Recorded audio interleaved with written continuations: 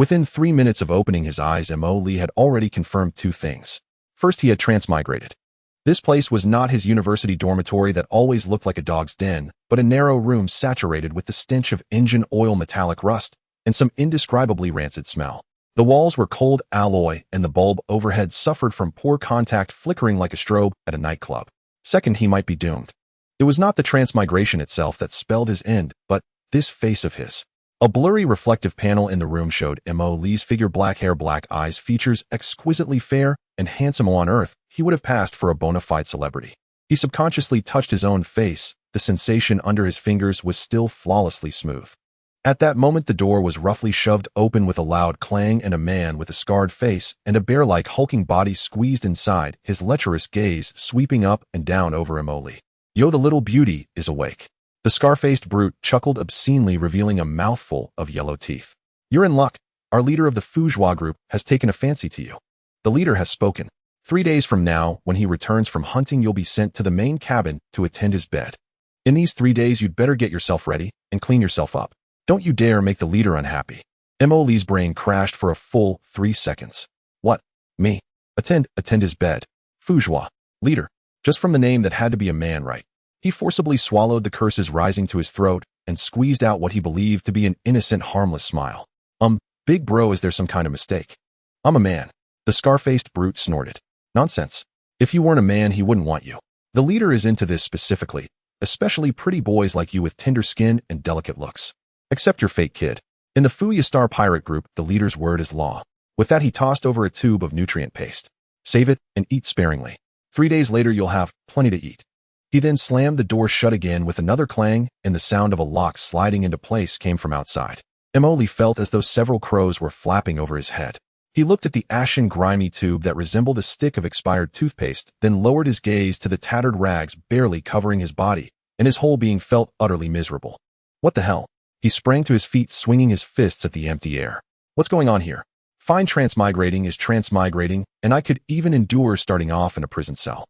But why is it a hell difficulty opening? Just because I'm handsome. Is being handsome a crime now? You damned heavens, are you just messing with me?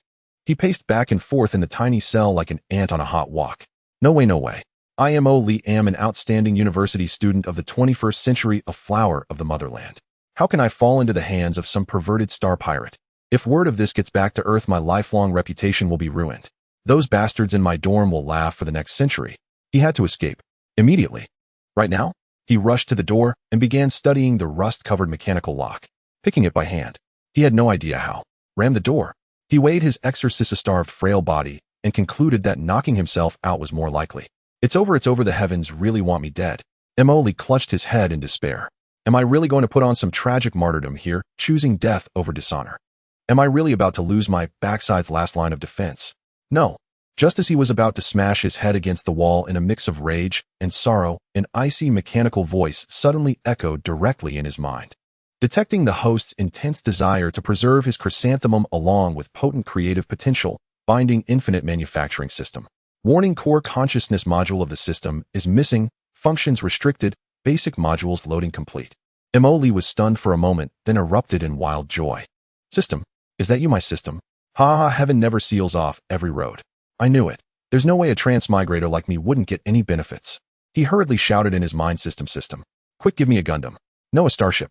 If that's too much, then send me a stack of teleportation scrolls. Current authorization level insufficient. Unable to manufacture Gundam, interstellar battleship, or hyperspace teleportation device. Please raise your authorization level. The mechanical voice mercilessly shattered his fantasies. Lee's expression collapsed. Then what can I make right now? A holographic projection interface unfolded before his eyes. Only 2 pathetic icons were lit up on it. One read Basic Toolset System Premium. In small text beneath contains wrench, screwdriver, pliers, and other basic repair tools. Material requirement, small amount of metal scrap. The other was Basic Cloning Unit Activation Authorization with small text beneath capable of cloning basic units. Note requires designated template and sufficient biomass and energy. Lee stared at these 2 shabby options, the corner of his mouth twitching. A tool set. Am I supposed to repair that pervert leader's bed for him? And cloning, what's the use of that right now? Clone myself a chat partner to kill time. He forcibly held back his urge to complain and took a deep breath. Having something was better than nothing. Fine. System, tell me, how do I obtain materials and raise my authorization level? Manufacturing, cloning, and dismantling items can all yield creation points. Accumulated points can unlock higher authorization levels. Materials must be collected by the host personally and are subject to distance limits. This system only provides manufacturing and cloning functions and does not supply resources. Lee silently stared up, though he could only see the ceiling. So you're basically a super 3D printer plus human photocopier, and I still have to find my own paper and ink, huh? His gaze fell on the tube of nutrient paste and the scattered scrap metal parts lying around the room. Dismantle. He picked up a corroded nut and silently gave the command in his mind. The nut vanished from his hand in an instant. Gained iron element unit X0. 1 creation points 0. 0-1. Lee stared at that pitiful 0. 0-1, feeling his future grow even darker. How many things would he have to dismantle just to scrape together enough capital to escape? But waiting to die was not his style. He looked at the tube of nutrient paste, a flash of ruthless determination in his eyes. Screw it, I'm going all in. So what if it's a grind? For the sake of my chrysanthemum, Lee will fight you to the bitter end. In the following 2 days, Lee demonstrated the astonishing potential of a man pushed to the edge. He began by disassembling every item in the room that could be taken apart: bedposts, table legs, and even the loose metal strips on the door frame. By dismantling this junk, he barely managed to gather enough materials to fabricate a basic tool set. A faint glimmer flashed, and a set of sleek metallic power-imbued tools materialized in his hand. Wrenches, screwdrivers, pliers. Each radiated the refined beauty of industrial precision. System premium. It certainly has an imposing appearance, he remarked. Lee weighed the wrench in his hand, appreciating its superb feel. With these tools, his efficiency soared. When the scar-faced, burly man came to deliver the unappetizing nutritional paste, Lee, seizing the moment as the door was being unlocked, discreetly scanned the structure of the mechanical lock with his system. Item: old-fashioned mechanical pin tumbler lock. Status: rusted and simple in structure. Can craft corresponding key by consuming 1 iron element unit. Done. Elated, Lee silently crafted a key under the cover of night using the collected materials. With a soft click, the door lock yielded. A breath of freedom. Cautiously, Lee peeked out to see a dim passageway outside, intermittently filled with distant clamor and the hum of machinery. Rather than rushing in, he moved like a gecko, sticking close to the wall and its shadows. His target: the trash disposal site, or the area where discarded materials were piled up. Relying on the scrappiness of a college student and a bit of luck, Lee managed to sneak past the patrolling star pirate and reach a vast waste accumulation at the edge of the base. He found heaps of discarded machine parts, damaged weapon casings, and abandoned circuit boards. While others saw garbage in Lee's eyes, it was a treasure trove, a beacon of escape hope. I'm getting rich. His eyes gleamed as he lunged forward, frantically disassembling the scrap. Acquired 5 iron element units, 2 copper element units, 0 rare metal fragments. 3 damaged energy battery recyclable X, 1 creativity points 5. Acquired 1 composite polymer unit, 3 basic electronic components, creativity points 3. The system's chime resonated like ethereal music. His stockpile of materials and creativity points began to surge rapidly. At the same time, he persistently studied the basic cloning unit. Tongzi, what exactly is required for cloning? Be specific. Basic cloning template requires a complete genetic sequence or a designated known template. The system database is fragmented with only remnants of the basic template remaining. Consumption: basic biomass units, energy units, creativity points. Note: basic biomass units can be converted from organic material. Lee looked at the hard-earned resources he had accumulated and winced. But thinking that Jila Tuanzhang would return in 1 day, he gritted his teeth and stomped his foot. Let's start with the cheapest one. What templates are available? Available basic templates: Star Pirate, Henchman, Lightly Enhanced Engineering Robot, Basic Minor Standard. Engineering Robot. Lee's eyes lit up. That's it. Perhaps this thing can help me get things done. With a pang, he invested most of his biomass and energy along with 10 creativity points. A faint white glow flashed in the corner of the debris pile, and a small robot, about half a person tall with a square head, tracks beneath and 2 dexterous mechanical arms, emerged. Its electronic eye flickered briefly as it emitted a monotone voice: Engineering Robot B007, awaiting orders. Lee looked at the seemingly cute little fellow and cautiously issued his command: go help me dismantle and sort that pile of scrap metal over there, and stay vigilant. If any star pirates appear, hide among the scrap. B007's electronic eye flickered. Command confirmed. Then it swiftly rolled to the scrap heap, its mechanical arms precisely disassembling and sorting far more efficiently than Lee could manually. Damn, this is fantastic. Lee exclaimed with delight. Tongzi, get me 2 more. No, 5 more. With these obedient working robots, Lee's material collection rate soared exponentially, and his creativity points finally surpassed the 100 mark.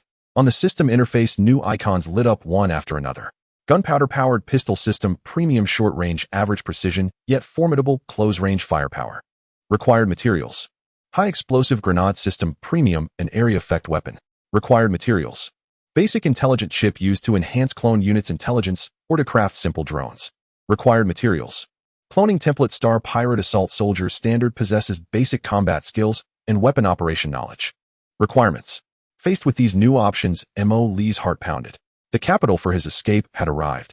On the third day at dawn, Mo Lee was directing his robotic team to frantically move bricks when suddenly footsteps and the rough voice of a scarred-faced strongman echoed from the corridor.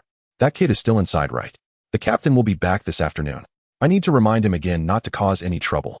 Mo Lee's heart skipped a beat. He quickly put all the robots into silent mode and hid behind a pile of debris. He then swiftly returned to the cell and slightly ajar the door. The scarred-faced strongman hummed a tune as he pulled out his keys, only to find the lock was open. He pushed the door open with confusion, only to see Mo Lee sitting on the only intact bed, holding a small component of unknown origin with a focused expression. Kid, how did this door open? The scarred-faced strongman barked. Mo Lee looked up, his face displaying just the right amount of surprise and fear. Brother. You're here? This door. It broke by itself. It was already loose last night. The wind blew through all night. I was afraid that if I mentioned it you might think I wanted to escape, so I didn't say anything. The scarred man inspected the door lock, which was indeed severely corroded. He scrutinized Mo Lee. What are you holding? This, Mo Lee lifted the component of precision gear made by the system. I had some free time, saw this place had some junk, so I just tinkered around. Brother, look at the precision of this gear and the material. Isn't it much better than the standard parts we use in our team? The scarred man leaned in to take a look. Although he didn't understand the technology, the smooth texture and precise teeth of the gear were indeed far superior to the rough components he usually encountered. You understand this? The scarred man's tone softened a bit. Seeing a chance, Mo Lee immediately switched to persuasion mode, wearing a sincere smile. I know a little, just a little. To be honest, before I crossed over. Before I came here, my family ran a repair shop. I've been dealing with these metal scraps since I was little. I'm not bragging, but I can tell where there's a problem just by the sound of our team's spaceship engines. As he spoke, he secretly observed the scarred man's expression and continued to up the ante. Brother, look, the captain values me so much. I can't just sit around doing nothing, right? How about you talk to the person in charge and let me help in the maintenance team? I guarantee I can make our team's equipment as good as new. If the captain is pleased, maybe he'll reward you with something good. The scarred man was somewhat swayed by Mo Lee's flattery. The team's equipment indeed often had problems, and the maintenance team was filled with slackers. If this kid really had some skills, sending him to the maintenance team would solve both the problem and keep an eye on him. He stroked his chin. All right, you're somewhat interesting. I'll talk to the old cripple from the maintenance team. But you'd better behave and not pull any tricks. Don't worry, brother. I'll definitely be honest and contribute to the great revival of the corrupted Crowstar bandits. Mo Lee patted his chest in assurance, his attitude as upright as a model student. As soon as the scarred man left, the smile on Mo Lee's face instantly vanished, replaced by a hint of cunning. Step 1 of the plan successful. He successfully gained limited freedom of movement privileges. Although someone was monitoring him, he could finally access more advanced junk, especially the energy cores and weapon wreckage. Under the skeptical gaze of the old cripple from the maintenance team, Mo Lee showcased his remarkable skills. He secretly utilized the system and tools to repair several pieces of equipment that had given the old cripple headaches, working with frightening efficiency. The old cripple went from disdain to amazement, almost treating Mo Lee as free super labor. Mo Lee took the opportunity to wildly profit by exchanging some key energy-rich discarded parts for new ones, secretly dismantling them. His material stockpile was once again filling up, especially with energy batteries and explosive materials. Only a few hours remained until the return of the bandit leader. Mo Lee, under the pretext of needing a quiet environment to tackle a technical problem, returned to his nearly empty cell. The star bandits monitoring him saw that he had indeed been honest and capable these past 2 days, and they let their guard down, smoking and joking in the distance. Upon closing the door, Mo Lee's gaze instantly sharpened. System list all possible explosives. The interface flickered, displaying several icons: high explosive grenade, plastic explosive, remote-controlled bomb, reactive explosive pack. Very good. Calculate all materials for the maximum yield combination and make me a big one that can blow up the energy core of this base. Generating plan. Recommended use of reactive explosive pack system. Super double version requires consumption. High explosive matrix X15A energy battery. High purity X5. Electronic detonator X1 creation points 50. expected to destroy the energy core of a standard small star bandit base and surrounding main structures. Created. Emoli did not hesitate. After a flash of light, a seemingly inconspicuous device the size of a metal lunchbox appeared in his hand, but the energy contained within it made his scalp tingle. Done. I have a trump card. He carefully stored the treasure. Just running away wouldn't work. Someone had to create chaos to draw fire. System switch to clone interface. Template Star Bandit Assault Soldier Standard. How many can we produce at maximum quantity? Current resources can clone Star Bandit Assault Soldier Standard X8. Each consumes biomass unit X10, a energy unit X5, creation points X10. Only 8. Emoli frowned. That number was hardly enough to make an impact. But then he had a brainwave. System, can you load them with temporary commands like Frenzy, Fearless, or Self-Destruct? Ultimate command Martyrdom Detonation can be loaded.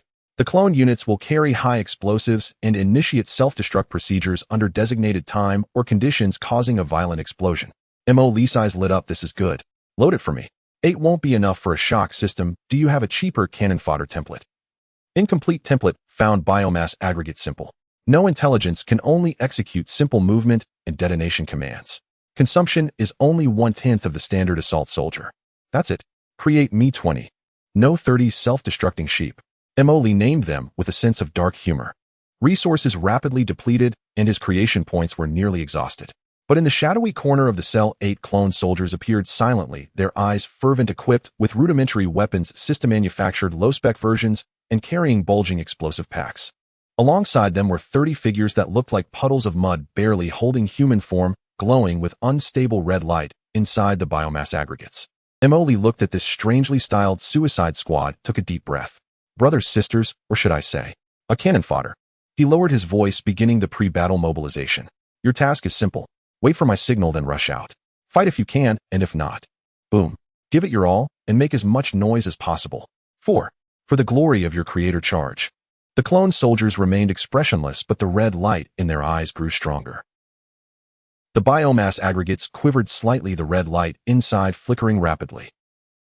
In the afternoon, accompanied by a fierce roar of engines and the shuddering of the ship's body, the leader of the corrupted claw, riding on his signature flamboyantly painted assault ship, slowly entered the small dock of the base.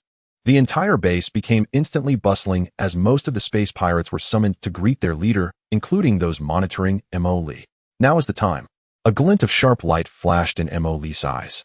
He first ordered the B-007 engineering robot to carry the reactive explosive pack, using its small stature to silently navigate through the ventilation ducts to install it in the energy core area of the base. Then he fashioned himself a gunpowder-powered pistol and clipped several magazines to his waist, took a deep breath, and opened the cell door. First wave the self-destructing sheep. Target the dock and the main passage. Charge forward. 30 twisted biological aggregates surged forth from the waste accumulation area, moving in a staggered gait towards the densely crowded dock. What the hell is that? Enemy attack. Stop them. The space pirates were caught off guard and raised their guns to shoot. Bullets struck the aggregates, splattering thick liquid, yet failing to halt their advance. Soon the first aggregate crashed into the crowd. Boom. A violent explosion erupted, instantly engulfing several unfortunate space pirates in flames and shockwaves. Then came the second, third. Boom, boom, boom. The dock was immediately engulfed in flames and chaos, with screams, alarms, and explosions all blending into one. Second wave. Assault troops. Split up fire that will focus on destroying communications and control systems. 8 cloned assault troops dispersed like ghosts, their primitive gunpowder pistols, though basic, were system-produced, and combined with the assault troops' marksmanship, their accuracy and power far surpassed ordinary space pirates, leaving them dazed. More importantly, they were utterly fearless, often charging under a hail of bullets, and before being surrounded, they would shout for the creator and resolutely initiate self-detonation. Boom, boom. The entire corrupted Crow base was thrown into chaos. Seizing this opportunity, Emoli slithered like an eel through the corridor, aiming straight for the small dock. He had already observed that several small ships for patrol and reconnaissance were docked there. Block him. It's that kid's doing. The Scarface strongman spotted Emoli and charged over, shouting angrily with a few others. Without looking back, Emoli swiftly pulled out 2 high-explosive grenades, ripped off the pins, and tossed them behind him with flair. Hey Race, a big surprise for you. Oh shit, get down. The scar-faced man shouted in horror. Boom, boom. The shockwave sent the pursuers tumbling. Emoli successfully rushed into the dock. Inside, chaos reigned as space pirates attempted to extinguish the fires caused by the self-destructing sheep or engage in gunfights with the cloned soldiers. He immediately spotted a small assault boat that appeared to be the newest and best maintained. At that moment, a towering figure clad in heavy power armor with a face full of scars and bulks stormed out from the main passage, accompanied by a group of personal guards. It was none other than the leader of the Corrupted Crow, Corrupted Claw. He immediately caught sight of Mo scrambling onto the spaceship, his eyes nearly bursting with rage. "You little brat. You think you can escape, eh?" Corrupted Claw's voice boomed like thunder as he raised his heavy explosive gun. Mo's scalp tingled as he scrambled into the open hatch of the spaceship using all four limbs. Just as Corrupted Claw was about to pull the trigger, beep, a faint electronic sound suddenly rang out. Following that boom, a blinding white light erupted from the energy core of the base. Soon after, a deafening roar followed. The sturdy alloy walls were torn apart like paper, and a violent energy shockwave swept outward. The dock's dome began to collapse with massive metal components crashing down. Corrupted Claw and his guards were the first to bear the brunt, instantly consumed by the torrent of energy and flames, not even having time to scream. The entire Corrupted Crow base erupted like an ignited powder keg, resulting in a series of chain detonations. Flames soared into the sky, illuminating the surrounding space. As Mo just climbed into the cockpit of the assault ship, he was violently thrown against the console by a powerful shockwave. Ignoring the pain, he quickly powered up the engine. "Tongzi, hurry. Assist with piloting. Target the nearest inhabited planet or jump point. Get out fast." The spaceship's engine roared, breaking free from the collapsing dock supports, swiftly rushing out and leaving behind the explosion that turned the area into a hell on Earth. Through the porthole, Mo watched the silent, expanding ruins burning in space, patted his chest, and let out a long sigh of relief. "Phew, that scared the hell out of me. I mean, everyone says beautiful women bring disaster, but I didn't expect being a handsome guy to be a high-risk profession too. Next time I cross over, can I get a safer script? Like turning into a panda or something?" The small spaceship flew through the dark universe like a stone thrown hard, leaving behind the still silent explosion of the Corrupted Crow base. A few hours later, Mo slumped in the pilot's seat, taking a long breath, feeling that all his bones had turned soft. Phew. Damn, that was exciting. That was so damn thrilling. He wiped away the non-existent cold sweat from his forehead, his heart still racing. "I almost ended up warming that dead gay leader's bed. Just thinking about it makes my scalp tingle." Joy from surviving the disaster surged within him, and he couldn't help but dance around in the cockpit. Mo is indeed a genius. Turning the tables in a desperate situation, a limit-breaking counterattack. Who else? Who else? After the gloating reality struck back hard, he glanced at the console. The energy was still at 62%. As for food, well, he only had a few different flavors of nutrient paste he had casually snatched from the Corrupted Crow base's kitchen, which still had a dismal taste, and half a bottle of some strange green glowing liquor left over from an unknown space pirate. The future is bright, but the road is damn twisted. He sighed and set the autopilot. The target was the nearest planet marked as Light Star at the Imperial border in the star map. With some downtime, Mo began to count his spoils of war. Aside from this assault ship and the gunpowder pistol at his waist, he was left with, right, what did that little iron lump B007 finally give me? He recalled how the engineering robot had shoved something wrapped in a rag about the size of a small stone into his hand when returning from installing the bomb. At the time, it had been an emergency, and he hadn't even looked at it before pocketing it. Now taking it out and unwrapping the rag, Mo was stunned. It was a box. The material was unknown, cold to the touch and incredibly smooth on the surface, presenting a deep dark blue color with no buttons, or seems almost as if it were carved from a single piece of material. Only at the top of the box was there an extremely subtle indentation, so small it would be nearly impossible to notice unless looked at closely, shaped oddly like a key or a special symbol. What is this? A jewelry box?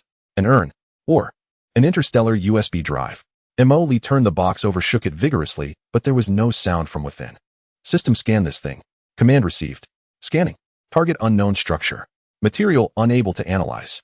Energy response extremely weak, nearly non-existent. Structure highly sealed, internal structure unknown, exists an unknown force field shielding. Assessment non-product of known technology. Source unknown, function unknown. You can't even analyze it. Mo was surprised. Where did B007 dig this up? Could it be a family heirloom of the Corrupted Crow? It doesn't look like it. This seems too high-end for those rough men. I tried biting it, prying it with force, using tools to lever it, and even gently tapping the edge with my gun, but the box didn't budge, not even a scratch was left. Hey, I have a bad temper. Mo got fired up. Once I unlock a plasma cutter, I must melt you down to see what's inside. After studying for a long time with no clue, Mo had to stuff the mysterious box into the innermost part of his backpack. Forget it'll keep it for now. It might be some hidden quest item. He now had more important matters to ponder. Who am I? Where did I come from? Where am I going? Who am I? Where did I come from? Where am I going? He touched his chin, mimicking a philosopher's posture, then chuckled to himself. Pa. What nonsense are these philosophical questions? All I want to know right now is how a promising university student like me ended up in this godforsaken interstellar era and became the prospective wife of a band of space pirates. The original owner's memories were fragmented and vague. He only remembered being on a passenger spaceship and then chaos, explosions, screams, and finally waking up in the prison of the corvid pirates. Something is off, very off. Emoli furrowed his brows. Logically speaking, with my face, even if captured, I should be sold to a slave trader or some noble with special needs. How could I end up in the hands of a small border pirate group? Moreover, that Scarface guy said something about being picked by the captain. It doesn't sound like a legitimate purchase. He felt there was something hidden behind his transmigration. The corvid pirates might just be the beginning. Light Star. I hope to find some clues there. After some time of traveling, the gray, lifeless planet of Light Star finally came into view. Following the navigation, Mo steered the spaceship towards the largest spaceport on the planet, Blackstone Port. The name was very fitting. The entire port was built with local black rocks and alloys, featuring a rugged style full of the unique vitality of border areas. Being in a border area, it was easy to gain entry, although it cost him a pretty penny. To ensure he could escape in the future, he reluctantly paid a docking fee and an entry management fee that felt like a flesh wound to him. And with only a few tubes of nutrient paste and half a bottle of green liquor left, Mo stepped onto the land of Light Star. The air carried a metallic and dusty scent, and the gravity was slightly heavier than that of Earth, making his steps feel a bit heavy. The port was bustling with people, various strange alien species, mingling with humans dressed in a myriad of outfits, loudly bargaining and chatting. Everywhere he looked, there were fully armed mercenaries, cautious merchants, and locals dressed in tattered work clothes. Tisk tisk, this scene is the standard map of a chaotic neutral faction. While curiously looking around, Mo silently criticized. The urgent task was to make money and gather intelligence. Making money. He looked at himself and found he had nothing but the system and that concealed pistol. Do I have to go move bricks? Mo looked at the robots transporting heavy cargo at the port and thought that his little frame might not be able to handle it. He found a small tavern called Rusty Bolt, which looked like an information hub. Inside, the lighting was dim, smoke filled the air, and various scents mixed together, invigorating his senses. Mo approached the bar, looking at the bartender with tentacles on his head, who was wiping a glass, forcing a smile he thought was charming. Hey buddy, I want to inquire about something. The bartender glanced at him without speaking. Mo understood he wanted money. Reluctantly, he pulled out the half bottle of green liquor and pushed it in front of the bartender. How about this as information fee? A specialty of the corvid pirates, very strong. The bartender picked up the bottle, examined it, and sniffed it. His tentacles twitched slightly, seemingly displeased, but he still took it. Ask away. Recently, have there been any reports of passenger ships being hijacked or passengers going missing? Especially those who look as handsome as I do. Emoli pointed at his own face. The bartender looked at him with a dumbfounded expression. People go missing on the border every day, enough to fill a cargo ship. As for being handsome, he scoffed. In Blackstone Port, being handsome won't fill your stomach. Only fists and feeler currency will. Emoli. All right, communication failed. He tried to ask a few more places, but the results were similar. Either the other party was indifferent or the information provided was worthless. His little capital wasn't even enough to interest a low-level information broker. A penny can defeat a hero. Emoli squatted in a street corner, watching the passing crowd, feeling like a newbie who stumbled into a village of big shots, deeply missing his system and clone army. If only I could spawn troops here and directly crush the intelligence agency. Unfortunately, he didn't even have the resources to create a single clone.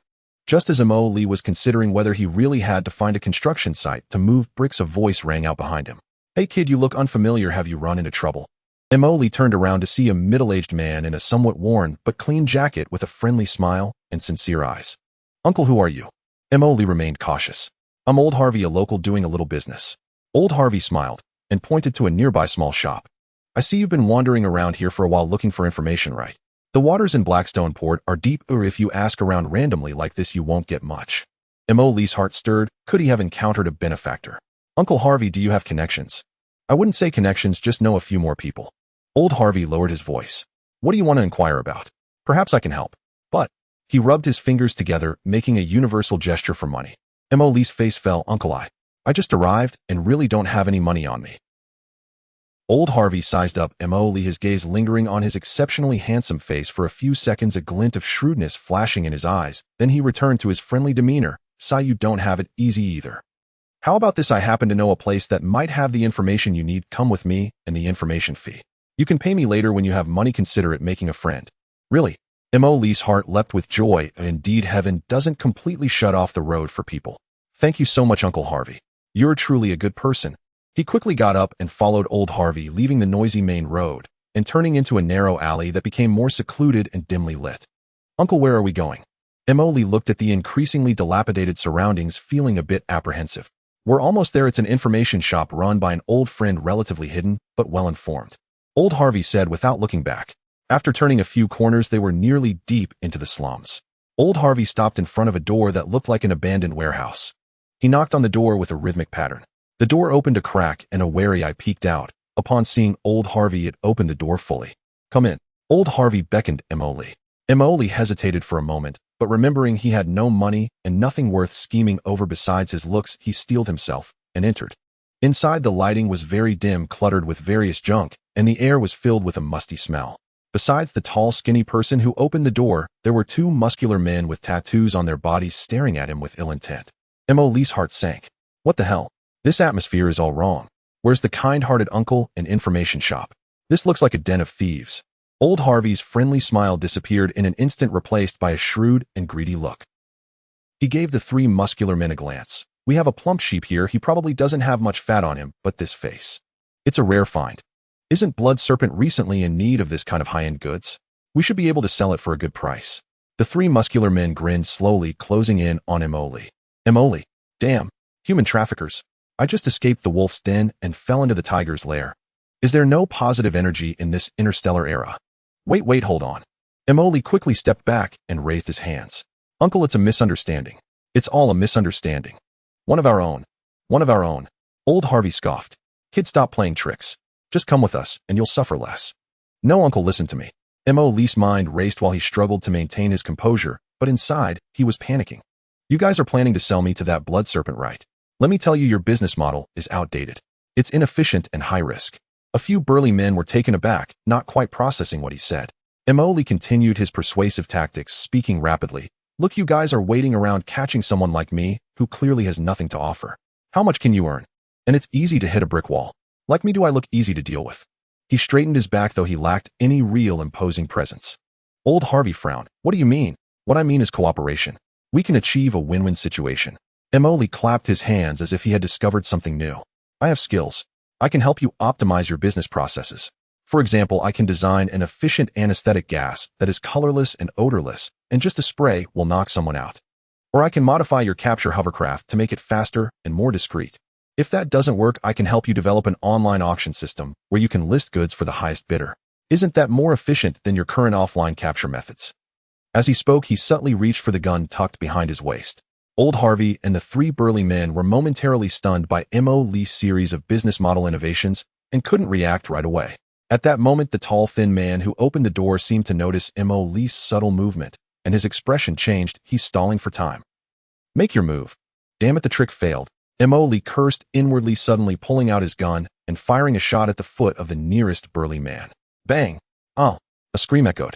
The loud gunfire reverberated in the enclosed space, creating a small crater in the ground, with debris flying everywhere. The burly men were startled by the sudden gunfire, momentarily frozen. Don't move. Anyone who moves gets shot. Emily shouted, his tone severe, although his heart raced. This broken gun had only a few bullets. Once they were gone, he would have to fight hand-to-hand, and his small frame wouldn't hold up. Old Harvey's expression darkened. Kid, do you dare to draw a gun here and injure my people? Are you looking for death? Just as the tension escalated, a piercing siren suddenly blared from outside the warehouse. It grew louder as it approached, stopping just outside. Everyone inside, listen. We are the Blackstone Port security team. Immediately lower your weapons and come out. The voice from the loudspeaker echoed in. Everyone in the warehouse froze. Old Harvey looked at Emily with suspicion. Did you call the police? What? I didn't call anyone. I don't even know what the police number is. Despite that, the arrival of the security team temporarily broke the stalemate. Old Harvey shot Emily a fierce glare and whispered to his subordinates, take the injured and escape through the secret passage. A few people quickly lifted a corner of the floor in the corner and disappeared into the opening. Emily looked at the empty warehouse and then at the door side in relief and hurriedly put away his gun. Damn, today was really a thrill ride. What a ride. He adjusted his clothes and was just about to make his escape when the warehouse door was slammed open with a loud crash.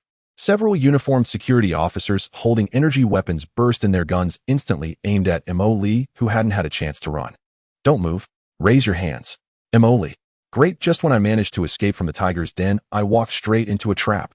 My luck today is truly the worst." "Officer, do you believe I'm a good person?" Mo Lee said as he raised his hands and walked towards the security officers. Blackstone Port Security Office Interrogation Room. Mo Lee sat on a cold metal chair facing a serious-looking middle-aged officer with a young officer next to him taking notes. Name: Mo Lee. Race: human, I guess. Place of origin: Earth. Oh no, I have amnesia, I don't remember. Amnesia? The officer raised an eyebrow, clearly skeptical. Then why were you at old Harvey's hideout? And why did you use a gun? Mo Lee looked innocent and aggrieved. Officer and the victim.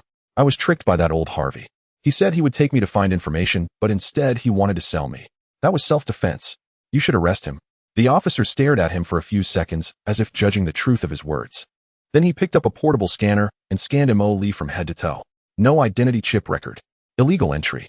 The officer's tone grew colder as he looked at the scan results. Carrying unregistered firearms. Illegal possession. Plus suspected involvement in gang conflicts. Wait. Officer. This is an injustice. Mo Lee panicked. I'm just an innocent person who accidentally ended up here. It's all a misunderstanding. Just then the interrogation room door was pushed open and another officer walked in whispering something in the middle-aged officer's ear while handing over a datapad. The middle-aged officer's brow furrowed tighter as he looked at the datapad, then glanced back at Mo Lee, his expression becoming somewhat strange. He waved his hand, signaling the recording officer to step out. Only he and Mo Lee remained in the interrogation room. Mo Lee. The middle-aged officer tapped the datapad. We reviewed the port and some area surveillance in conjunction with your provided information. The small spacecraft you were on is identified as belonging to the Corvid Star Pirates.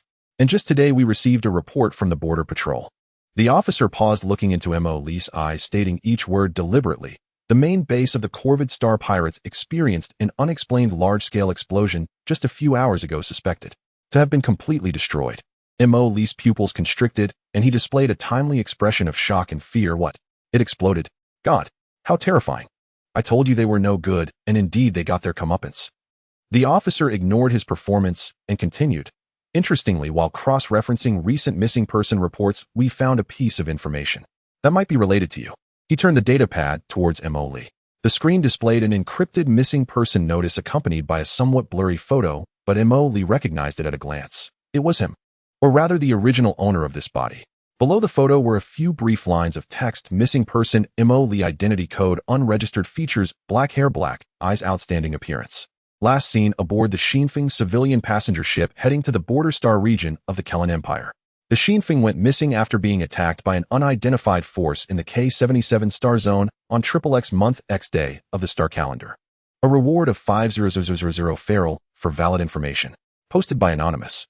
Mo Lee's eyes widened at the figure of 5,000 feral. 500,000. If he had that much, he wouldn't be hauling bricks. He could directly buy equipment, recruit subordinates, investigate the truth, and reach the pinnacle of life. But soon an even greater confusion surged in his mind. Anonymous posting. Such a high reward. What identity did the original owner possess? Did someone truly spend 5,000 feral to find an ordinary passenger on a civilian flight? Moreover, why was he captured by the Corvid Star Pirates? Was there a connection between the unidentified force that attacked the Xinfeng and the Corvid? He felt as if an invisible net was closing in on him. The officer looked at the changing expressions on Mo Lee's face and slowly said, "It seems you are also quite confused. We cannot currently determine if you have a direct connection to the demise of the Corvid Star Pirates, but considering you might be a survivor of the Xinfeng incident, we can temporarily overlook your illegal entry and possession of weapons." Mo Lee's heart leaped with joy. "Thank you, officer." Although the officer was puzzled by what he meant, he didn't take it to heart. "Don't celebrate too early." The officer interrupted him. "We will compare your information with this missing person notice for verification. In the meantime, you need to stay on Light Star under our surveillance and cannot leave. Also," he looked meaningfully at Mo Lee, 5,000 feral is not a small amount. The individual who posted this notice may not have pure intentions. You. Be careful." The officer left, leaving Mo Lee alone in the interrogation room, feeling complex emotions. The crisis was temporarily averted, and he unexpectedly obtained important clues about his identity. Yet the future seemed even more shrouded in mystery. 5,000. Anonymous. Unidentified attack. Emily stroked his chin, his eyes sparkling with a mix of excitement and caution. Interesting. It seems this interstellar journey won't be dull after all. Let the storm come even fiercer. Ooh, ha ha ha ha, cough, cough, cough, cough. Stepping out of the security office, Emily felt like a bird released from its cage. Although he was still as broke as ever and effectively under house arrest on Lightstar. But at least he was temporarily free and he had a clear goal. The bounty of 500,000 Fowler was like a little hook scratching at his heart. 500,000, oh, 500,000, where are you? He hummed a little tune he made up walking down the bustling streets of Blackstone Port. However, that security officer was right. This money won't be easy to get. An anonymous posting, and he's the only survivor of the Xinfeng incident. Why do I feel like a walking trouble magnet? He stroked his chin, his expression gradually turning resolute. No, I cannot just sit and wait, nor can I expect the sky to drop pies. I need to have my own power. An information network, henchmen, a base, a little money. Not a single one can be missing. But first he needed a place to settle. The security office only required him to stay on Lightstar without specifying where he must live. Blackstone Port was a chaotic place, expensive and not suitable for long stays. He opened the simple map of Lightstar he had received from the security office, focusing on an area near Blackstone Port, Rustwater Town. It was marked as abandoned industrial zone, harsh environment, sparse population, low rent. This is it. Emily slapped his thigh. Harsh environment. How can it be worse than the cells of the Corvid Star thieves? A sparse population is perfect for me to stir things up. Low rent. Perfect. With the money he got from selling handguns in the black market, he rented a semi-buried, abandoned warehouse on the edge of Rustwater Town. The warehouse was large and empty with several holes in the ceiling, allowing gray skies to be seen, the ground covered in thick dust and corners piled with rusty metal scraps and machine parts. Although it's a bit rundown, it's spacious enough, provides good privacy, and Emily gazed at the piles of trash, his eyes gleaming. These are all raw materials. System, let's get to work. Command received. Starting environmental scan. Detecting usable metal scraps and residual energy lines. Recycling resource assessment in progress. Let's not rush into recycling yet. First step, I need to clean this place up and make a safe house. Second step, I'll recruit my first employee. He decided to create a few engineering robots. The materials were ready and the creation points had accumulated after he disassembled some of the trash in the warehouse. A burst of light flashed and 3 square-headed B007 engineering robots appeared in the warehouse. Go, my little Picachus. Clean this place up, reinforce the structure, patch up the holes, and sort out all that trash. Emoli waved his hand. The 3 robots' eyes flickered with blue light. Command confirmed. Then they swiftly began working, dismantling, transporting, welding. Their efficiency was astonishing. Watching the busy robots, Emoli nodded in satisfaction and then turned his gaze to the system interface's clone option. The first subordinate. Has to be capable. I'm browsing the available basic templates. Star Thief lackeys are too rough. I already have robots for engineering. I need someone meticulous, capable of handling information and preferably able to fight. After all, I'm a civilized person, I can't always jump into combat myself. His gaze landed on a template. Information analyst infiltrator standard, possesses excellent skills in information collection, analysis, disguise, as well as combat and shooting. Loyalty 100. This one is perfect. Emoli snapped his fingers. He instinctively felt that having a female as his first core subordinate would be more convenient. Definitely not because of any other thoughts. Investing precious biomass resources, mainly from a few unfortunate giant radioactive cockroaches unique to Lightstar that he secretly caught outside the town. The process was slightly disgusting, so I won't elaborate, an energy along with a sum of creation points. The cloning chamber formed in the corner of the warehouse, glowing. A few minutes later, the light cocoon dissipated. A figure appeared before Emoli. She looked to be in her early 20s, about 1.70 meters tall, with a well-proportioned and fit figure, dressed in a form-fitting black basic combat suit, her features delicate and beautiful, exuding a sense of competence and calm. Her black shoulder-length hair was neat and tidy. She opened her eyes, saw Emoli, and immediately knelt on one knee, her voice clear and calm. Commander, Information Officer, in your reporting for duty. At your service, Commander. Emoli looked at the spirited young lady before him, his heart filled with joy, but he still tried to maintain the authority of a commander, even though he stood in tattered clothes amidst the ruins. Ahem, please rising ya. No need to kneel unnecessarily. Oh, we don't practice that here. Currently, our situation. Well, it's a bit tough, but the money prospects are bright. He roughly introduced the current state: broke, being watched by an unknown force, unknown origins, with the goal of making money, gathering intelligence, and developing. Inya listened attentively, her face showing no signs of emotional fluctuation, as if she were listening to a regular work briefing. Understood, Commander. The primary task is to establish the basic functions of the base and the channels for information collection. Do you have any known clues about your origins? Yes. Emily quickly recounted the Shinfeng incident and the anonymous bounty. We'll start investigating the Shinfeng and the Corvid Star thieves right now. The key is who attacked the Shinfeng.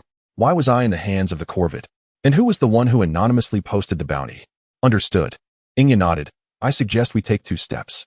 First, I will immediately infiltrate the information network of Blackstone Port attempting to purchase or steal detailed reports on the Shinfeng incident and the Corvid Star thieves, as well as investigate the source of the anonymous bounty. Second, Commander, you need to establish a basic weapons and equipment production line as soon as possible to ensure the security of the base and the ability for subsequent actions. No problem. You handle external affairs, and I'll focus on development. Emily said in agreement. Do you need startup funds? He awkwardly rummaged through his completely empty pockets. Inya shook her head. For initial information collection, I can utilize disguise and infiltration skills to obtain it without funds. Please just provide me with a self-defense weapon. Immediately, Emily used the remaining available materials to create a compact energy pistol and 2 magazines, handing them to Inya. Be careful. If things seem too risky, retreat. We cannot afford to lose now. Understood. Inya took the pistol, quickly checked it, strapped it to her side, nodded at Emily, and her figure swiftly melded into the shadows of the warehouse, disappearing in a few flashes. TS professionals are different. Molly remarked, then turned with renewed vigor towards his robotic workers. Come on, everyone. Our journey is to the stars and the sea. The first step is to transform this broken warehouse into our secret base. With a clear goal and capable subordinates, Emily embarked on a frenzied farming venture. The engineering robots tirelessly organized and reinforced the warehouse, even carving out an underground space. Emily began unlocking and manufacturing more advanced equipment using the resources obtained from decomposing garbage. He first manufactured a set of the basic environmental maintenance system, solving the issues of air, water, and basic electricity, with energy temporarily sourced from disassembled old batteries and a small energy gathering device. Next came the small precision lathe material analyzer and energy weapon workbench. One futuristic device after another was rapidly constructed in the warehouse. Although the quality of raw materials varied, the system's manufacturing produced premium items far surpassing the performance of similar products. His first batch of products consisted of replicas of several energy pistols and assault rifles popular in the black market of Right Star. It wasn't that he couldn't produce his own equipment, but the cost of imitation was lower and the performance was better. The arms business is indeed the first choice for becoming rich. Molly looked at the firearms on the workbench, glowing with a ghostly blue light, smiling with satisfaction. He instructed Inya to utilize the small channels he had initially established to sell these premium weapons in small batches, earning his first precious startup funds. Though not much, he was finally no longer penniless. Part of the funds was used to purchase higher quality raw materials and energy, while another part was used to continue cloning troops. This time he cloned 2 standard version Star Pirate assault soldiers to serve as the base's guards. A few days later, Inya brought back the first batch of intelligence. Commander, regarding the Zinfingo. Inya's voice came through the encrypted communication. Official records indicate that it encountered a meteor shower in the K-77 star zone and crashed with no survivors. Meteor shower? What a joke. Emily scoffed. Then how did I survive? And even went to join the corrupted Crow Star Pirate group. Could it be that I can jump through space myself? Yes, there are many doubts. I bought an unverified piece of information from an informant in the black market at the time of the incident. A cargo ship in the nearby shipping lane detected abnormal energy fluctuations and brief signal interference. The style resembled the methods of interstellar pirates, but it wasn't any known pirate group. Interstellar pirates. Emily frowned. Does the corrupted Crow Star Pirate group have this capability? The corrupted Crow Star Pirate group is small and has a limited activity range. They lack the ability to precisely attack a passenger ship in the K-77 star zone and cover their tracks. Inya asserted. The attackers are likely someone else, and there are currently no clues as to why you appeared at the corrupted Crow base. The corrupted Crow base was destroyed, and all who knew about it are likely dead. There's no evidence to support this. It was reckless. Emoli stroked his chin. What about the anonymous bounty? The bounty was posted through multiple anonymous accounts on the interstellar dark web, making it difficult to trace its source. However, the posting time was on the 3rd day after the Zinfingo incident. Very quickly.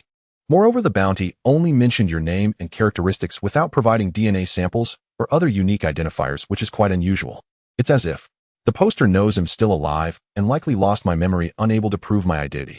Emoli pondered, are they trying to find me or confirm whether I'm dead? The clues have been cut off again, but the fog has only thickened. Continue investigating, focusing on any unknown fleets that appeared near the K-77 star zone with suspicious activity and that anonymous bounty. Find a way to trace the flow of funds. Emoli ordered. Understood. Also, Commander, I've noticed something else. Inya added. Recently, there seem to be some undercurrents in the underground world of Right Star. Several small gangs have been swallowed by unknown forces with methods that are clean and decisive. Rumor has it that a new organization is rising, seemingly called the Shadow Serpent. Shadow Serpent. Emily sneered. Sounds quite juvenile. It has nothing to do with us. Let's not worry about it for now. Hanging up the communication, Molly looked at the burgeoning workshop in the warehouse and took a deep breath. The road must be walked step by step and food must be eaten bite by bite. First, arm myself. He decided to create the first mech that belonged to him, albeit a basic model. This required a large amount of rare metals and energy cores. Funds were once again insufficient. It seemed he had to find a way to pull off a big score. Emoli set his sights on a notorious group of arms dealers near Blackstone Port. This group often engaged in backstabbing, harming small clients. The guns Emoli sold to them still hadn't been fully paid for. Perfect, let's settle both old and new accounts at once. Emoli chuckled to himself, forming a fishing plan in his mind. He instructed Inya to disguise as a down-and-out noble from an alien system who appeared foolishly rich and urgently needed a batch of illegal weapons. After contacting the arms dealers, he proposed to purchase a batch of high-performance energy weapons with the meeting arranged at an abandoned factory on the outskirts of Rustwater Town. The leader of the arms dealers, a fierce-looking bald man, arrived on time, with 5 subordinates driving a dilapidated armed hover vehicle. They looked at the agent before them, dressed extravagantly and seeming out of place in the environment, with greedy smiles on their faces. Do you have the money? The bald man asked gruffly. Where's the goods? Inya raised his chin, displaying an arrogant demeanor. The bald man waved a hand, and one of his subordinates opened the cargo compartment, revealing several boxes that contained shoddy weapons. Let's inspect the goods. Inya cast a casual glance and coldly snorted, is this all trash? Are you insulting my client? What we want is the quality of the Black Star Type 3. The bald man's face darkened. Kid, do you think you can afford a Black Star Type 3? If you have money, you can buy it. If not, then leave your life. His subordinates brandished their weapons. I knew you would do this. Inya sighed and snapped his fingers. Suddenly, pairs of red electronic goggles lit up from the shadows surrounding the factory. For clone soldiers wearing full-body black-powered exoskeletons and holding system-grade assault rifles silently emerged, their guns aimed at the arms dealers. At the same time, from a broken window on the second floor of the factory, a strangely designed blue glowing magnetic rail sniper rifle prototype extended out, aiming at the bald man's head. The operator was none other than Emoli. There's an ambush. The arms dealers panicked. Now we can discuss business again. Inya resumed his originally cold tone. Leave everything valuable on you, including this vehicle. Then get lost. The bald man was both shocked and enraged. Which faction are you from? How dare you touch our Bloodfang people? Bloodfang? Never heard of it. Emoli lazily spoke from the second floor. You can call us scrap dealers. Now make a choice, either leave your stuff and roll out, or leave your life behind. Feeling the deadly threat from the magnetic rail sniper rifle, the bald man gritted his teeth and ultimately backed down. You win this time. They left the weapon boxes and hover vehicle behind, fleeing the factory in disarray. Done. Emoli jumped down from the second floor, excitedly inspecting the spoils. Although the weapons were trash, they could be decomposed into materials. This armed hover vehicle, however, was a good find. It could yield many high-quality parts and a small energy core. Commander, this might provoke retaliation from the Bloodfang. Inya reminded. What is there to fear? Emoli replied nonchalantly. I happen to need some experience points. If they dare come, I'll dismantle them all for materials. Our mech relies on these kind-hearted people to deliver the goods. He patted the tough exterior of the hover vehicle, glinting with mischief in his eyes. Let's go home. Tonight we feast. Work overtime to build the mech. After robbing the arms dealer known as Bloodtooth, Emoli's small treasury and material reserves finally became somewhat abundant. The armed hover vehicle was quickly dismantled by the engineering robot B007 and its brothers, turning into parts on the warehouse workbench along with that precious small energy core. Enrich. Emoli rubbed his hands, circling around the energy core with gleaming eyes. With this thing, I won't have to scrounge around for old batteries anymore. Gundam. Mecha. My mecha dream can finally begin. He immediately dived into research and manufacturing. In the system interface, the icons for Power Armor Basic and Bylon Class Light Mecha had already lit up. However, the long list of materials behind left him feeling overwhelmed. Damn, I knew it wouldn't be that simple. Molly cursed, but his motivation increased. It's just hard work, right? To be able to drive a Gundam out for a joyride, I am going all out. He first upgraded the number of engineering robots and their production efficiency, allowing them to scavenge continuously in the various junk piles and abandoned factories of Rustwater Town. At the same time, he also began to utilize the relatively advanced materials at hand to produce small batches of higher performance system premium weapons and armor. Afterward, he sold them through several discrete channels established by Shadow Crow, exchanging them for funds to purchase rare metals. Commander, our weapons have superior performance, but are priced lower than similar products on the market, which has attracted some attention from certain factions. Shadow Crow reminded during a routine report. The Bloodtooth Gang is investigating us, and the Shadow Serpent seems to be secretly probing as well. Let them investigate. Lee waved his hand indifferently, still adjusting a joint bearing of a power armor. What we lack now is visibility. Once I build my mecha, they will know what kind of gaze to use when looking at us trash collectors. I mean our Revival Legion. He temporarily named the team he made up for himself. Revival. Shadow Crow repeated expressionlessly. Yes. Reviving the glory of humanity is our duty. Lee said with righteous fervor, while secretly imagining the glorious scene of rampaging in a mecha. As resources were continuously invested, the underground space of the warehouse was further expanded and reinforced, becoming a makeshift underground base. The first clone soldier production line was established, although not very efficient. 2 to 3 absolutely loyal assault soldiers could come off the line each day. They were immediately armed and responsible for the perimeter security and patrol of the base. Lee's first set of power armor was finally completed. Entirely matte black with smooth lines, although it was just a basic model, its strength and protective capabilities far exceeded those of ordinary individual armor. Lee put it on and jumped around the base a few times, feeling like he could punch through walls. Awesome. Now I look like a protagonist from the Interstellar era. He flaunted in the communication channel to Shadow Crow. Shadow Crow, don't I look cool? Do I look like Iron Man? The other end was silent for 2 seconds before Shadow Crow's voice came through. Commander, according to the data, the Iron Man suit has flight capabilities and various weapon systems, but your set seems to only have basic power enhancement and a layer of composite armor at the moment. Lee, can we still chat happily? Just wait. Once my mecha is built, I will scare you to death. They managed to get through a few stable days, but trouble eventually came knocking. First, several soldiers patrolling the perimeter were attacked by unidentified assailants. The enemy's methods were ruthless, using standard energy weapons, clearly not the kind of small fry from the Bloodtooth Gang.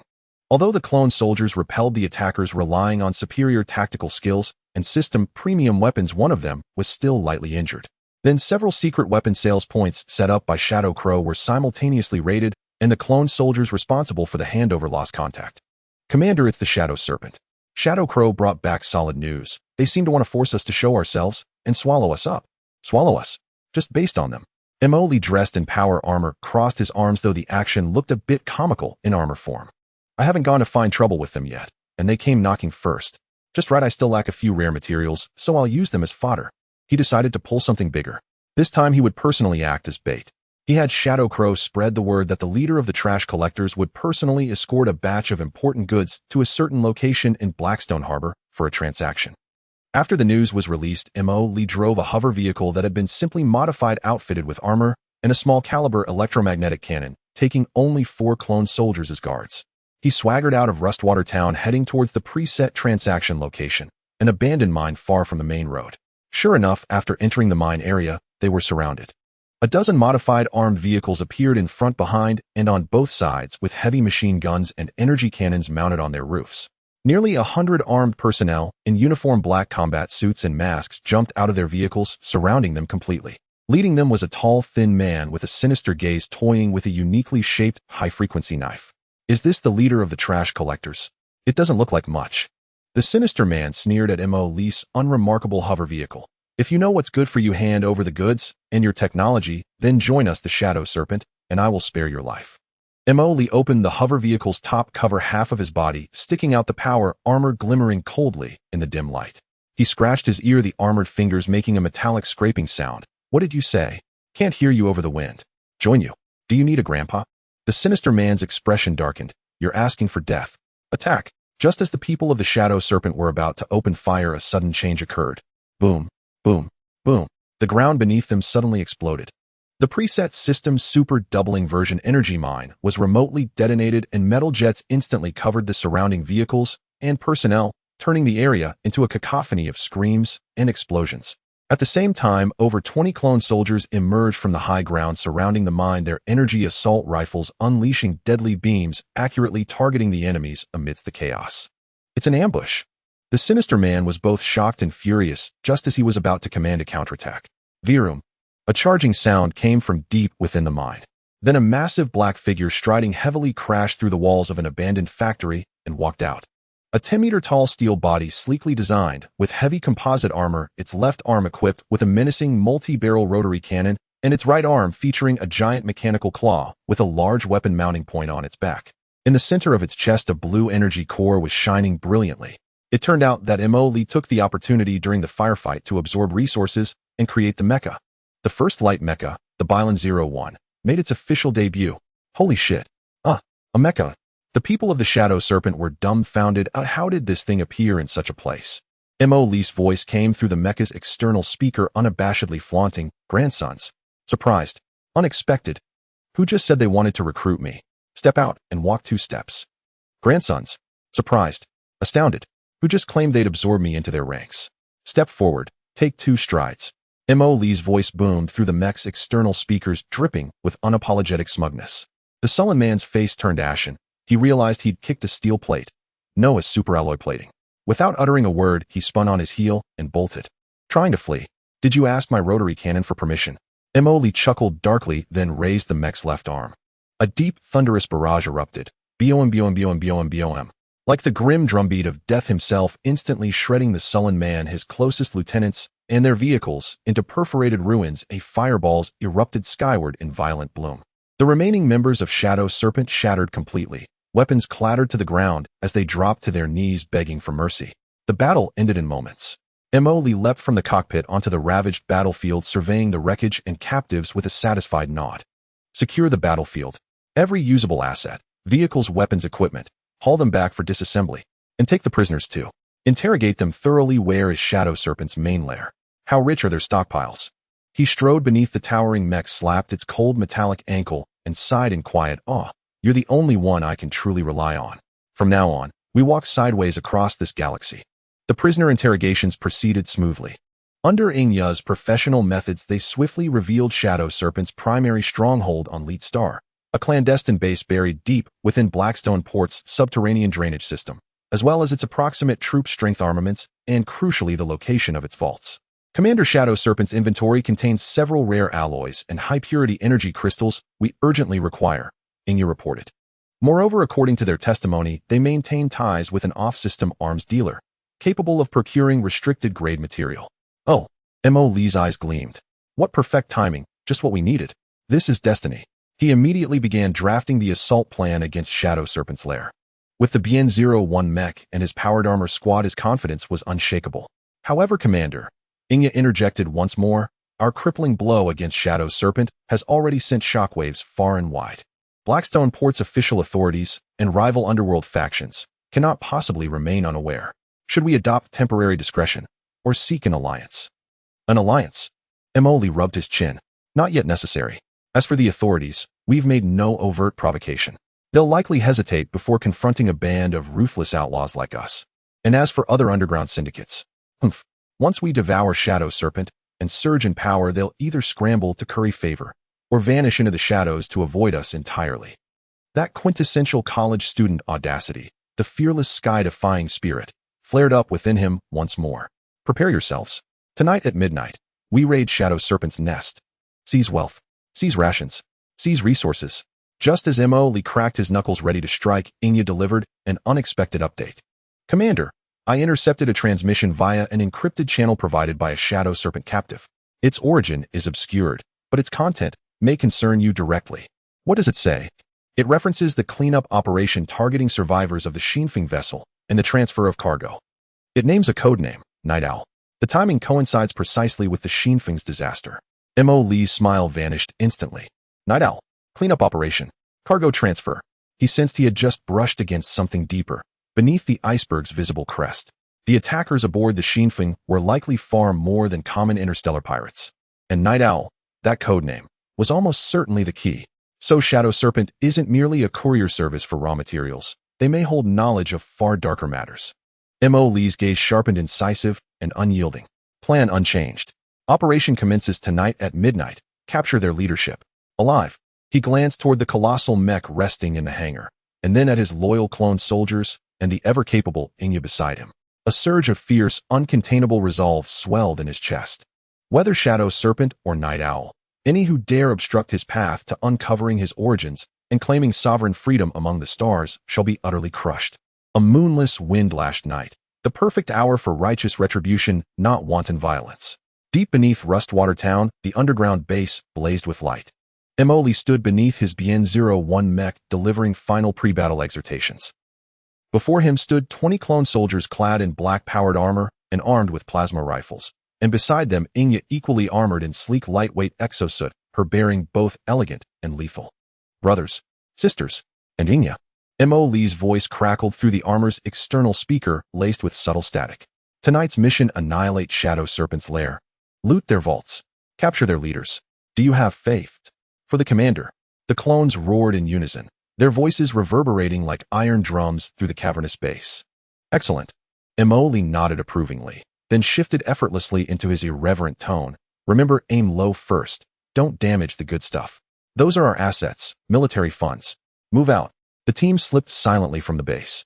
The clones boarded modified armed hover vehicles while Emoli drew a deep breath and climbed into the BN-01's cockpit. The cockpit sealed. Neural interface synchronized. Holographic displays flared to life, projecting the external world with crystalline clarity. Emoli flexed his fingers inside the sensor gloves, gripped the control yoke, and felt the seamless fusion of man and machine. BN-01, let's go loosen the bones of those serpents. The massive mech strode forward, each step trembling the earth beneath it. Cerulean particle streams roared from its foot joints and rear thrusters as it fell in behind the hover convoy, descending toward Blackstone Port's subterranean depths. Her intelligence gleaned from prisoner Shadow Serpent's primary stronghold lay hidden deep within Blackstone Port's ancient drainage infrastructure, an old-world air raid shelter retrofitted into a fortress. Its entrance was concealed and heavily guarded. The convoy halted several kilometers short. Inya led a stealth team forward, silenced weapons and close combat precision, neutralizing outer sentinels without a whisper. Commander, outer perimeter cleared. Entry is authorized. Inya's voice cut cleanly through the comms channel. Acknowledged. Brothers, follow me. Emoli piloted BN-01 straight ahead, smashing through the disguised pipe entrance like paper, and charged inward. Before him stretched a vast subterranean chamber, converted into barracks and armories. Shrill alarms shrieked across the entire complex. Intruder! Intruder! It's a mech. Shadow Serpent operatives poured from every crevice, firing wildly, and in panic, at the advancing Titan. Plasma bolts slammed against the mech's thick armor, spitting sparks, but failing even to scorch its surface. Is that all you've got? A tickle. Emoli laughed heartily, and swept the mech's left arm rotary cannon across the front line. Boom, boom, boom, boom. A torrent of fire shredded enemy emplacements, cover and combatants alike in one devastating sweep. Truly, as the saying goes, you and your cover are equally laughable. The clone soldiers surged behind, exploiting their armor's agility to deliver precise, lethal shots against flanking enemies. Inya specialized in eliminating heavy weapons operators. The battle unfolded as a total, relentless rout. Shadow Serpent's rank and file stood no chance against the Steel Colossus and its elite clone vanguard. Just when Emoli thought he could easily push forward, a deep mechanical rumbling sound resonated from the depths of the base. Immediately after, a mech similar in height to BN-01, but with a more rugged and angular design, emerged from the shadows. Its paint was a mottled Imperial Army green covered in scratches and rust, with a blurred Imperial Eagle emblem on the left shoulder armor and a serpentine pattern sprayed over it. Its weapons were a massive chainsaw sword and a heavy blast shield. What the hell? They have mechs too. Emoli exclaimed, startled. Looks quite familiar. Brother Tongzi, scan it. Target K-11 Hyena medium mech, retired model of the Imperial Army, status modified, unofficially armor, thickened weapon system outdated, but well-maintained, partial weaponry removed. Assessment, threat level medium. Its chainsaw sword and blast shield pose an effective threat to BN-01. An Imperial retired mech.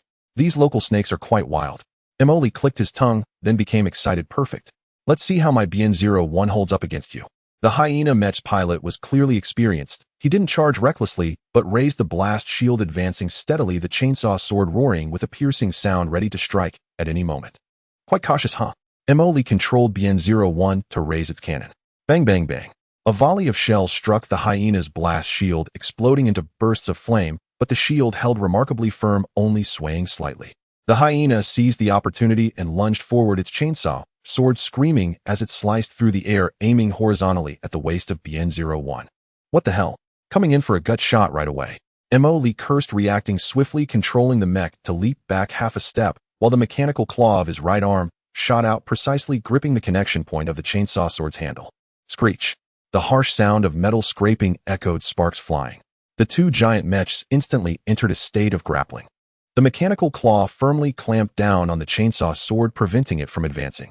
Not bad at all. Emily felt the feedback from the control stick was quite strong, but still not enough compared to my big baby. He suddenly increased the power output. BN-01's right arm emitted a deep hum, and the mechanical claw unleashed an even greater force, pushing the hyena back a half step. The hyena pilot clearly didn't expect the opposing force to be so fierce. He decisively abandoned the chainsaw sword controlling the mech to raise its massive metal foot and deliver a heavy kick to BN-01's chest. Bang! A muffled sound. BN-01 was rocked back, slightly, a shallow dent appearing in its chest armor.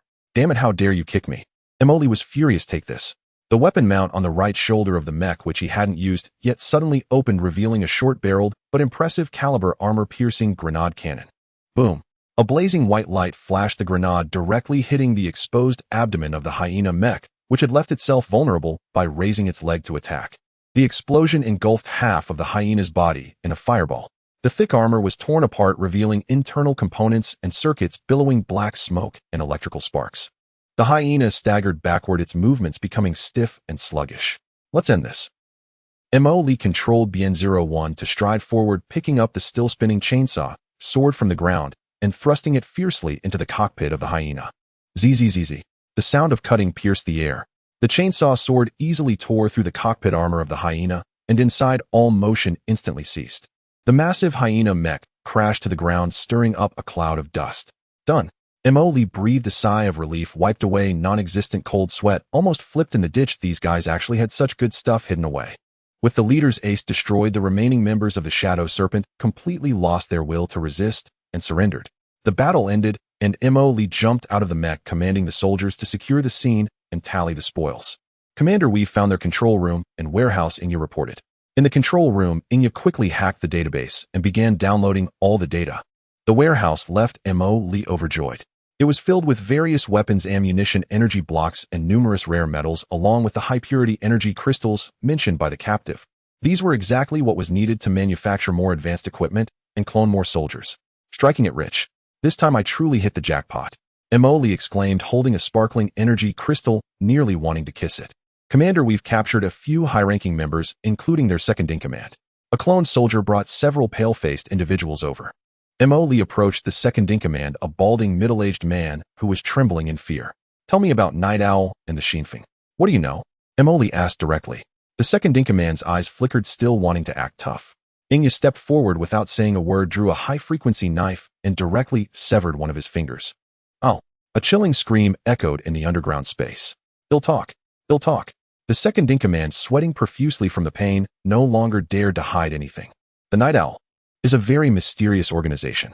We are merely their peripheral collaborators responsible for handling some unsavory matters on Light Star, like selling stolen goods and providing safe houses. What about the Shinfeng? Emily pressed on. I don't know much about the Shinfeng. I only heard that the Night Owl participated in an operation at that time, apparently looking for something or someone. It seems the mission went awry, the spaceship was destroyed, but they apparently didn't find their target. Later we received orders to assist in investigating the survivors of the Shinfeng and to keep an eye on someone named Emily. Emily's heart sank. It turned out that the attack on the Shinfeng was not an accident, and the target was very likely himself. What secret did the original host possess? Where is the Night Owl's headquarters? How do I contact them? I don't know. Really don't know. The second-in-command cried out. They only contacted us through a single line. Every time they used a different encrypted channel. We're just small fry. It seemed there was no way to extract more core information from this guy. Emily ordered for the captives to be taken away and locked up. He looked at the warehouse full of supplies, then glanced at the data Inya was copying from the database, feeling a bit conflicted. In one night, he had dismantled one of the largest underground forces in the starport, gained huge resources, but also learned of a more mysterious and powerful opponent, the Night Owl. Who cares? Emily quickly perked up again. When soldiers come, I will block them. When water comes, I will cover it. First, let's digest these things and elevate our strength to the next level. Just wait until I unleash a fleet. Let's see who still dares to target me. He patted the cold exterior armor of BN-01 beside him. Brother, you performed well tonight. When we get back, it'll give you a maintenance spa, and next time, we'll go fight tougher battles. The lair of the Shadow Serpent was soon completely cleared out.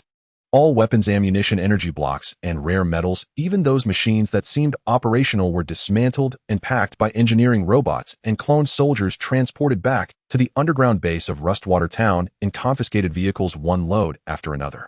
The base, which was originally quite spacious, was now crammed full, resembling a super grocery store.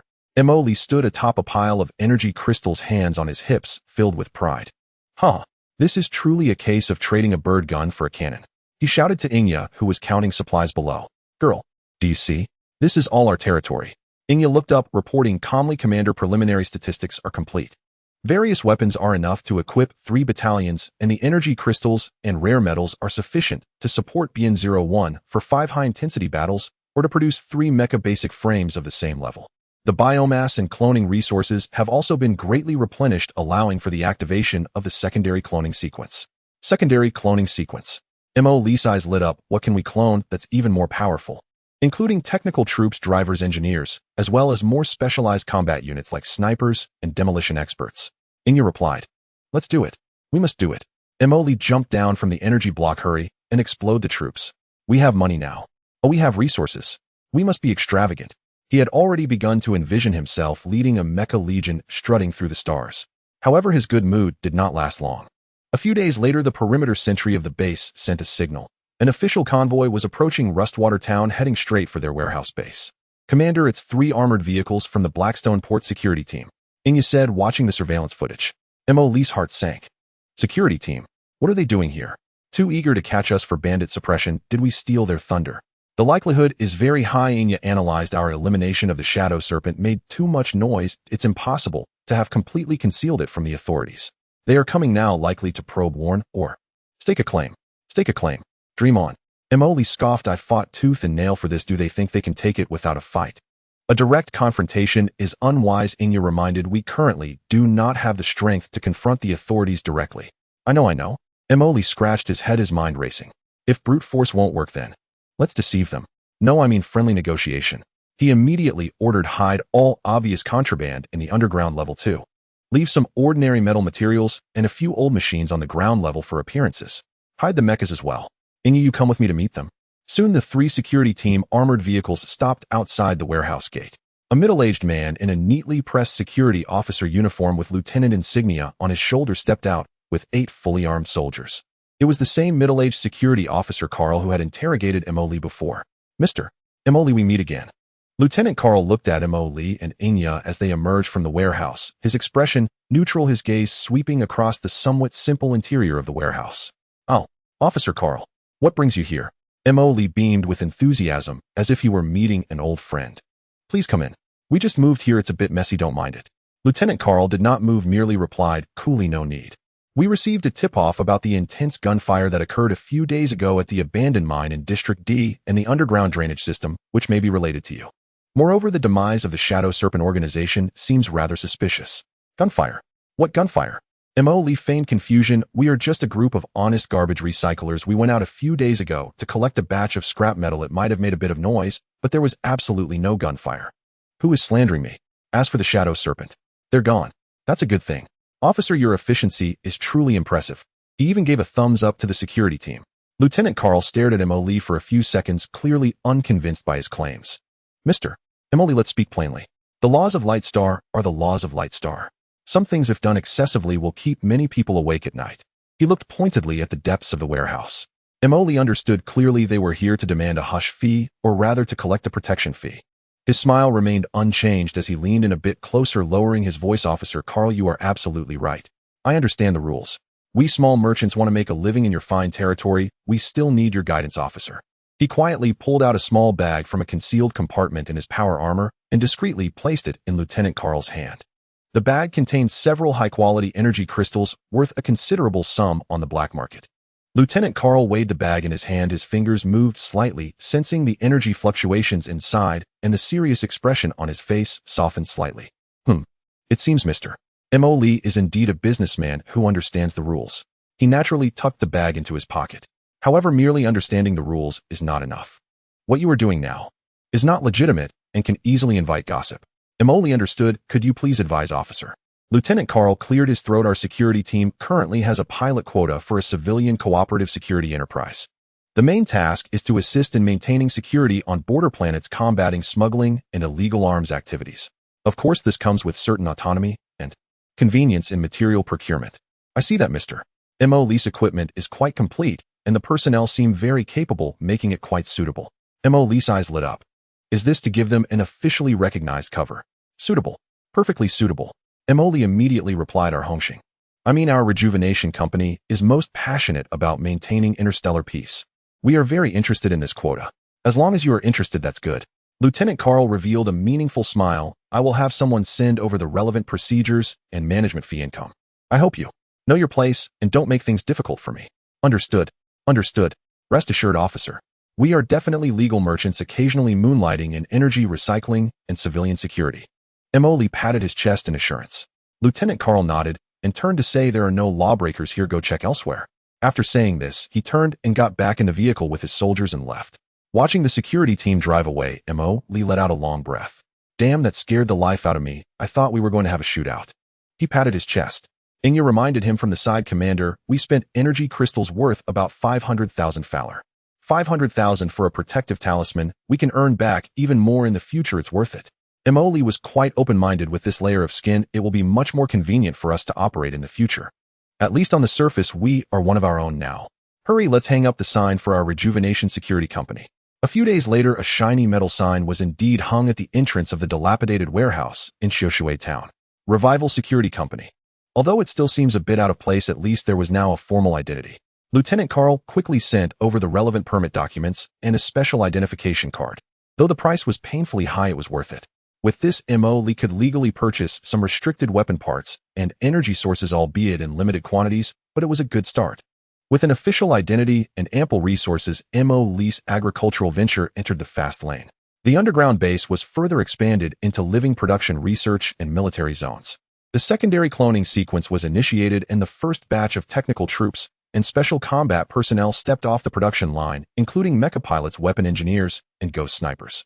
These clones possessed higher intelligence and specialized skills, enabling them to execute complex tasks more effectively.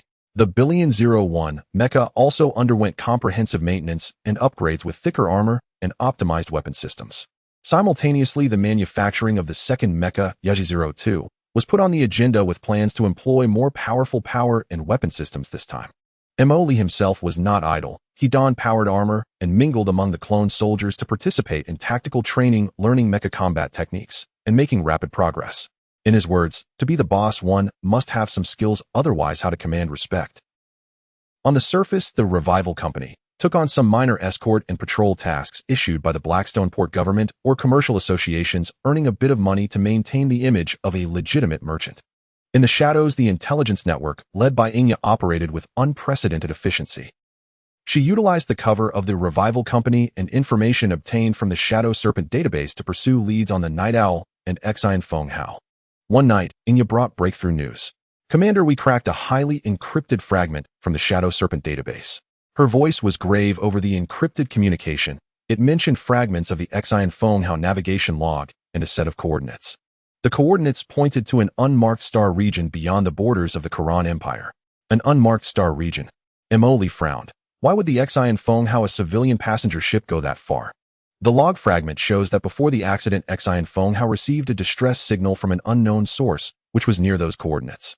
The ship altered its course for rescue. A distress signal. Mo. Lee felt he had grasped something. What happened next? The log then cut off. However, when we cross-referenced other information, we found that almost at the same time as the Xian Feng Hao accident, there was a note in the Imperial Border Patrol records about abnormal gravity well fluctuations in the K-77 star region, which was deemed an equipment malfunction at the time. Abnormal gravity wells. A distress signal. An unmarked star region. Mo. Lee felt a massive mystery slowly unveiling. The attackers of the Xian Feng Hao were likely not simple pirates, and what the Night Owl was searching for was definitely not simple either. How far is that coordinate from us?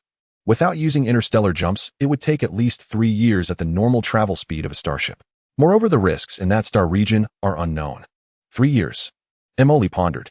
His current strength was insufficient for interstellar travel. Continue investigating the Night Owl. Focus on their recent activities to see if they are also paying attention to that coordinate. At the same time, accelerate our own development. We need a bigger ship and stronger firepower. Understood. After hanging up the communication, Mo. Lee stepped out of the command room and went to the mecha warehouse. Looking at the two huge mechas being maintained and manufactured before him, he clenched his fists. No matter who you are, Night Owl, or whatever daring to provoke me is your misfortune.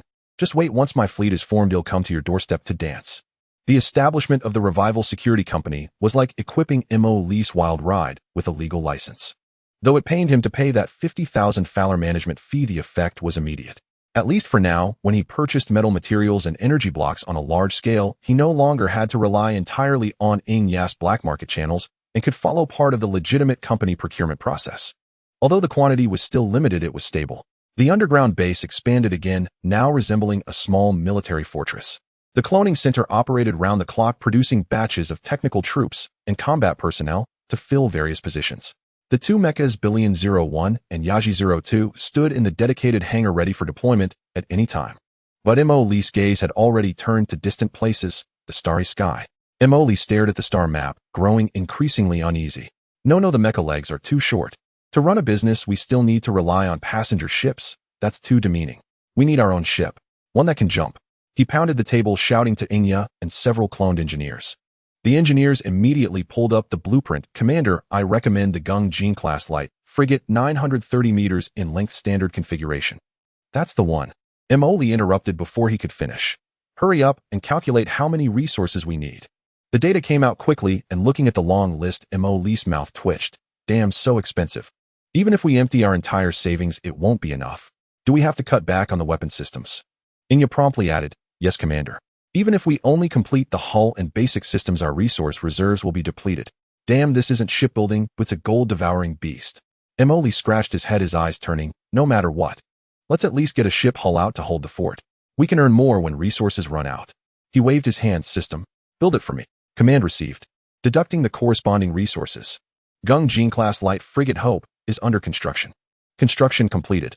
Almost the moment the prompt sound ended, in the depths of the base's newly built large dock, a faint light flashed, and a streamlined silver warship, nearly 1,000 meters long, appeared silently. It quietly rested in the massive dock, its streamlined silver hull glittering coldly under the lights. Although the weapon system was only equipped with particle cannons, and the missile tubes were empty, and the defense system only covered critical areas.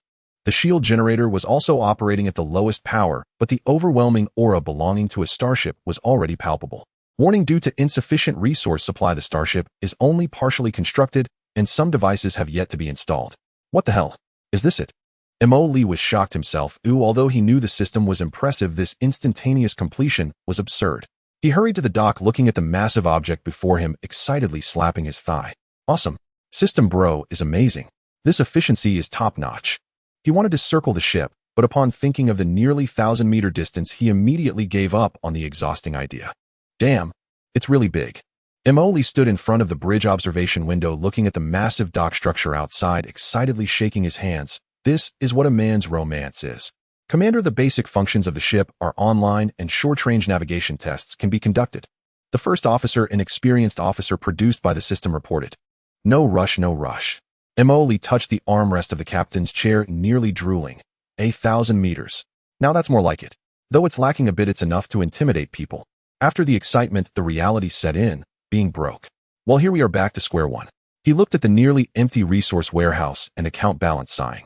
Relying solely on those ground escort missions won't earn enough to fill our stomachs. We need to open up and feast. Soon the opportunity arrived. The Blackstone Harbor Merchant Association issued a lucrative escort mission to escort a convoy of 5 large civilian transport ships to a trading post in the nearby Ashen Star Domain. The Ashen Star Domain has a complex environment filled with asteroid belts and has long been an active area for space pirates, thus the escort commission was quite generous. This is it. Mo Lee slapped his thigh. It's just the right route to train our ship, the Hope, while earning some money. He personally took command of the escort mission, leading the newly commissioned Hope, which had barely enough crew members to set sail. For safety's sake, he also brought along the Bien 01 mech secured in the escort ship's hangar for any emergencies. While having fun was one thing, preserving his life was the priority. Mo Lee spent a significant amount to have the system create a body enhancement potion intending to boost his physical capabilities before the mission. The leader of the convoy was a chubby, seemingly affable merchant named Home. When he saw that there was only one ship, which looked impressive but was still just a single vessel, his welcoming smile froze. Mr. Mo Lee, your company sent only one ship? Home inquired delicately. Rest assured, Mr. Home. Mo Lee patted his chest, activating his persuasive mode. Our rejuvenation security specializes in quality. Don't let our small fleet fool you. Our performance is absolutely top-notch. All crew members are elite. We guarantee that your cargo will reach its destination safely. Moreover, a smaller ship can maneuver better. If trouble arises, we can react faster. Holmes was skeptical, but the mission had already been announced, and there was no better option available, so he nodded in agreement. The fleet then set off. With 5 bulky transport ships in the center, the Hope escort ship patrolled like a vigilant lead wolf, flanking the convoy. All went smoothly in the initial stages of the voyage. Mo Lee, still fresh with excitement, spent most of his time on the bridge fiddling here and there, gesturing at the star map. Turn left, full rudder. No, wait, right, full rudder. Whatever, just head that way. Report to the commander that direction is towards the star. Oh, let's just go straight then. The crew on the bridge had long since grown accustomed to the commander's lack of focus, executing the correct orders with blank faces. Days later, the fleet entered the outskirts of the Ashen Star domain. The space here clearly became crowded with various sizes of meteors and asteroids cluttering the view. Enter alert status. All posts stay vigilant. Mo Lee also put away his playful demeanor and issued the command. The Hope activated all radar sensors, scanning the surrounding space. What one fears often comes to pass. Just as the fleet cautiously navigated through a dense asteroid belt, a piercing alarm rang out on the bridge of the Hope. Multiple jump signals detected. Distance 5,000 kilometers. Approaching rapidly. Unknown signals. It's space pirates. 3 ships. No 4 fast attack ships. On the holographic star map, 4 red dots suddenly appeared, encircling them at high speed from different directions.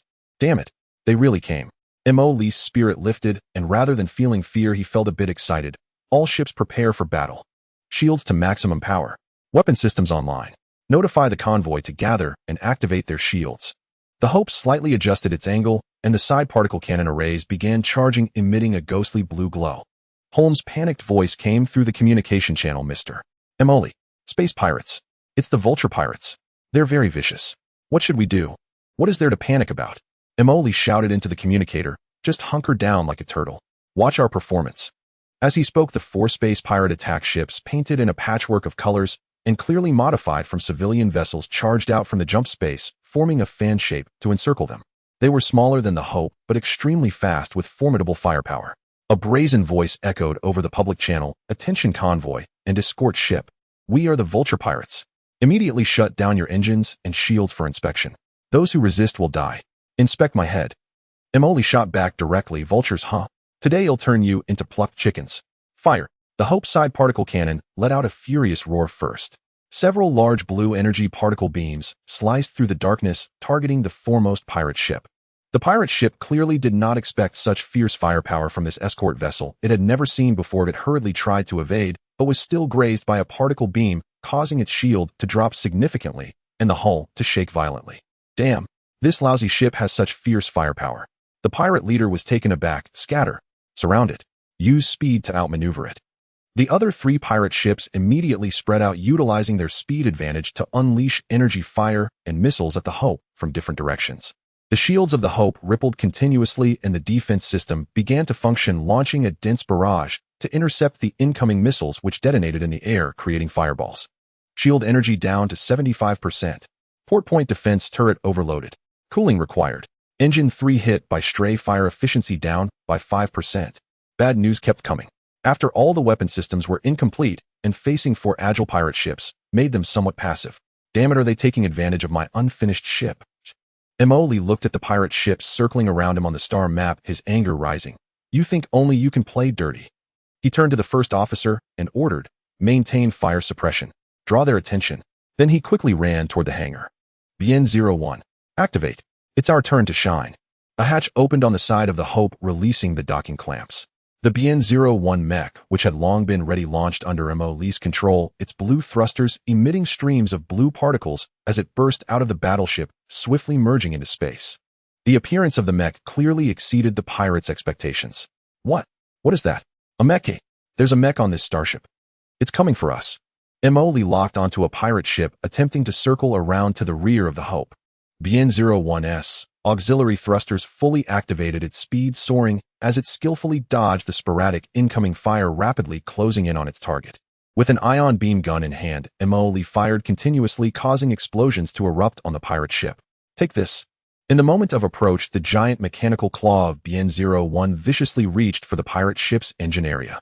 Screech. The nauseating sound of tearing metal transmitted through the mech's frame.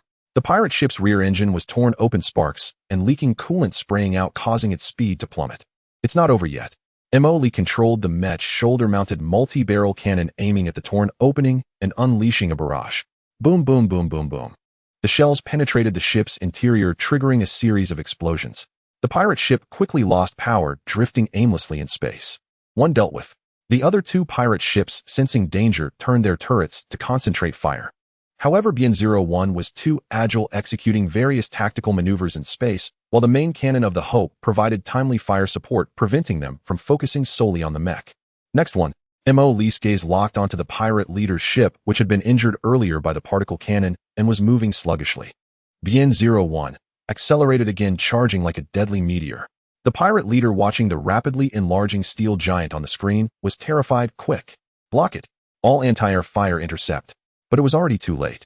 BN-01 endured several hits from energy shells on its armor, closing in on the pirate ship, the particle beam gun aimed at the observation window of the bridge. Goodbye. Pulling the trigger, a burst of energy particle beam shot out. Boom. The entire bridge of the pirate ship was hit and exploded. Subsequently, a series of internal chain explosions occurred, turning it into another piece of silent wreckage in space. With their leader killed, the remaining two pirate ships completely lost their will to fight, abandoning their companions and fleeing, quickly disappearing into jump space. The battle was over. The silence of space returned, leaving only the floating wreckage of the star pirate ship and the damaged assault vessel sparking with electricity. Emily piloted BN-01 back to the hangar of the Light of Hope. Climbing out of the cockpit, he let out a long sigh. Though a bit tired, he felt more excitement. Awesome. This is what interstellar combat is all about. The communications channel was filled with Holmes' excited, somewhat incoherent voice. Mr. Emily. Incredible. You actually have mechs. And you won. Thank you so much. Emily cleared his throat, trying to keep his voice calm, even though his lips were almost stretching to his ears. No big deal, Mr.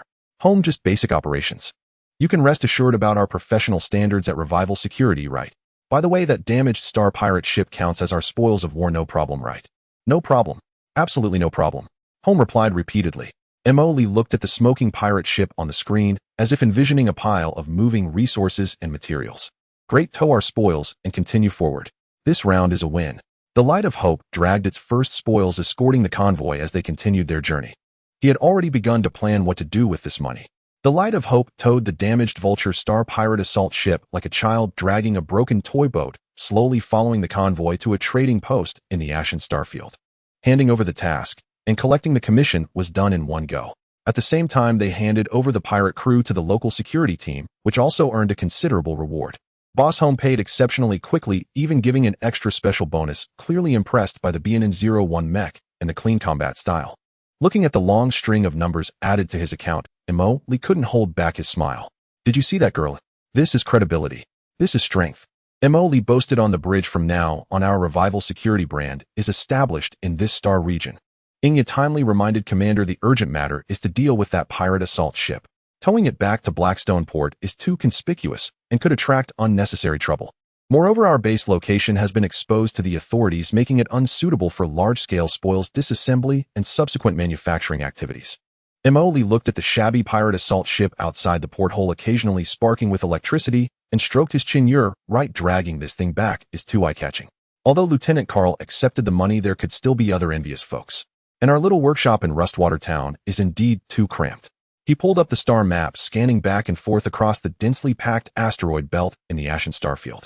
We need to find a new home, a territory that completely belongs to us.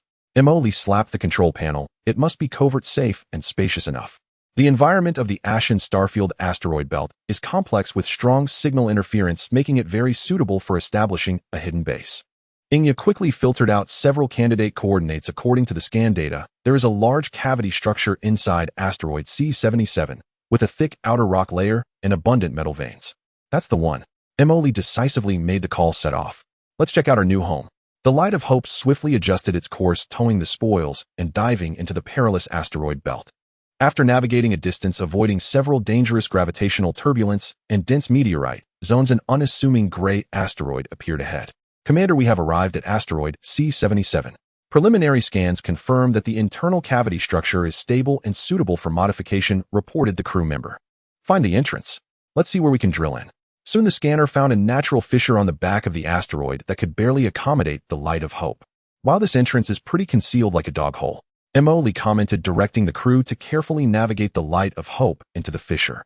After passing through a lengthy narrow passage, they suddenly found themselves in a vast cavernous space. The interior was a massive area nearly hollowed out of the asteroid with a radius of at least 20 kilometers. Surrounding them were rugged rock walls, and the ceiling had some minerals emitting a faint glow providing basic illumination. In the center of the space, some small fragmented rocks were even floating. Wow, what a hidden gem. Lee's eyes widened. This place is big. It's concealed. Perfect. He immediately ordered engineering robots, all units activate. First widen and reinforce that fissure, make a decent entrance. Then clear the internal space and plan the areas. Dozens of engineering robots flew out from the light of hope, busy like worker bees. Cutting rock, welding supports, laying pipelines. The efficiency was astounding. Lee, wearing powered armor, eagerly walked on the low-gravity surface of the asteroid, starting to plan his kingdom. Inya silently followed beside him. This way, close to the rock wall, dig out the living quarters and command center. Over there, flatten it out to create a hangar and mech maintenance area. Remember to make it larger. We will have plenty of resources in the future. At the innermost part, establish a cloning center and the main factory. Do you see those floating rocks? They are just perfect for transforming into defensive artillery positions.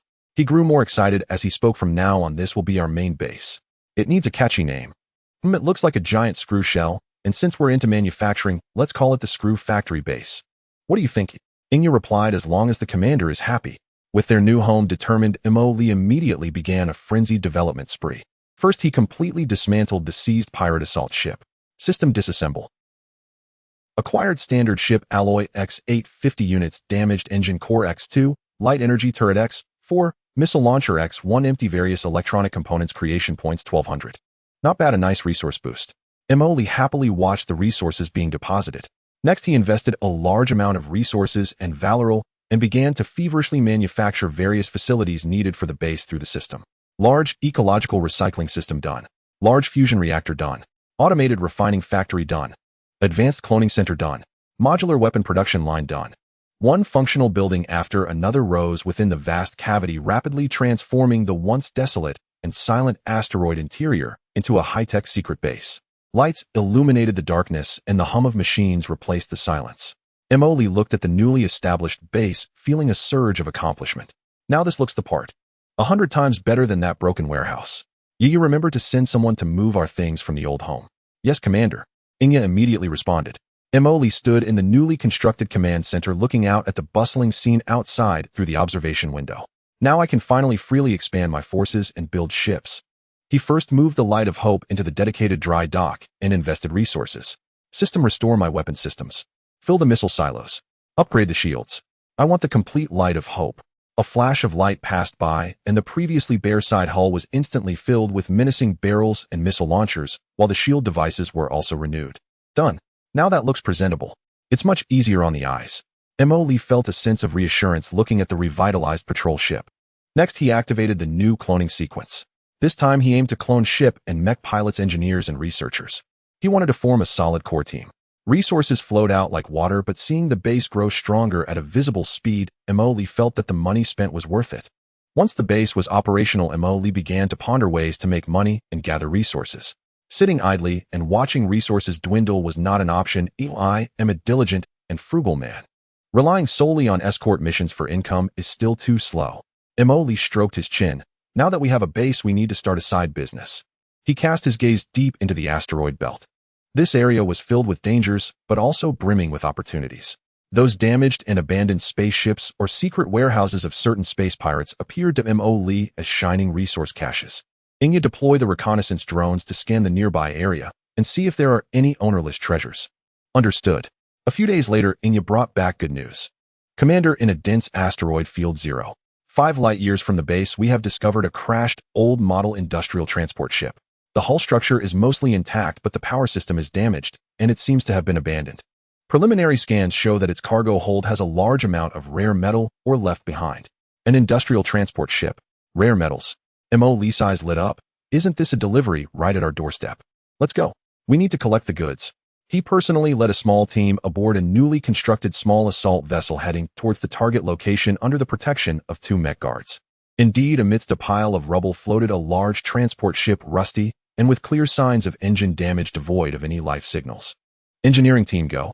Cut open the cargo hold door for me. Z, stay alert. The engineering robot swiftly moved forward and opened the heavy cargo hold door with a laser cutter. Inside it was indeed filled with various unrefined ores glimmering enticingly under the searchlights. Ha ha ha, we struck gold. Move it all out. Lee waved his hand. Just as the engineering robot was busy transporting the ore, a shrill alarm suddenly blared. Unidentified signal approaching.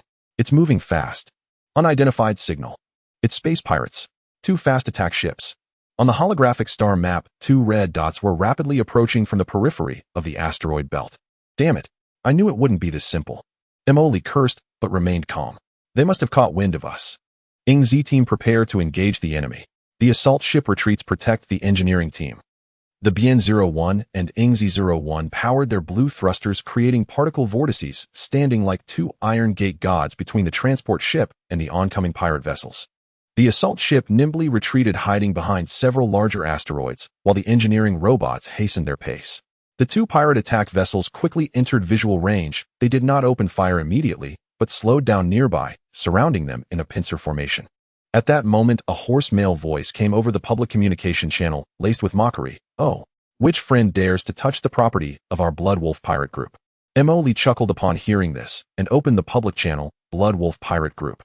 I've never heard of it. Does this ship have your name on it? It seems like no one wants it.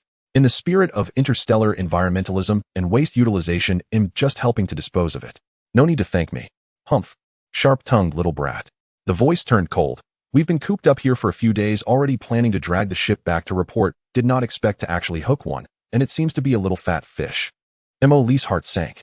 A trap. He immediately realized something was off. If it were truly a trap, they wouldn't just send 2 ships. Sure enough, almost as soon as he thought of this, the ship's sensors emitted an even more piercing alarm. Warning. Multiple concealed signals have deactivated their cloaking. Distance. Very close. 4 ships. No 6 pirate ships have emerged from the surrounding asteroids. They've completed the encirclement. On the star map, the region that originally contained only 2 red dots was suddenly surrounded by 8 red dots. Among them was even a light frigate of a size comparable to the Light of Hope, but it looked even more dilapidated. Damn. MP hit the jackpot. Lee couldn't help but curse. These bastards really know how to play. They even brought reinforcements. The hoarse voice sounded again, filled with smugness. So what now, brat? Now you know fear. Hand over your mechs and ferrule, and maybe our captain will be in a good mood and leave you with whole corpses or sell you off to the mining planet as slaves. Lee's mind raced. A direct confrontation. They had 8 ships, one of which was a frigate, while he only had 2 mechs and a small assault ship. The odds were slim. Run. The engineering robots and most of the ore hadn't been moved yet, and they were surrounded, making it difficult to break out. Afraid. That word doesn't exist in my dictionary. Lee wasn't phased at all, bantering to buy time, while quickly issuing commands in the encrypted channel. Inya, did you hear me? Blood Wolf Pirate Group, southeast of the base 0. 5 light-years asteroid belt. Their main force is likely here. Understood, Commander. Information received. The Light of Hope has set off and is expected to arrive at the battlefield in 10 minutes. Inya's voice came through. Lee felt a surge of certainty. Reinforcements were on the way. Now all he needed to do was stall these guys and not let them take him down too quickly. Brothers of the Blood Wolf Group, why fight and kill? Lee took on a conciliatory tone. Look, we are just picking up some junk. How about this? Let's split it in half. The ore in this ship will share half each, just to be friends. What do you say? Split in half. Are you dreaming? The pirate leader scoffed. Right now you are the meat on the chopping block. Everything belongs to us, including your lives. So there's nothing to talk about then. Lee sighed. I originally wanted to interact with you as an ordinary person, yet what I received was aloofness. Alright, I won't pretend anymore. I'm laying my cards on the table. Actually, I am. He intentionally dragged out his tone while ordering the pilot of BN-01 to subtly adjust the position, aiming the shoulder-mounted anti-tank grenade launcher at the approximate direction of the light frigate. What is it? The pirate leader asked instinctively. I am your long-lost wild father. Lee shouted, fire. BN-01 and Z-01 opened fire almost simultaneously. The cannon fire and high explosive shells from the shoulder-mounted cannons instantly broke the stalemate, heading straight for the light frigate and the 2 closest attack ships. Damn it. You're asking for trouble. Open fire. Annihilate them. The pirate leader was furious and barked orders. In an instant, this once quiet asteroid belt turned into a fierce battlefield. The firepower of the 8 pirate ships poured down like a torrential rain on the 2 mechs. Energy beams crisscrossed and missiles streaked by with fiery tails. Bien-01 and Ingzi-01 utilized their mobility to the fullest, weaving through the dense firepower net using the massive asteroids as cover, continuously dodging and retaliating. The roar of cannon fire, the explosions of missiles, and the sound of energy beams striking asteroids filled the air. Shield energy down to 60%. Left arm armor damaged. Ingzi-01 reports engine of an enemy attack ship hit. Emily focused on the screen in the assault ship, feeling adrenaline surge. Damn, their firepower is fierce. Ingzi, concentrate fire on that frigate's turret. 1 less is 1 less. Understood. The 2 mechs attacked the space pirates' light frigate from different angles like well-coordinated predators. Although they couldn't immediately sink the enemy, they successfully suppressed some of its firepower and left several scorched pockmarks on its armor. The pirate leader jumped up angrily on the bridge of the frigate. Useless. 2 mechs can't take them down.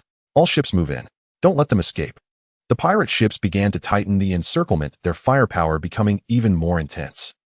Commander, the assault shuttle's energy shield is overloading. We need to evacuate. The shuttle pilot shouted. Several stray rounds struck the shield, sending violent ripples across its shimmering surface. How many engineering drones have we recovered? Emily demanded urgently. Approximately 40%. Damn it. We've taken a massive loss. Emily winced inwardly, but survival came first. Engineering teams, fall back to the assault shuttle immediately. Prepare for evacuation. Mech will cover our rear. At that moment, sensors blared another alert.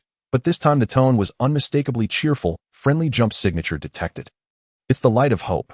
A blinding white flash streaked across the battlefield's edge, and there it emerged, the silver-gray frigate light of hope descending like divine intervention from the void. Its fully restored lateral particle cannon array instantly charged, glowing with lethal cobalt light. Huh. My ship has arrived. M.O. Lee's spirits soared. Brothers, reinforcements are here. Lay into them with everything we've got. Without hesitation, the light of hope unleashed a torrent of fire the moment it materialized, targeting the densest cluster of pirate vessels. Thick particle beams slashed through space like scythes wielded by Death himself, obliterating one pirate raider mid-flight before it could evade. The sudden onslaught shattered the pirates' formation and sent panic rippling through their ranks. What in the void is happening? Where did this frigate come from? They have reinforcements. The pirate captain recoiled in shock and fury, his prize slipping away, his teeth at risk of being broken. He made his decision without delay. Retreat. Full retreat. The remaining pirate ships scrambled to reverse course and flee the battlefield. Think you can run? Did you ask me first? Fueled by battle urge, Emoli barked orders. Yeah, intercept them. Mech squad, pursue and hammer them from behind. In an instant, the tide of war turned. Hunter and prey had exchanged roles.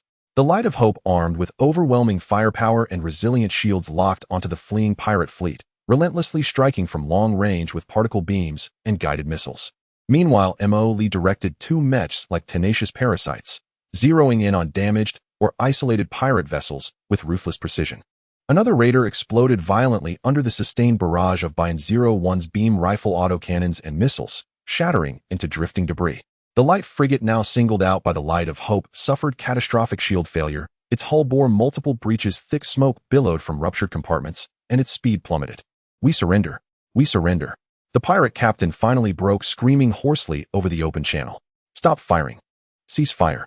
Emoli commanded. He needed living prisoners for interrogation. For the first time in minutes, the battlefield fell into eerie silence. The surviving pirate ships powered down their engines obediently and hung motionless in place.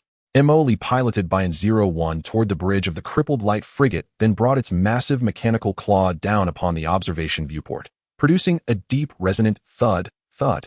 Now, shall we speak calmly about this trap and your Blood Wolf pirate syndicate? Through interrogation of captives, including the ashen-faced captain, Emoli swiftly pieced together the truth. The Blood Wolf pirate syndicate was another entrenched faction operating within the Ashen Belt asteroid field, significantly larger than the Rotting Crow syndicate. This derelict freighter had indeed been their carefully laid trap, designed to lure merchant vessels, or scavengers like Emoli, into fatal ambushes. They had already claimed several victims using this very tactic. Your boss is quite the imagination, Emoli mused aloud, impressed. You've mastered the art of entrapment. Pity today's catch turned out to be a shark. Unhesitatingly, he claimed all spoils. The crippled light frigate, 3 relatively intact raiders along with their remaining fuel and munitions.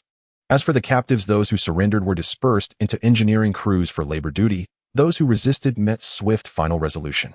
Though the beginning was harrowing, the outcome is pure profit. Lee surveyed the captured vessels being towed in tow, his mood soaring.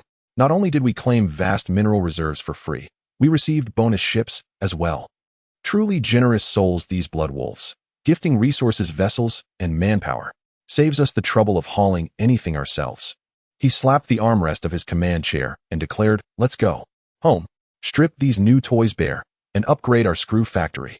Back at the screw factory base, Lee watched resource stockpiles swell, once more his satisfaction palpable. "See for yourself, Yaya. That's the virtuous cycle."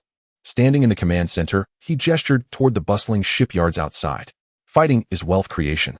Wealth fuels expansion. Expansion enables larger battles. Larger battles yield greater riches. Shadow Crow interjected coolly. "Commander, though the Blood Wolf Syndicate's main force is crippled, their stronghold remains intact. They may retaliate, or seek aid from other factions." "Retaliation? I'd welcome them." Lee scoffed. "Better yet, wipe them out entirely, save us the trip." "Wait, trip?" His eyes gleamed with sudden inspiration. "No, we'll deliver the service ourselves.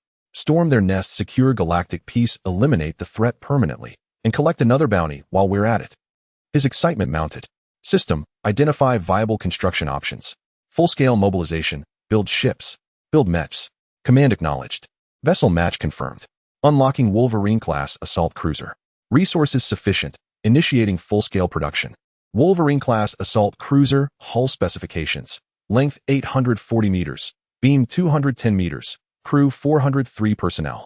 Performance metrics, maximum jump velocity 1.8 light years per hour, sublight propulsion 8 primary thrusters, cruising velocity at 0.3 c. Armor 8-meter composite outer plating with integrated energy shield generator weapon systems. 3 twin-mounted heavy particle cannons forward, 12 single-mount rapid-fire electromagnetic railguns port starboard, 8 torpedo launchers capable of anti-ship or nuclear ordnance. For point defense missile systems, special equipment. 2 large landing bays. Tactical cloaking generator, short-duration stealth insertion. Enhanced sensor jamming suite. The base entered an unprecedented state of hyper-accelerated operation. Within the dry docks, soft glows pulsed rhythmically, one after another, as Wolverine-class cruisers, each exceeding 800 meters in length, materialized fully assembled. Swift, heavily armed, they embodied perfection in surgical strike capability. Simultaneously, the second Jingjing-class light frigate Pioneer joined the active fleet. In the mech fabrication plant, units identical to Yazzie 02 rolled off the assembly line. Lee assigned them serial designations Yazzie 03, Yazzie 04, all the way to Yazzie 08. 8 lightweight mechs now formed a cohesive, formidable squadron. Meanwhile, the cloning facility operated at maximum capacity, generating waves of soldiers, starship pilots, and mech operators. Reporting for duty, Commander. Ace Mech Pilot, Old Dang, at your service. Excellent, excellent. An ace pilot's call sign carries weight indeed. Soon the Renaissance fleet stood fully assembled at the screw factory, 2 Jingjing-class light frigates, 6 Wolverine-class assault cruisers, 8 lightweight mechs, and scores of power-armored troops. "Brothers," Lee addressed the fleet via broad-spectrum broadcast. "Our objective, the Blood Wolf Syndicate's stronghold. Everything they stole from us, we reclaim it with interest. Depart." The massive armada surged forth from the asteroid belt, heading straight for the Blood Wolf's primary base, a repurposed derelict mining station, its location long since mapped by Shadow Crow. The Blood Wolves had not anticipated Lee's survival, let alone his rapid counteroffensive with a full fleet. Their main force had been decimated in the earlier ambush, leaving only skeleton defenses incapable of resisting such a concentrated strike. When the Renaissance fleet appeared beyond the station's perimeter, the garrison froze in stunned disbelief. Enemy attack. Enemy attack. They're coming. Activate defense turrets. Launch all available vessels. Scattered turret fire and a handful of aging pirate ships attempted resistance. But against the Renaissance fleet's overwhelming firepower, they were little more than insects flailing before a storm. A synchronized broadside from the Light of Hope and Pioneer shattered the station's outer defensive emplacements and vaporized 2 pirate vessels charging headlong into the fray. At that moment, several massive airlock doors on the station swung open, and out flew over a dozen battle-worn, ruggedly built mechs, their paint chipped and faded.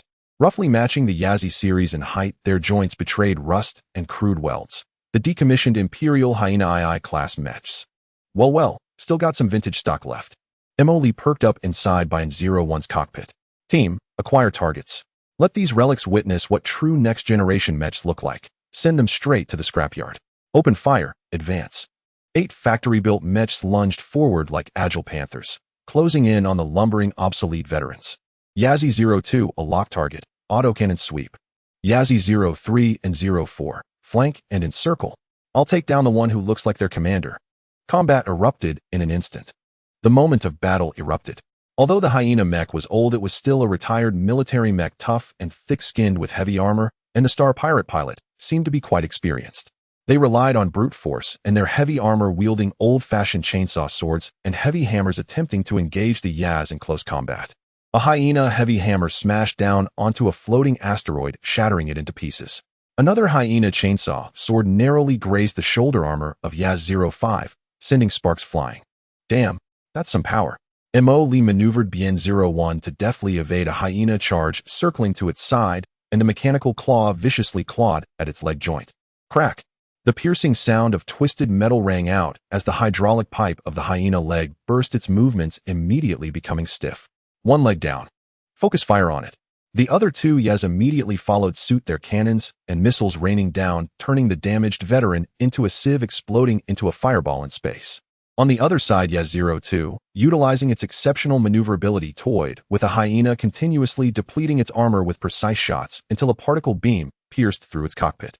Before long, many hyena mechs were continuously taken down like kites in the wind, becoming a display of fireworks in space. The remaining 2 hyenas sensed the danger and attempted to retreat to the space station, but were firmly entangled by the Yaz. Thinking of running? Did you consult my cannon? The pilot of Yaz 07, Lao Deng, shouted, unleashing a barrage from the mech's shoulder-mounted grenade launcher, destroying a hyena's rear thruster.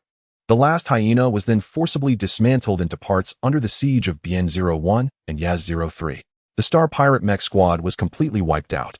Attention Marines to commence landing operations, eliminate any ground resistance. Emoli ordered. 8 mechs quickly approached the space station, using their thrusters, violently breaking through several entrances with their heavy weapons, and stormed inside. The Marines, clad in powered armor, entered the landing pod, accompanied by roaring sounds and flames flying towards the abandoned space station. The battles inside the space station were even more one-sided. The Marines pushed forward under the cover of mechs. The Star Pirates' light weapons clanged against the powered armor, but failed to cause any significant damage, while the Marines' precise shots and the mech's heavy firepower continually harvested lives. The battle was almost a one-sided slaughter. Mo Lee himself piloted Bien 01, leading the charge directly towards the core command area of the space station. The cannon roared, and the barricades and obstacles in their path were torn apart like paper. Surrender. We surrender. Don't kill us. We are willing to pledge loyalty. The remaining Star Pirates completely broke down, discarding their weapons and kneeling to beg for mercy. Mo Lee, controlling Bien 01, stood on the wreckage of a Star Pirate vehicle and shouted through an external loudspeaker, "Where's your boss? Come out or else." A middle-aged man in tattered captain's attire, pale with fear, crawled out and knelt before the mech. "Sir, spare my life. I am Bloodwolf. No, I am just a small captain, our leader. He is not at the base. Not here." Mo Lee frowned. "Where did he go?" He went to the Black Room. To talk business with a big shot." The Star Pirate leader hurriedly replied. "Black Room? Big shot?" Mo Lee's interest was piqued. "Be more specific." "The Black Room is a secure communication chamber at the deepest part of the base. Only the leader can enter." "That big shot? We don't know the exact identity, but the leader treats him with great respect, as if he is someone from the Imperial government." "Someone from the Imperial government." Talking business with the Star Pirate leader, Mo Lee sensed a strong undercurrent, or rather an unusual scent. "Lead the way to that Black Room."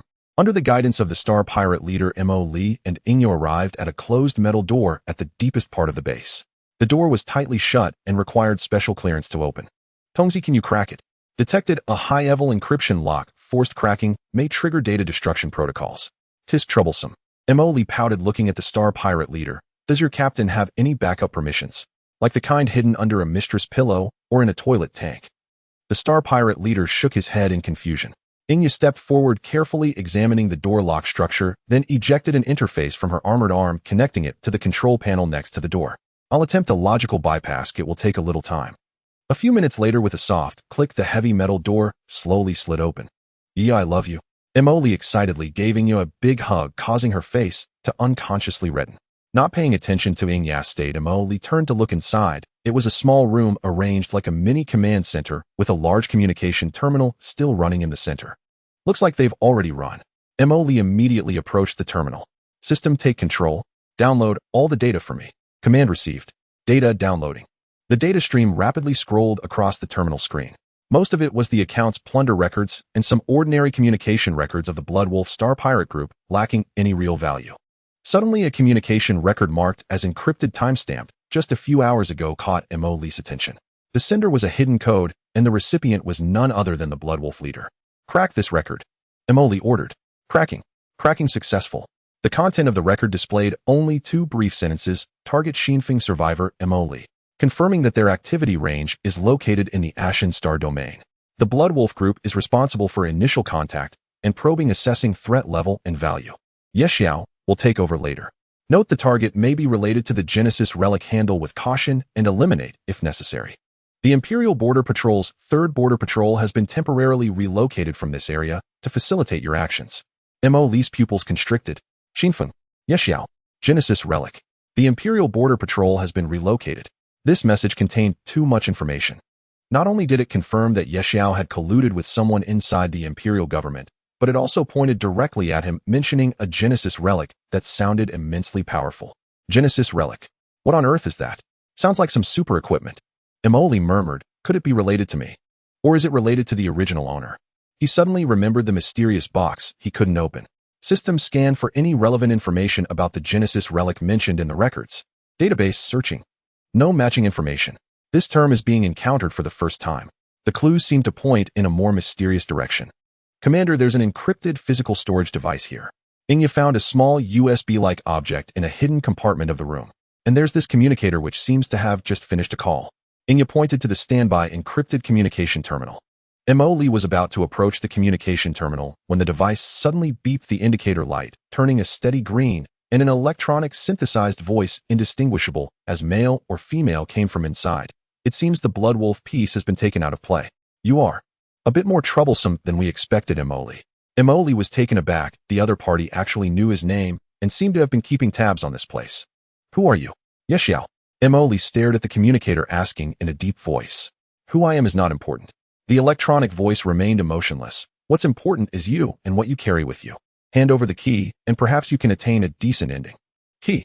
Emily immediately thought of the box he couldn't open. What key? I don't know what you're talking about. He attempted to play dumb. No need to disguise.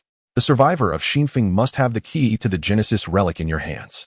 The electronic voice paused. Since you're unwilling to cooperate, we'll have to come and take it ourselves. Be careful behind you, Mr. Emily. The communication abruptly cut off, and the indicator light went out. Emily abruptly turned around to see a faint wisp of white smoke drifting from a ventilation duct in the corner of the room. Alarm. High concentration nerve gas detected. Shields have automatically activated. The powered armor issued a warning. Damn, that's sinister. Emily cursed loudly. Inya, withdraw. As for that leader, he was already lying on the ground, frothing at the mouth. The two quickly exited the black room, sealing the heavy door. Although they had taken down the Bloodwolf group, Emily felt even heavier in spirit. Not only had he confirmed the collusion between Ye Xiao and the Imperial government, but he had also learned about the existence of the Genesis relic and the key and received a direct warning from the other party. Damn it seems impossible to live a peaceful life now. Emily gazed at the small storage device in his hand and the tightly shut door of the black room, his expression sharpening. But this is what makes it exciting. No matter if it's Ye Xiao or Imperial parasites, anyone who dares to provoke me will be dragged out. Let's go home. Destroy their troops and ships. We'll deal with them later. Returning to the screw factory base, Emily looked at the newly added ships and mechs on the fleet list, feeling a bit better. Although being targeted by the mysterious night owl was somewhat annoying, he felt calm with a gun in hand.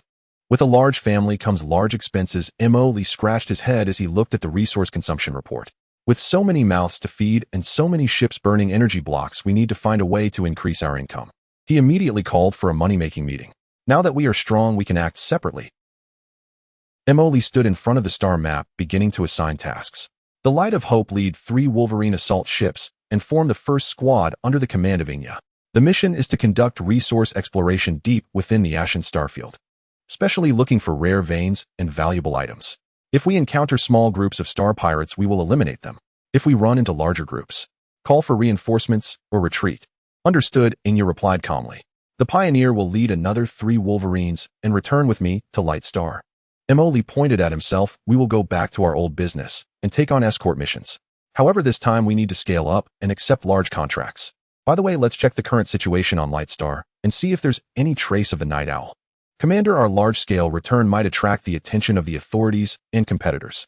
An intelligence officer reminded. What are you afraid of? We have legal status as a civilian cooperative security company. Emily shrugged. Besides, we are going to make money, not to fight. Just keep a low profile. Soon the fleet split into two routes. Inya led the first squad, disappearing into the depths of the asteroid belt, beginning their mining journey. Emily, on the other hand, led the second squad back to Blackstone Port with swagger. Look, what model of starship is that? So impressive, why haven't I seen it before? I don't know, I haven't seen it either. It's not an Imperial model, is it? The insignia on the ship seems to belong to the Revival Security Company. Although the scale of the four warships wasn't enormous, their elite aura combined with their unknown model naturally drew many curious glances. Emily directly hung up the Revival security sign at the Blackstone Port Chamber of Commerce, indicating they could provide fleet-level escort services. The price was slightly lower than the market rate, but they promised well-equipped, highly efficient. At first, they did attract some clients.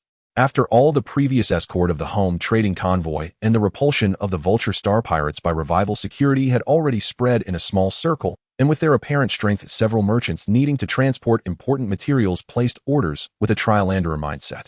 Emily personally led the team on 2 escort missions. The process went smoothly when his fleet moved aside. The small groups of star pirates saw them from afar and took a detour. The clients were very satisfied, expressing that they would cooperate again in the future. Did you see that? This is the brand effect, Emily said proudly to his deputy. We let our strength speak and business will naturally come our way. However, the good times did not last long. A few days later, Emily noticed something was off. Several deals that were almost finalized were suddenly canceled by the other party for various reasons.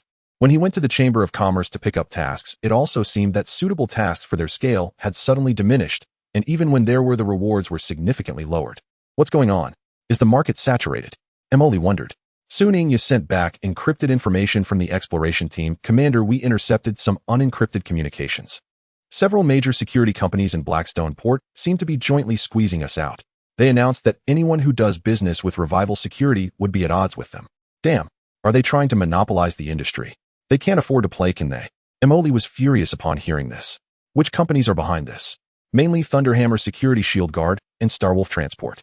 They are among the largest security and transport companies on Lightstar, seemingly backed by local nobles or officials. Damn it, I knew they were local tyrants. Emily cursed him. Just doing legitimate business. Did I steal their rice bowl? Is it necessary to play like this? The deputy analyzed. Commander, our previous performance may have raised their alertness. Our prices are low and our efficiency is high, which poses a significant threat to them. They are joining forces to try to squeeze us out of the market. Squeeze me? Just based on them? Emily sneered. They want to play, huh? Final play with them. The exclusionary action quickly escalated into an open conflict. A small transport team of Emily was sent to receive the resources collected by the exploration team. Shortly after leaving Blackstone Port, they were harassed by unidentified ships. The other party did not attack, but followed from a distance, occasionally making dangerous approaches to disrupt navigation. Rumors about Revival Security began to spread in the transport community, claiming they had an unclear background, possibly smuggled equipment, and even implying they had connections with star pirates. The people from Thunderhammer Security even said that if we don't know our place next time, it won't just be harassment. The deputy reported. Okay.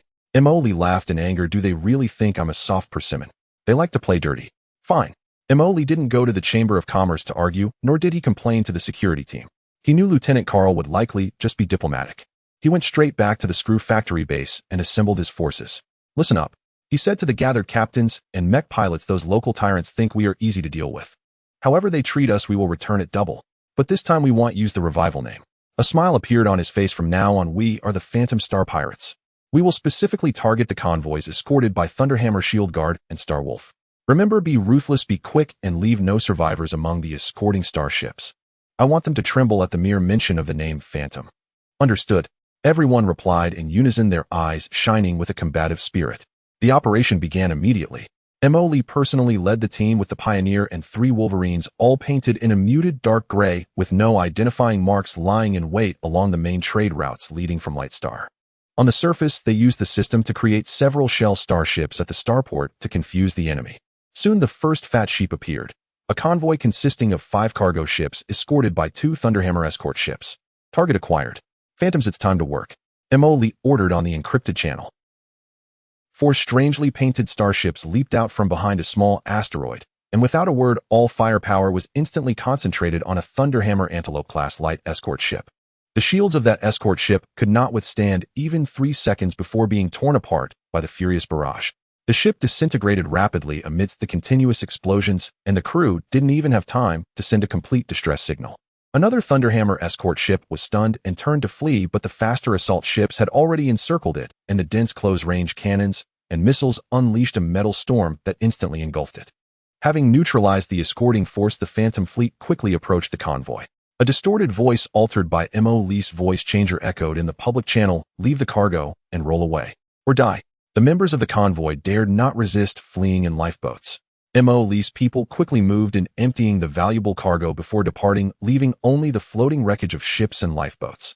The same scene replayed over the next few days. A rare metal transport convoy escorted by Shield Guard was robbed, and all escort ships were destroyed.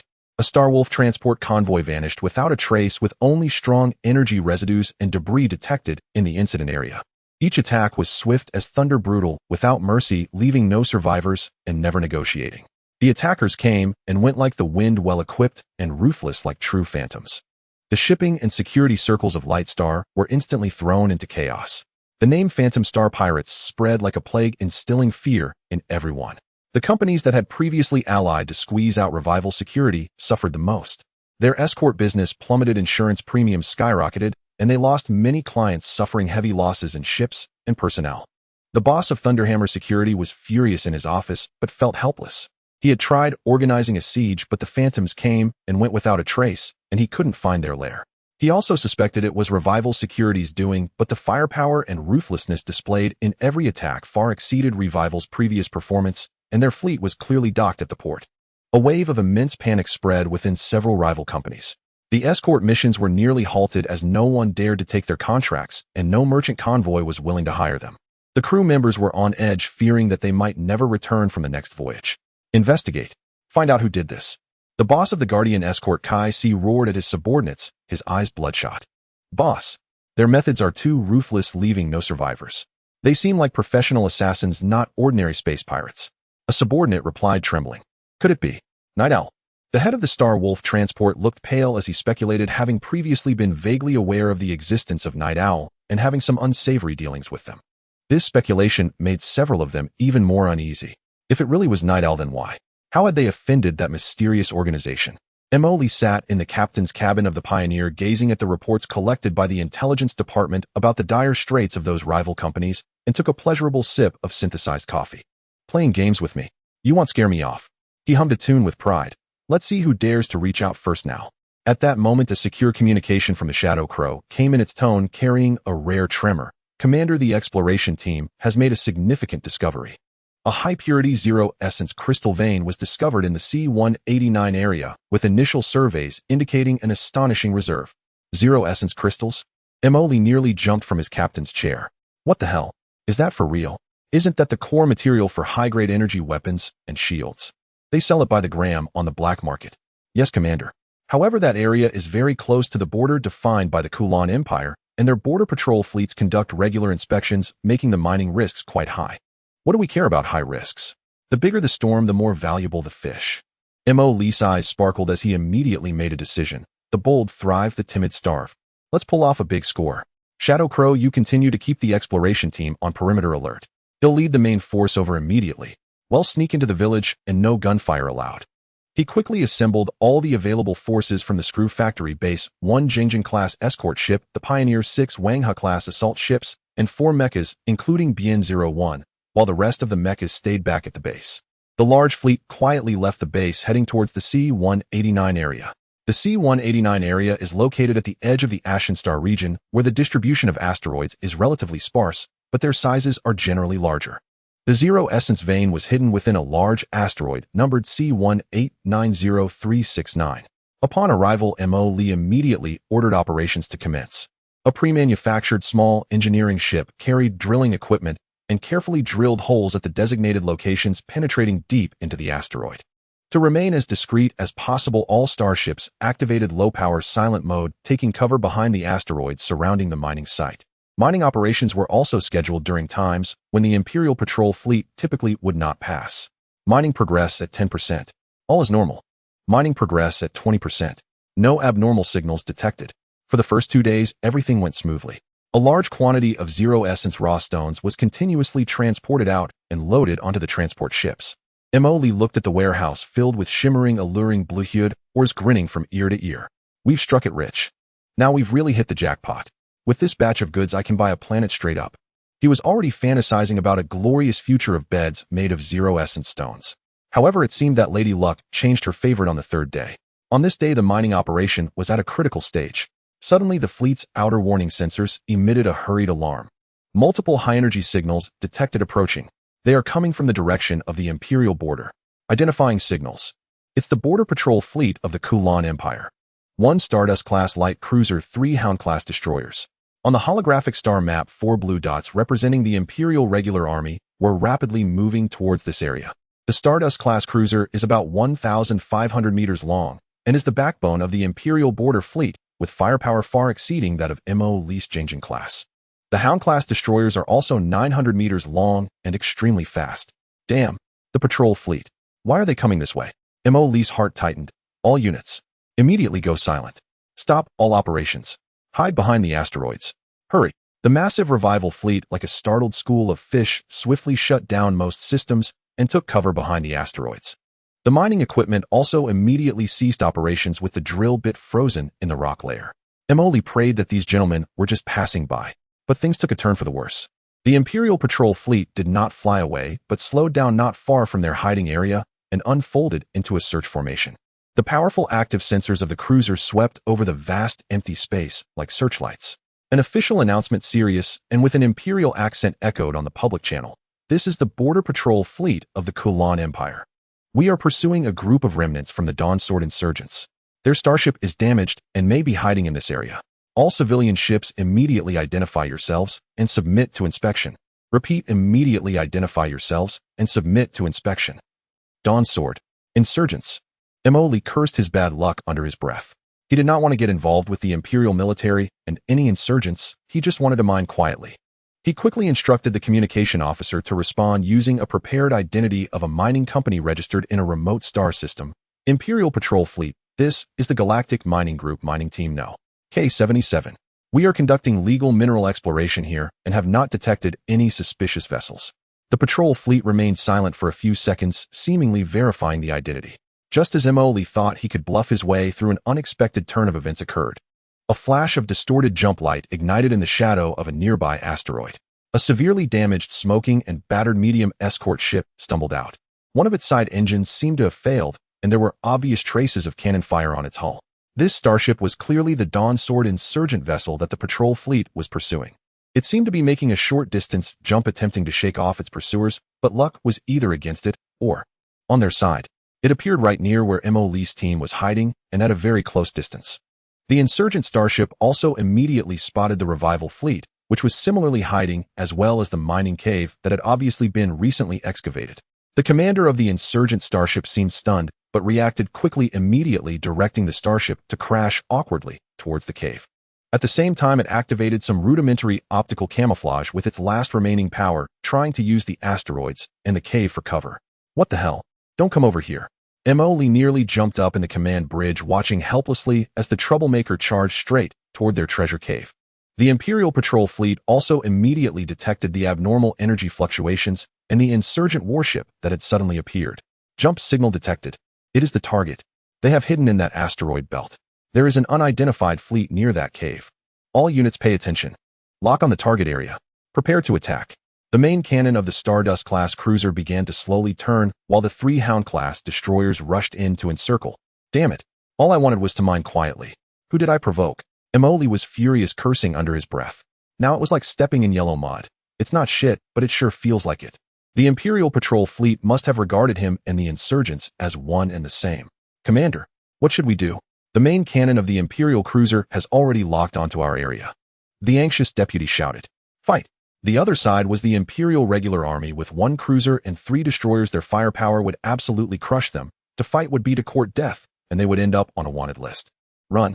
Running now would only confirm their guilt. And what about the cave and equipment? What about the troublemaking insurgent ship? Emily looked at the Imperial warships rapidly closing in on the star map, and then glanced at the insurgent escort ship that had already hidden in the cave's shadow and was still smoking, gritting his teeth. Damn it, I can't care about that anymore. Let's just bluff our way through for now. He took a deep breath and shouted in a panicked tone over the public channel, Imperial Patrol. Imperial Patrol. Help. That rebel's broken ship is going to collide with our mine. They are threatening us. Requesting support. Immediate support. Let's get ourselves out first and stir up the waters. Just as Mo Lee's heartfelt cry for help finished on the public channel, a sliver of hope lingered in his heart, hoping that the Imperial Patrol would see reason. However, what responded to him was the cold, unfeeling electronic synthetic voice of the Imperial cruiser, warning. All armed forces in the area immediately shut down engines, disable weapon systems, and submit to boarding inspections. Repeat, surrender immediately. Any acts of resistance will be deemed a provocation against the Kalan Empire and will be met with destruction. Meanwhile, the secondary gun batteries on the side of the Stardust-class cruiser lit up first, and 3 Hound-class destroyers charged in formation, their Closian weapon systems already spinning up for preheating. What the hell? No honor in battle. Mo Lee realized the opponent was not slowing down and had directly taken an attack stance. These Imperial soldiers couldn't be bothered to distinguish between miners and rebels, adhering to the principle of better to kill the wrong than let one escape, aiming to wipe out all unstable elements in this area. Commander, the enemy cruiser's main gun is charged. Target is us. The sensor operator's voice was tinged with tension. Damn it, this rebel accomplice hat fits tight.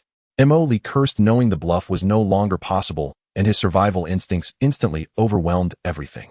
All fleets. Battle preparations. Damn it, if we don't want to fight, we have to now. It's better to fight than be beaten to death. Shields to maximum power. All weapon systems online. Mecha squad prepare to engage at any time. The previously silent and hidden revival fleet suddenly came to life. 2 Jingjiang-class frigates and 6 Badger-class assault ships shot out from behind their hiding asteroids, their engines spewing dazzling tail flames, the shield generators humming, and their gun muzzles turning toward the approaching Imperial Border Patrol fleet. The Imperial Patrol obviously did not expect these mining company ships to respond so quickly and be so well equipped. The Hound-class destroyer at the front paused for a moment upon seeing the suddenly emerging gun-muzzled Badger-class assault ship. But military orders are like mountains that still opened fire without hesitation. Several energy beams shot toward the leading ship, the Light of Hope. The shield of the Light of Hope flickered violently, but managed to withstand the attack. Counterattack. Target the fastest charging destroyer. Mo Lee shouted from the bridge. The Light of Hope and the flanking Pioneer frigates' main guns roared simultaneously. Thick particle beams tore through the void, accurately hitting the bow of that Hound-class destroyer.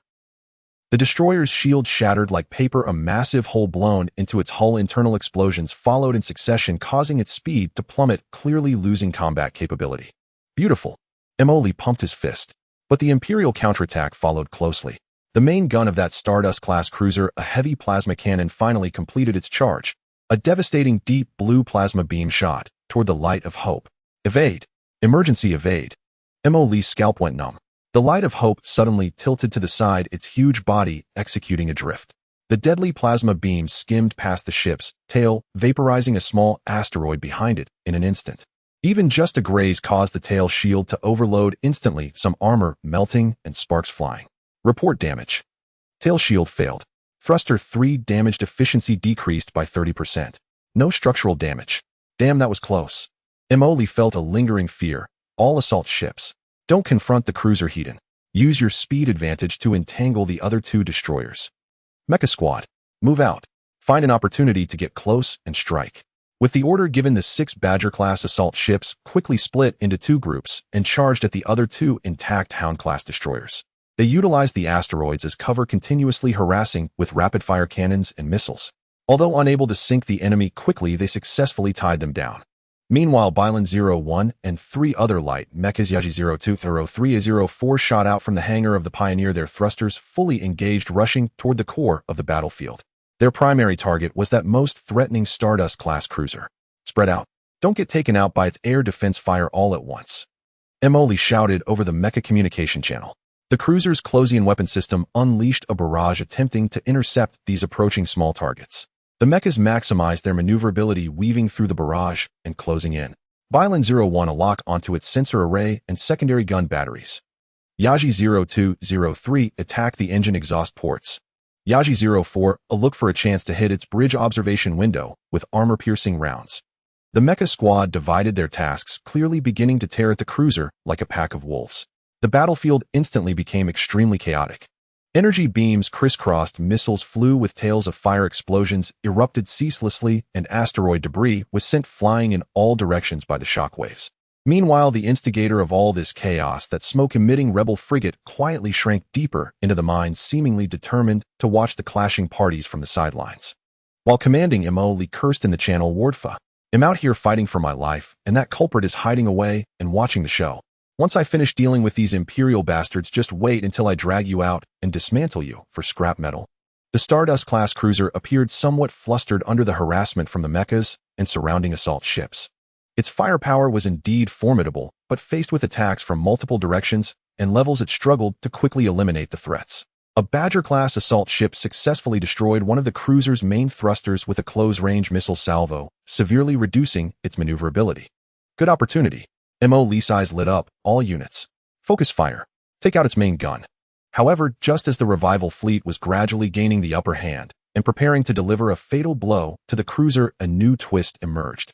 In the distant depths of space, several jump flashes lit up again. Warning: new jump signals detected. Quantity: 5 ships. Identification signal: Imperial Border Fleet. It's the Long Sword-class destroyers. 5 more elegantly designed Imperial Standard destroyers with stronger firepower configurations appeared at the edge of the battlefield. They were reinforcements dispatched after receiving the patrol's distress signal. Damn!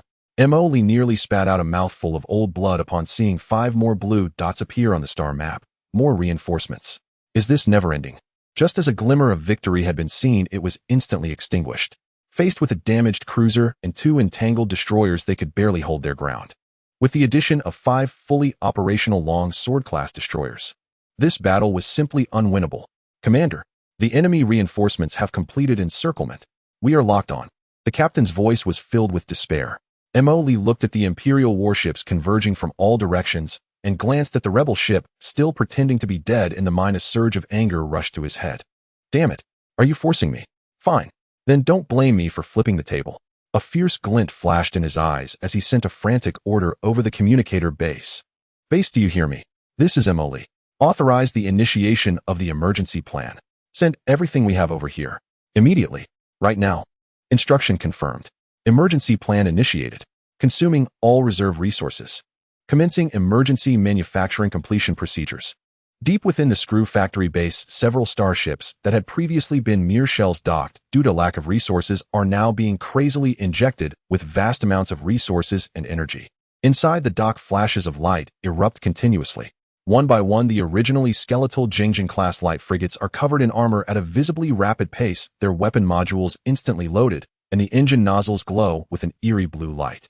Simultaneously, a larger brilliance ignites in the dedicated dock, and the silhouettes of 3 Hurricane-class light cruisers, larger and more menacing than the Jingjin-class, rapidly solidify. Measuring over 1,000 meters in length, they are equipped with more powerful twin-barreled particle main cannons and a greater number of missile launch silos, true small-scale weapons of war. Almost simultaneously, as Lee issued the command, the space at the edge of this chaotic battlefield began to twist violently. The first to jump out were 8 Jingjin-class light frigates. Their hulls gleaming and painted uniformly in dark gray with a multitude of gun barrels rising along the sides, they instantly occupied a vast expanse of airspace on the flank of the Imperial fleet. This sudden massive fleet caused the Imperial starships, which were tightening their encirclement, to come to an abrupt halt. On the bridge of the Imperial cruiser, determined, the captain's expression, initially filled with confidence, suddenly froze. He abruptly stood up from his command chair, staring intently at the sensor screen. What? 8 frigates? Where did they come from? Before he could recover from his shock, the space twisted violently again. 3 even larger shadows brazenly jumped into the fray. 3 Hurricane-class light cruisers.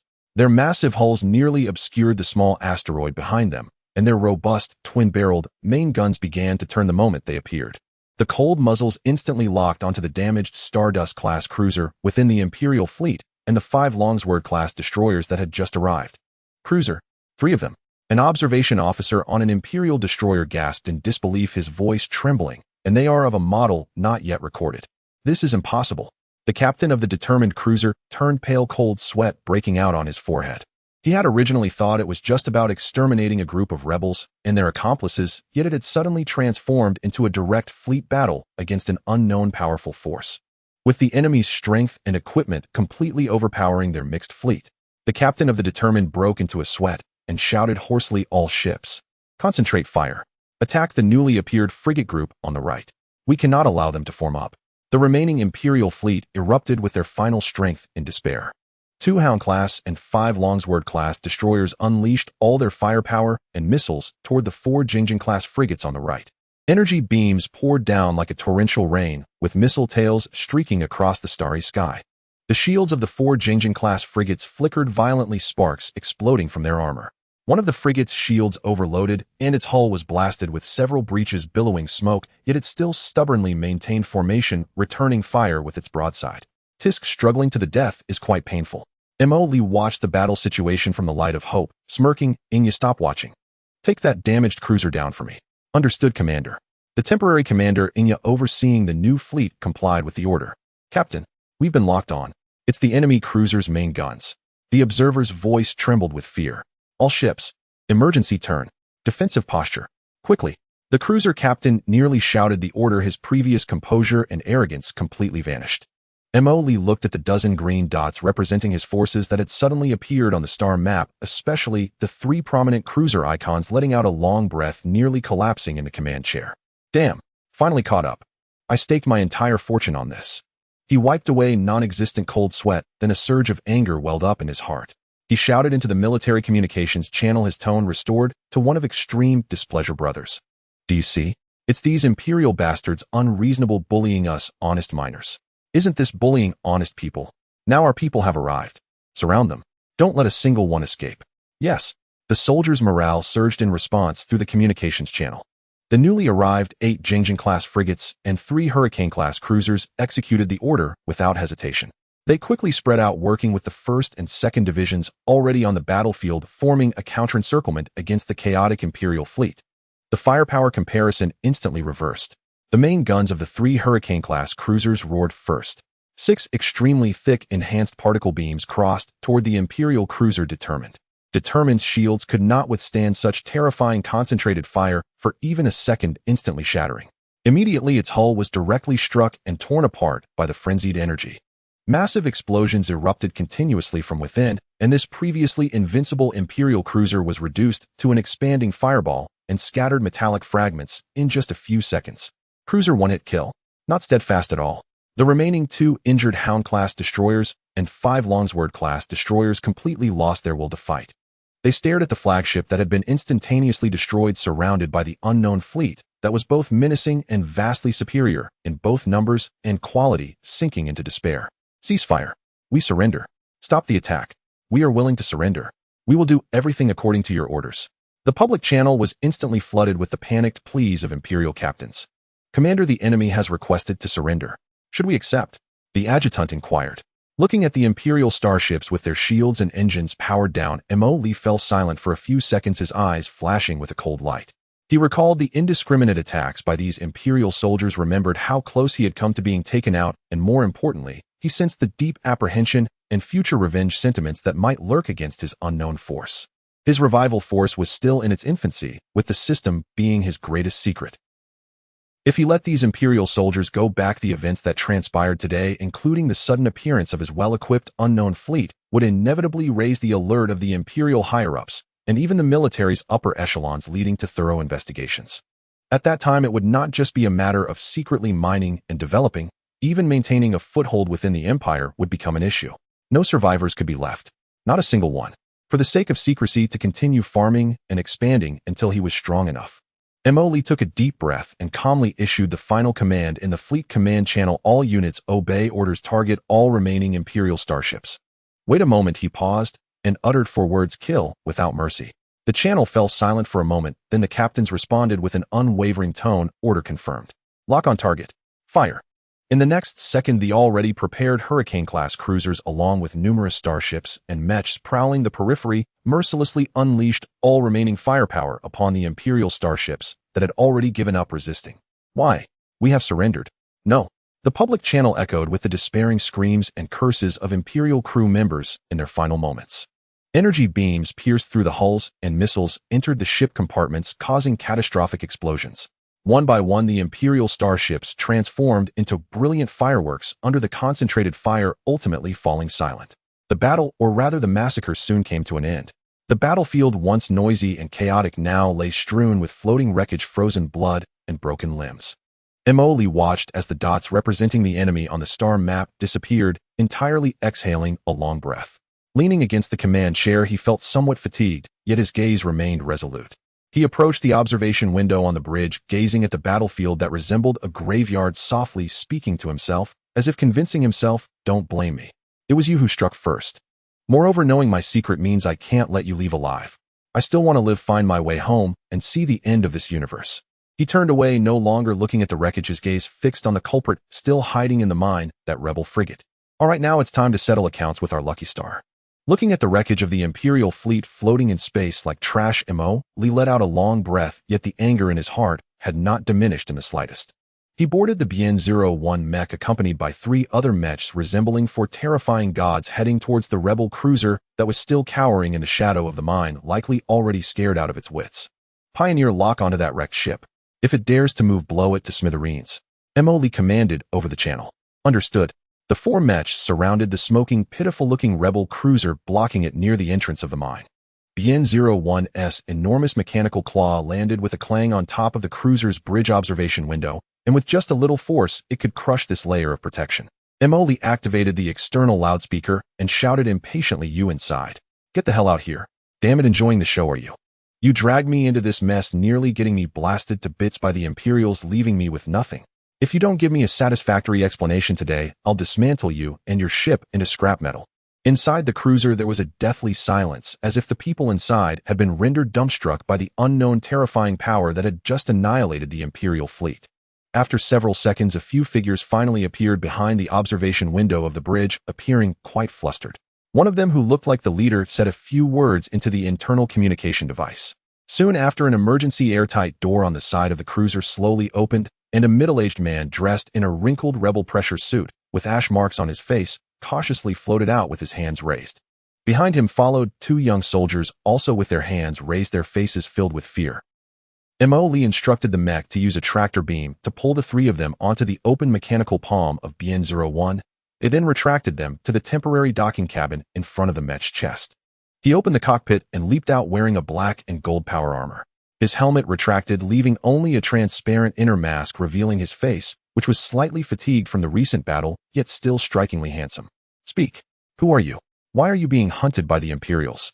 Most importantly, Emily stood before the middle-aged rebel leader, looking down at him with an unfriendly gaze. "Why did you run towards me? You made me inexplicably fight the Imperials." The rebel leader, around 40 years old, had a rugged face, but his eyes were filled with shock and fear. He raised his head, ready to explain, but when his gaze met Emily's face, he was suddenly struck, as if by lightning. His eyes widened, mouth slightly agape, and he turned pale as if he had seen something horrifying. You?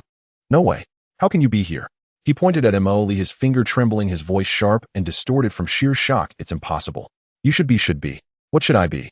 Emily was taken aback by his reaction, frowning. "Do you know me?"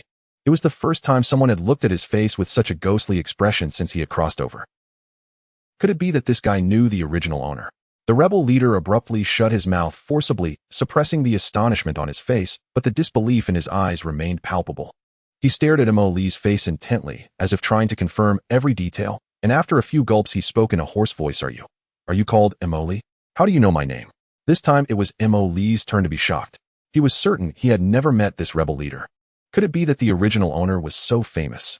The rebel leader did not answer, but took a deep breath as if making a determination, and said in a hushed tone, "This isn't the place to talk. Imperial reinforcements may be coming. I know your information. I know where you come from." Emily's pupils constricted. His origins.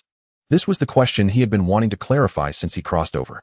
That Xinfeng, that Yexiao, and that unopened box, all shrouded in mystery. He grabbed the rebel leader by the collar, pulling him closer, lowering his voice. "Make it clear. What do you know?" The rebel leader glanced at the watchful mechs and the large unknown fleet in the distance, bitterly, saying, "My name is Rex. I am one of the 3 leaders of the Sword of Dawn rebels. I did see you years ago in the capital star circle of the Quran Empire, back when I was still a minor noble. You were once a noble of the Empire, the adopted son of the Earl and Countess Auguste." Adopted son? Emily was stunned. The original owner was actually a noble adopted son. This identity was somewhat surprising. Yes, the Earl and Countess Auguste were well-known scholars and philanthropists in the Empire held in high esteem. They adopted you when you were very young, treating you as their own. This was not a secret in high society at the time. But about 5 years ago, the Earl and Countess Auguste encountered an unexpected navigational accident during an interstellar journey, resulting in the explosion of their ship, and both perished. They died. Emily frowned, and then you went missing.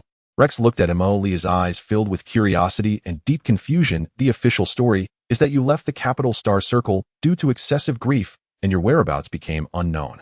Some say you left the Empire and no one knows where you went until the incident with the Shinfeng. He stared intently into Emily's eyes. We all thought you were dead or living incognito in some corner.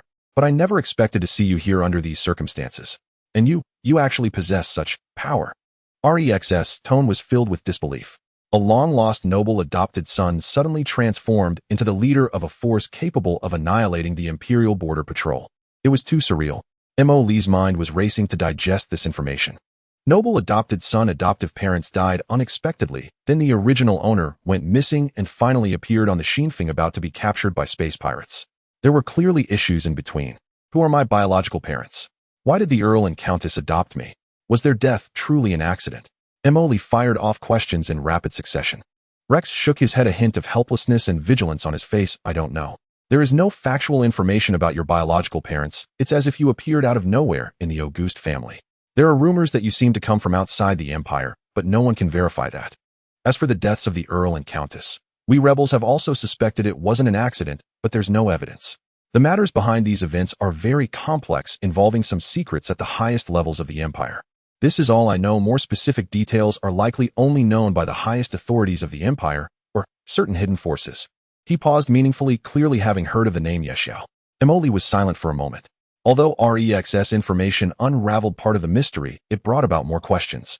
The identity of the original owner seemed even more complex than he had imagined, entangled with imperial nobility and unknown secrets. He looked at Rex and suddenly asked, why were you so shocked when you saw me? Was it just because I'm still alive? Rex's body stiffened imperceptibly as he avoided Emily's gaze, muttering, it's just too unexpected. After all, many people thought you were already gone. Emily narrowed his eyes. He felt that Rex wasn't being completely honest. He seemed to be hiding some more astonishing secret about his face or the identity of the original owner. But judging by the other's demeanor, it was clear he wouldn't say more at this moment. By the way, why were you being chased by the Imperial Border Patrol with so few people? This is a long story. Stop. If it's a long story, don't tell it. Commander sensors have detected faint spatial fluctuations in the distance, likely Imperial garrisons farther out responding to the distress signal emitted here. The voice of Inya came through the encrypted channel. Emily knew this place was no longer safe. He glanced at the anxious Rex and his two terrified subordinates, then at the battered rebel frigate. He made his decision. Bring them, and their wrecked vessel, back to base. Emily ordered. Detain them under strict supervision. No external contact without my explicit authorization. He needed time to carefully extract information from Rex, and time to process these sudden, startling identity revelations. More urgently, he had to secure the battlefield, then evacuate this volatile zone immediately, with the precious zero element, or he had just unearthed. Scour the battlefield. Salvage every recoverable fragment of Imperial warships. Not a single bolt may be left behind for the Empire. Remove all mining equipment we can carry, destroy what cannot be moved. Full withdrawal in 10 minutes. The massive Renaissance fleet surged back into motion, erasing all traces of the engagement. Emoli stood outside the cockpit of the Bishi-01, gazing into the distant starfield, his brow deeply furrowed. Noble's adopted son, presumed dead, vanished without trace, the Zinfeng-class vessel. Night Owl. Creation relic. He murmured these keywords softly, sensing an invisible net slowly closing around him. Damn it. Why does everything grow murkier by the second? Looks like my transmigration dropped me straight into a bottomless pit. He sighed, then straightened his spine, his eyes reigniting with fierce resolve. But the deeper the pit, the more it buries. Let whoever stands before me, be they imperial aristocrats or shadowy organizations, be warned, obstruct my path, and I shall shatter them utterly. He turned and re-entered the cockpit. The mecha's engines rumbled with deep, resonant power. Let's go home. Time to unpack our spoils. Back at the concealed screw factory base, Mo Lee immediately separated Rex and his men into isolated confinement. The battered rebel frigate was towed into a dedicated dry dock for comprehensive refurbishment, a euphemism for meticulous disassembly and analysis. Mo Lee himself retreated to the command center to strategize how best to handle these volatile assets. Execute them. That contradicts optimal benefit. He stroked his chin. Release them. Out of the question. To save them, I exhausted half my reserves and wiped out an entire Imperial patrol. Who compensates that loss? His eyes lit up. He snapped his fingers. I've got it. Ransom them. As seen in every drama. Except this isn't kidnapping. It's a perfectly justified rescue fee, psychological trauma compensation, and confidentiality surcharge. Without delay, he instructed Inya to attempt contact with senior leadership of the Dawn Sword Resistance using the encrypted channels Rex had provided. The transmission connected swiftly, but instead of the expected high-ranking commander, a stern-faced, middle-aged woman in immaculate rebel uniform appeared on screen. Her insignia confirmed her rank second in command of the Free Dawn Resistance, codenamed Iron Fist. Who are you? Where's Rex? Iron Fist's voice matched her codename. Icy, unyielding, devoid of pleasantries, cutting directly to the heart of the matter. Lee adjusted his expression, striving to project the air of a seasoned negotiation specialist. Greetings, second in command. I am Lee, a concerned citizen passing through. Your third in command, Mr. Rex, along with several of his crew, are currently guests under my protection, safe and sound. He paused, deliberately observing her reaction. Iron Fist's expression remained impassive, though her gaze grew noticeably colder. As to why they're here, Lee spread his hands, feigning helplessness. It's quite a story. In short, your third in command was pursued relentlessly by an Imperial patrol. Desperate, he crashed headlong into my private mining operation. Then those Imperial thugs attacked indiscriminately, even me. I had no choice but to mount legitimate self-defense, and incidentally save your third in command's life. His tone shifted, a shrewd smile flickered across his face. Still, as you know, legitimate self-defense carries considerable expense. Repelling that patrol cost my fleet dearly. Energy cells, munitions, hull repairs, all measurable in credits. Add to that severe psychological distress, and the exposure of my mind's location. You see the scale of loss. Iron Fist cut him off, voice still glacial. State your terms, directly. Straight to the point. I admire that. Lee slapped his thigh. I respect dealing with clear-minded leaders like yourself. So here it is, 50 million ferals, flat rate. Covers the release of your third in command, his crew, and that historically weathered frigate. 50 million. Even Iron Fist's composure wavered. Her eye twitched almost imperceptibly. Why not just rob a bank? Second in command, let's not conflate concepts, Lee replied earnestly. Robbery is inefficient and perilous. This is lawful, equitable restitution. Consider without my timely intervention, your third in command would already be singing tears behind iron bars in an Imperial prison, and that vessel reduced to cosmic debris. 50 million buys multiple lives, one ship, and the priceless guarantee of silence. A bargain, truly. He leaned closer to the screen, lowering his voice with quiet menace. Besides, if I grow displeased, I could always package Rex and deliver him to the Empire. How much do you suppose they'd pay for such a prize? A chill settled over Iron Fist's features. She fixed Lee with a penetrating stare, as if attempting to pierce his very soul. The comm channel fell silent, filled only by the low hum of static. After a long pause, Iron Fist spoke, each word strained as though drawn from between clenched teeth. 50 million is impossible. The Resistance is no noble house. It lacks liquid capital. 1 million. That is our absolute limit. 1 million. Lee exclaimed, theatrically incredulous. Second in command, your haggling skills are legendary, but surely not this ruthless. This is your third in command. Their bonds run deep, kinship, brotherhood, shared sacrifice. His value transcends currency. Raise the offer for $1 million, not a credit less. 1.5 million, final offer. Not one credit more. 3.5 million. A gesture of goodwill, for we fought the Empire side by side. 2 million, final price. Accept it, or test your luck delivering Rex to the Empire. Her tone brooked no dissent. Lee stroked his chin, feigning contemplation for several seconds. 2 million ferals, short of his ideal, yet a substantial sum sufficient to replenish battle losses and upgrade the fleet further. Fine. He sighed, feigning profound disappointment. 2 million it is. Such generosity must stem from my own soft heart. Call it a friendship deposit. But payment must be in hard cash, or equivalent zero-element crystals and rare metals. No credit, no exceptions. Accepted, Iron Fist replied coldly. But we require time to assemble the funds. And prior to final transfer, we must verify Rex and his team's safety. No problem. Lee agreed readily. I'll permit a brief encrypted video call. However, his expression shifted again, curious, probing. By the way, given the gravity of this matter, why doesn't your Supreme Commander appear personally? I'd welcome a conversation with him. At the mention of the Supreme Commander, Iron Fist's eyes flickered, almost imperceptibly, before her voice resumed its even cadence. The Supreme Commander oversees matters of greater strategic consequence. All external negotiations fall solely under my authority, for now. Oh, so even the abduction, our rescue, of your own third-in-command fails to warrant his presence. Emily drawled, elongating the syllables thoughtful. Your supreme commander remains remarkably elusive. Indeed. Emily held her gaze silent for a beat, then smiled slow and knowing. Taiwan did not respond, merely looking at him coldly. Prepare the video communication. Once safety is confirmed, we will arrange the transaction as soon as possible. I warn you, don't try anything funny. Don't worry. Honesty in business, no deceit towards the young or old. Emily assured with a grin, and then ended the communication. After hanging up, Emily's smile gradually faded. He stroked his chin and said to the shadow crow beside him, Did you hear that? Even the leader of the three was captured but couldn't meet the big leader. This guy is really well hidden. Do you think he's too ugly to face people? Or is there some other secret? The shadow crow calmly analyzed. There are many possibilities. It could be for safety, or perhaps his identity is special and not convenient to reveal. Further investigation is needed. Investigate. Of course we need to investigate. Emily showed interest. I'm getting more and more curious about this mysterious big leader.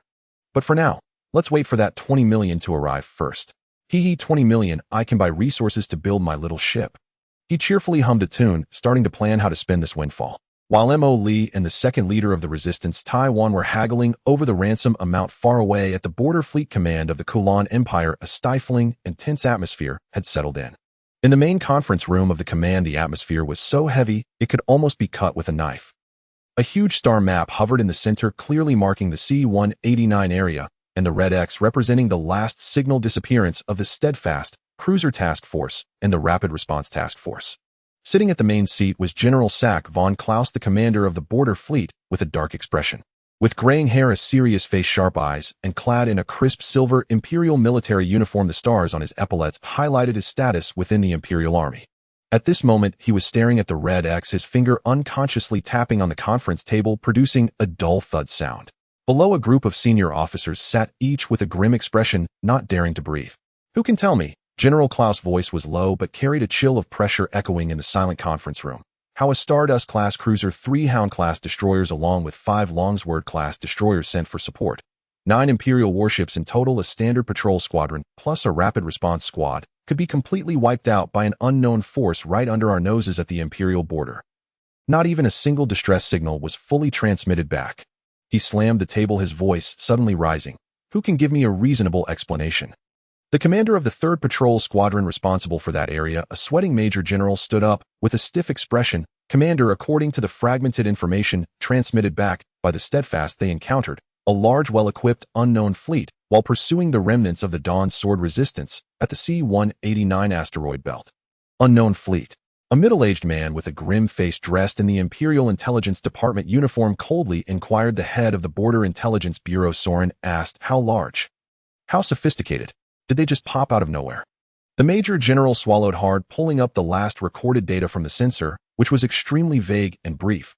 Based on the energy signal characteristics and jump scale analysis, the other side deployed at least 3 unidentified model light cruisers, as well as over 10 escort-class ships. Their firepower is incredibly fierce. The Steadfast was almost destroyed in a single encounter with the main cannons of the opponent's cruiser. 3 cruisers, over 10 escort ships. A gasp of disbelief filled the conference room. Such a fleet, while still unable to match the Imperial main fleet, was already capable of stirring up a storm in the border regions. That's impossible.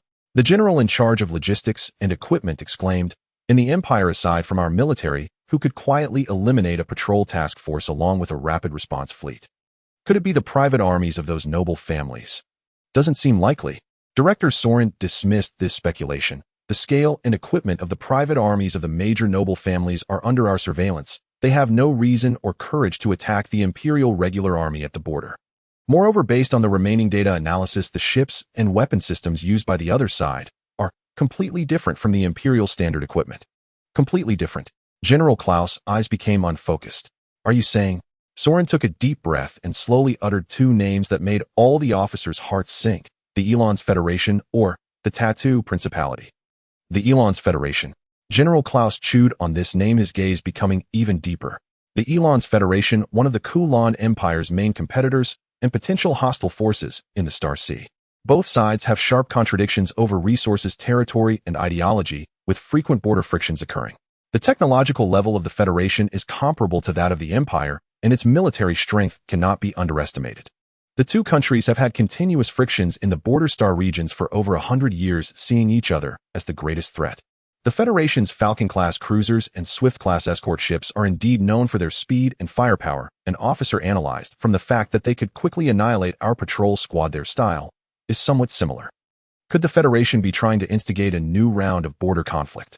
Another officer speculated, did they send an elite fleet to infiltrate our border, deliberately attack the patrol squad, testing our reaction? There is a high possibility, Director Soren agreed. We have recently detected increased military activities by the Federation on their border. This could very well be a premeditated provocative action intending to create friction and even find an excuse for a larger-scale attack. What about the Tattoo Principality? Someone raised a question. The Tattoo Principality is a military dictatorship known for heavy armor and massive artillery, and although it also has frictions with the Empire, its style leans more towards direct crushing, unlike this rapid raid style. The Tattoo fleet makes too much noise, making it difficult to silently infiltrate this position. Soren shook his head. In contrast, the Elon's Federation's fleet is more agile and adept at infiltration and raid operations. The conference room fell into a brief silence, and most officers tended to point the finger at the Elon's Federation. This seemed to be the most logical conclusion. However, General Klaus frowned. He felt that something was not right. If this was truly the doing of the Federation, he slowly began, why did they choose the C-189 area? There is nothing of strategic value there except for a small asteroid belt. Moreover, how did they precisely evade all our border monitoring networks and send such a large task force into the heart of our border, and then quickly withdraw without leaving a trace? He paused, throwing out a more critical question. Also, according to the last report from the Steadfast, they were initially pursuing the remnants of the Dawn's Sword. The Resistance, what role did they play in this matter? Was it coincidental, or were they also colluding with the Federation? A series of questions plunged the officers who had just leaned towards a conclusion back into deep thought and debate. Perhaps the Resistance intentionally led our patrol team into the ambush of the Federation fleet. Could it be that the Resistance colluded with the Federation to set up an ambush? Or did the Federation use the Resistance as bait? Could it be that it's not the Federation at all, but another force we don't know about? Once the chain of suspicion forms, it becomes difficult to break. The command center was filled with various opinions, but no one could arrive at a conclusion that satisfied everyone. Ultimately, General Klaus made a decision. Soren, he looked at the head of the Intelligence Bureau. Use all the resources at your disposal and investigate for me. Focus on investigating all recent abnormal military movements of the Elon's Federation and any clues that might relate to this unknown fleet. At the same time, strengthen infiltration and interrogation of the Dawn's Sword Resistance. I want to know whether they are aware of the inside story. Yes, Commander. Order all Border Patrol fleet groups to raise alert status and extend patrol zones outward. Authorize immediate engagement upon detection of any unidentified vessel. Notify the Imperial Military Department and request reinforcement of no fewer than 3 fleet groups to the border. Seal all information. Until the truth is ascertained, classify this incident as top secret. No details may be disclosed to unauthorized personnel. One command after another surged from the high command, and the entire Imperial border fleet awoke like a slumbering war machine. Gears grinding, systems whirring, tension coiling through every deck. An invisible pressure settled over the border star sectors. The clouds of war gathered in silence. Yet at the very eye of this gathering storm, the true architect of chaos, Mo Lee, sat comfortably inside the screw factory base, cheerfully tallying salvage recovered from Imperial wreckages and eagerly awaiting the arrival of his 2 million feral ransom, blissfully unaware of the magnitude of the catastrophe he had unleashed. The 2 million feral ransom negotiation proceeded smoothly, though the Resistance winced at the cost. They ultimately accepted, eager to recover their third commander and the still repairable corvette. The funds, and part of the payment in zero element, or were en route in staggered shipments. But Mo Lee's good mood proved short-lived. Inya arrived bearing intelligence gathered from multiple channels. Commander, the Imperial Border Fleet Command has officially classified the annihilation of the patrol fleet as a deliberate provocation by the Aliens Federation or the Tattoo Principality. Inya delivered the report with her customary calm, but the words made Mo Lee's eyelids twitch violently. They are massing reinforcements along the border, and both patrol intensity and range have increased several-fold. And they've issued an authorization order permitting preemptive fire against any unidentified vessel. What the hell? Mo Lee nearly vaulted from his command chair. All I did was mine some ore and offhandedly eliminate a few arrogant Imperial officers. How did that ignite an interstellar crisis? Are the Imperial High Command's neural pathways forged from diamond? So rigid. He scratched his head and paced restlessly across the command chamber. No, no. This blame is too colossal. I refuse to carry it. If the Aliens Federation or the Tattoo Principality learns the Empire has smeared them with this atrocity, they'll erupt in fury. And once open war breaks out, we'll be crushed into stardust before we even blink. He halted abruptly and fixed his gaze on Inya. We're no longer small-time operators. We've grown large, conspicuous, and vulnerable. It's time to retire the Renaissance security facade for good. Constantly repainting hulls is embarrassingly low-tier. Tongzi, got anything more sophisticated? Something like real-time adaptive holographic disguise, where a ship can morph its appearance instantly into anything. Junshao asked. Search in progress. Match found holographic mimetic projection array system enhanced variant, capable of simulating the external profiles and energy signatures of virtually all known vessels, with 99.7 fidelity. Requires integration into the hull structure. That's it. Emoli slammed his thigh. Deploy it, immediately, on every starship in our fleet from assault frigates to cruisers. Command acknowledged. Loading holographic mimetic projection array technology. Allocating resources, manufacturing, installation complete. In an instant, microscopic projection emitters, nearly imperceptible, coated the hulls of every starship within the base. Test it. Emoli exclaimed, pointing excitedly out the viewport at a Wolverine-class assault frigate. Transform it into, an Imperial Longsword-class destroyer. A ripple of soft light shimmered across the vessel's hull. Then in the next breath it stood transformed, sleek, austere, adorned with the Imperial insignia and hull number of a Longsword-class destroyer. Even the hue and energy fluctuations of its engine plume were replicated flawlessly. Brilliant. Voice cracking, Emoli stared dumbfounded. Again. Shift into the Aliens Federation's flat-profile Falcon-class cruiser. Light flared, and the destroyer dissolved into the angular, low-slung silhouette of an Aliens cruiser. Next, Tattoo Principality's Hammer-class heavy cruiser. Yes, the hulking black and brawny kind. Then switch to a civilian freighter. Make it look battered and decrepit. Now, transform it into a giant boulder. Emoli reveled in the spectacle, watching his fleet seamlessly shift between radically distinct forms, heart soaring with delight. Ha ha ha. With this tech, we're interstellar shapeshifters, impersonating whoever we please.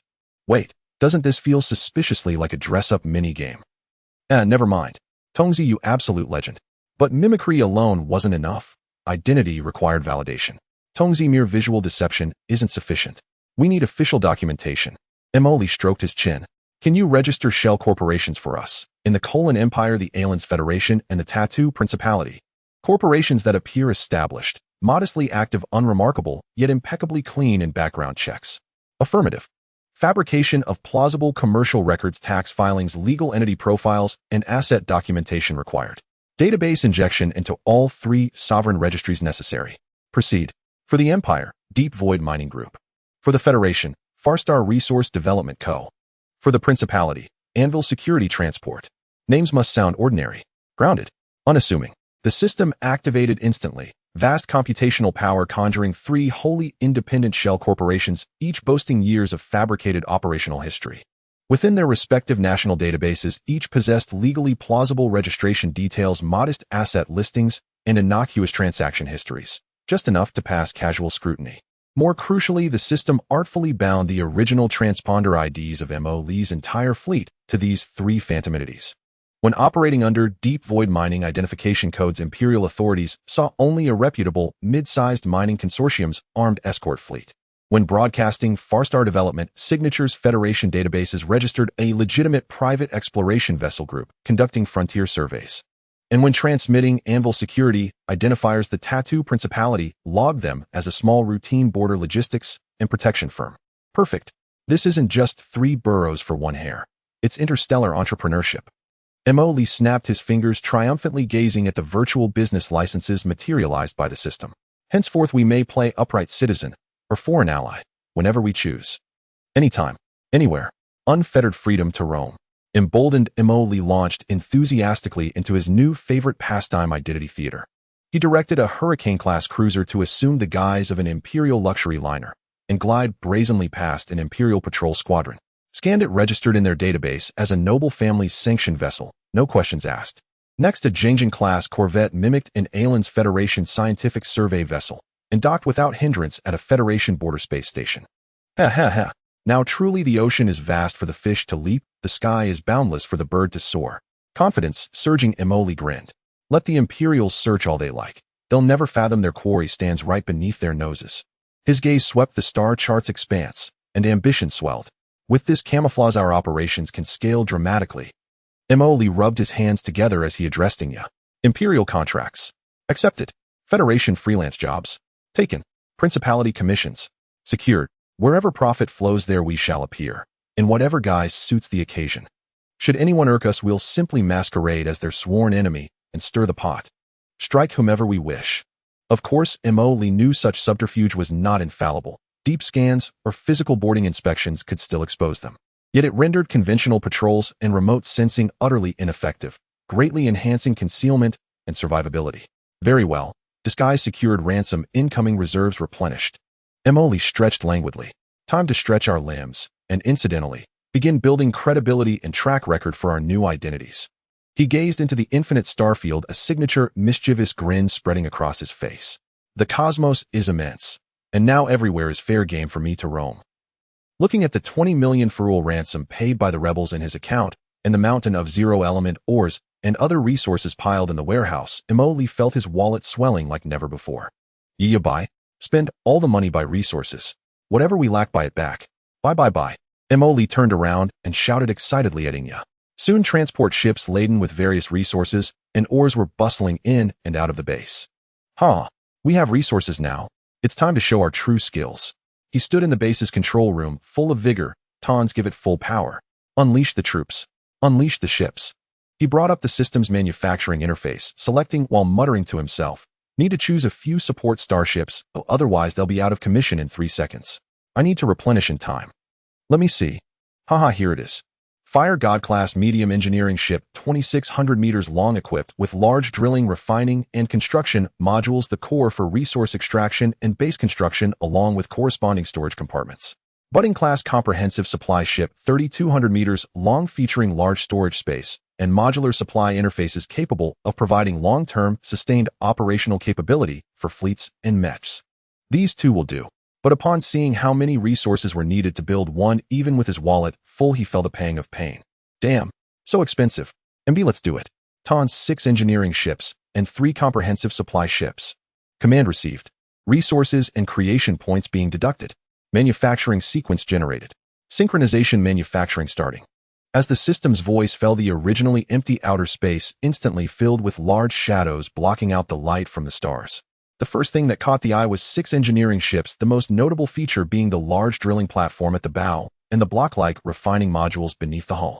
The circular structure in the middle of the ship and the giant mechanical arms and construction brackets tapering at the rear proved its specialization in resource extraction and space construction. Next came the larger Budding-class supply ship, long and narrow with a flat hull covered in standardized docking interfaces and folding supply arms. Its design was purely for maximizing the loading and transportation of goods, maintaining the fleet's long-term operations. Wow, this resource was worth it. When Emoli saw these colossal objects sprawling in the starry sky, his heart surged with excitement that lingered. Then he pulled out the system's manufacturing interface and began placing orders frantically. Hurricane-class light cruiser, let's start with 20 ships. Jengjin-class light frigate, 50 ships. Wolverine-class assault ship, 100 ships. Command received. Resources being deducted. Manufacturing sequence generated. Synchronization manufacturing starting. The screw factory base roared like never before. All docks and vacant areas were shrouded in blinding manufacturing light. Massive ships materialized at a visible speed, rapidly solidifying. In a short time, the previously spacious interior of the base was filled to the brim with this suddenly expanded fleet. 20 cruisers, 50 frigates, 100 assault ships, along with 6 engineering ships and 3 supply ships in interstellar space. Steel hulls stretched in a continuous line, glimmering with a cold metallic sheen emanating an oppressive sense of suffocation. Wow, awesome. Emoli looked at the terrifying fleet before him, trembling with excitement. I am now a big shot with a proper fleet. Let's see who dares to provoke me. With a fleet in hand, a reliable commander was also essential. Emoli immediately selected 3 outstanding individuals from the elite clones of the system. Junfeng. Emoli pointed at a tall, resolute-looking male officer with a calm demeanor. He was a senior fleet commander template cloned by the system, known for his calm decisiveness and methodical approach. You will lead the first fleet. Luonis. Emoli looked at another female officer. She was tall with neat silver short hair and sharp eyes, an excellent tactician and intelligence analyst, quick-witted and good at seizing opportunities. You will take command of the Second Fleet. Samp. Finally, there was a burly man with dark skin and a faint scar on his face. He came from the Marine Corps commander template, known for his bold style, proficient in assault and breakthrough tactics, unafraid to fight when it mattered. You will lead the Third Fleet. Yes, Commander, the three replied in unison. Then Emily looked at the star map and began assigning tasks. Juanfeng, your first fleet consists of 6 cruisers, 20 frigates, 30 assault ships, plus 2 engineering ships, and 1 supply ship. He pointed towards the Kalan Empire's direction. You will operate under the guise of the Deep Space Mining Group and delve deep into the Empire's territory.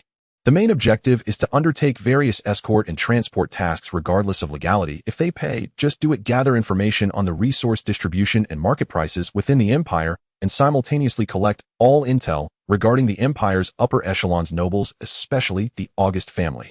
Remember, keep a low profile and make money develop steadily. Junfeng nodded steadily. Understood, Commander. I guarantee to complete the mission. Luoni's, your second fleet, is similarly configured. Mo Lee's finger moved to the Alan Federation's star domain. You will take the lead using the identity of Distant Star Resource Development Company to stroll around the Federation.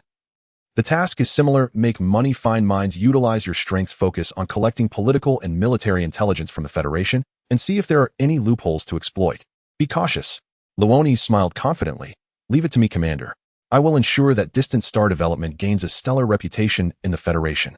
Samp, the remaining 8 cruisers, 10 frigates, 40 assault ships, 2 engineering ships, and 1 supply ship are all yours. Emoli finally pointed towards the Tattoo Principality. You are the people of Anvil Security Transport.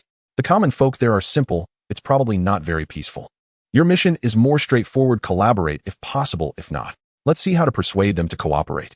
The focus is on locating high-value deposits and special resources, and if necessary, use a bit of unconventional methods. Just be cautious not to blow your cover. Samp grinned, revealing his white teeth. Don't worry, Commander. I will ensure that Anvil becomes a well-known name in the Principality. All right, brothers, let's set off. For more ferule and resources, let's strip the wool off the 3 major forces.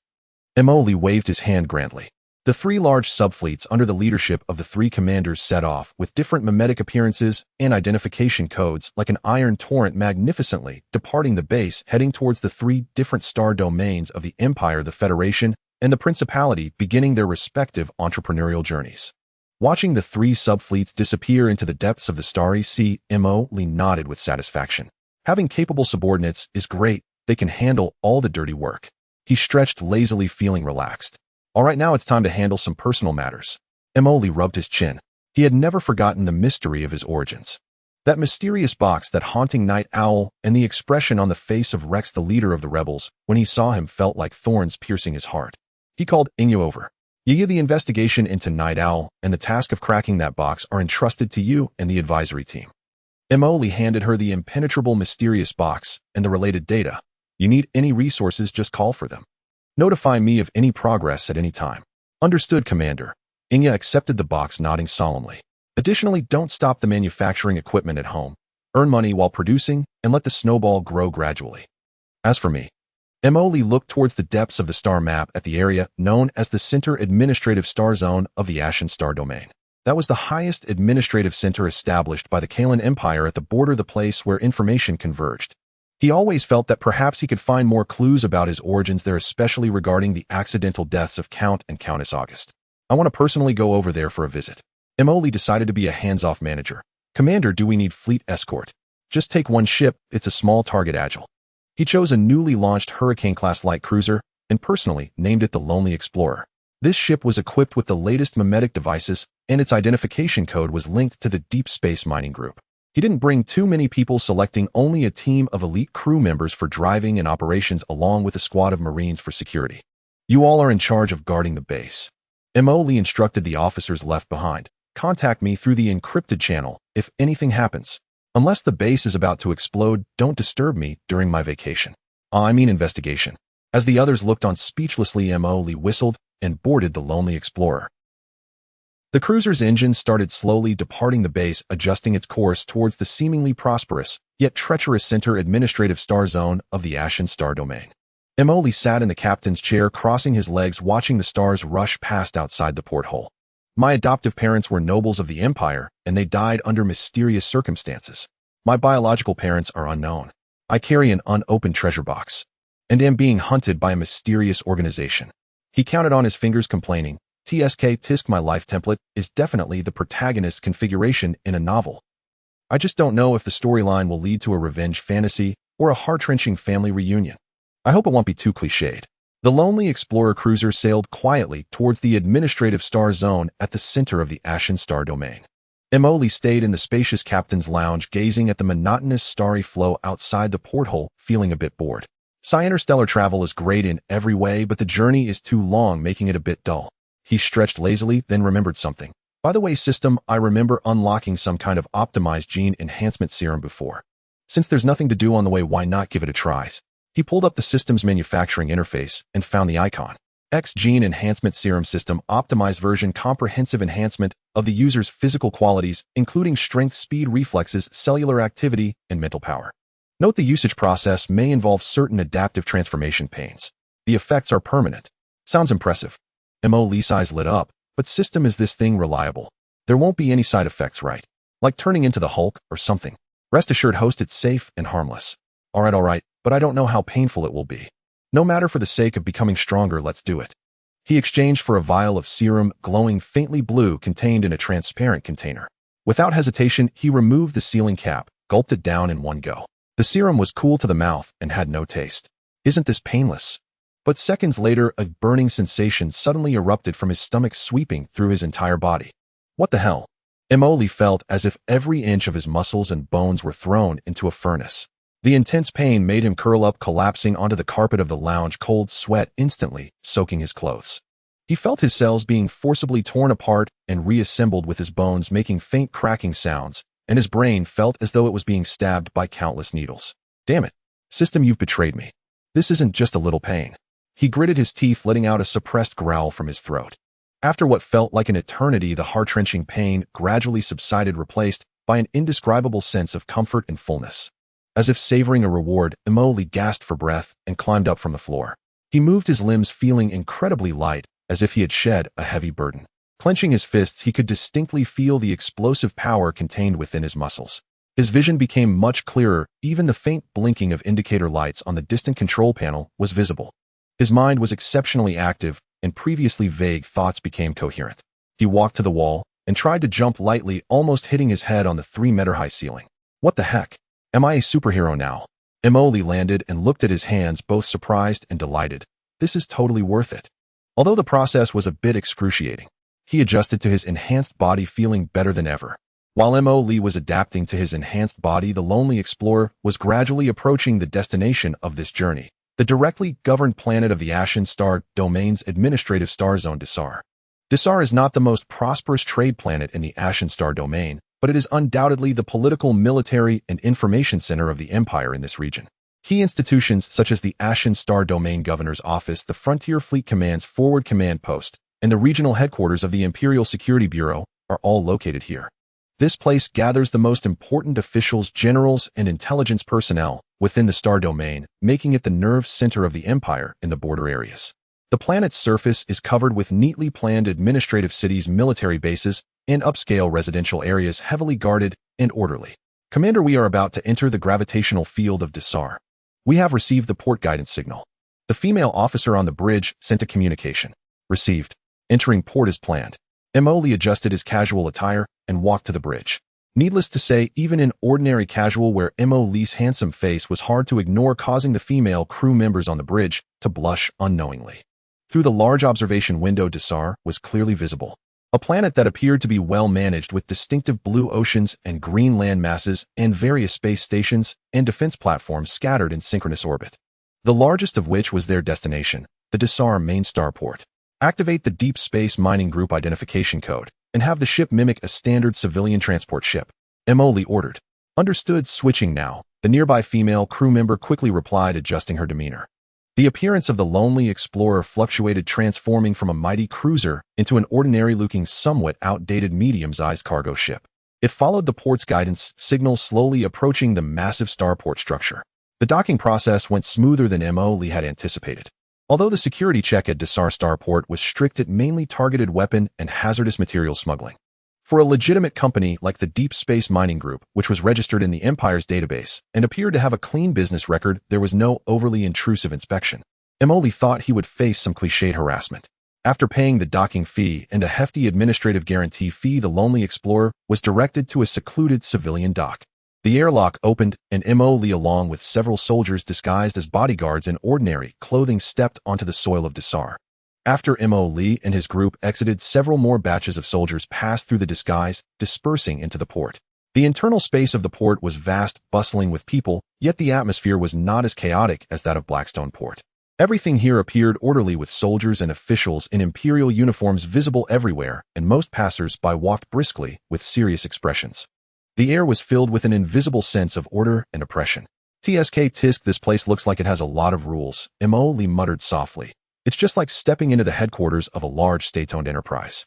He opened his portable terminal and brought up the public city map and information for Desar. The Governor's Office, Frontier Military District Command, Security Bureau building. While they are all concentrated in the central administrative area, heavily guarded. August family. Let me check it out. He entered keywords related to Count August, and most of the results were public formatted obituary news articles and reports of social charity events from a few years ago, with very little information about the children they adopted. It only vaguely mentioned there was an adopted son who tragically disappeared after an accident, and his whereabouts are unknown, without even mentioning his name. They've hidden it quite well. Emoli rubbed his chin. It seems that if I want to find out more, I need to find a way to contact some insiders. He put away his terminal and said to the two team members, let's find a place to settle down first. Then, we need to figure out how to create some commotion in this orderly place, or find someone who can make a commotion. The three blended into the flow of people at the port, heading towards the spaceport train station leading to the planet's surface. Emoli's enhanced eyes discreetly observed everything around him, while his mind raced, contemplating how to extract the information he sought from this deep water. After settling into an upscale hotel on Desar Star, Emoli began his work of gathering intelligence. Under the false identity of a business representative for the Deep Space Mining Group, he frequented venues that promised access to useful information. He visited fine restaurants, exclusive business clubs, and even endured 2 tedious interstellar economic forums. The results, however, were scant. The matter of the Aogizit family seemed deliberately erased. Public channels yielded virtually no valuable leads. Imperial officials and merchants were all tight-lipped. They discoursed fluently about commerce, but the moment conversation veered toward noble secrets or upper echelon movements, they sealed themselves shut. Damn, are these people clams? How can they keep their mouths shut so tightly? Emoli sat in a corner cafe, listlessly stirring his synthetic coffee and feeling dispirited. Looks like nothing will come from ordinary channels. I need another approach. As he wondered whether to have you step up the hacking or to have Luo Nisi's second flotilla provoke a diversion at the Federation, the unexpected happened. Just as he was about to move, several dull explosions thundered from afar. Immediately after, shrill alarms shredded the usually orderly sky of Desar Star. Patrons in the cafe stirred and craned their necks to look. A few blocks away, near a civilian residential quarter, thick black smoke billowed into the air. Terror attack. Is it the rebels? People murmured anxiously. Emoli frowned. A terror attack at the Empire's Border Administrative Center. Such audacity seemed excessive. His enhanced senses picked up details. The explosions were concentrated, aimed to sow chaos rather than inflict mass casualties. Almost at once, the multifunctional scanner on his personal terminal, a system-issued device, gave the faintest vibration. The scanner flagged several encrypted high-intensity short-range directional communications that had flashed through the area near the blasts. A lure to draw attention aside, the thought shot through his mind.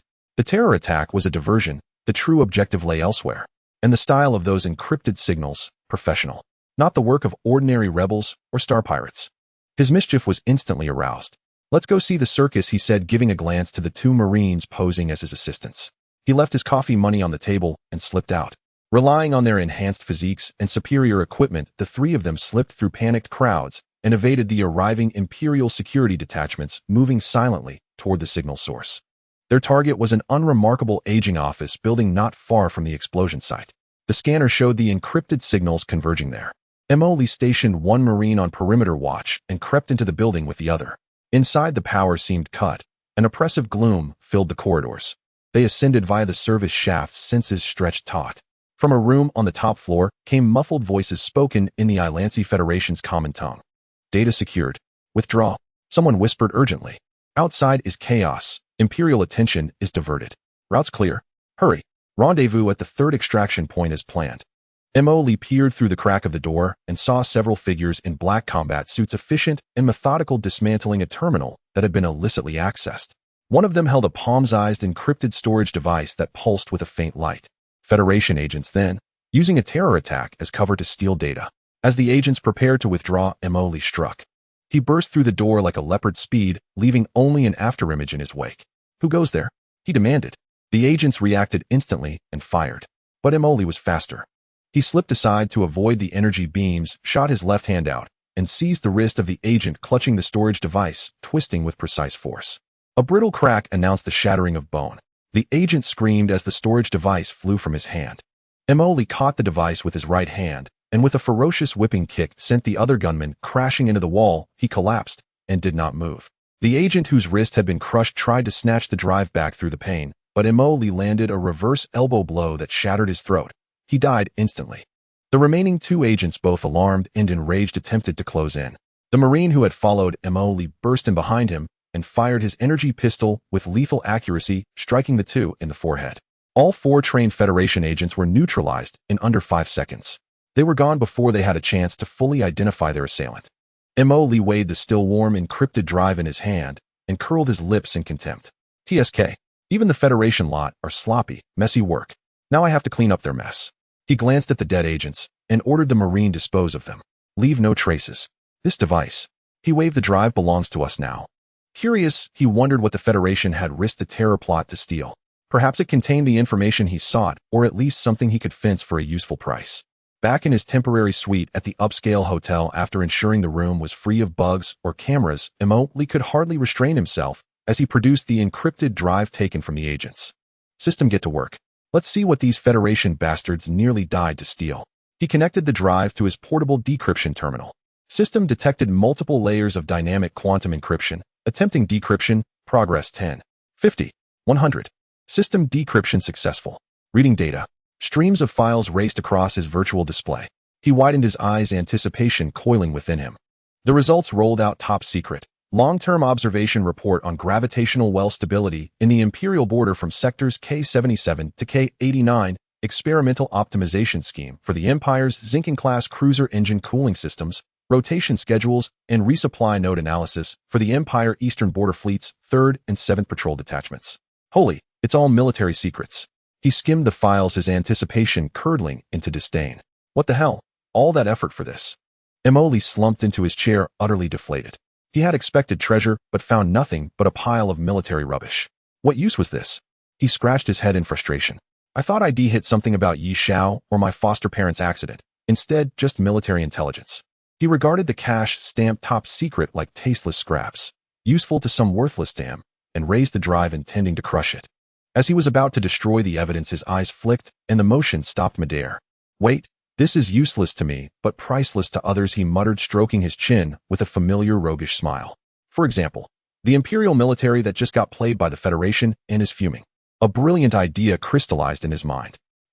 Federation steals it, and it falls into my lap. They'll turn around and sell it to the very people who were robbed. Perfect. The more he thought about it, the more feasible it seemed.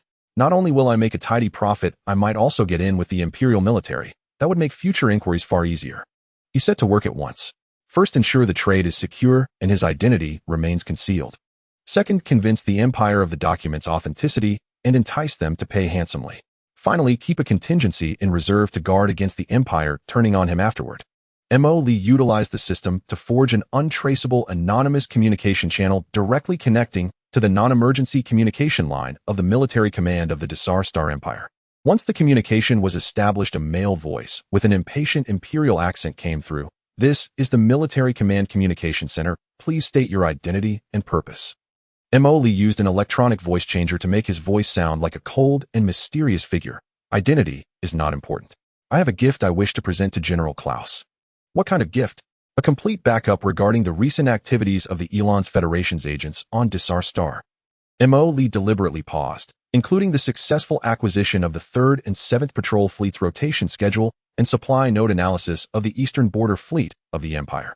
The other end fell silent for a few seconds, then suddenly the voice turned serious, even tinged with a hint of anger. What? Who are you? How can you prove it? Proving it is quite simple.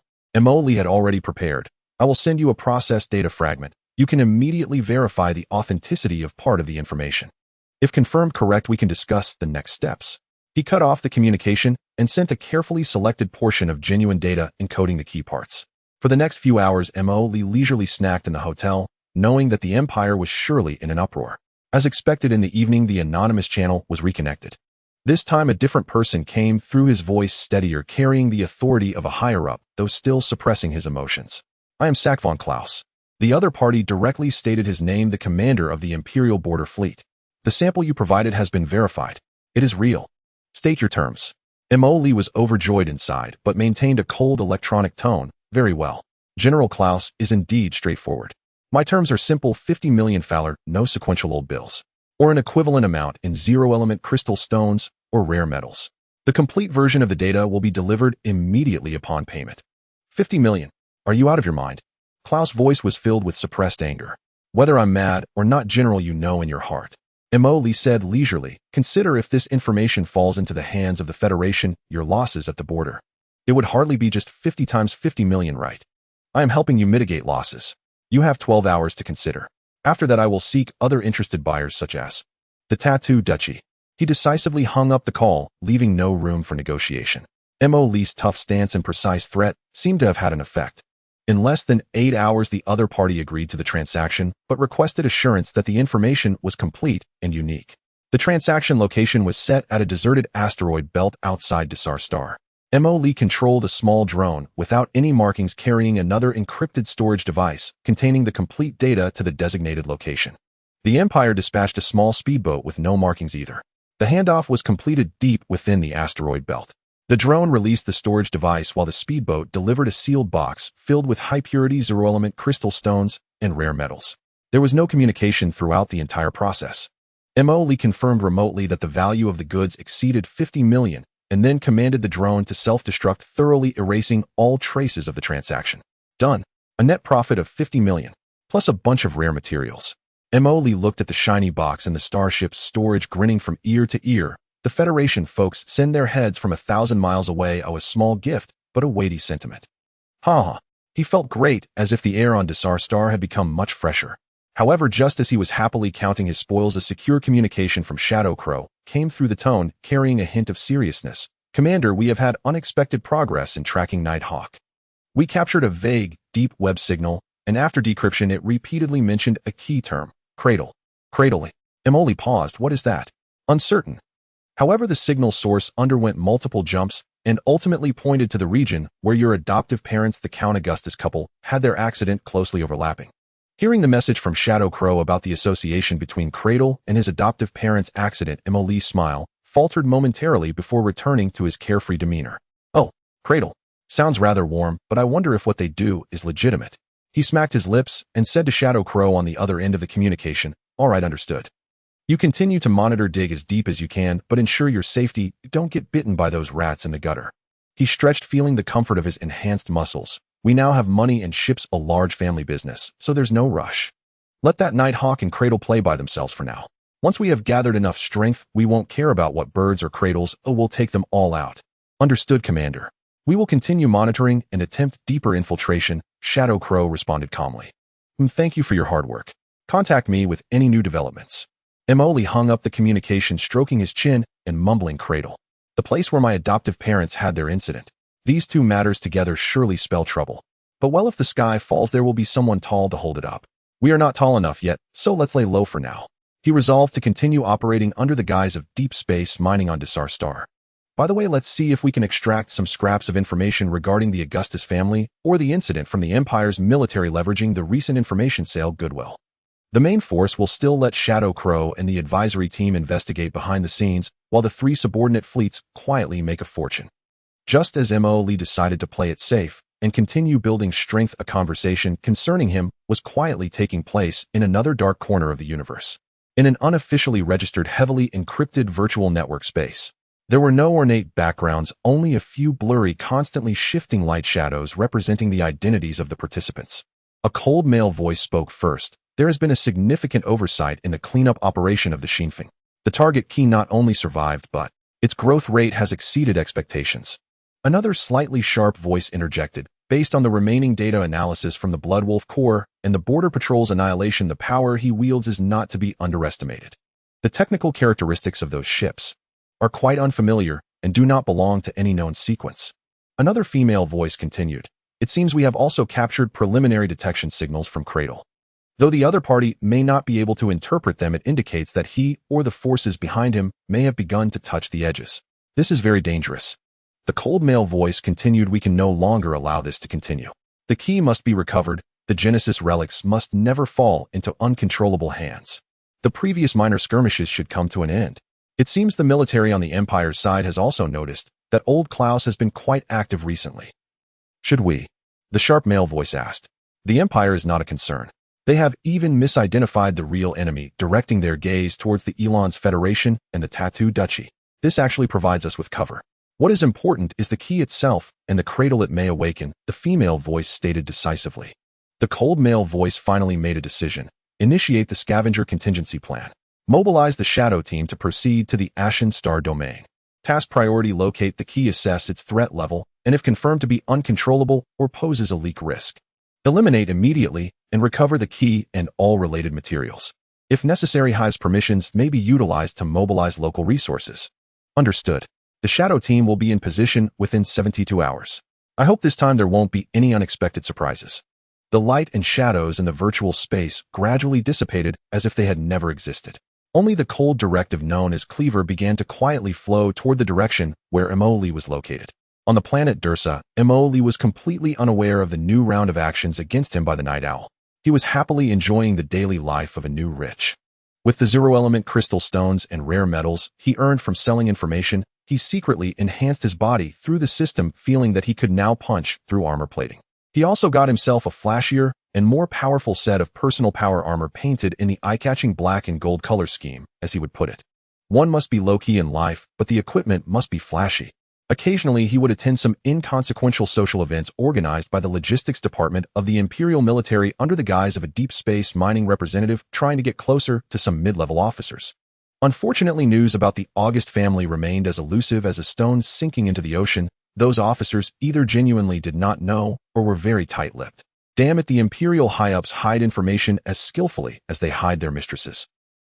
While eating the barely decent synthetic steak provided by the military canteen, Emily grumbled inwardly. It seems impossible to obtain useful information through official channels. He'll have to rely on the shadow.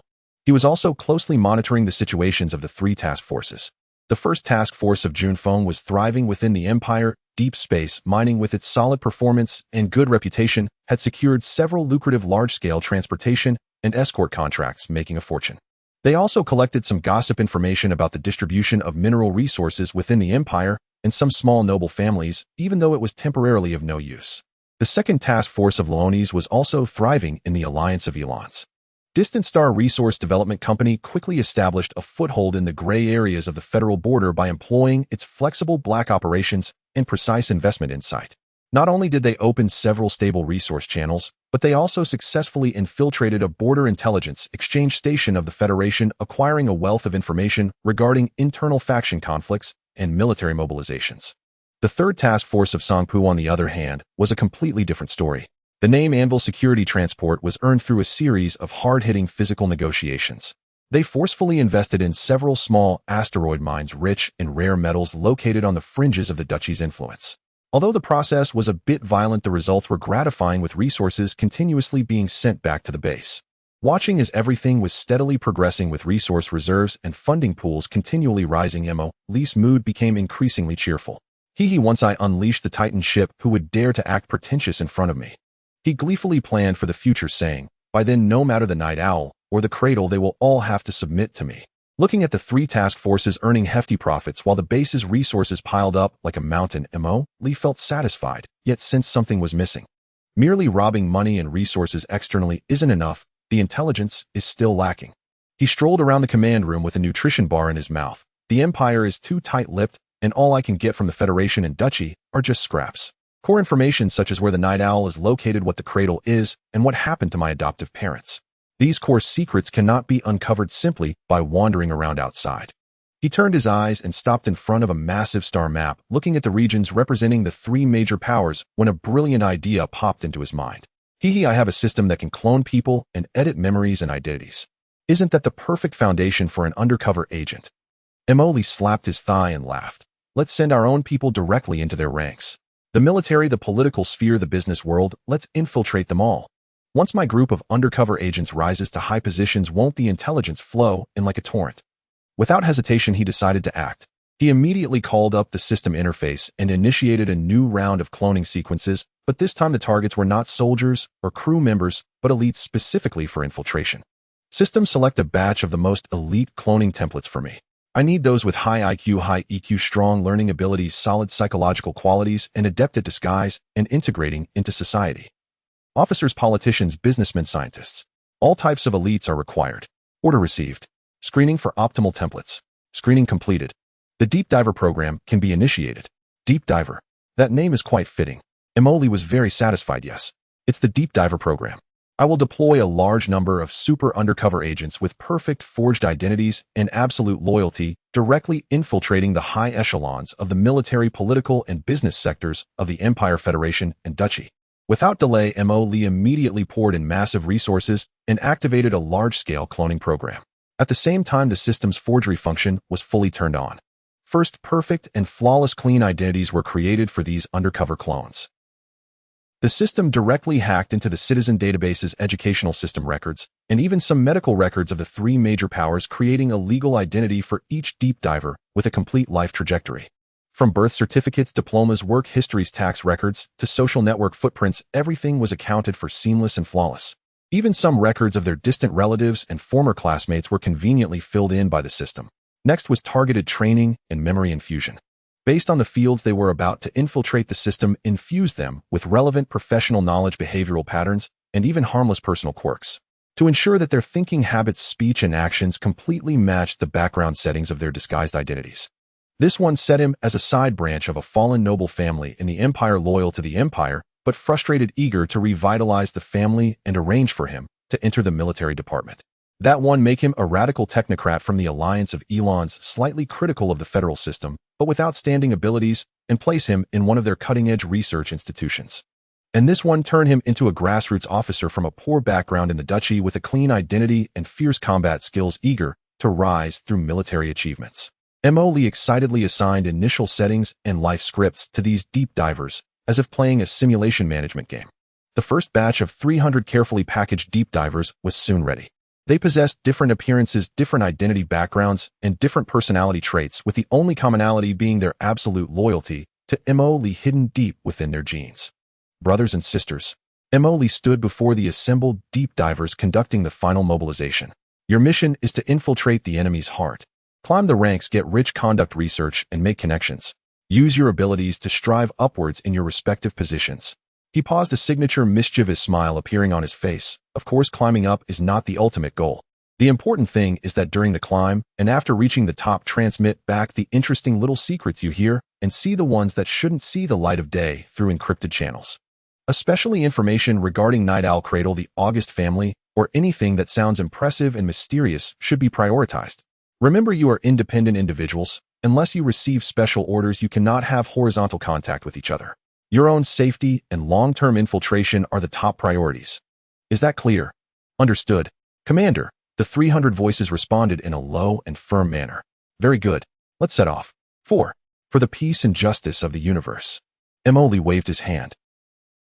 Subsequently, these deep divers, equipped with the perfect identities and initial funds prepared by the system, silently infiltrated the various corners of the Kellan Empire, Alliance of Elons, and Duchy of Tattoo through different channels. Some would join the Imperial Administrative Departments or military academies based on their solid academic backgrounds and abilities, while others would bring stunning technical proposals to join the Federation's tech companies or research institutions, and some would rise to prominence in the Duchy's army through fierce performances. Having just deployed the first batch of deep divers like scattered seeds, Emoli settled into the serene, almost pastoral calm of a farmer who has sown his fields and now waits patiently for autumn's harvest. He lounged in a luxury hotel on Dessa Prime, torn between sampling local delicacies or crashing the military liaison banquet once more, hoping perhaps for serendipitous opportunity.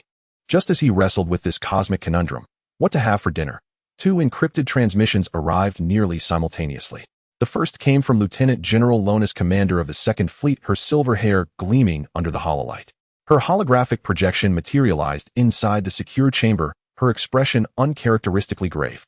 Commander, anomalous activity has emerged on the Federation front. Lonas cut straight to the point. Through our embedded intelligence cells and surveillance, we've observed a marked surge in operational tempo across the Elon's Federation's military, particularly its 3rd and 7th Border Fleet groups, over the past 48 hours. Numerous vessels have abruptly terminated their maintenance cycles and begun massing along the frontier. Logistical throughput has spiked dramatically. This is no routine rotation, or even a standard exercise. Emily paused mid-crunch on a snack. Oh, so the Federation's itching for trouble. Before the words had fully left his lips, Inya's transmission pierced through. The Raven's voice remained cool, but her message crackled with urgency. Commander, synchronized monitoring confirms parallel mobilization within the Quran Empire's border fleet groups. General Klaus's 1st and 4th Fleet groups have entered maximum combat readiness. Multiple frontier outposts have elevated their defensive posture to Amber Alert status. Internal Imperial comms traffic has surged with recurring keywords: defensive posture response to provocation and combat readiness inspection. Emily swallowed the last bite, blinked slowly, and murmured, "What in the void is going on?" Did the Empire and the Federation secretly coordinate a synchronized cackle? That much commotion. Really? Lonas added intercepted fragments and signal analysis suggest an emerging narrative within Federation command circles that recent provocative acts by the Empire along the border have crossed an unacceptable threshold, and that a firm, unequivocal response is required to safeguard both Federation dignity and frontier security. Inya continued the briefing. The Empire, meanwhile, is convinced the Federation is preparing a new wave of infiltration and strike operations, and that such action may enjoy tacit or even active support from the Tattoo Principality. Imperial analysts assess a medium-scale border offensive as highly probable in the near term. Moley listened intently, stroking his chin, his face betraying not alarm but the mischievous delight of a spectator who has just spotted fireworks about to ignite. TSK. So both sides are convinced they're the victims, and that the other is about to strike first. What a magnificent misunderstanding. He instantly connected the dots. This sudden escalation almost certainly traced back to his earlier elimination of an Imperial patrol unit, and his subsequent artful misdirection, framing the attack as the work of an unknown force, a ruse the Empire had swiftly and erroneously attributed to the Federation. The Empire sought vengeance, believing itself betrayed. The Federation braced for retaliation, interpreting Imperial posturing as baseless aggression. A vicious, self-reinforcing cycle had taken root. "Commander, shall we initiate countermeasures?" Lonas asked. "Tensions are mounting. Our commercial operations may soon be disrupted. And if localized hostilities erupt, our base in the Ashen Expanse could easily fall within the theater of conflict." Inya echoed the concern. "Countermeasures? Absolutely, we must act." Emoli slapped his thigh and sprang upright, eyes alight with exhilaration. Such a spectacle would be criminal to miss. He issued swift orders. "Lonas, your Second Fleet remains embedded within Federation space. Monitor every maneuver, every whisper, every pulse of their command net. Uncover their precise offensive plan, troop deployments, strategic objectives, timing. And when necessary, fan the flames or douse them. Adapt, but always steer the chaos toward our advantage." "Understood." A flash of sharp comprehension lit Lonas's gaze before she vanished from the holofield. "Inya, you keep your eyes locked on the Empire's border command, especially the movements of the regional high command. Let's see precisely how General Klaus intends to wage war. And those deep divers we just dispatched. Perfect timing. They'll dive deep into both hierarchies. Infiltrate, integrate, ascend. Climb as high as possible, as fast as possible." "Affirmative, Commander." Alert Juanfeng's 1st Fleet and Songpu's 3rd Fleet. Raise alert status temporarily. Avoid primary flashpoints, but stand ready to intervene or seize opportunity. Emily grinned. Should they truly begin firing, battlefields inevitably shed abandoned hardware, and unclaimed mineral belts tend to wander off. We'd be only too happy to provide temporary custodial services. One directive after another flowed forth, transforming the Renaissance faction, previously in quiet cultivation mode, into a silent, intricate engine humming beneath the surface of this sudden border crisis. Emoli strolled to the window, gazing out at Dessa Prime's deceptively orderly skies, beneath which he sensed the churning undercurrents of imminent upheaval. Fight on, fight hard. The louder your clash, the faster my rise. Stretch out lazily, he mused aloud, let them bleed each other dry. Then I'll step forward, gather the spoils, and call it destiny. Even as Emily's disparate forces adjusted their postures in response to the gathering storm, the fuse was ignited. not in some grand capital, but in the contested K-99 sector straddling the disputed frontier between the Quran Empire and the Elon's Federation. The spark came from an encounter between a routine Federation patrol squadron and an Imperial forward reconnaissance detachment. The Federation contingent comprised 3 Falcon-class light cruisers and 8 Swift-class frigates led by Colonel Victor, a seasoned officer whose standing orders emphasized presence deterrence and measured response to any perceived Imperial provocation. His directive was clear patrol vigilantly project strength, but respond to ambiguity with disciplined restraint. The Imperial detachment consisted of 2 Stardust-class light cruisers and 6 Longsword-class destroyers commanded by Major Raymond, a volatile, fiercely anti-Federation officer still seething over the recent annihilation of his own patrol unit. His orders were terse: monitor Federation movements with extreme diligence, authorize all necessary measures against suspicious activity. When both fleets' sensors simultaneously registered each other's signatures, tension snapped taut as a drawn bowstring. Colonel Victor stared at the sensor display, brow furrowed. Imperial fleet. Fewer ships than ours. Maintain formation.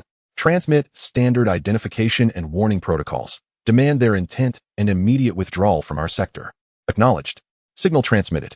Major Raymond watched the Federation formation, its aggressive spacing its numerical edge, and felt fury flare. So the Federation scum is making a move. They hold superiority. Of course they'll strike first. We won't give them the chance. All units. Shields to maximum. Weapons hot. Main batteries charging. Lock onto the lead Falcon-class cruiser. So they've only sent a warning signal. No hostile posture detected, ventured his aide. Silence. Do you wish to wait until their beams pierce your skull before reacting? Raymond barked. Execute now. Almost the instant Imperial shields flared and weapon turrets began rotating, Federation sensors registered the unmistakable signature of hostile intent. Commander. Imperial shields active. Weapons charging. They've locked onto us, cried the sensor operator. Colonel Victor's face hardened. So, the Empire cannot resist after all. All hands, assume defensive posture. Shields at full output. Evasive maneuvers. Hold fire until my explicit order. He clung to protocol, still striving to contain the blaze before it became wildfire. Yet Major Raymond misread the Federation's evasive turn as the opening gambit of an encirclement maneuver. They're trying to flank us, to surround us. Raymond roared, we will not let them succeed. All ships, open fire at will. Target the flagship, fire. The twin main batteries of the Stardust-class cruisers roared to life. A searing plasma beam tore across the void, aimed squarely at Victor's flagship. Evasive action now, Victor bellowed. The Gale-class flagship Zephyr lurched violently sideways, barely avoiding the direct hit. Yet a glancing plasma strike seared its port flank, sending shields into violent oscillation and vaporizing outer hull plating. Damage report. Port shield overload. External systems damaged. Hull integrity intact. They fired. The Empire fired. Chaos erupted across the Federation comms channel. Victor watched the distant crimson blossoms of Imperial cannon fire bloom beyond the viewport, knowing with chilling certainty that diplomacy had just been erased from the equation. He drew a slow, deliberate breath and issued the final, irrevocable command: all units, return fire. Repeat, engage at will. Priority target Imperial cruisers. Instantly, the Federation's 3 Falcon-class cruisers and 8 Swift-class frigates unleashed their fury. A torrent of energy bolts and guided missiles erupted, forming a lethal shimmering curtain aimed straight at the Imperial formation. The K-99 star region instantly transformed into a vortex of death. Energy beams crisscrossed, weaving a deadly web of light against the backdrop of the dark cosmos. Missiles trailed long tails of flame, continuously slamming into both sides, shields exploding into fireballs. Both sides' mechas were simultaneously deployed, each seeking their own opponents. Cannons and ion beam guns fired intermittently, and mechas were hit by the starship's anti-air laser turrets exploding midair. The Empire's Stardust-class cruisers with their thick shields and formidable firepower engaged in combat, with the Federation's Falcon-class exchanging plasma, main cannon fire, and particle beams, while ripples surged across their shields.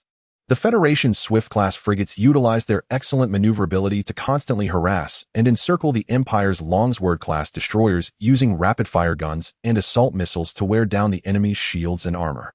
Occasionally, ships were struck in critical areas by concentrated fire. An Empire Longsword-class destroyer was focused down by 2 Falcon-class ships, its shield shattered, and a large hole blown in its hull, with crew members instantly sucked into the vacuum, turning into ice sculptures, while the battleship lost power and slowly drifted away from the battlefield. Immediately after, a Federation Falcon-class was also hit in the engine by the Stardust-class secondary cannon, undergoing a catastrophic explosion, transforming into a cloud of expanding metal fragments.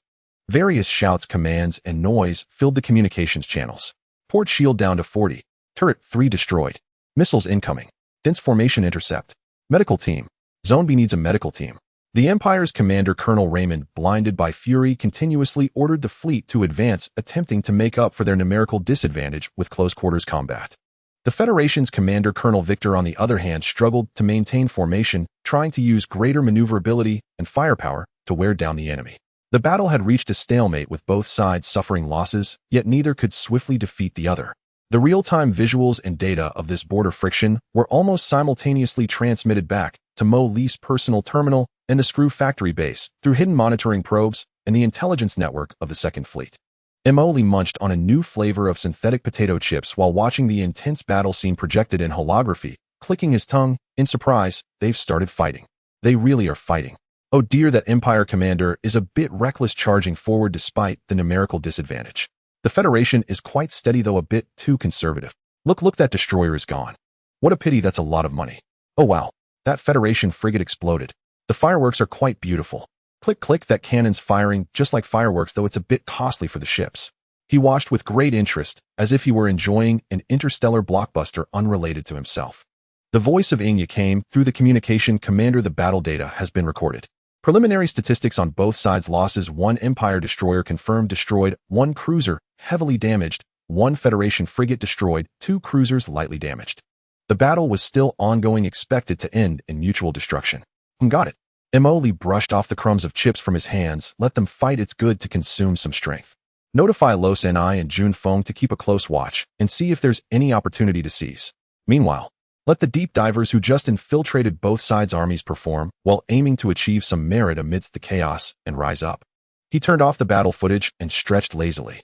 It's just a small friction, probably won't escalate too much. However, a spark can start a prairie fire.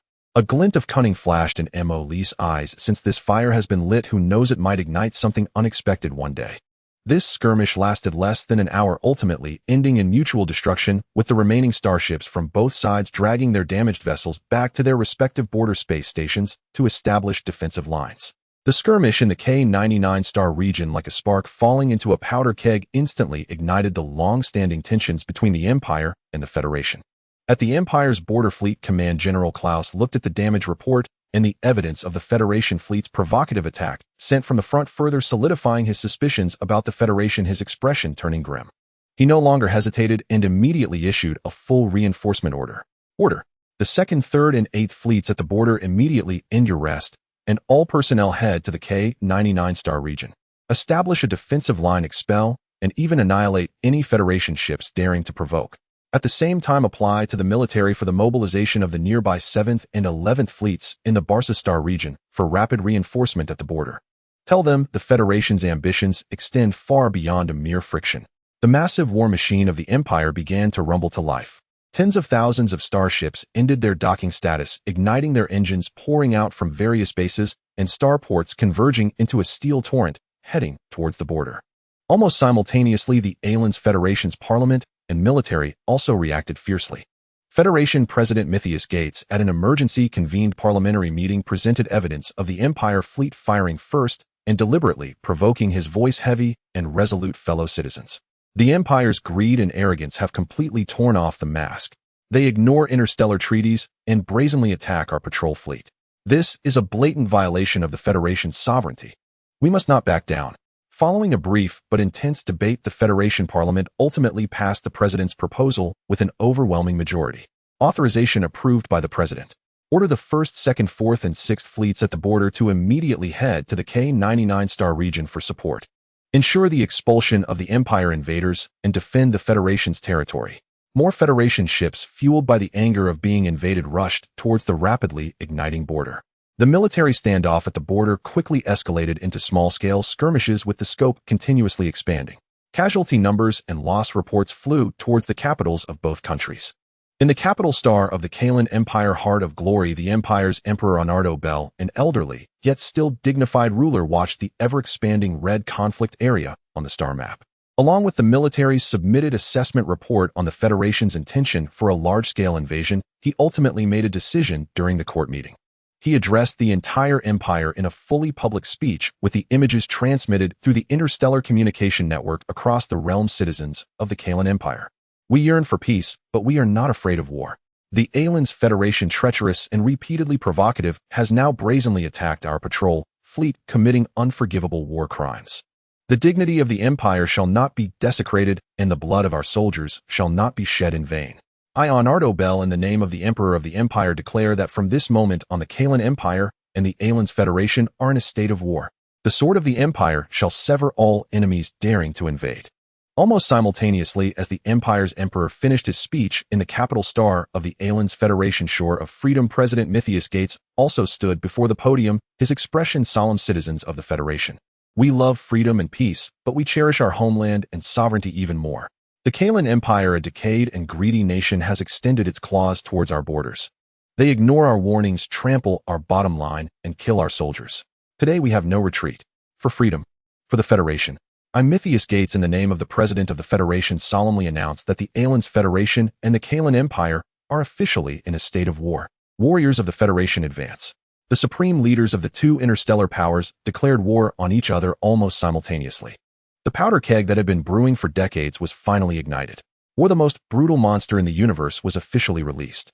In a high-end hotel room, Mo Lee watched the news channel where the declarations of war from both countries were playing on a loop, along with the dense dots on his personal terminal star map, representing the mobilization of both sides' vast fleets. His mouth agape, forgetting to eat his snacks. I can't believe this. After a while, he suddenly snapped back to reality, rubbing his eyes vigorously. Are they really going to war? All-out war. All I did was mine a bit, take out a few unseeing folks, and casually sell some intel. And now this has triggered a world war. He was initially stunned, but then a sense of absurdity and excitement surged within him, making him unable to resist bouncing around the room. Fight well. The more intense the better. Better knock some sense into those dog brains. Incredible. I truly am the chosen one. I can stir up some trouble and create an interstellar war. He danced with excitement. The Empire and the Federation are at it. Now that's a show to watch. Strike harder. The harder you hit, the better. It'd be best to knock some sense into that dog's head. The holographic projection of Ingyo appeared beside him, reporting, Commander, based on the current situation analysis, the main forces of the Empire and the Federation will be mutually constrained along the lengthy borderline. This will greatly weaken their control over the territory, especially in the gray areas along the border. At the same time, the war will create a huge demand for supplies and an information vacuum. Understood. Mo Lee's eyes sparkled. Our opportunity has arrived. He immediately issued a series of commands. Notify Junfeng. The First Fleet, take advantage of the Empire's vulnerabilities in the rear, increase activity, acquire war supplies at low prices, and resell at high prices. If that fails, we can even partner with space pirates. Find ways to establish several secure smuggling routes. Let's see if we can make contact with the Empire's military-industrial complex. Tell Luanis. The Second Fleet will do the same on the Federation's side. Utilize the chaos of war to acquire resources and infiltrate key departments. Let's see if we can obtain the Federation's military technology or vital intelligence. And Samp, the Third Fleet should stop being cautious along the Duchy's border. The Empire and the Federation are too preoccupied to worry about anything else right now. You can act freely to take over those rich mineral planets in disputed star regions that are currently neglected. Dig first and ask questions later. All deep divers. Activate wartime plans. Take advantage of the war opportunity to perform well within your respective systems and strive for quicker promotions into the core decision-making circles. He was like a speculator who had seen a rain of golden coins, excitedly planning how to seize the greatest profit from this sudden war. By the way, have there been any movements from Night Owl and Cradle? With such a large scene, they shouldn't be unresponsive, right? No obvious movements for now. However, the chaos caused by the war might provide cover for their activities, Inya replied. Emoli stroked his chin and chuckled. Who cares? The muddier the waters, the bigger the fish we might catch. Let them fight. Well, just quietly make a fortune. He could already envision, against the backdrop of the bloody battle between the Empire and the Federation, his power growing at an unprecedented speed.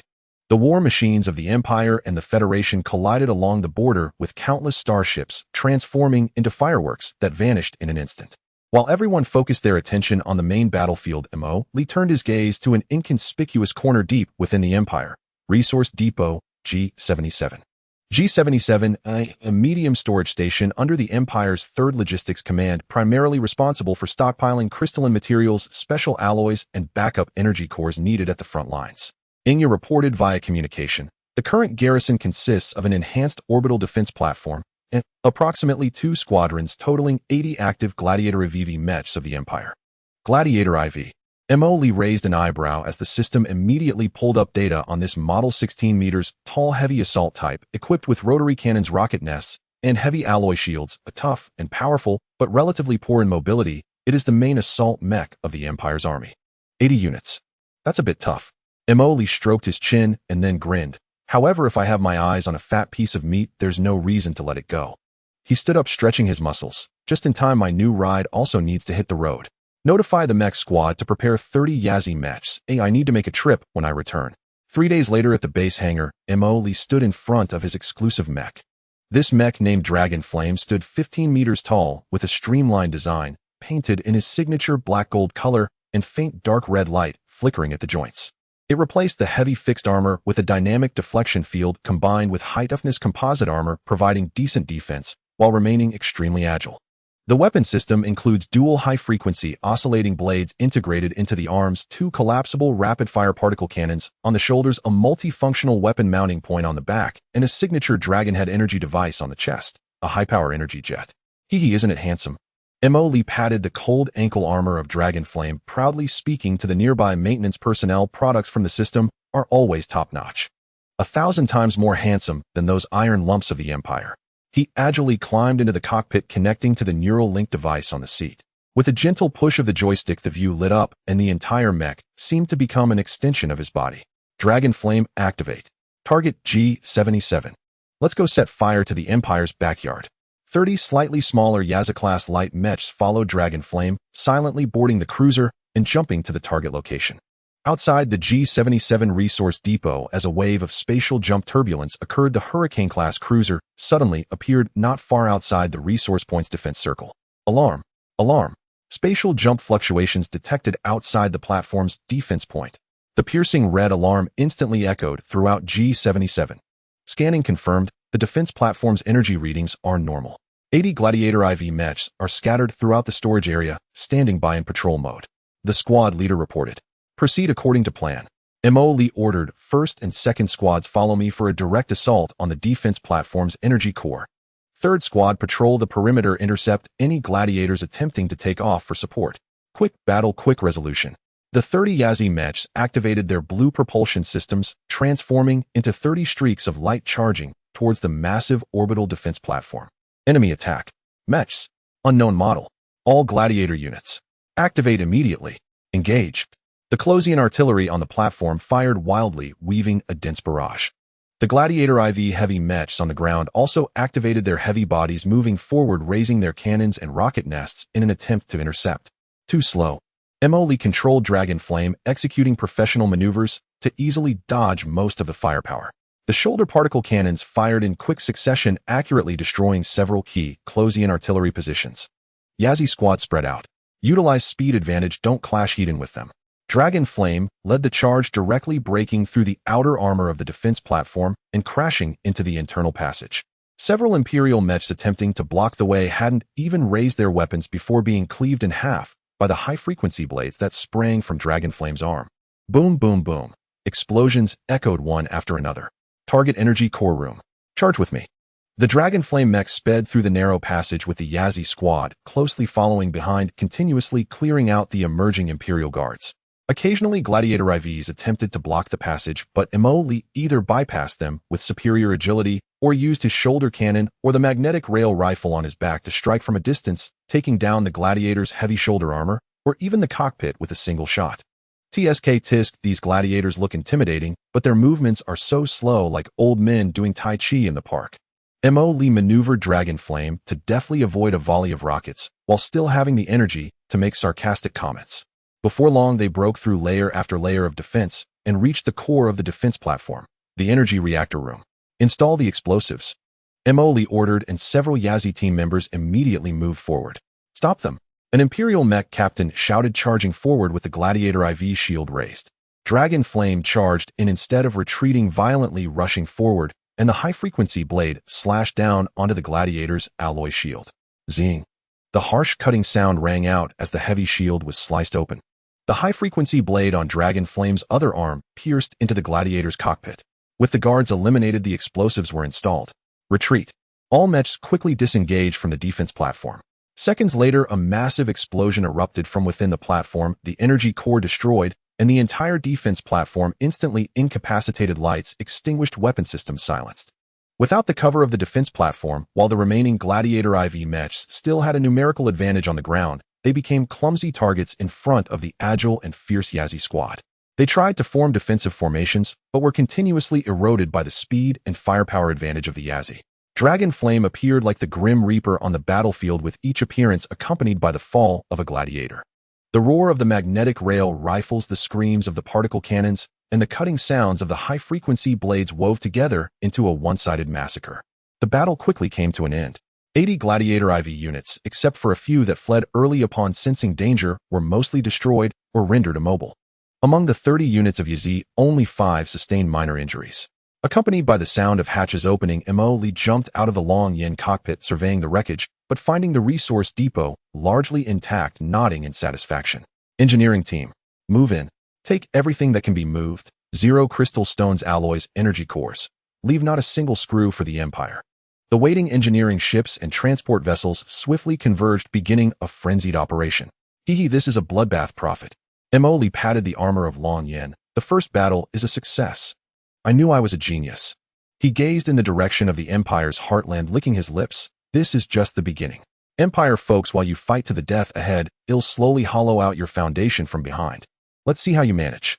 Loaded with plundered resources, Mo Li's mecha team and transport fleet quietly withdrew, leaving behind a hollowed-out ruin belching thick smoke along with another massive hole in the Empire's logistics system. The Long Yin mecha team escorted the returning transport fleet, triumphantly heading back to the screw factory base. Seeing the mountains of resources piled up in the warehouse, Mo Li grinned widely. We're rich. We've truly dug into the Empire's heart. He rubbed his hands excitedly and immediately brought up the system interface. System. Count the spoils. Calculate the current total resources and creation points. Resource count complete. Creation points tally complete. Notice current resource reserves and creation points meet the conditions for unlocking a new level of starship. Should we unlock it? Unlock. It must be unlocked.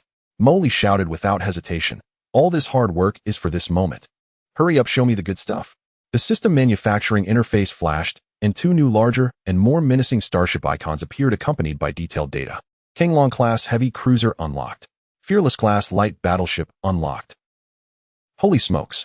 Heavy cruiser. Battleship. Mo Li's eyes widened like saucers, nearly drooling. Hurry up. Introduce them. The system immediately projected detailed holographic models and data streams of the 2 new ships. Kanglong class heavy cruiser, length 2780 meters, core weapons, double-mounted Thunder, heavy particle beam cannons, X-8 broadside layout, Meteor vertical launch system, VLS X-24 units capable of mixed loading heavy anti-ship missiles and area interception missiles, Stinger Closian defense pulse. Cannon array X-68 defense system, 3rd generation barrier, enhanced energy, shield, dragon scale adaptive. Reactive armor features a balanced firepower delivery platform possessing both powerful frontal assault capabilities and excellent area air defense performance, with a high proportion of energy weapons and strong sustained combat capability. Fearless class light battleship, length 3260 meters, core weapons, Star Destroyer, triple heavy phase impact, main cannons, X5 bow axial layout, Judgment Day, large multipurpose missile silos, X18 capable of launching anti-ship and anti-stellar munitions, light prism secondary gun turret array, medium particle cannons, X46 swarm point defense laser matrix, X108 defense system. 4th generation Guardian fortress level joint shield system, resilient composite armor layer, thickened in critical areas. Features the core of fleet engagements, possessing devastating single salvo firepower with shields powerful enough to withstand a hail of bullets, making it a true mobile fortress combining energy and projectile weaponry. Incredible. Mo Li looked at the data so excited he nearly fainted. This data, this firepower. Now this is what I'm talking about. Without hesitation, he waved his hand decisively. Build it fiercely for me. System. Start with 50 Kanglong class heavy cruisers. Then 20 Fearless class light battleships. We're not short on funds. All to be allocated to the headquarters mobile fleet. Command received. Resources being deducted. Manufacturing sequence generated. Synchronizing production. All large docks in the base were instantly submerged in blinding light. Unprecedented energy fluctuations echoed within the base. Massive ship silhouettes began to coalesce and take shape in the light. Kanglong-class heavy cruiser and Fearless-class light battleship, their sizes far exceeding the previous Hurricane-class, exuded a suffocating sense of oppression just by being docked there. Watching the main vessels being built rapidly, Mo Lee thought of another issue. We have quite a few mechas now, but our long-range delivery and rapid deployment capabilities are still lacking. He rubbed his chin. Always relying on cruisers or assault ships to carry them is unprofessional and inefficient. System, is there a dedicated mecha transport ship? Searching. Ship matching requirements. Found Whaleshark-class mecha transport ship.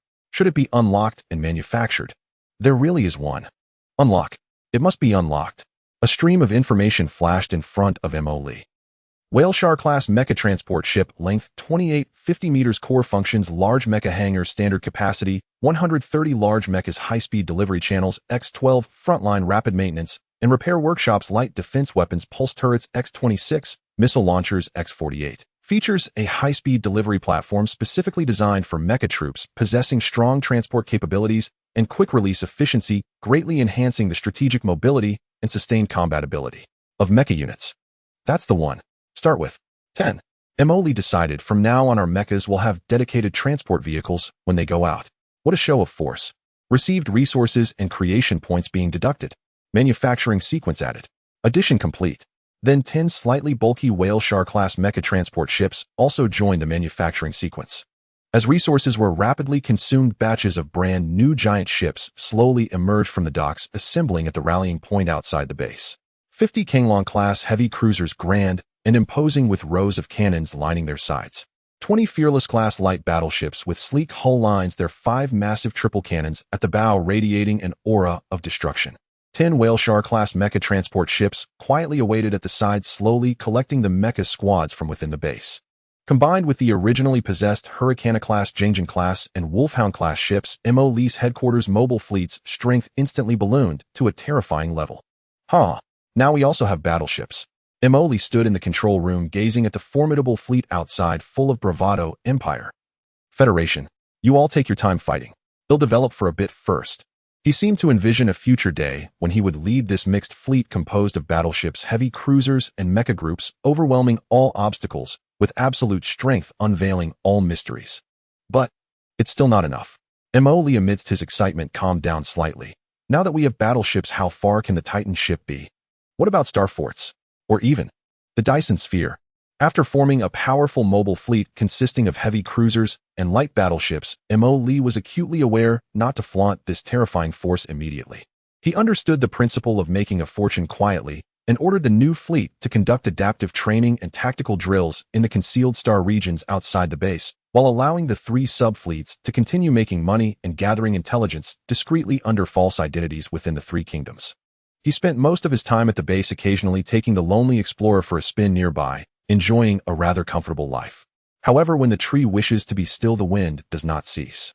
One day, while he was reviewing a report from the 3rd subfleet of Sang-Pu regarding a new mine acquired through physical persuasion from the Tattoo Duchy, a call came in from Inya, her tone laced with seriousness. Commander, a small escort fleet under the 1st subfleet encountered an ambush by an unidentified pirate fleet while performing routine commercial escort tasks in the Empire's border Black Triangle Star region. A Wolverine-class assault ship, the Grey Wolf, was attacked and exploded. All 341 crew members on board, including Captain Carter, perished. Mo Lee's smile vanished in an instant. What the hell? He straightened up suddenly in his command chair. What the hell? He sat up straight. My ship and crew were attacked by pirates. Right after I just finished deploying troops, and they thought they were invincible. He pulled up the accident report and looked at the dense fire coverage in the last transmission from the Grey Wolf, his expression darkening. It felt like he had just bought a full set of divine gear ready to save the world, only to be killed by a small monster as soon as he stepped out of the novice village. The damage was not significant, but the insult was extreme. Have you figured out who did it?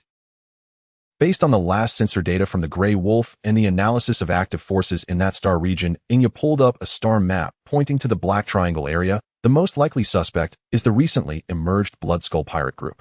They possess over 30 modified ships, even having modified cruisers, and have acted ruthlessly, attacking multiple merchant convoys in recent months. Bloodskull, 30 shabby modified ships dare to touch my people. Mo Lee laughed in anger. Damn it, I've been busy playing hide and seek with the Imperial Federation recently, and didn't have time to deal with this bunch of rotten fish. Did they really think they were something special?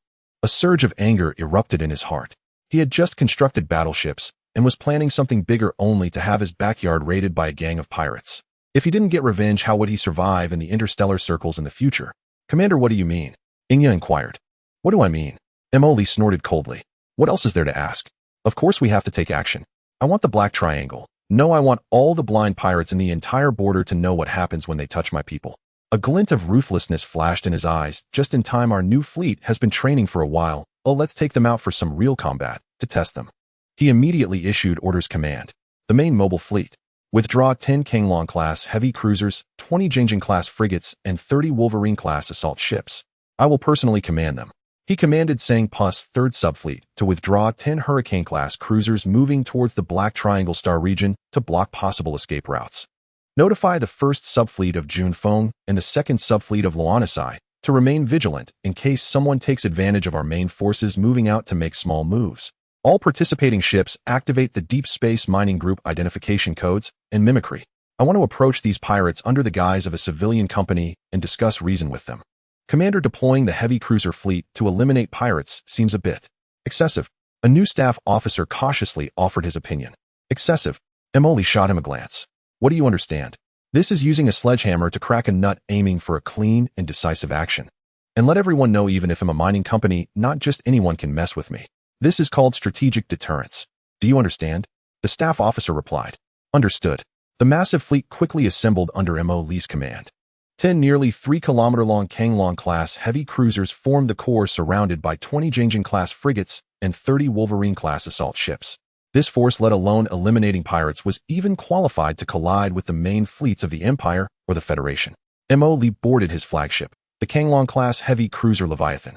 He stood before the massive observation window of the bridge, watching the brilliant engine exhausts of the fleet outside the porthole, taking a deep breath. Target the Black Triangle Star region, the lair of the Blood Skull pirates. Set sail. The steel torrent tore through the starry sky, filled with a cold, killing intent, heading straight for that lawless territory. Blood Skull pirates, your end is near. Time rewinds to 4 hours ago in the Black Triangle Star region. Grey Wolf, a Wolverine-class assault ship, was part of a small escort fleet under Mo Lee's 1st subfleet. On that day, it was executing a routine task under Captain Carter's command, escorting 3 civilian cargo ships belonging to the Deep Space Mining Group through the relatively chaotic Black Triangle Star region of the Empire, transporting a batch of industrial parts to another star system. Carter sat in the command chair looking at the navigation star map, marked with the area of frequent pirate activity, routinely ordering, maintain vigilance formation, activate all sensors, passive scanning mode. All personnel maintain level 3 combat readiness. Understood. The bridge crew operated skillfully. The Black Triangle Star region was as lively as ever. Unidentified signals occasionally flashed on the sensors, mostly small groups of pirates or smugglers. Upon seeing this small squad of 1 assault ship and 3 cargo ships, most of them wisely did not approach. After all, the escort ship of Deep Space Mining had considerable firepower, making it a tough nut to crack, and no one wanted to provoke it. Everything is normal, Captain. The sensor operator reported no large-scale threat signals detected. Carter nodded, but did not let his guard down. Experience told him that in such places, calm often meant danger was brewing. Just as the escort fleet was about to exit a dense asteroid belt, an unexpected change occurred. Alarm. Multiple high-intensity energy signals detected. Close proximity. Emerging from the asteroid belt. The sensor operator's voice suddenly rose. From the shadows of several massive asteroids ahead, nearly 40 pirate ships of various designs and patterns surged out. They had evidently been lying in ambush for a long time, perfectly concealing their signals and traces using the asteroids. These pirate ships were a hodgepodge featuring modified old frigates, fast and powerful gunboats, and even 2 armed cargo ships that looked like they had just been dragged out from a junkyard equipped with armor and ramming spikes. As soon as they appeared, they surrounded the fleet in a fan shape, with all their gun muzzles glowing with charging energy. A hoarse and arrogant voice sounded on the public channel. Listen up, fat sheep ahead. We are the Blood Skull. Immediately shut down your engines and shields and surrender your cargo. Resistors will die. It's the Blood Skull. There are too many of them. Panic echoed through the cargo ship communication channel. Captain Carter's expression darkened, and he immediately ordered all units. Emergency evasive maneuvers. Maximum shield power. Charge the main cannons. Cargo ships move closer to the Grey Wolf. Send out a distress signal. The Grey Wolf's engines emitted a dazzling blue light, trying to seize a favorable position, while the magnetic railgun and missile launchers on its side quickly targeted the few pirate gunboats charging ahead. However, the Blood Skull was well prepared this time, and their targets were clear. They did not disperse their firepower to attack the clumsy cargo ships, but instead concentrated all their firepower, as if rehearsed onto the Grey Wolf, which was trying to maneuver and provide cover for the cargo ships. A storm of concentrated energy beams, live ammunition, and rockets streaking through the air pounded down on the Grey Wolf. The enemy is attacking. The monitoring crew shouted loudly. Counterattack, fire the main cannons, target the enemy modified cruiser. Captain Carter shouted. The Grey Wolf's main cannon momentarily grazed the side of the pirate cruiser, obliterating the modified frigate behind it. Even though the Grey Wolf was desperately fighting back, it still couldn't withstand the overwhelming firepower, and the energy shields were in critical danger. Shield energy rapidly declining. 85. 64. The left flank was hit by multiple armor-piercing rounds. Armor damaged. The right engine compartment was hit. Power output decreased. Under such intense concentrated fire, the Grey Wolf's shields shattered within just a minute. Without the protection of shields, the ship's armor was torn apart like paper under the pirates' frenzied attacks. The communication channel was in chaos, filled with the sounds of explosions, alarms, and the shouts of crew members. Report damage. Captain Carter shouted. Medic! We need a medic here. Damn it! Fight these bastards. Captain Carter was thrown from his command chair by a massive shockwave crashing against the control panel, blood streaming down from his forehead. He struggled to grasp the communicator, and with his last ounce of strength, he screamed, "Cargo ship! Get out of here!" For the commander. He wanted the cargo ship to take the opportunity to escape, even willing to have it fire upon the surrounded Grey Wolf to create chaos. But it was already too late. Another heavy rocket precisely hit the Grey Wolf's vulnerable ammunition depot. Boom! The massive explosion erupted like a supernova, instantly consuming the entire Grey Wolf. The raging energy and debris swept outward, sending the 3 terrified cargo ships flying far away. As the flames of the explosion slowly dissipated, all that remained where the Grey Wolf once was were some twisted metallic wreckage and frozen ice crystals silently drifting in the cosmos. 341 crew members, including their Captain Carter, were all lost without a trace. On the public channel, only the arrogant laughter of the Blood Skull space pirates and the despairing cries of the cargo ship crew remained. Got it. Bring those 3 cargo ships over here. Let's see what good stuff they have. Boss, deep space mining is not that great. Ha ha ha. Time rewound as M.O. Lee was leading his fleet to jump into the Black Triangle Star region. At this moment, the Blood Skull pirate fleet was swaggering back with 3 captured deep space mining cargo ships sailing towards their secret base hidden within an asteroid belt deep in the Black Triangle Star region. The interior of the base was vast, composed of several hollowed out and interconnected asteroids with a rough and chaotic structure marked by welding scars and exposed pipelines. The air was thick with the pungent smell of mixed machine oil, cheap alcohol, and sweat. As the starships awkwardly docked in the parking area, groups of disheveled space pirates with tattoos and scars cheered as they poured out of the ship's cabins. They roughly transported boxes of industrial parts, alloy materials, and a few valuable zero-element crystals from the cargo ship. Haha, we hit the jackpot. This trip was worth it. Deep space mining is nothing much. Look what I found. A box of fine synthetic whiskey. The space pirates clamored, stacking the supplies in the central clearing of the base, as if showcasing their spoils.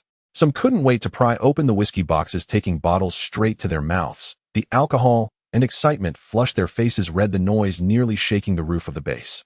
At a simple platform at the highest point of the base, the leader of the Blood Skull, a one-eyed muscular man nicknamed Blackjack, looked down proudly at his celebrating subordinates.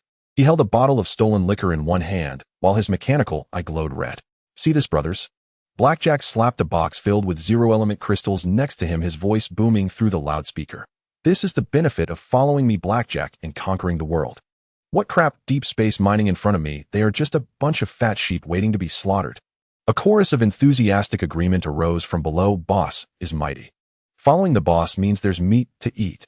Let's take down those pretentious company dogs. Blackjack reveled in this adoration, taking a large gulp of liquor and boasting further.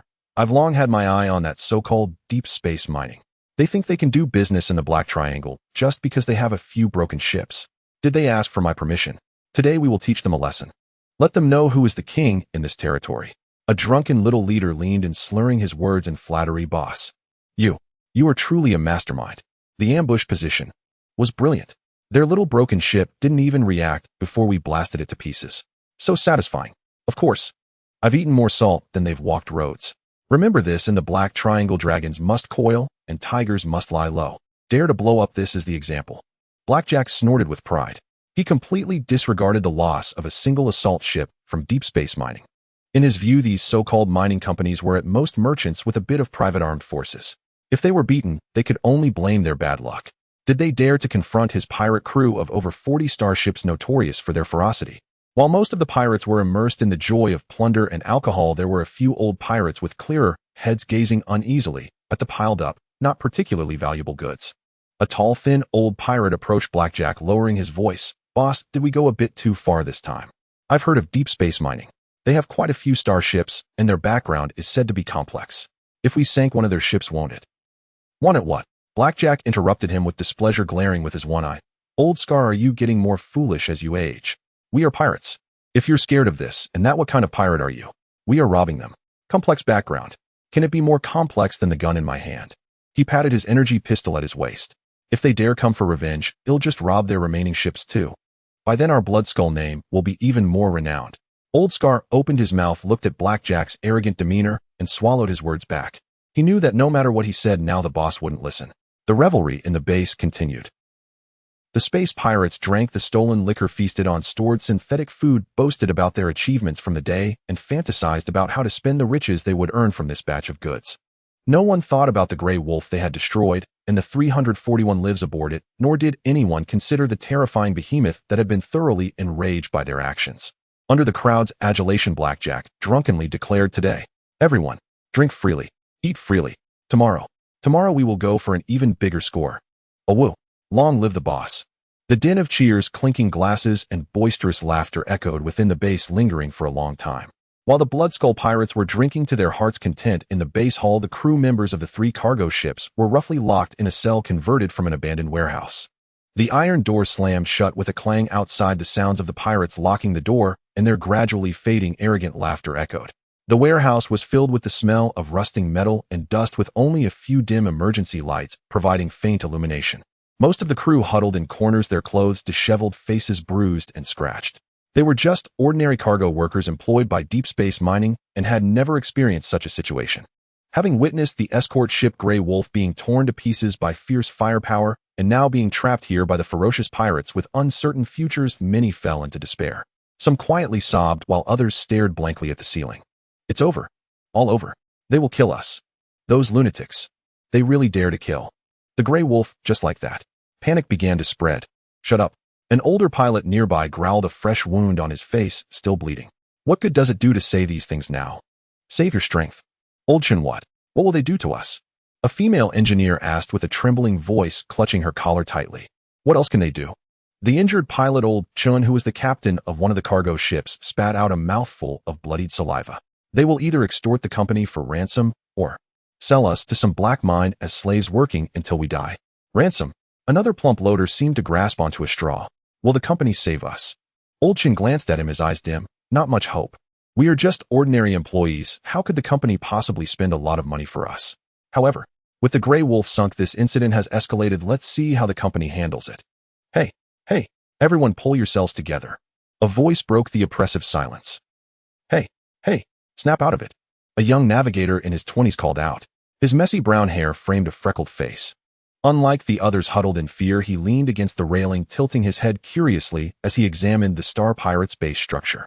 Tisk, these fellows really lack management discipline," he muttered under his breath, sounding less like a captive and more like an auditor. Cargo piled haphazardly, passageways utterly unstructured security, while apparently reliant on shouting and whatever firearm they happened to be holding. An elderly crewman tugged nervously at his sleeve, voice trembling. "Gray, keep your voice down. Don't let them hear you. Relax. If they'd meant to execute us on the spot, they wouldn't have locked us up. They'd have pulled the trigger instead. This means we're still useful, for now, or perhaps worth a ransom." He pushed gently against the cell door. It didn't budge. Locked tight, an old-fashioned mechanical bolt, slightly rusted yet remarkably sturdy. "Will the company really come to rescue us?" another young crewman asked, voice cracking with tears. Gray shrugged. "Who knows? As Old Chin once said, it might not happen. Perhaps they'll sell us off to labor mines, or simply abandon us on some barren, lifeless world. The logic of star pirates. Unfathomable." His tone remained disarmingly light, as if discussing whether or not mortality. He leaned back against the icy wall, ears pricked, listening intently to every sound beyond the cell. Distant revelry drifted in. Raucous shouts, vulgar curses, the sharp shatter of glass bottles. "Hear that? They're still drinking." Gray turned to his companions. The more they drink, the less vigilant they become. That's our opening. Opportunity. What opportunity? We're trapped in here while armed lunatics patrol outside. The veteran crewman stared, half convinced Gray had lost his wits. Opportunities favor only those who prepare for them. A grin spread across Gray's face, revealing a row of white teeth. He began pacing the cramped cell, eyes scanning the surroundings like a precision sensor. Look there, at the ceiling corner, an aging ventilation duct grill. It appears slightly loose. And the floor bears drag marks from cargo. This isn't a dedicated prison cell, it's repurposed space. Guards. He quietly counted footsteps passing outside. Rounds every 10 minutes, just one sentry. His gait is unsteady, he's likely drunk too. He moved like a seasoned puzzle solver, meticulously gathering every exploitable clue. Moments later, a drunken pirate staggered over, peering through the bars with bleary eyes and slurring, "Stay quiet. Hick, don't cause trouble for me." Instantly, Gray stepped forward, wearing a warm, deferential smile. "Brother, you've worked hard." "Having a drink?" The pirate belched, squinting suspiciously. "What's this kid, trying something clever?" "Never." Gray waved his hands emphatically. "Just terribly thirsty. You're all having such a good time. Could you spare us a little? After all, we're locked up tight. We're not going anywhere." The pirate blinked, clearly unprepared for such a request from a captive. He snorted derisively. "Dream on. Stay put, and behave." Then swayed off again. Undeterred, Gray retreated and remarked, "See." His mind's fogged. "And notice, his belt jingles with a heavy keychain. That's a useful auditory cue." The other crewmen stared at him as though he were an alien species. In their dire predicament, was he truly analyzing the acoustics of a guard's keys? "Gray, what on earth are you thinking?" Old Chin burst out. "We're meat on the chopping block." "Thinking how to leap off the block," Gray replied softly. "Haven't you noticed? These pirates operate on raw brutality, not discipline. Right now, flush with plunder, they're at their most careless." He continued his analysis. "Deep Space Mining Corporation. Our employer. I've always sensed something unusual about them. Recall those escort ship crewmen we occasionally saw? Impeccably disciplined. Almost unervingly so. Our vessel was attacked. Rest assured the company won't let this slide." "So what? By the time help arrives, we'll already be," someone murmured grimly. "Then we can't wait idly." Gray's eyes gleamed. "We must act, to save ourselves, or at least pave the way for rescuers. Map the base layout. Note ship berthing positions. Identify defensive weaknesses." His gaze settled on the loose ventilation grill. "That duct might just be our breakthrough. Even if escape proves impossible, it could carry vital intelligence." Gray's calm, incisive reasoning flickered like a single match flame in utter darkness, kindling the faintest ember of hope. It remained slender, fragile, but enough to lift several crewmen, however slightly, from total despair, prompting them to join his quiet, watchful scrutiny of their captor's den. The base's clamor gradually faded into silence by midnight. Drunken fumes, heavy snores, and fragmented murmurs replaced earlier chaos. Patrol footsteps grew sparse and sluggish. Even guards sought corners to doze. Beneath the dim emergency glow, most captives curled into restless sleep, except Gray. His eyes glinted sharply in the gloom. He moved silently beneath the ventilation duct he'd marked earlier. Mounted 3 meters above ground, its grill was secured by 4 rusted screws. He'd already noted. One screw had fallen out entirely, the remaining 3 were severely corroded. "Give me a hand," he whispered to a wide-awake young crewman, gesturing for him to crouch. Stepping onto the man's shoulders, Gray reached upward. His fingers brushed the cold metal grill, pushed gently. It held firm, but the rusted screws groaned faintly. He dared not force it, risking detection. Instead, he drew from his pocket a small, jagged shard of metal, pried earlier from a cargo crate, and began delicately scraping rust from the screw thread junctions. The task demanded excruciating patience. Sweat traced paths down his temples, dripping onto the crewman's neck below, who clenched his jaw, refusing even a whisper. Seconds stretched into minutes. Each rhythmic footfall outside made Gray freeze, then resume, then freeze again. At last, a barely audible click. Another rust-fused screw snapped cleanly under precise leverage. Only 2 screws now held the grill in place. Gray did not remove it yet. Instead, he pressed his ear to the duct opening, holding his breath. The ventilation shaft acted as a natural acoustic conduit, carrying distant voices in muffled fragments. He caught snippets. Pirates conversing near a urinal thick with alcohol. "Boss says, tomorrow. Hit the reefs again. Whose ship this time? Who cares? Grab whoever's in sight. Even Deep Space Mining. Hick, folded fast. Heard they've got other vessels. Could that? Scared. Puffed. Boss said, Hick, send as many as they like. We'll wipe them all out." Gray's pulse quickened. The reefs. Did they mean the reef Starfield? Were they mounting another raid tomorrow? And were they truly dismissing Deep Space Mining's retaliation as irrelevant? He listened longer, piecing together disjointed fragments. Supplies running low. Engines need overhaul. Berth 3 stands empty. Each fragment was intelligence gold. Gray committed them to memory. Judging the corridor momentarily secure, he resumed work, leveraging the metal shard with surgical precision until the final 2 screws yielded. Gently cradling the grill to muffle any clatter, he eased it free. Before him yawned a narrow, pitch-black duct, barely wide enough for a single person to crawl through, exhaling a stale, oily scent laced with decades of dust. "I'll scout ahead," Gray murmured to the crewman below, bracing his hands against the duct rim, and slipped inside with fluid grace. The interior of the pipe was narrow and dark, forcing him to crawl forward.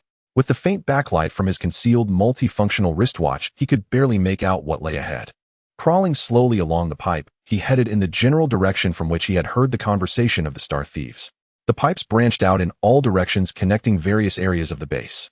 Gray heard snoring from different rooms, the low hum of machines, and even the faint sound of energy fluctuations characteristic of ship engine maintenance. At a fork in the path, he chose the pipe leading deeper into the core area. After crawling for about 10 meters, he saw light and heard louder voices. He cautiously crawled to the pipe's opening and looked down, revealing a large conference room below obscured by a metal grill. Peering through the gaps in the grill, he saw a makeshift command center. Several small leaders of the Star Thieves were gathered around a rough star map table, with their leader Black Jack, whose mechanical eye glinted red in the dim light.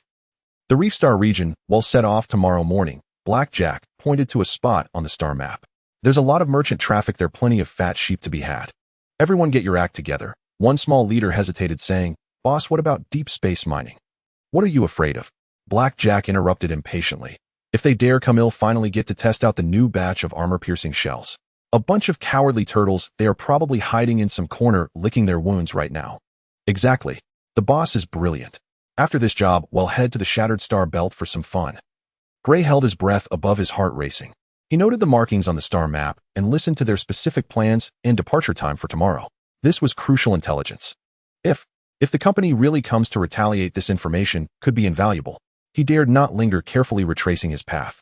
When he crawled back to the vent of the cell, the crew member beneath him was nearly exhausted. Gray carefully replaced the grill. Although the screws were missing, it was wedged enough to stay in place for now. He lightly jumped back to the ground, revealing an excited smile to the crew member who helped him and a few waking companions. "So what did you find?" someone asked eagerly. "I got some good stuff." Gray lowered his voice, his eyes shining. "I know where they're going tomorrow, and they clearly don't take our company seriously. Moreover, I think I figured out some structures nearby." He briefly recounted the intelligence he had overheard and the path he had observed. "What good does that do? We're still trapped here," someone remained pessimistic. "Just because it's useless now doesn't mean it won't be useful later." Gray brushed the dust off his hands. "As long as we're alive, there's always a chance. And I believe the company won't abandon us. By then we inside helpers might even earn some credit." His optimism and initiative acted like a shot of adrenaline, easing the oppressive atmosphere in the cell. Although the future was uncertain, they were no longer sheep waiting passively to be slaughtered. Gray leaned against the wall, closed his eyes, and began to devise a plan for how to cooperate internally and externally if a rescue really came to give these arrogant Star Thieves a surprise. Meanwhile, on the attacking fleet side, Lee sat comfortably in the spacious bridge of the Leviathan-class heavy cruiser, casually crossing his legs and happily gazing at the star map, contemplating which cool formation to use to obliterate the Bloodskull stronghold. He even started to rehearse in his mind whether to fire a full broadside from the heavy cruiser to impress, or simply let the Badger-class assault ship charge in for a more ceremonial sweep. At that moment, a secure communication from Shadow Crow came in. "Commander, we've just received the follow-up investigation report from the First Fleet. It has been confirmed that when the Grey Wolf was attacked, its escorting cargo ships Voyager, Durable, and Peddler were captured by the Bloodskull Star Thieves. A total of 558 ordinary employees recruited by the group are currently unaccounted for, but based on the Star Thieves' usual practices, they are likely being held for ransom or sold into slavery." Lee's smile instantly froze, his crossed leg dropping. "Wait, can you say that again?" He leaned slightly forward, staring at Shadow Crow's holographic projection. "Our people aren't all dead. They're still being held captive." "Yes, Commander. According to estimates, at least 90 of the crew survived and are currently imprisoned." "Damn, these Star Thieves have some nerve. Not only did they rob my goods and attack my ship, but they also dared to capture my men."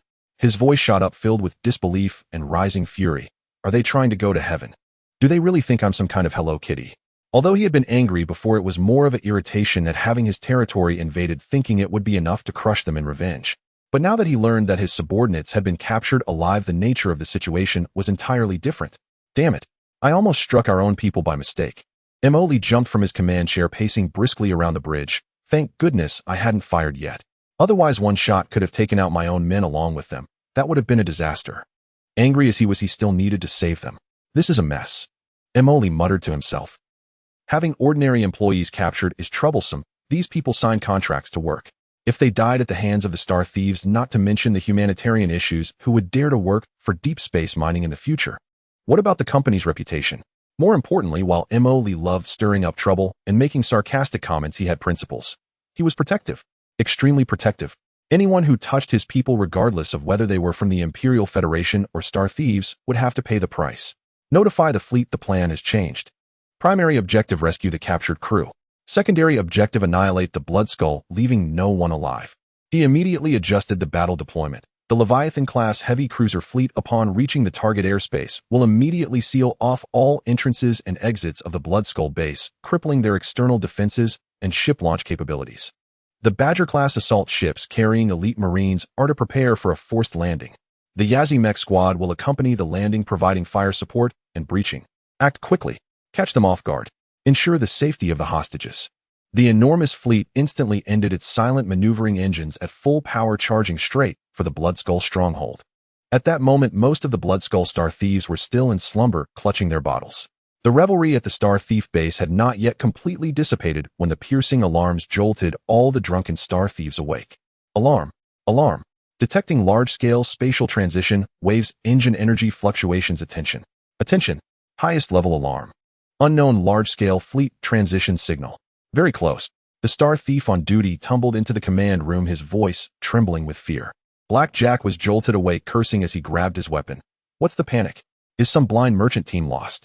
Could it be that the Imperial patrols have come? I'm not afraid of them. His words trailed off. In the next moment, his mouth dropped open, his pupils constricted in extreme terror, and he made a hissing sound. Through the rough observation window of the command room, he saw a sight that froze his blood. Outside the base, the originally empty expanse of pitch-black space was now filled with colossal shadows. Ripples spread through space as massive ship bows emerged first, followed by an unending stretch of steel hulls reaching far beyond sight. This was not the merchant fleet he had imagined, nor the Imperial patrols he recognized. It was a fleet that he could not comprehend. The first things to catch his eye were the colossal vessels, each 3 kilometers long, the Leviathan-class heavy cruisers. They resembled moving mountains of steel, their cold armors gleaming with an eerie light under the starlight. The sides were lined with dense arrays of dual-mounted heavy particle beam cannons, vertical launch silos, and Closian weapon systems, exuding a suffocating sense of oppression just by being docked there. The hulls were painted with the insignia of Deep Space Mining Group, which at this moment seemed like a chilling joke. Deep Space Mining. A small leader's voice trembled. A mining company. Using this. Immediately following, there were 20 relatively smaller, Jengjin-class escort ships surrounding the heavy cruiser. Black Jack's voice was hoarse, filled with disbelief and horror. What kind of ship is that? A small leader of the Star Pirates trembled, his bottle of liquor falling to the ground with a loud crash, shattering. I've never seen this model before. The Empire doesn't have it. The Federation doesn't have it either. A former soldier of the Empire screamed in a pale voice. It's a heavy cruiser. Oh my God. How could a warship of this caliber appear here? Are they here to exterminate us? Panic quickly spread among the Star Pirates. This is on a whole different level. Hurry. Activate all defensive turrets. All operational ships take to the skies. Leader Black Jack was also greatly frightened, but he forced himself to remain calm, shouting his orders with a trembling voice. His one eye was fixed on the terrifying fleet on the screen, especially those heavy cruisers, with only one thought in his mind. It's over, we've kicked a steel plate. No, it's an alloy fortress. A few loyal Star Pirates, driven by fear, operated the base's old orbital defense turrets, firing wildly at the approaching fleet. Several Star Pirate ships docked at the port with engines not fully started hurriedly raised their shields and blindly opened fire with light shipboard weapons. Energy beams and live ammunition struck the heavy barrier shields of the Kanglong-class heavy cruiser, not even causing a ripple before swiftly dissipating. Overestimating themselves. On the flagship Leviathan, Mo Lee watched the Star Pirates' feeble resistance and curled his lip. Fire, clear out those flies, don't let them be a nuisance. Prepare the landing troops. The order was given. 8 twin-mounted Thunder heavy particle beam cannons on 10 Kanglong-class heavy cruisers simultaneously lit up with blinding light.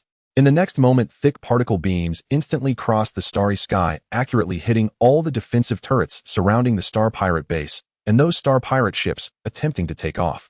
There were no explosions, only instant vaporization and annihilation. The defense turrets turned into expanding clouds of metallic vapor under the shock of the particle flow. The few Star Pirate ships, along with their fragile shields, disintegrated and melted instantly, leaving no significant debris behind. In a single volley, all external resistance forces of the Star Pirate base were obliterated. Inside the base, the Star Pirates who witnessed this scene through the monitors fell into complete despair. Their will to resist was instantly drained. What remained was only boundless fear and the numbness of waiting for final judgment. Meanwhile, in the jail cell holding the crew, Gray sensed something unusual. The base alarm suddenly blared loudly. It was far more urgent than any previous times. Outside, the shouts and running of the Star Pirates were chaotic, mixed with the booming of energy weapons and violent explosions. They're fighting outside. Gray suddenly jumped up from the ground, rushing to the cell door and peering through the gaps in the bars.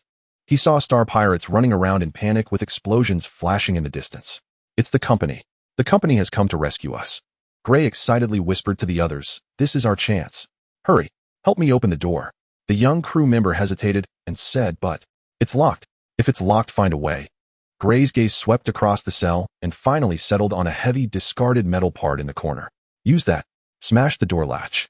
Several young crew members immediately worked together to lift the heavy part, shouting in unison under Gray's command, and forcefully struck the metal latch of the cell door. 1-2 smash. Bang, bang.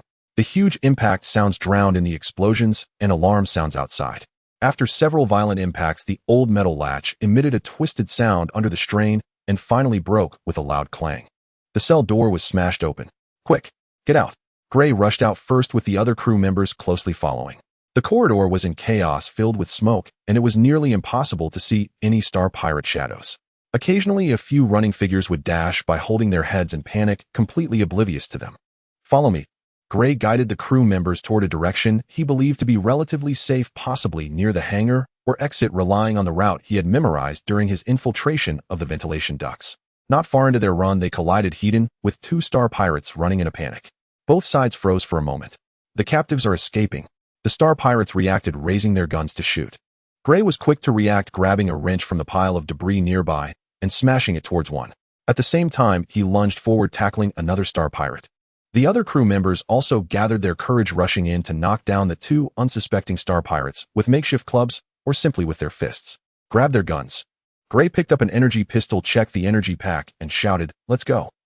They continued to navigate through the chaotic base using the path Gray remembered and the sounds of explosions outside as cover, surprisingly making it through without incident.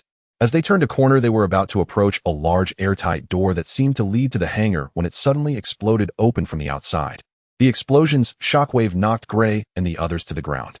Through the dust, several figures in black power armor armed with standard energy rifles rushed in. They had no identifying marks on their armor, but their actions were synchronized, and they quickly took advantageous positions, aiming their weapons at Gray and the others on the ground. "Don't shoot.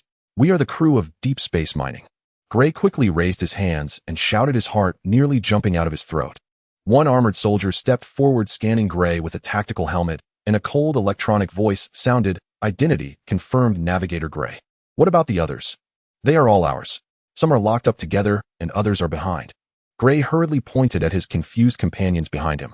The soldier nodded and spoke into the communicator. "Report found surviving captives, coordinates K7 area, confirming identities." Identity confirmed a total of 558 people, no casualties. Hearing this, Gray let out a long sigh of relief and slumped to the ground. They were saved. He looked up at these well-equipped, menacing soldiers and muttered, "Isn't this rescue team from the company a bit too fierce?" They seemed more like ruthless bandits than Star Pirates. At that moment, a figure in flashy black and gold power armor, holding a smoking large handgun, swaggered in from the blown-open door. "Oh, you're all still alive. Not bad, not bad. Save me a bit on compensation." With his helmet visor retracted, Mo Lee's smiling, handsome face was revealed. Gray and the other crew members were stunned. This was the rescue leader from the company. Why did he look so unprofessional? Mo Lee assessed Gray and noticed he was still gripping the energy pistol he had taken from the Star Pirates, raising an eyebrow. "Not bad, kid. You have some guts. Still dare to fight back." "I didn't lose my people." Gray. He felt something was off about this officer. The Bloodskull Star Pirate gang was swiftly eradicated under Mo Lee's fleet's overwhelming might. The stubborn resistors were shot dead on the spot, while the rest either surrendered or attempted to escape in small ships during the chaos, only to be intercepted and destroyed by the assault ships. Emoli, clad in his flashy black and gold power armor, strolled through the now calming Star Pirate base, watching as the Marines and engineering robots cleared the battlefield and collected the spoils. Tisk, these poor guys. Apart from those few stolen parts, there's nothing valuable here. Emoli pouted, feeling a bit disappointed. If it weren't to regain face, I wouldn't bother to make this trip. Emoli stealthily approached the temporary shelter where the rescued crew members were gathered. Most of the crew were still in shock, huddled together with blank expressions of having survived a disaster. Only a kid named Gray was circling around a Marine's powered armor, his eyes filled with curiosity, occasionally reaching out to touch the joints of the armor. "Hey kid, if you break it, you'll have to pay." Emoli walked over teasingly. Gray was startled, quickly retracting his hand. Upon seeing Emoli, he scratched his head and said, "Sir, this armor looks really awesome." "Awesome, right? This is a system. I mean a high-tech product from the company." Emoli almost slipped up. "What's wrong?" "Interested?" Gray nodded vigorously. "Yes. I've operated mechs and powered armor on a simulator before, but I never had the chance to touch the real thing." "Simulator?" Emoli raised an eyebrow. In this day and age, civilian simulators could only replicate a limited range of things, especially military equipment. "Just some old civilian versions," Gray explained. "But I picked it up pretty quickly how it felt. Quite simple." "Simple, eh?" Emoli chuckled. "You've got quite the confidence. All right, since we're done here, let's go show you something." On a whim, he decided to take Gray to the mech docking area. Upon arriving at the makeshift mech docking area, several participating Yazi light mechs were undergoing post-action inspections and maintenance. The sleek body, the cold metallic sheen, and the lingering energy remnants on the weapon muzzles left Gray wide-eyed with excitement. "This is Yazi, a light mech, fast and with sharp claws." Emoli casually introduced, then proudly pointed to the most striking black and gold mech parked in the center. "There, that's my exclusive ride, Long Yen. Isn't it cool, eh?" Gray's gaze was instantly captivated by Long Yen. The powerful and aesthetic lines, the unique black and gold paint job, and the living-like dark red glow were completely different from any mechs he had seen in the simulator before. It looks like it's alive," Gray murmured. Emoli glanced at him in surprise.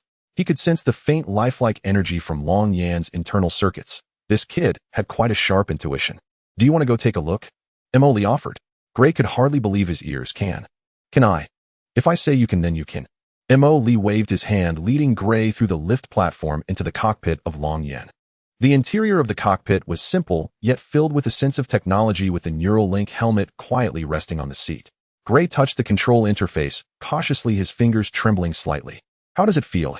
Emoli leaned against the cabin wall with his arms crossed. It's unbelievable." Gray took a deep breath, trying to calm his excitement. "These control interfaces look way cooler than on the simulator. It feels cooler and more intuitive."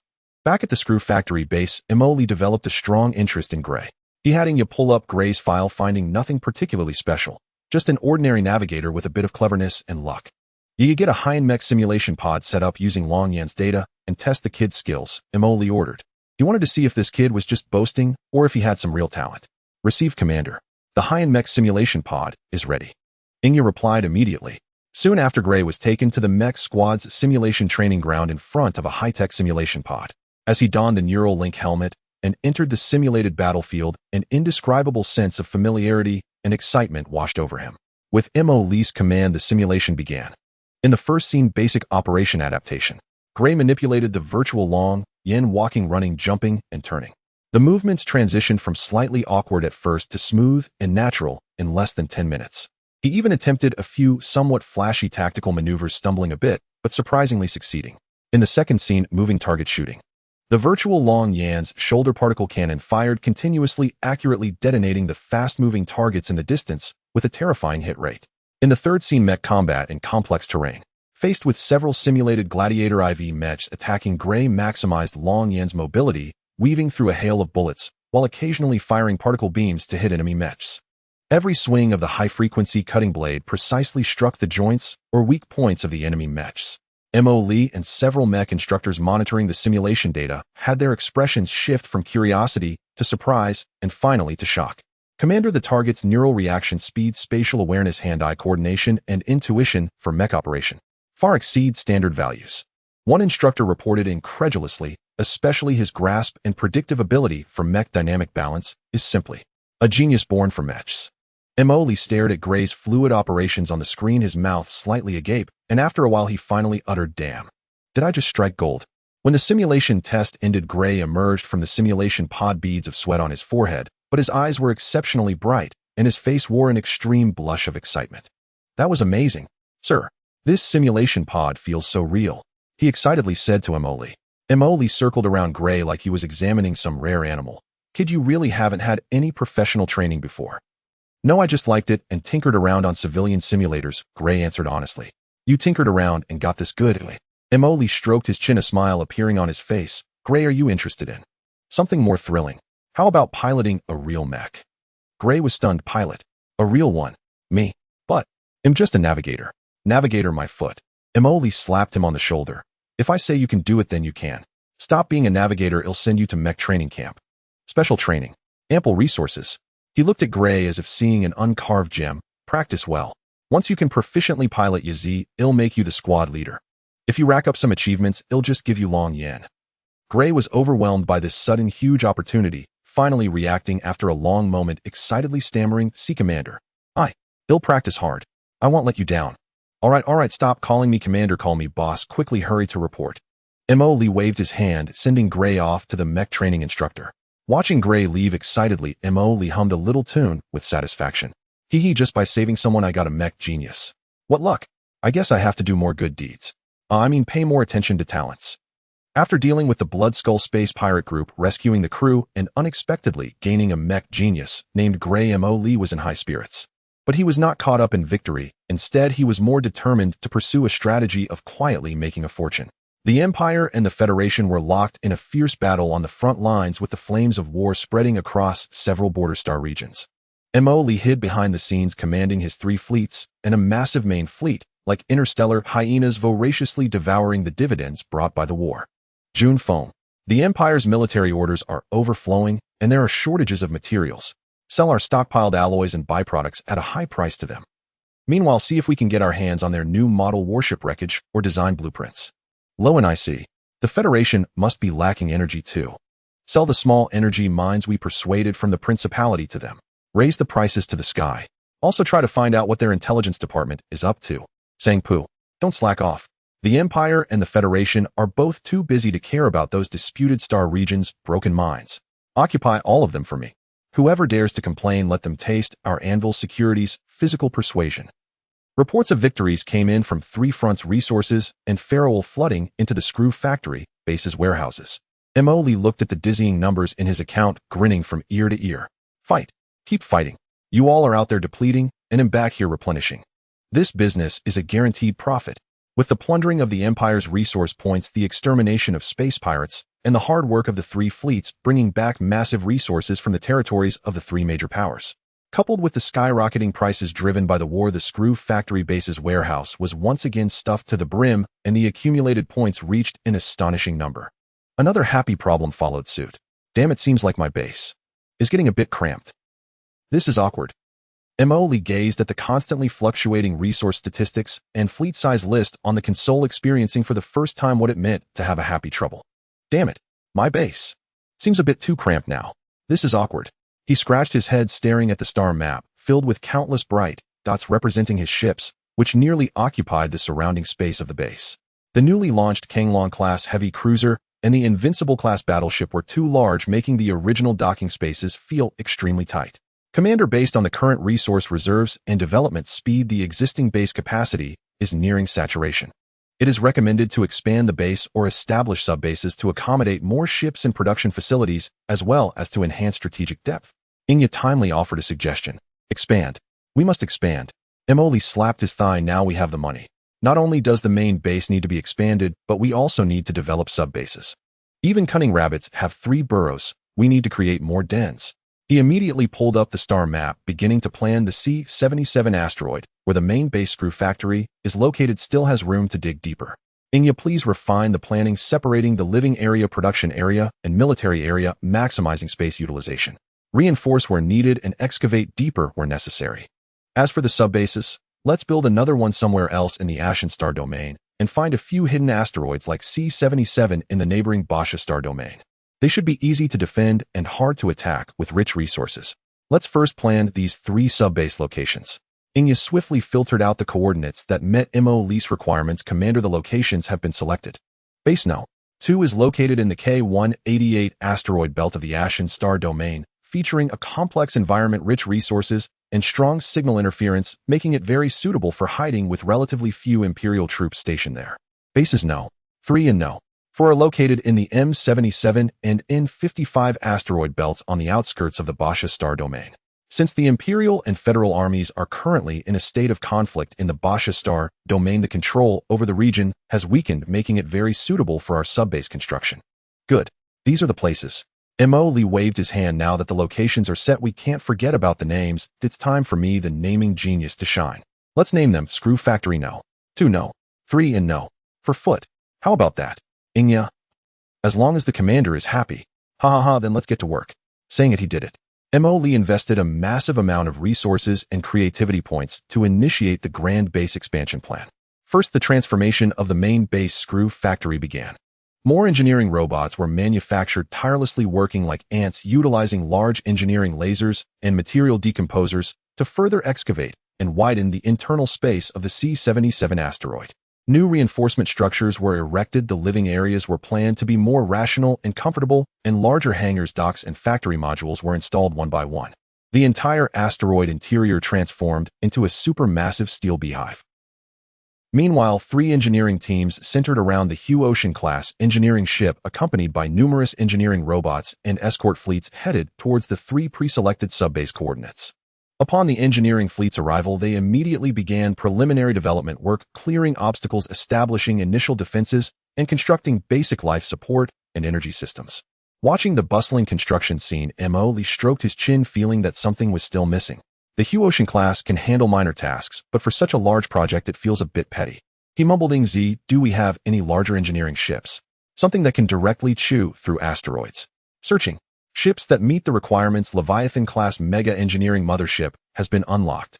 Then a series of data leaped into view. Leviathan-class mega engineering ship, length 6,800 meters, core function star core material decomposing recombining array, massive ring structure at the bow capable of efficiently decomposing asteroids or interstellar dust and recomposing them into basic building materials. According to blueprints, Nuwa multifunctional construction bay can release a large number of nano-construction robots for rapid assembly of complex structures. Ishan level traction beam generator can tow medium to small celestial bodies. Arc ecological maintenance module can simultaneously support a large number of engineering personnel for long-term operations. Features a planet-level engineering behemoth capable of single-handedly transforming small celestial bodies and rapidly constructing large space stations. The ultimate tool for interstellar infrastructure.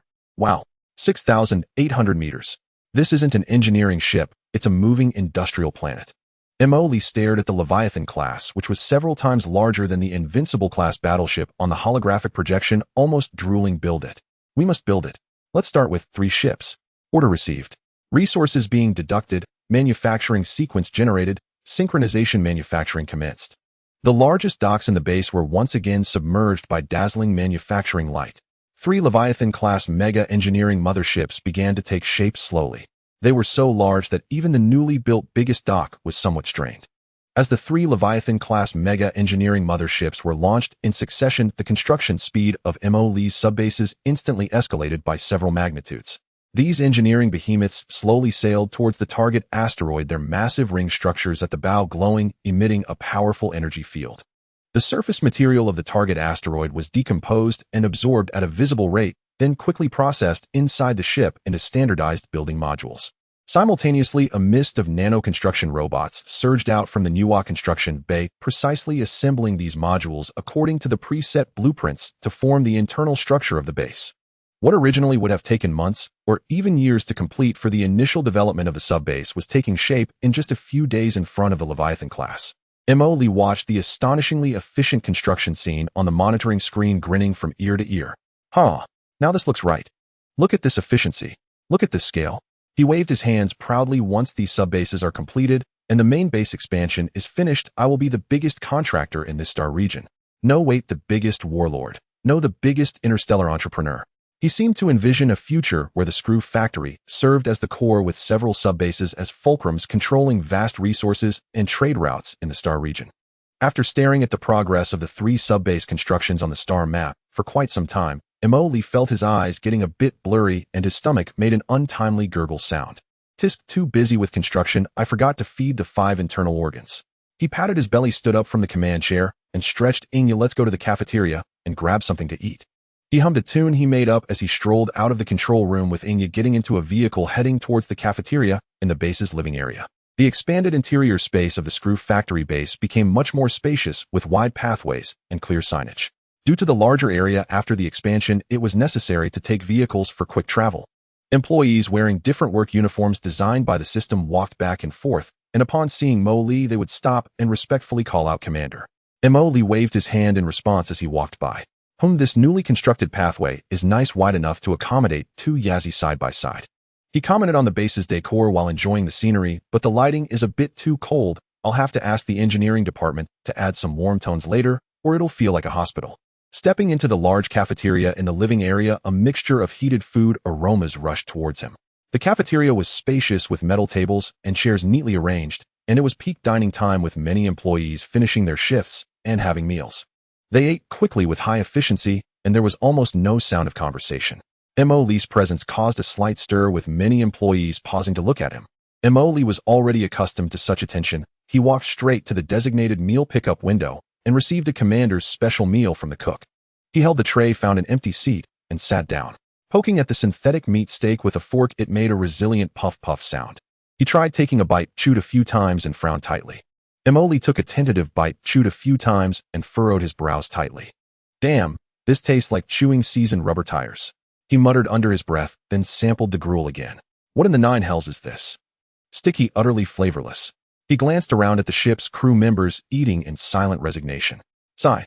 Poor fellows truly suffer. Lee sighed deeply and set down his fork. Though he could survive on nutrient paste and synthetic rations as a transmigrator from Earth, where he had savored the world's culinary masterpieces, his taste buds were staging a full-scale rebellion. I'm now a galactic magnate commanding multiple battleships and commanding legions of subordinates. He stared at his tray, then turned to Inya seated across from him, his expression a portrait of wounded indignation. And yet, this is what I eat every day. It's humiliating. Not even a proper braised pork belly. I can't even get that. What kind of existence is this? The more he thought, the angrier he grew, slamming his fist hard onto the table, drawing curious glances from nearby Marines. No, I can't take it anymore. He shot upright, abandoning his meal entirely, and dragged Inya straight toward the base's central control room. Pulling up the base's manufacturing interface, he called out, System. With all these resources at our disposal, can we produce real food? Grow vegetables? Raise pigs, cattle, anything living? A system prompt flashed. Commander's request detected. Unlocking ecological agriculture module and associated technologies. Requires resource investment to construct a sealed ecological farm, simulating natural sunlight, soil composition, and climatic conditions for cultivating authentic flora and fauna. An ecological farm. Farming. Lee's eyes lit up. This is right up my alley. Before transmigration, I cultivated expertise in virtual agriculture. Not that I stole crops on QQ Farm. I mean, I studied it thoroughly. Build it. No, triple it. He immediately pulled up the base schematic, pointing emphatically to a reserved plot adjacent to the residential zone. Right here. Construct 3 large-scale ecological farms, capable of growing diverse vegetables and fruits, plus raising livestock in a pollution-free, sustainable cycle. Command acknowledged. Blueprint finalized. Resource allocation initiated. Construction commencing.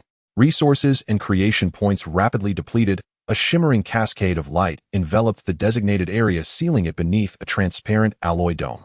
Inside, fully integrated systems activated, simulated solar illumination, engineered soil substrates, closed-loop hydroponics, and precision climate control.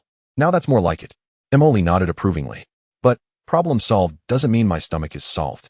Wait, the farm won't yield anything for weeks or even months. What do I eat now? No, I need an immediate solution. Lee stroked his chin in contemplation. Commander, I recommend conducting a reconnaissance mission to Paradise Star to lay groundwork for the fleet's upcoming market expansion initiative. Inya offered the suggestion with quiet timeliness. All right. Lee suddenly smacked his forehead, eyes blazing with revelation. Am I insane? By the time the farm produces anything, even the chrysanthemums will have wilted. Where else? But here are real delicious meals waiting. He instantly summoned the stellar map, fingers swiping swiftly until the coordinates of Paradise Star locked into view. That's the one. He slapped his thigh decisively and issued orders without delay. Yaya, prepare a compact, high-speed luxury yacht. No, wait, a discreet executive vessel. Use the deep space mining corporate front. Load the ship with ample feral credits. And Yaya, prepare yourself. You're accompanying me on a field assessment of the culinary market on Paradise Star. Within moments, a sleek, unassuming spacecraft, bearing the insignia of deep space mining, stood ready. Its corporate branding alone was sufficient to deter most unwelcome attention. Emily boarded with only Inyu, a Marine squad, and 2 Yaji combat mechs. Yaya brothers taking you on an unforgettable experience. Destination Paradise Star. Full speed ahead. Settling into a plush leather seat, Emily called out to Inya. He'd brought her along not only for her unparalleled intelligence analysis, but also because having a stunningly capable, elegant subordinate by his side made this inspection tour infinitely more fitting and far more enjoyable. The ship's engines hummed to life, carrying Emily, whose hunger had long transcended mere appetite, in a hyperspace toward his gastronomic pilgrimage. Paradise Star lay at the volatile frontier between the Imperial Ashen Sector and the uncharted expanse, a planet legendary for its permissive laws, opulent decadence, and unparalleled concentration of interstellar cuisine. Legally sovereign to no empire, it was jointly governed by several enigmatic mega-conglomerates, serving as a nexus for merchants, adventurers, mercenaries, and even fugitive star pirates. In short, it was heaven for desire and for feral credits. With wealth, one could savor the very essence of existence. As the ship closed in, the planet's full splendor unfolded before them. Unlike orderly administrative worlds, Paradise Star was dominated by vast cerulean oceans, with a single colossal continent studded by glittering hyperdense metropolises. Even from orbit, massive artificial platforms hovered above the continent. What are those floating platforms for? Spaceports, Emily asked, peering through the viewport. Aerial entertainment complexes, each controlled by a noble house or ancient clan, Inya clarified promptly. Humph. Looks outrageously expensive and outrageously profitable, Emily mused, stroking his chin. From space, the entire world shimmered with an irresistible, seductive glow, an open invitation to revelry. Guided by orbital traffic control, the ship descended upon the continent's largest skyport, Elysium Harbor. The moment the airlock cycled open, a rich, intoxicating blend of perfumes, exotic spices, and salt-kissed sea breeze flooded in, utterly alien to the base's sterile, arid atmosphere. Inside, the harbor gleamed with decadent luxury. Polished floors mirrored holographic advertisements, featuring either sinuous dancers or mouth-watering close-ups of gourmet delicacies. The concourse teemed with provocatively dressed performers, sharp-suited tycoons, watchful mercenaries, and tourists like Emily, ostensibly nouveau riche, brimming with restless energy. Whoa! Emily whistled, eyes wide and dazzled.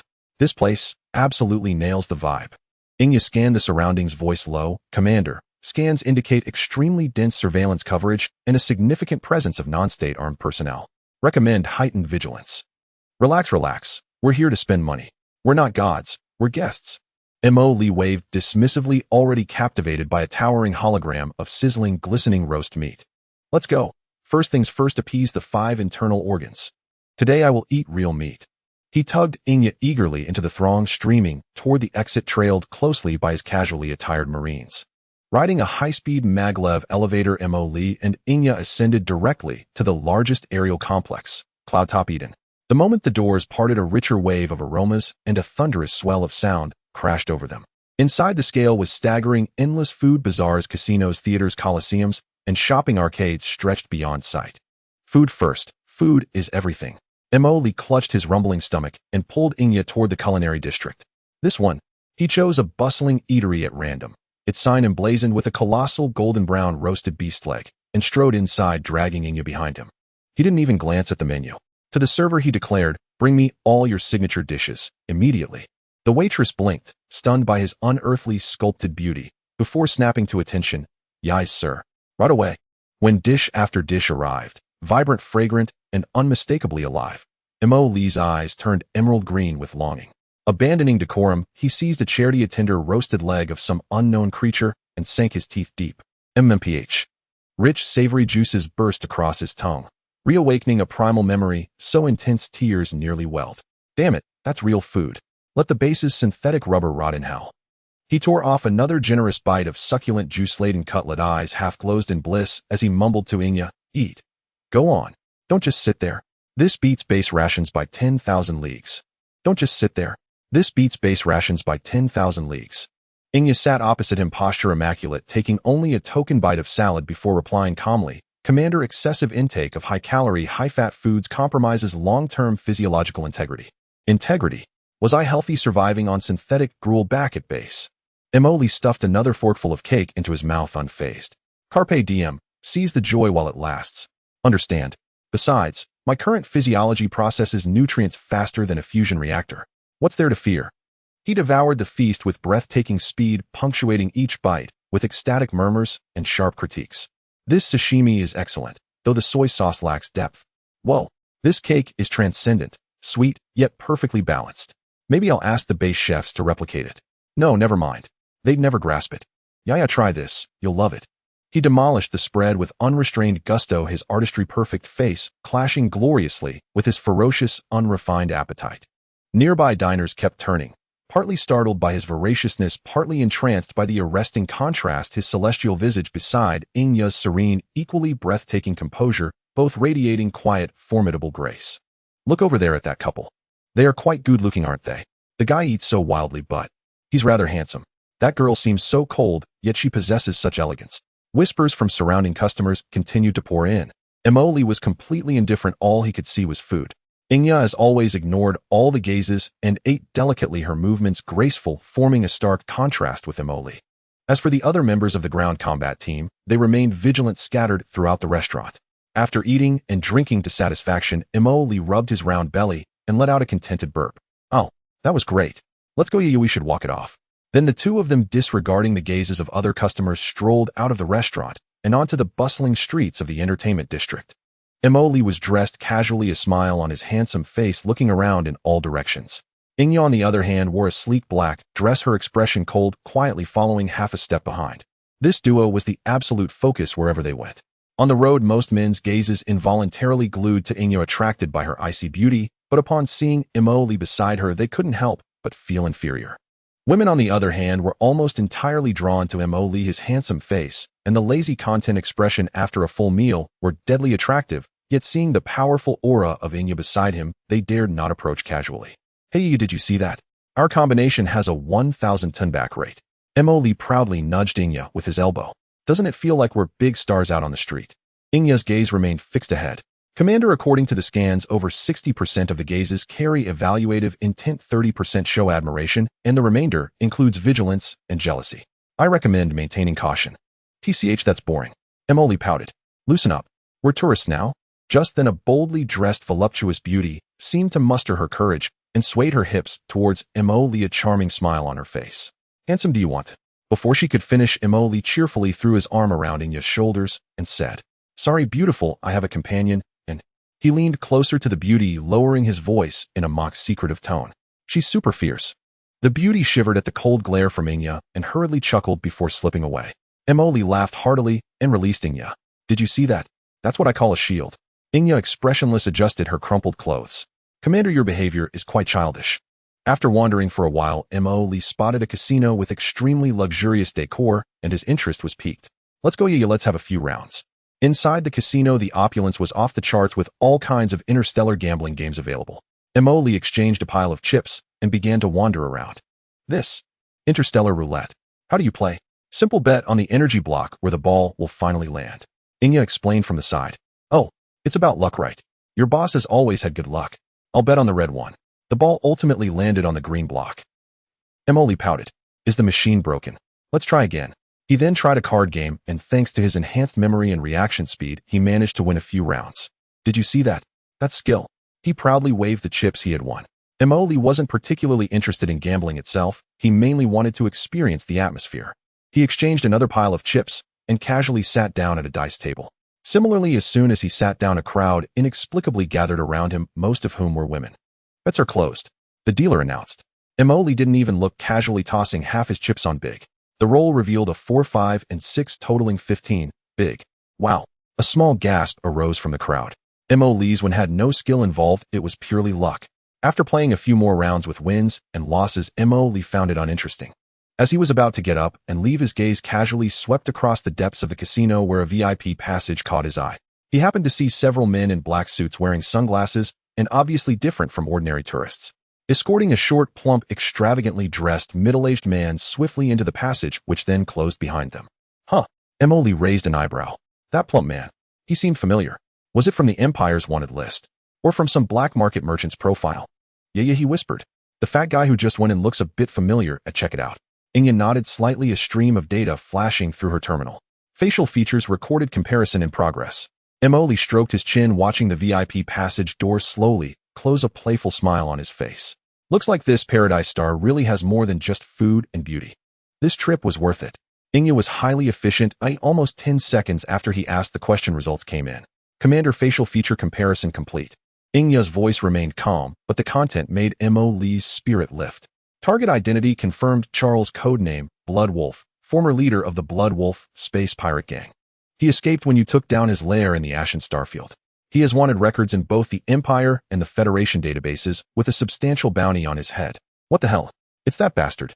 Emily almost jumped up, his eyes brightening instantly. Goodness. It's like finding a needle in a haystack, and here he is without any effort. I was regretting that he got away when I took down his lair. I didn't expect to run into him here. He excitedly rubbed his hands, staring at the door. That old guy is something. His old den got raided, and he's transformed himself to come to Paradise Star. Seems like he's still living quite well, even has bodyguards escorting him. Emily stroked his chin, his mind racing. What's he doing here? Has he allied with a new master? Or is he enjoying himself with stolen money? He immediately issued orders to Inya. Inya, lock onto that passage exit and all possible escape routes. Deploy a few of our assault ships to low Earth orbit on standby. Be careful not to attract the attention of the Paradise Star's defense fleet. Damn it, we absolutely cannot let this cooked duck fly away today. Understood. Inya immediately began contacting the base to mobilize resources. Emily, however, lost interest in continuing to play. He pulled Inya to a relatively quiet corner and began discussing the capture plan. Charging indefinitely won't work. The security here isn't to be trifled with, and it'll be troublesome if a fight breaks out. Emily analyzed. We need to outsmart them. He glanced at the attire he and Inya were wearing, then looked at those entering and leaving the VIP area, all of whom were either rich or noble, and got an idea. Let's go, we'll be VIPs for once. Emily pulled Inya and headed directly towards the casino's VIP reception area. At the reception, there was a well-dressed female receptionist with a professional smile. She noticed Emily and Inya approaching, especially when she saw Emily's face. Her eyes visibly brightened, and her attitude became even more enthusiastic. Good evening, sir, madam. How may I assist you? Emily took out a card with a substantial amount of Faller belonging to deep space mining, and casually twirled it on his fingertips, speaking in a slightly lazy and arrogant tone. I heard your VIP lounge is quite interesting. Take me in to have some fun. His looks combined with this money is no object aura were quite persuasive. The receptionist had almost no doubts as she just politely asked. Of course, welcome, sir. Do you have a referral? Or do we need to conduct a simple verification of your assets? Verification. Sure. Emily readily handed over the card. Hurry up, I don't have much time. After quickly verifying the astonishing numbers in the account, the receptionist's smile grew even more radiant as she personally opened the VIP passage door for them. Please follow me, and I wish you an enjoyable time. The environment in the VIP room was even more luxurious than outside, with significantly fewer people. The air was filled with the aroma of high-end cigars and champagne. Upon entering, Emily quickly set his sights on his target, Blood Wolf Char. Char was currently sitting at a poker table surrounded by several businessmen and officials, while the previous black-clad bodyguards were dispersed and standing not far away. Char seemed to be having good luck with a considerable stack of chips in front of him and a bright smile on his chubby face, completely unaware of the danger approaching. Emily did not approach immediately. Instead, he ordered 2 drinks at the bar, with Inya pretending to casually observe. He whispered to Inya, did you see that? That old bastard is quite comfortable. I'll find a way to get close to him later, so keep an eye on his bodyguards. He took a sip of his drink and thought, damn, that's spicy. His mind raced through several plans, directly taking action. Too reckless. Spiking his drink. It seemed he hadn't brought anything suitable. Creating chaos. That could lead to collateral damage. Just as he pondered his options, an opportunity presented itself. Char appeared to want to go to the restroom. He stood up, said something to his tablemates, and then walked toward the restroom accompanied by a bodyguard. What a good opportunity. Emily's eyes lit up as he exchanged a glance with Inya and nonchalantly stood up to head in the same direction. When Emily entered the luxurious restroom, Char was standing in front of a urinal humming an off-key tune while the bodyguard stood at the door. Emily approached Char's side, pretending to be ready to relieve himself, and spoke in a mocking tone, just loud enough for the two of them to hear. Brother, you're quite small, huh? Hey. Oh, isn't this the Blood Wolf leader? Long time no see, where have you been making money lately? It's not small, you don't know my reputation for going at it 7 times a night. Before he could finish, Char suddenly stiffened, his voice cutting off abruptly. He turned sharply, and upon seeing Mo Lee's face with a mocking smile, his pupils constricted and the color drained from his face. He looked as if he had seen a ghost, his lips trembling, forgetting to zip up his pants. You. Char's voice quivered with extreme fear. How could you be here? The bodyguard at the door noticed something was off and looked inside cautiously. Boss. Mo Lee didn't even glance at the bodyguard, still smiling at Char. Why can't I be here? This heavenly star isn't your family's establishment. But you, Char, sure know how to find a place to enjoy yourself. Have you forgotten your blood wolf brothers so soon? Just you alone came out. How inappropriate. I'm someone who loves to help others, so today I've come to send you down to reunite with your old brothers. Char was terrified, staggering backward while shouting at the door, take action. Kill him. The bodyguard was already prepared and reacted swiftly, drawing out an energy pistol. But Emoli was faster. Or rather, Inya was faster. Almost simultaneously with the bodyguard's movement, Inya, who had been hiding in the shadows outside the restroom, flashed out, expertly grabbing the bodyguard's wrist and twisting it, causing the pistol to fall. With a crack, the sound of bones breaking echoed. The bodyguard grunted but held firm, then Inya elbowed him sharply in the neck, causing him to crumple down. Emoli stepped forward, easily gripping Char's wrist as he attempted to escape, exerting slight pressure to pin him against the luxurious tiled wall. Don't get excited, Char. Emoli leaned closer to his ear and whispered with a laugh, we're old friends after all. How about we find a quiet place to catch up? Char's face turned ashen, trembling all over like a leaf, completely losing the ability to resist. Emoli nodded to Inya, who had just walked in. All set. Contact our ship and prepare to pick up the goods. Take this fat guy and his bodyguard away to a quiet place. I want to interrogate him thoroughly to see if he knows anything about Night Owl or any other interesting matters. Then Mo Lee and Inya, one on each side, escorted the ashen-faced blood wolf Char out of the restroom. Let's go retreat. Mo Lee felt elated, thinking that this trip to Heavenly Star was full of surprises. The bodyguard, knocked out by Inya, was hastily tied up with Char's tie and stuffed into a cleaning closet. Initially, everything went smoothly. The other guests in the VIP room were focused on their games or conversations, with no one noticing the small commotion. However, just as they were about to reach the exit, Char, being held by Mo Lee, suddenly found some courage from who knows where and began to struggle violently, shouting at the top of his lungs, help. They're kidnapping me. They are. Before he could finish, Mo Lee covered his mouth forcefully, but it was too late. That shout wasn't loud, but it was particularly piercing in the relatively quiet VIP room. Instantly, several gazes shot over from different directions, and the previously scattered casino security personnel quickly converged, blocking their way. At the same time, the music in the VIP room quietly stopped, and the atmosphere grew slightly tense. "'Tis trouble." Mo Lee grimaced, but did not ease his grip. A middle-aged man in a dark suit, wearing a bow tie and looking like he was in charge, walked over briskly, wearing a professional smile, but with a hint of arrogance in his gaze. He first glanced at Char, who was being held and clearly in distress, then slightly bowed to Mo Lee, saying, "Sir, ma'am, please stop. In our Cloud Paradise Entertainment City, any form of violence is prohibited. We have the duty to protect the personal safety of every guest. Please release this guest immediately and cooperate with our investigation to see if there's any misunderstanding." Mo Lee put on a similar fake smile. "Misunderstanding? There's no misunderstanding. You're in charge, right? This Mr. Char is a distant cousin. He drank too much earlier and is acting out a bit. We were just about to take him back to rest." The security supervisor maintained his smile. "I'm sorry, sir. Based on what we observed, this guest does not appear to be here voluntarily. Please comply and release him." Char, whose mouth was covered, emitted muffled sounds, desperately shaking his head and seeking help from security with his eyes. Mo Lee sighed and feigned helplessness. Sigh, honestly, no one would believe it. How about this? He slightly loosened his grip on Char's mouth, but still firmly held his arm, leaning close to his ear and whispering with a smile, "Char, I'll give you 2 choices. 1, come with me quietly, and you might live a little longer. 2, I'll snap your neck right now and then fight with these security guards on my way out. Which one do you choose?" Char felt the almost bone-crushing grip from Mo Lee and the murderous intent emanating from him, causing him to tremble all over. The courage he had just gathered instantly dissipated, and he went limp, no longer daring to struggle. Mo Lee shrugged at the security supervisor. "See, he has acquiesced. Can we leave now?" The security supervisor clearly didn't buy this explanation. He waved his hand, and 4 security personnel behind him immediately stepped forward, attempting to forcibly separate Mo Lee and Char. "Sir, this is your final warning. Please release him immediately. Damn it, you're asking for it." Mo Lee, realizing he couldn't fool them any longer, immediately dropped the pretense. His playful smile vanished instantly, and his gaze turned serious. He forcefully pushed Char toward Inya. "Inya, keep an eye on this fat guy.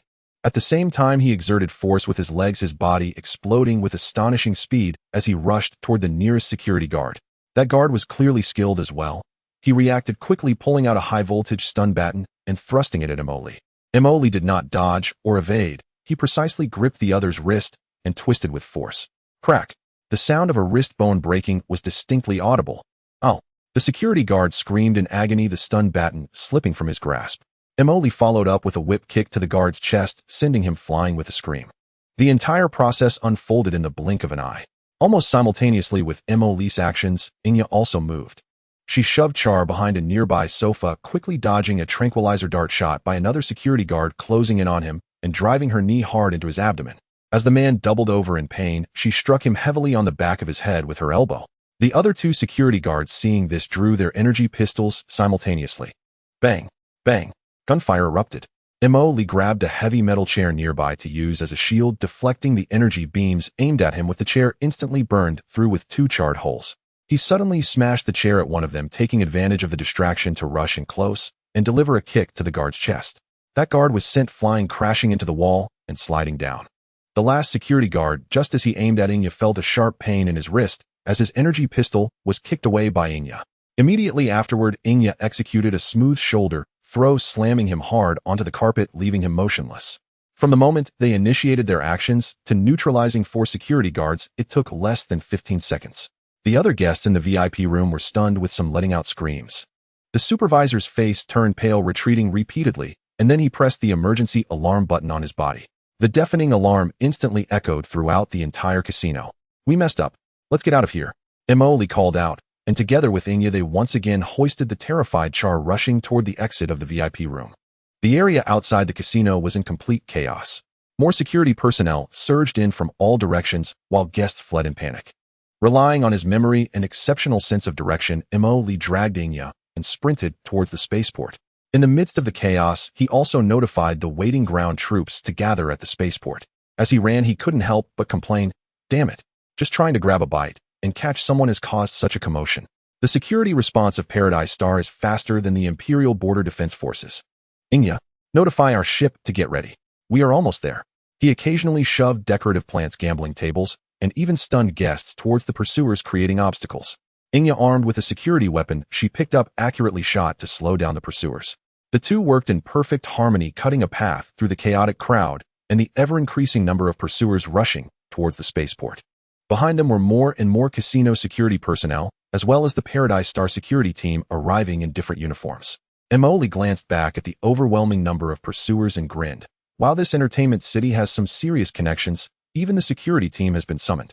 The blaring alarm and the increasingly dense footsteps behind him made Emoli realize that relying on just his legs to escape was no longer feasible. "Inya, stop hiding. Show your gear," Emoli shouted as he sprinted. Almost as soon as he finished speaking, the wristbands on both of them lit up with a ghostly blue glow. Nanometal flowed rapidly from the wristbands, spreading along their arms and covering their bodies in the blink of an eye. Emoli's black gold-colored Dragon Flame nano-powered armor and Inya's dark gray Shadow Special Operations nano armor were fully donned in just 2 seconds. The streamlined armor shimmered with metallic luster under the dazzling lights of the entertainment city, looking out of place in the luxurious environment. "Wow, this armor feels fantastic." Emoli flexed his armored fingers, feeling the surge of power return. He casually tucked the shocked Charlie under his arm like a chick, targeting the spaceport. Straightforward breakthrough. Emoli issued the command, and the micro-thrusters in his armor's feet expelled a stream of pale blue particles, allowing him to glide low over the wide street. Inya followed closely behind. Their cool gear unleashed an astonishing speed, making them even more conspicuous in the chaotic crowd. Target detected. Wearing unknown model power armor. Moving towards the spaceport. All units be on alert. Intercept them. Several hovering police cars flashing red and blue lights attempted to encircle them from the front side, their mounted pulse guns beginning to fire. Bang, bang, bang. Energy beams struck Emoli and Inya's armor, sparking showers of sparks, but all were easily blocked by their shields and high-quality armor. "Is that all you've got?" Emoli scoffed, raising his arm as the built-in rapid-fire particle cannon in his armor's forearm instantly fired. Pew, pew, pew. The precise shots directly hit the 2 closest police cars, causing them to burst into black smoke and careen off course. Warning: the enemy's firepower is formidable. Requesting aerial support. Within 3 minutes, the sound of engines roaring in the sky became increasingly piercing. For compact, sharply designed Hummingbird attack aircraft dove down from above the city. Equipped with rapid-fire machine guns and light missiles, they were the primary force of the Paradise Star security team for dealing with high-threat targets in urban areas. Pew pew pew. The barrage of machine gun fire formed a metallic storm raining down and shattering the pavement in front of Mo Lee and Inya. Damn it, they're serious now. Mo Lee cursed, maneuvering the armor to make an emergency turn, evading most of the fire while shielding the terrified Charlie with his arm from the flying debris. Inya, take them out. Don't let them interfere with our escape. Understood, Inya quickly responded. Her shadow armor emphasized stealth and precision strikes. The armor accelerated sharply, deviating from Mo Lee's path using buildings on the street as cover, while the shoulder-mounted mini-missile launcher activated and locked on. Locking target. Fire. 2 small surface-to-air missiles were launched, trailing white smoke as they accurately locked onto a hummingbird attempting to pursue Mo Lee. Boom. A fireball erupted in the air. The remaining 3 hummingbirds immediately shifted their firepower towards Inya.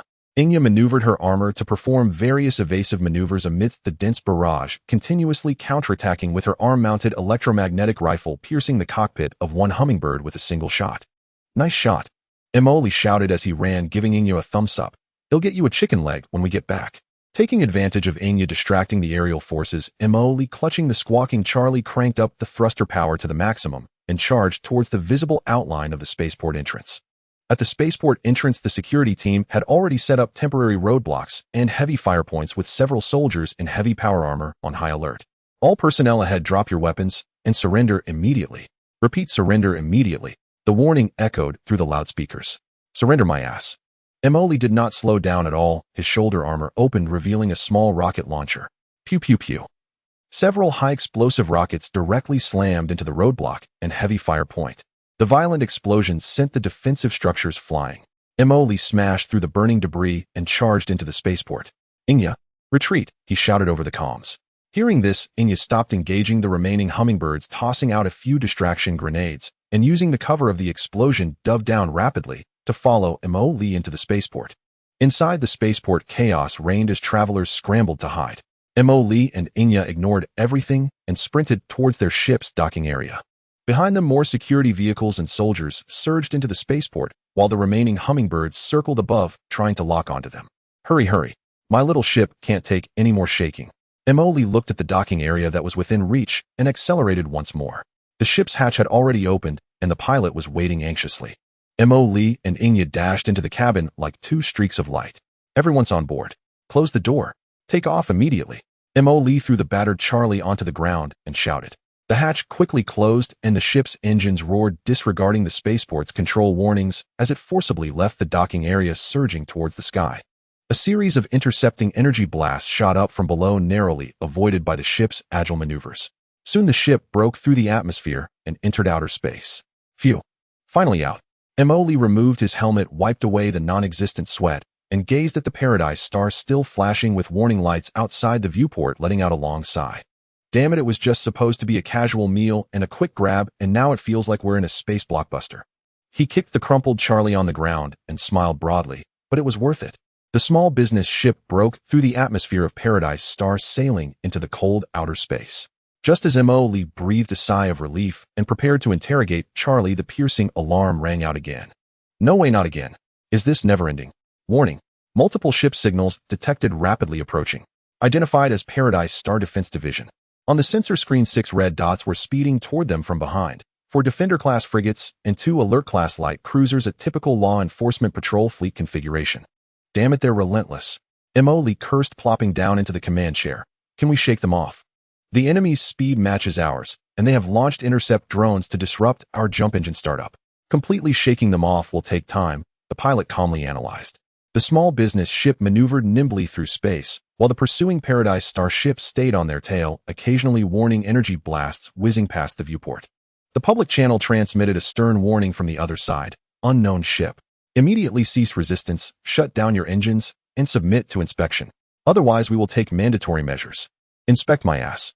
I'm a legitimate merchant. Mo Lee babbled into the communicator while urging the pilot, faster. Inya, when will our big buddy arrive? As the Heavenly Star escort ship gradually closed and preparing to launch its capture net, the space ahead of the starship suddenly twisted violently. Then to the horror of the Heavenly Star Fleet commander, a massive ship's bow emerged first from the transition space. Its thick external armor and the numerous cannons lined along the sides exuded an overwhelming sense of pressure. It was the Kanglong-class heavy cruiser. 1 ship, 2 ships, 3 ships. A total of 30 Kanglong-class heavy cruisers, each 3 kilometers long, stood between the small cargo ship and the Heavenly Star Fleet. The cold cannons on the sides slowly turned, locking onto their far inferior opponents. But that was not the end. The space twisted again. 10 even larger Fearless-class battleships equipped with tri-barrel super heavy phase impact main cannons at their bows slowly revealed themselves like final arbiters. Their formation nearly obscured the light of the stars behind them. 30 heavy cruisers, 10 battleships. This terrifying fleet instantly radiated a murderous aura, rendering the previously noisy public channel silent. God, what is that? Battleships? How can there be battleships here? Panic erupted in the communications channel of the Heavenly Star Fleet. Mo Lee's small cargo ship leisurely flew into the heavy protection of his fleet. He did not order the fleet to open fire immediately, but instead calmly picked up the communication device. Ahem. Friends of the Heavenly Star, can we talk properly now? He paused, continuing in a teasing tone. Who was it that said they wanted to inspect my ship just now? Do you want to come over and check the firepower configuration of my cargo ships up close? The Heavenly Star Fleet was silent for a few seconds before a voice, trying to sound calm, replied, Who? Who are you exactly? This is the airspace governed by Heavenly Star. You are provoking us. Provoking? Emoli scoffed. I just brought my female secretary here for a meal and spend a considerable amount of Fowler contributing to your GDP. And yet your people indiscriminately try to capture me, even deploying attack aircraft. Who is provoking whom? Now let the person in charge of Heavenly Star speak, or I will personally call them. The other side was silent for a few seconds, then a voice, slightly tense, but trying to maintain authority, came through. I am Hohen, the rotating chairman of the Heavenly Star Management Committee. Unknown fleet ahead, you have violated our airspace. Please immediately state your identity and intentions. Identity. I am the owner of the Deep Space Mining Group. Intentions. Quite simple, 2 things. First, I was chased and attacked on your territory by your security, frightened, seeking compensation for mental anguish, reputational damage, vehicle wear and tear. Adding it up, let's say 50 billion Fowler. Is that unreasonable? Second, I see that you are running Heavenly Star quite well, and I plan to invest. Not asking for much, just 51% controlling stake. From now on, this planet will be co-managed by us. 50 billion. 51% controlling stake. Are you crazy? Chairman Hohen's voice rose in shock and anger. That's impossible. This is blatant extortion and invasion. Tisk, what's with the tone? Mo Lee said disapprovingly. This is called business cooperation, mutual benefit. You provide the territory and existing business, and our company provides muscle and warships, helping you maintain order and fend off external threats. What a great deal. He paused, his tone suddenly turning cold, and through the communication channel one could almost feel the biting coldness. Chairman Hohen, this is not a negotiation. I am notifying you. Accept the terms, and we can prosper together. If you refuse, Emoli snapped his fingers. The communication screen instantly switched to an external view. Several Fearless-class battleships, tri-barrel main cannons, began to slowly charge, emitting a chilling energy wave. The massive cannon mouths were directly aimed at the Heavenly Star. If you refuse, I will have to take matters into my own hands. However, I cannot guarantee how much valuable stuff will remain of the Heavenly Star by then. The communication channel fell into an eerie silence. Only the heavy and suppressed gasps of Chairman Hohen could be heard from the other end. After a long while, Chairman Hohen barely squeezed out a sentence between clenched teeth. We need time to hold a meeting. Sure, I will give you 24 hours. When the time is up, if I do not receive a satisfactory response, I will assume that you have chosen the second option. He cut off the communication and shrugged at Inya. Did you see that? This is called showing courtesy before using force. If it can be resolved with words, let's avoid using force and save the ammunition. In the next 24 hours, Mo Lee's fleet boldly hovered in the outer space of Heavenly Star like the sword of Damocles hanging above. The battleship's main cannons maintained a low-power charging state, their eerie blue glow particularly striking in the darkness. As the 24-hour deadline approached, Chairman Hohen's communication came through right on time. He looked like he had aged 10 years, his voice hoarse and weary. We accept your terms. The 50 billion Fowler compensation will be raised as soon as possible. Regarding the equity, the management committee is willing to transfer 51% of the controlling stake, but hopes to retain daily operational management rights and hopes that your fleet can become the protector of Heavenly Star. Clearly, in the face of absolute power, the management of Heavenly Star chose to compromise, even attempting to turn this crisis into a form of alternative cooperation. Hey, that's the spirit. Emoli smiled. If you had understood this sooner, it would have been much better. Don't worry, you can continue to operate as usual. From now on, I've got your back. Whoever dares to cause trouble for Heavenly Star will first have to ask if my battleships agree. A business negotiation under the threat of force thus came to an end. Without shedding blood, Mo Lee took over this famous gold mine, and both his territorial influence and economic power surged once again. After the management of Heavenly Star begrudgingly signed the equity transfer agreement and the $50 billion Fowler compensation agreement, Mo Lee felt it was time to officially inspect his new enterprise as the newly minted major shareholder and protector. This time his display was completely different. A Kanglong-class heavy cruiser escorted by two Jingjing-class escort ships swaggered into the Heavenly Star spaceport, directly docking at the top-tier exclusive berth. As the hatch opened, Mo Lee still wore that black gold power armor, a smile on his face, striding down with an air of indifference. Inya followed closely behind him, dressed in a sharp combat uniform, her eyes vigilant. The original ruins in the spaceport had long been cleared away, and led by Chairman Hoenn, a group of Heavenly Star Management Committee members stood with expressions more miserable than crying, lining up to welcome him. Behind them stood a large group of individuals in various uniforms representing the major industries of casinos, hotels, dining, and entertainment on the planet. These industry giants displayed complex expressions, some fearful, some curious, and others attempting to curry favor. Heavenly Star Management Committee was mainly composed of representatives from several large financial conglomerates and elected officials responsible for maintaining basic order on the planet's surface and coordinating various interests. In simpler terms, it was a balance of interests organization without any real military strength, previously relying on its neutral reputation and the tacit approval of various powers to get by. Mr. Mo Lee, welcome to provide guidance. Chairman Hoenn forced himself to step forward, squeezing out a smile. Chairman Hoenn, no need for such courtesy. We are all family now. Mo Lee laughed heartily, patting Hoenn's slightly bulging shoulder, causing him to stumble. Come on, show me. I mean, take me around our business here. Accompanied carefully by Hua-Un and others, Mo Lee began his inspection. He first visited the largest casino, the very one where he had caused a commotion last time. The casino manager turned pale with fear, bowing and scraping, stating that they would bear all losses themselves and were willing to increase the profit share. Mo Lee waved his hand grandly. Oh, it's all trivial. In the future, work while develop some new games and strive to attract the Empire's emperor and the Federation's president for a round of gambling. Then he visited the kitchens of several top restaurants, eyeing the precious natural ingredients, nearly drooling. This one, and this one. He pointed at several unfamiliar alien fruits and premium meats. From now on, regularly send some to my company's headquarters. The company needs to improve the staff's meals. The restaurant owners dared not object and nodded in agreement. He even wandered around the red light district under the terrified gazes of Hua-In and others, critiquing the workers dressed provocatively. This one is good, has potential. That one has a good figure, but the makeup is too heavy. Your management is lacking. You need to conduct training to enhance the service quality and awareness. Following him, Inya couldn't help but remind softly, Commander, mind your image. Mo Lee was unconcerned. I'm just caring about the mental state of the employees in the subordinate industries. After his stroll, Mo Lee was finally invited to the headquarters meeting room of the management committee to hold the first shareholders meeting. He unceremoniously sat in the main seat that originally belonged to Hua-In, crossing his legs. All right, the wandering is over. It's time to discuss serious matters. Mo Lee scanned the room, observing the various expressions of the committee members and industry giants. I, for one, am someone who dislikes trouble. You all will handle daily management. Ooh, I have no interest in meddling. The crowd breathed a sigh of relief upon hearing this.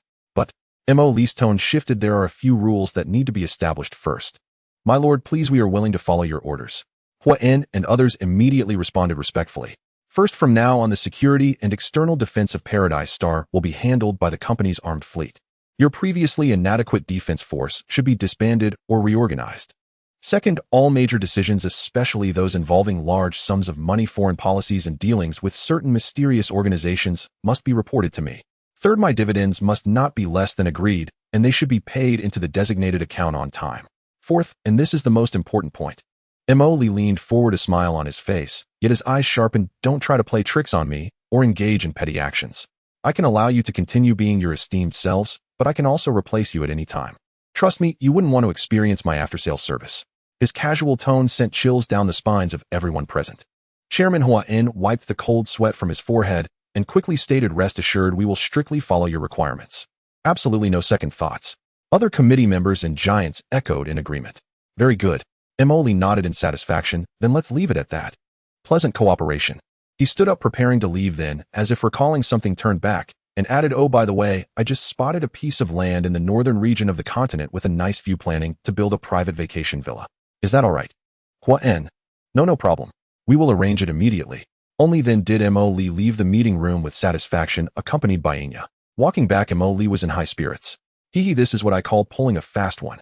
No, it's strategic investment. In the future, this paradise star will be our intelligence center and ATM.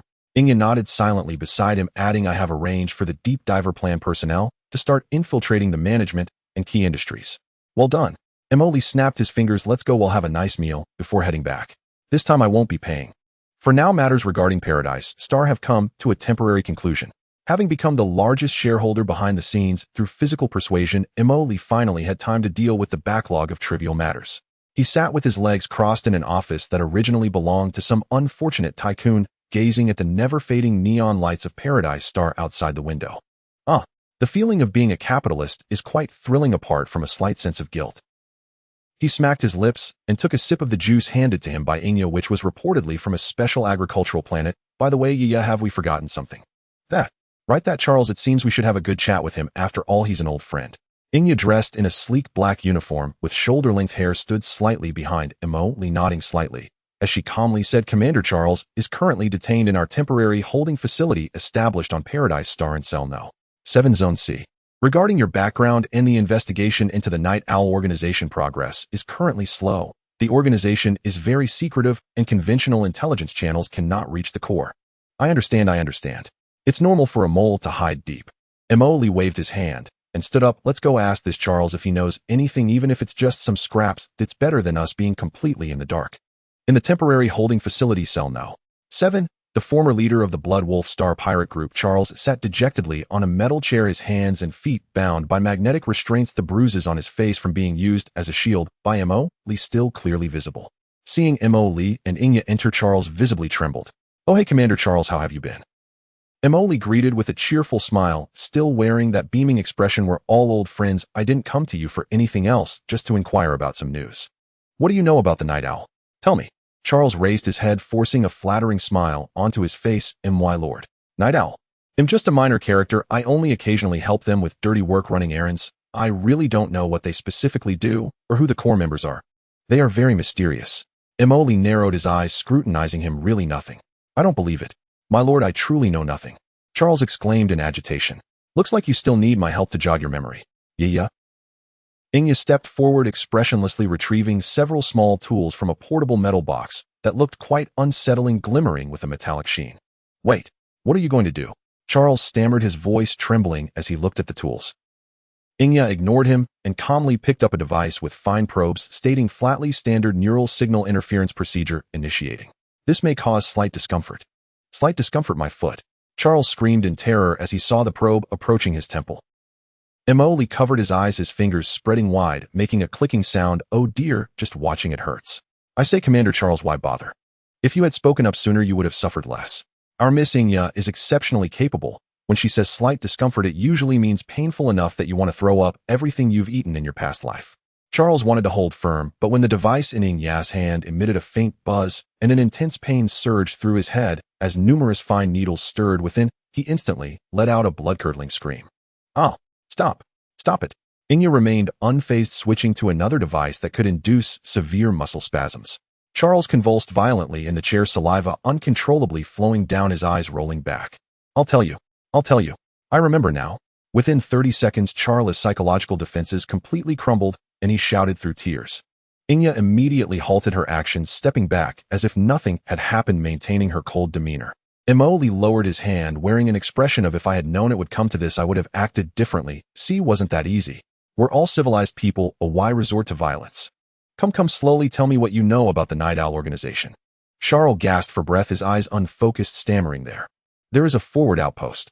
At the periphery of the Reef Star region, a space station called Old Cat. Usually, I contact them directly there. I just usually help them out, the rest. I really don't know. Mo Li replied, stroking his chin. It doesn't sound like a legitimate place. What about troop deployment? I truly don't know about troop deployment, my lord. I only know that it might be a forward outpost for their organization. Charles said anxiously. All right, the coordinates. Charles hurriedly reported a string of coordinates. Shadow Crow quickly verified and confirmed that there was indeed an old small commercial space station at the edge of the Reef Star region, full of mixed elements. Is that it, eh? Emily said, somewhat disappointed. I thought we could catch a big fish. Well, even a mosquito leg is meat. Taking out this outpost will at least sever one of their information channels, and let's see if we can follow the clues. He turned and walked outside, simultaneously instructing Shadow Crow. Ye prepare, I will personally lead the team to check out this old cat space station. Deploy 2 battleships, 5 heavy cruisers, and 10 frigates. Also deploy a mecha transport ship to bring our mecha squad along, just in case we need to engage in ground operations. He added, keep an eye on the base in Heaven Star, who I'll be back soon. As Emily spoke, he hurried towards the hangar, preparing to personally lead this luxurious cleanup team to confront that Night Owl outpost. The Reef Star region got its name from the Reef Nebula, which is intricate, filled with high radiation dust and random gravitational traps. It is not the most ideal route, but an excellent place for hiding and secret operations. Emily's cleanup team completed a short jump and revealed their menacing figures at the edge of the nebula. Emily sat in the command seat of one of the Invincible-class battleships, Screw Factory, watching the colorful yet perilous nebula outside the main screen, excitedly rubbing his hands. Wow, this setup. Are we being a bit too forceful? He said, but his face showed an expression of I just want to show off. Deploying 2 battleships for a mere space station.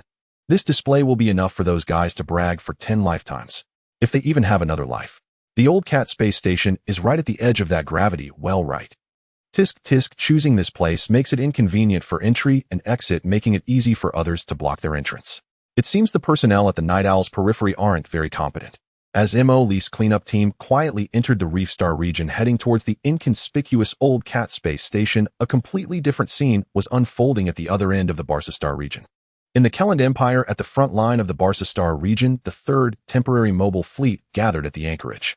Tens of thousands of starships, like a swarm of metal beasts, filled this previously open and tranquil part of the universe. The fleet's main body consisted of the Empire's standard Stardust-class cruisers and Hound-class destroyers arranged in neat rows, their engine nozzles glowing like countless stars. Larger, more imposing battleships flickered in and out of view at the core of the fleet, with even the silhouettes of massive war fortresses visible. Transport ships scurried like worker ants, delivering vast amounts of ammunition, energy blocks, and components to each starship. The communication channels were filled with concise, rigid commands and confirmation sounds, the atmosphere tense and foreboding. The temporary fleet commander, Major General Hans, stood on the flagship's bridge, expressionless as he gazed at the massive fleet before him. All ships must complete their final combat readiness checks within the standard time of 6 hours. 1st and 7th Fleet groups advance to the predetermined ambush positions. Intelligence Department, I need the final confirmation report on the latest movements of the Elon's people. No one spoke, only the sounds of commands being issued and system operations could be heard. A sense of oppression engulfed the entire Imperial fleet before a great battle. Meanwhile, in the Elon's Federation, behind the Guardian defense line in the Barca Star region, the style of the Federation fleet was markedly different from that of the Empire, with ship designs focusing more on functionality and modularity. A vast number of high-speed destroyers and cruisers equipped with long-range missiles formed the main force. At this moment, they were executing final formation adjustments in the vast star region based on complex algorithms. On the enormous full-sense sand table, the red clusters representing the Imperial fleet were forming an attack spearhead, while the blue dots representing the Federation were constructing layered defensive networks. At this time, the temporary commander of the Federation, the cunningly tactical Major General Darren, was conducting final simulations with his staff team. Calculate the possible breach points of the Empire's main force. The mobile fleet is to be prepared, standing by between the 3rd and 4th Star Zone defense lines, waiting for my orders. All space station defense platforms maximize energy shield output. The Federation's preparations appeared more hectic and technologically advanced, with countless data streams converging and analyzing in the command center. This impending battle marks the first true large-scale confrontation between the Kelland Empire and the Elon's Federation in the Barca Star region. Both sides are deploying over 100,000 ships with countless lives and wealth sufficient to buy several star systems piled within. The clouds of war loom heavily over this star region. However, all of this is temporarily unrelated to Emily, who is eagerly preparing outside the old cat space station. At this moment, Emily sits at the command seat of the Screw Factory battleship, watching the chaotic nebula outside the main screen. We've arrived, he said excitedly. The old cat space station doesn't sound like a place that can put up a fight. I hope our Night Owl friends can give us a surprise and not make our trip a waste. Just then an alarm sounded. Multiple high-energy signals detected. Bearing 317. Identified as battleship signals. Quantity 8. Confirmed to be Night Owl Organization identifiers. Detected 2 cruisers, 6 destroyers model unknown, and a large number of mecha thermal sources. On the tactical hologram, the area that originally only bore the old Cat space station insignia suddenly lit up with 8 red hostile icons. 2 unidentified cruisers and 6 destroyers slowly emerged from the nebula dust belt, arranging themselves into an enemy formation. Simultaneously, the space station's hatches opened and a swarm of black and gray mechas surged out from the space station, forming a formation in front of the fleet numbering nearly 100. Oh, Emoli was not scared. Instead, he was delighted. There really is an ambush. I said that old Charles must have hidden something. For a proper night owl, their outer outpost can't be too shabby. 2 cruisers, 6 destroyers, plus a mecha squad. This setup is substantial. Shadow Crow connected for remote communication. Commander, it seems this is a trap, or Charles level can't access the core defensive forces. Looking at the number of mecha squads on the enemy side, they seem to be elite. Elite. Emoli paused for a moment, then his face broke into an excited smile. I only fight elites. He slammed his hand on the armrest of the command chair and ordered, all fleets. Level 1 battle readiness. Invincible ship, main cannon charging. Target enemy cruisers. Kanglong class side facing, prepare for a broadside. Frigate group, disperse. Harass the enemy destroyers, don't let them charge in. All personnel prepare for engagement. Act per the plan. Whale Shark prepare to launch mechas. Yaji and Chenglong give them a good lesson. Yes. The deployment hatches of the Whale Shark class mecha transport ship opened entirely. Mechas were ejected at high speed like swarming bees, quickly gathering in front of the fleet. Yaji 01 in position. Yaji 02 ready. Yaji 069 a move into combat position. Following closely were 30 larger, heavier mechas, like moving fortresses labeled as Chenglong Heavy Mecha. They carried oversized external cannons and missile launch pods, marching with heavy steps, their rear heavy particle thrusters emitting a ghostly blue glow as they were launched. Chenglong 01 engage. Reports from various mechas echoed in the communication channel. Among them, Gray piloted Yaji 069, operating smoothly and timing his entry into the battlefield precisely, standing out among many elite pilots. Emoli watched the tactical screen as the mecha squad efficiently deployed, nodding in satisfaction, and deliberately called out in the communication channel, Gray, you're pretty good. Your moves are quite nimble. Do well, and I'll treat you to extra chicken legs later. The channel echoed Gray's excited response, understood boss. Then he said no more piloting. Yaji 069, swiftly maneuvering to the side of the enemy mecha group, precisely shooting with his beam rifle, instantly destroying 2 Night Owl mechas that attempted to approach. Yazi 01 reporting all squadrons assembled. Chenglong 01 reporting heavy fire units in position. In the void of space, the battle erupted in an instant. Beams of energy crisscrossed while missiles trailed searing tails, carving lethal arcs. At the same time, the fleets collided and the duel began. 6 destroyers followed in quick succession, unleashing a dense rain of missiles. Shields up. Evasive maneuvers. Songlong formation, concentrate fire. Take down that cruiser on the left. Dreadnought, aim for the cruiser on the right. Main batteries charge. Let them taste our power. Emoli barked the orders at a lightning pace, his gaze razor-focused. The Kanglong class heavy cruisers' flank Latang particle beam cannons flared in unison. Columns of destructive light slammed into the Yexiao cruiser's shields on the left, sending violent ripples across the barrier. The Jiangjing class escorts formed a dense curtain with their point defense laser arrays intercepting the incoming missiles. The prow of the Luosikang and another dreadnought, the triple-barreled super-heavy phase shock main cannon of the Miexingja, began to glow as their capacitors reached full charge. Target locked. Main batteries fire. A thunderous salvo erupted. Dozens of titanic energy torrents capable of tearing the void burst forth from the prows of the 2 dreadnoughts and unstoppable bridged the distance to slam into the shields of the Yexiao cruiser on the right. The cruiser's shield could not even hold for a second, it shattered like fragile glass. The annihilating energy pierced the hull, directly triggering chain detonations. A vast fireball expanded silently in the vacuum, devouring the cruiser and reducing it to drifting wreckage. Beautiful. Emoli struck the console. 1 strike, guaranteed kill. That dreadnought packs a punch. On the other flank, under the concentrated fire of 5 Kanglong class cruisers, the left Yexiao cruiser's shield teetered on collapse. Its hull suffered multiple breaches, spitting arcs of electricity and flame. Ship against ship roared across space, and the mecha battlefield was equally brutal. In the cold vacuum, beams streaked, and bursting frames sent up sudden flares, most of them Yexiao units. Galay piloted Yazi 069 like a phantom, weaving through the barrage with preternatural ease. Vector thrusters at the mecha's joints spit brief blue flares as the frame performed emergency maneuvers that defied inertial expectation, precisely evading volley after volley of lethal energy. Yazzie 069. 3 targets closing fast on your right. A comrade's warning crackled through the comms. Galay glanced at the tactical display. 3 dark gray Yeshao mecha signals had surged from behind a massive warship wreck and were fanning out to encircle him, their rotary cannons spitting tongues of flame. Copy.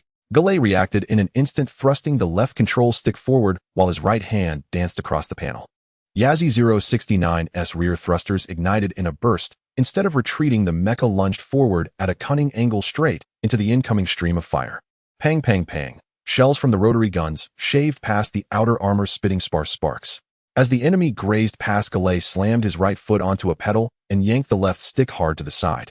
Yazzie 069 slid sideways in what was nearly a pure lateral motion. The high-frequency particle vibroblade in its right hand rose in a sweeping upward arc.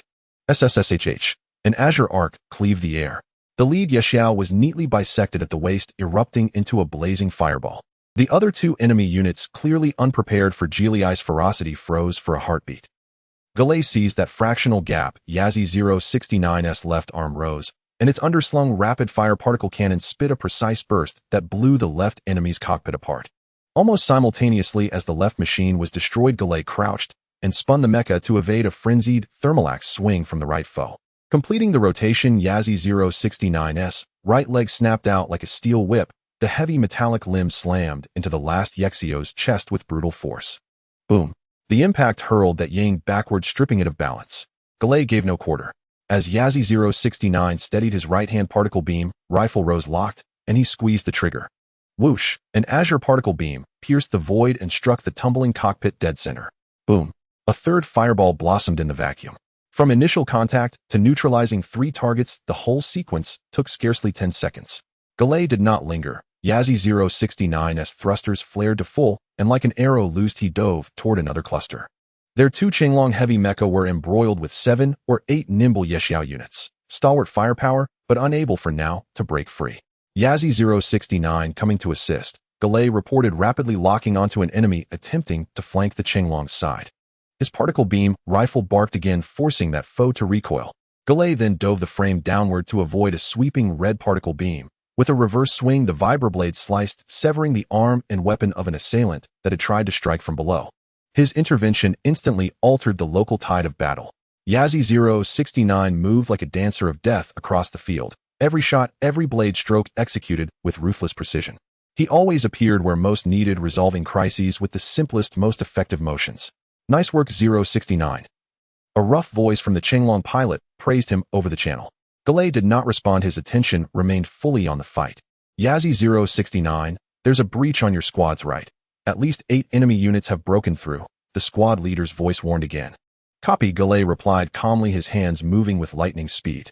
Yazzie 069 executed a sudden lateral stop. Vector thrusters at its feet spat particle vortices, narrowly evading 2 intersecting high-energy beams. Annoying flies, he murmured. Yazzie 069's rear vector nozzles detonated into action, and the mecha slammed back toward the loose ring of 8 enemy units. The opposing pilots had not expected such aggression and hesitated briefly. Now, Giuliai's eyes hardened. He pushed the left stick forward, and his right hand swept the control panel with surgical precision. Yazzie 069's left arm rose. The underslung particle Gatling roared a metallic storm of pellets, blanketing the 2 nearest foes and forcing them to raise their shields. Simultaneously, the rear vector thrusters pushed to maximum, closing the distance. The high-frequency particle blade slashed horizontally, severing the midsections of 2 mecha in an instant. Kaboom! Kaboom! Sparks and explosions lit the surface of Yazzie 069. 2 units were gone in a breath. The remaining 6 recovered their composure and lunged in rage, beam sabers igniting as they tried to overwhelm the audacious adversary in close combat. A faint curve touched Giuliai's lips. Chaos was, he knew, his most congenial battlefield. Yazzie 069 grazed aside a downward cleave from a thermal axe by a hair. The frame dropped with the motion, and the right leg hammered into an enemy's knee joint with brutal force. A screech of twisted metal heralded that machine's loss of balance as it pitched forward. Galay did not finish it off. Yazzie 069 used the momentum to spin the rear vectors, flaring again as the chassis swept past an enemy's head. and the particle rifle barked a precise burst that shattered the arm of a Yang attempting to flank. Missiles inbound from 5 o'clock, the onboard AI warned. Out of the corner of his eye, Galay saw 2 small tracking missiles streaking toward his wake. He remained composed. Yazi 069 rolled to the rear. During the roll, its waist-mounted multi-purpose launcher ejected a cloud of dense thermal decoys. The missiles homed on the decoys and detonated the shock, rocking Yazi 069. Opportunity. An enemy thinking a flaw had opened, charged with a high-temperature war axe raised to strike, roaring as it brought the blade down. A cold glint flashed in Jiliai's eyes. This was exactly what he had waited for. Though the mecha appeared unsteady from the blast at the instant the axe fell, Yazi 069 executed a zaped maneuver that defied expectations. The axe hissed past the shoulder armor and struck nothing. At that moment, the enemy's defenses were wide open. "Goodbye," Galay said softly. Yazi 069's right arm swung the high-frequency particle blade. The scalding edge sliced through the fragile chest armor of the foe, as though cutting butter. Boom. In less than a minute, 8 Yang had dwindled to 3. The survivors looked upon the burning wreckage and the mecha that stood like an avenging specter, its blade still dripping molten metal, and lost heart retreating in chaotic flight. Galay did not pursue. He scanned his frames, energy levels, and ammunition stores. Right-wing threat neutralized. He reported tersely on the comms, as if that heart-stopping one he against had been merely another training drill. Under his control, Yazi 069 became the Black Reaper of the battlefield, calm, precise, efficient in harvesting enemies. Where he passed, only a string of silent smoking wrecks marked his wake. "Commander, the enemy fleet formation has collapsed. The remaining ships are attempting retreat. Enemy mecha losses exceed 70%. The tactical officer reported the assessment. In the midst of the chaotic melee in space, the battle seemed overwhelmingly one-sided. The Yazai mech, with its exceptional maneuverability and firepower, darted through the ranks of the Night Owl mechs, its energy blades and rifles accurately cutting down enemies. Meanwhile, 30 Qinglong heavy mechs acted like mobile artillery, their heavy cannons and multiple missile launchers mounted on their shoulders, clearing swathes in the enemy formation with every simultaneous volley. Notably, Gray, piloting the Yazai 069, stood out remarkably, always managing to find the most effective attack routes amid the chaos, with his kill count rapidly rising. His movements were efficient and lethal without a hint of excess. "Commander, the enemy fleet's formation has collapsed and the remaining ships are attempting to retreat. The enemy mech group has suffered over 70% losses," reported the tactical officer. "Trying to run. It's not that easy. The mech forces will clear the remnants and the fleet will pursue. Leave none behind. Prepare to send personnel to take control of the Old Cat space station," Emoli ordered. The battle outside the Old Cat space station was nearing its end. The Night Owl defensive fleet was reduced to cosmic debris under the overwhelming firepower of the Fearless class and Songlong class, with the few remaining destroyers attempting to flee into the treacherous Reef Nebula, only to be caught and detonated by the surrounding Gungjin class. The Night Owl mech group was nearly annihilated under the combined onslaught of the Yazai mechs and Qinglong mechs, with a multitude of twisted metal debris drifting in space. Although the Night Owl defensive fleet was swiftly obliterated, the space station's own defensive weapons and internal troops continued to stubbornly resist. Waves of automated turrets fired barges to block the approaching passages. Tisk, quite resilient, Emoli observed the real-time battle conditions from the bridge of the screw factory. "It seems there are no innocent civilians left inside, just diehard Night Owls." "That's good to hear. No need to hold back. Elena, are the landing forces ready?"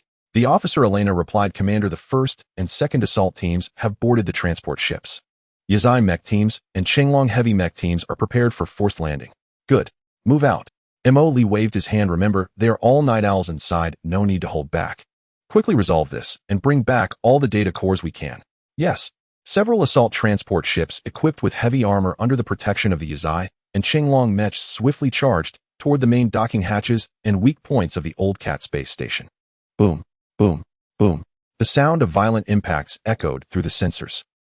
The transport ships crashed through the space station's armored exterior with their immense momentum. The hatches burst open and Marines clad in black power armor wielding standard energy rifles surged out like a tide, quickly seizing control of the corridor and establishing a defensive line. Area A corridor cleared. Area B encountering resistance, request Yazai support. Area C has discovered enemy fortified positions. A Qinglong, come here and smash it. Yazai 01, I breached the B5 hatch. Marine Team 1 has entered the D area corridor and is encountering resistance. Area B7 is cleared. The battle communication channels were instantly flooded with various short battle reports. Yazai-03 blasted open the sealed door blocking their path with its shoulder cannon, and the following Marines immediately threw stun grenades, quickly rushing in and executing precise shots that eliminated the few Night Owl armed personnel taking cover. In another spacious warehouse area, two Chenglong heavy mechs used shoulder-mounted heavy armor-piercing shells to directly demolish the makeshift fortifications built by the enemy from cargo crates. The explosion shockwave, sending the remaining foes flying. The battle progressed intensely and efficiently.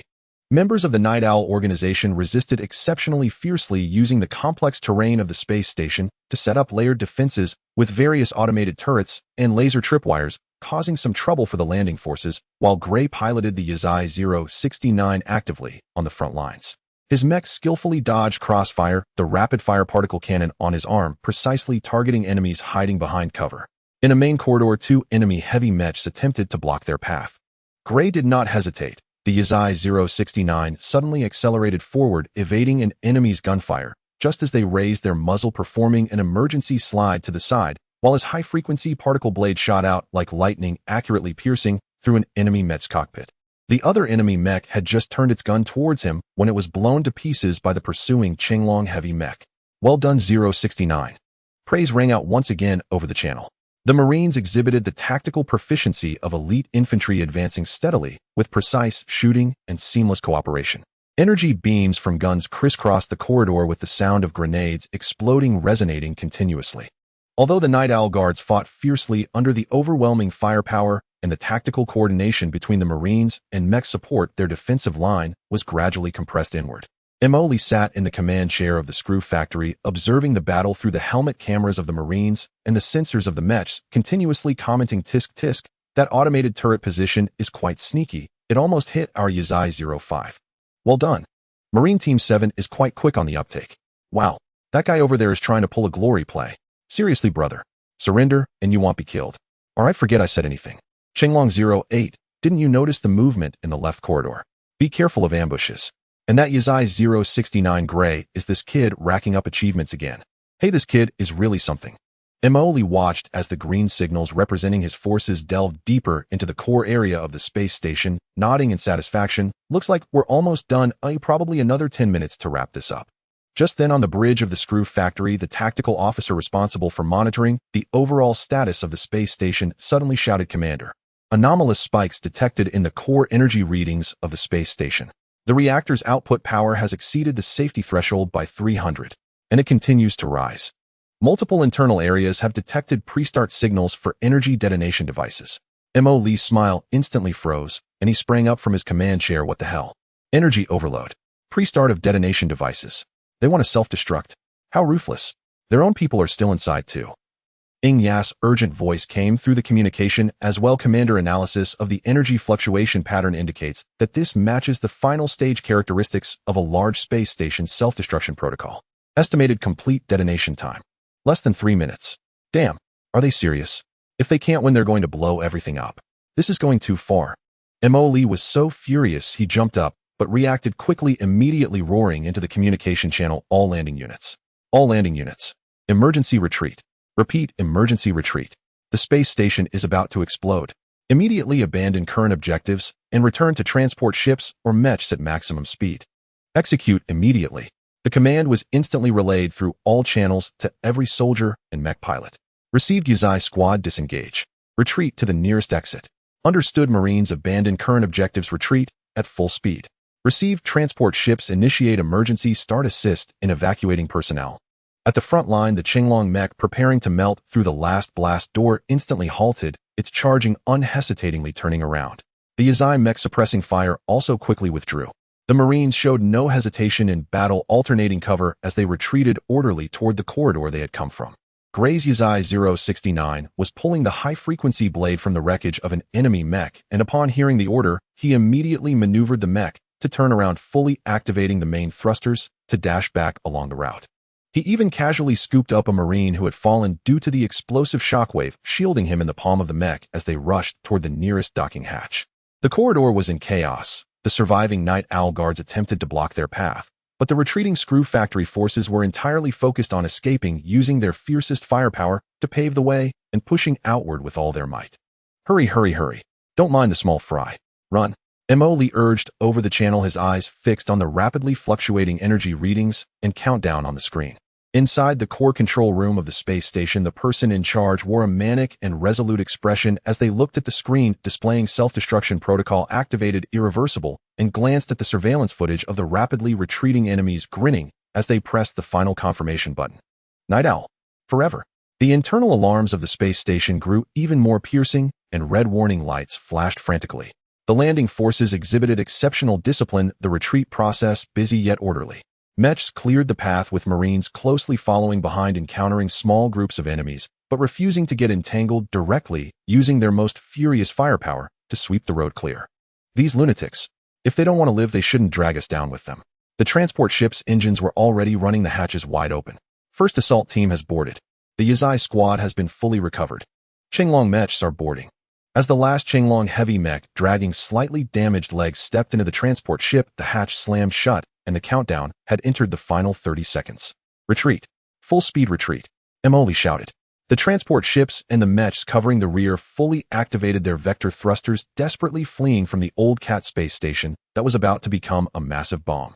Screw Factory and the outer escort fleet had also withdrawn to a safe distance. The countdown reached 0. There was no sound, only an extreme brilliance suddenly erupted from the core of the space station, instantly devouring the entire structure. Following that was a silent, yet spectacular expansion, tearing and shattering. In the soundless universe, a gigantic fireball erupted violently, swallowing the entire space station in an instant. The sturdy metallic structure was effortlessly torn apart, melted, and scattered in all directions by that destructive force. A strong electromagnetic pulse caused the shields of several nearby Jingjing-class frigates to ripple violently. The fierce explosion lasted for several seconds before gradually subsiding. The location where the old Cat space station once stood was now left with a cloud of debris constantly expanding, composed of scorching metallic fragments and dust. The members and leaders of the Night Owl who were stubbornly resisting inside were turned into cosmic dust amidst the violent release of energy, leaving behind only a wasteland of scattered metallic fragments. Lee looked at the glow on the main screen that had yet to dissipate, patted his chest, and sighed with relief that was close. I almost became part of a space firework. These guys are really a bunch of lunatics. He immediately put his hands on his hips, pointing at the debris cloud and complaining, is it really necessary? Was it just a forward outpost for you? Did you really have to self-destruct? Isn't the corporate culture of your Night Owl a bit too extreme? How can you survive in the villain circle with such mental fortitude? What a pity we didn't capture the core data. It was all for nothing, just catching a few small fry and collecting a bunch of scrap metal. Commander, we have successfully evacuated all landing forces with only minor damage to some mechs, came the report from Inya. Although we failed to obtain the core data, destroying an important outpost of the Night Owl and annihilating their station fleet and mech group was already an effective blow to their power. That may be true. Lee sighed, but quickly cheered up. At least this time we gained experience, and we won't fall for this again next time. It's not without its benefits. His attention quickly shifted from the disappointment of the explosion to something else. All right, gather the team. Let's go back and have hot pot to calm our nerves. He waved his hand, and the fleet turned again, dragging numerous enemy shipwrecks towards the direction of the Screw Factory. Only the gradually cooling metallic graveyard was left behind, telling the tale of the recent peril. Meanwhile, in the Ashen Star region in the Rust Corridor Star area, the starry sky was filled with metal and light. The Kulon Empire, the third temporary mobile fleet, with 70,000 starships, transformed into a mountain of steel, standing across the path of the Federation's attack. The formation was heavy and distinct. At the forefront was a barrier composed of dense destroyers, frigates, and cruisers, while behind them was a larger array of capital ships. Countless assault ships and battleships, comparing their nearly 6-kilometer-long hulls to swimming sardines, weaved between the massive vessels. At the core of the fleet, on the bridge of the temporary flagship, unyielding Stormhammer-class heavy battleship, stood Admiral Hans with his hands behind his back. He was about 50 years old, with a resolute face and calm eyes, gazing at the tactical star map, where a red light represented the enemy gradually approaching. All task forces report final combat readiness status. His voice was not loud, but it clearly resonated through the command hierarchy. First defense cluster ready. Second assault fleet final ammunition check complete. Flank escort formation, maintain integrity. All ships, shields, and weapon systems are operational. Hans nodded slightly and immediately ordered all ships maintain formation, prepare to enter optimal firing range according to the predetermined plan. Shield energy allocation to maximum. All artillery units load kinetic penetrator warheads, activate high-energy pulse artillery arrays. His voice was steady, revealing no hint of turmoil. "Let us welcome our friends from the Federation." The communications channel was filled with concise confirmations from the commanders of various task forces. At the very back of the Imperial fleet array, a colossal, suffocating shadow nearly obscured the starlight behind. The Titan War fortress, over 50 kilometers long, was a formidable deterrent in itself. It was not a traditional warship, but a mobile interstellar fortress equipped with super shields comparable to planetary defense platforms and various heavy ammunition and laser energy weapon arrays, including the Revelation-class giant particle beam emitter capable of destroying asteroids and multi-layered missile launch silos. It was the absolute core of the fleet and the ultimate decisive weapon. The entire Imperial fleet began to enter its final combat preparation state, like a finely tuned machine. Opposite them, the Elon's Federation's 5th Temporary Legion, with over 80,000 starships, was approaching in a more aggressive formation. High-speed destroyer clusters maneuvered around the main fleet. Cruisers equipped with long-range missiles concealed themselves in the shadows of the formation, waiting for the optimal launch moment. The specialized electronic warfare fleet cluster released invisible interference waves, causing the sensor readings in this airspace to become somewhat blurred. The attack fleet gradually advanced towards the Imperial defense array. At the center of the fleet was a giant ship on par with the Imperial battleships, the Star Corps Annihilation-class heavy battleship. The commander of the Federation's 5th Temporary Legion, Admiral Darren, was aboard his flagship, the Sophisticator Star Corps Annihilation-class heavy battleship. He was relatively young, with a glint of cunning and calculation in his eyes, favoring unexpected victories. Leaning back in a comfortable command chair on the bridge, he lightly tapped the armrest with his fingers, a faint, playful smile gracing his lips. Before him, the holographic sand table displayed data streams, refreshing like waterfalls, reflecting the movements of the Imperial fleet in real time. The red light, representing the Imperial fleet, formed a solid barrier. "Hey, that old guy Hans is still using the same old tactics, the standard Imperial Iron Turtle formation." He turned to his staff team on the bridge. "Are we all set?" "General, the assault fleet has entered the designated position. The coordinates for the missile cruisers have been set, locking onto critical nodes of the Imperial battle line. The electronic warfare team is ready and can initiate interference at any time." Darren nodded, his sly smile becoming more pronounced. "Good. Tell the lads to proceed as planned. Let's give those noble lords of the Empire a proper lesson on what war is." Suddenly, the battle erupted in silence. The Federation fleet moved first. The Raider-class and Swallow-class destroyer clusters suddenly accelerated from the wings of the formation like two sharp daggers, swiftly stabbing into the flanks of the Imperial fleet's defense array. They were not seeking a frontal breakthrough, but were instead using speed and agility to try to disrupt and confuse the Imperial formation.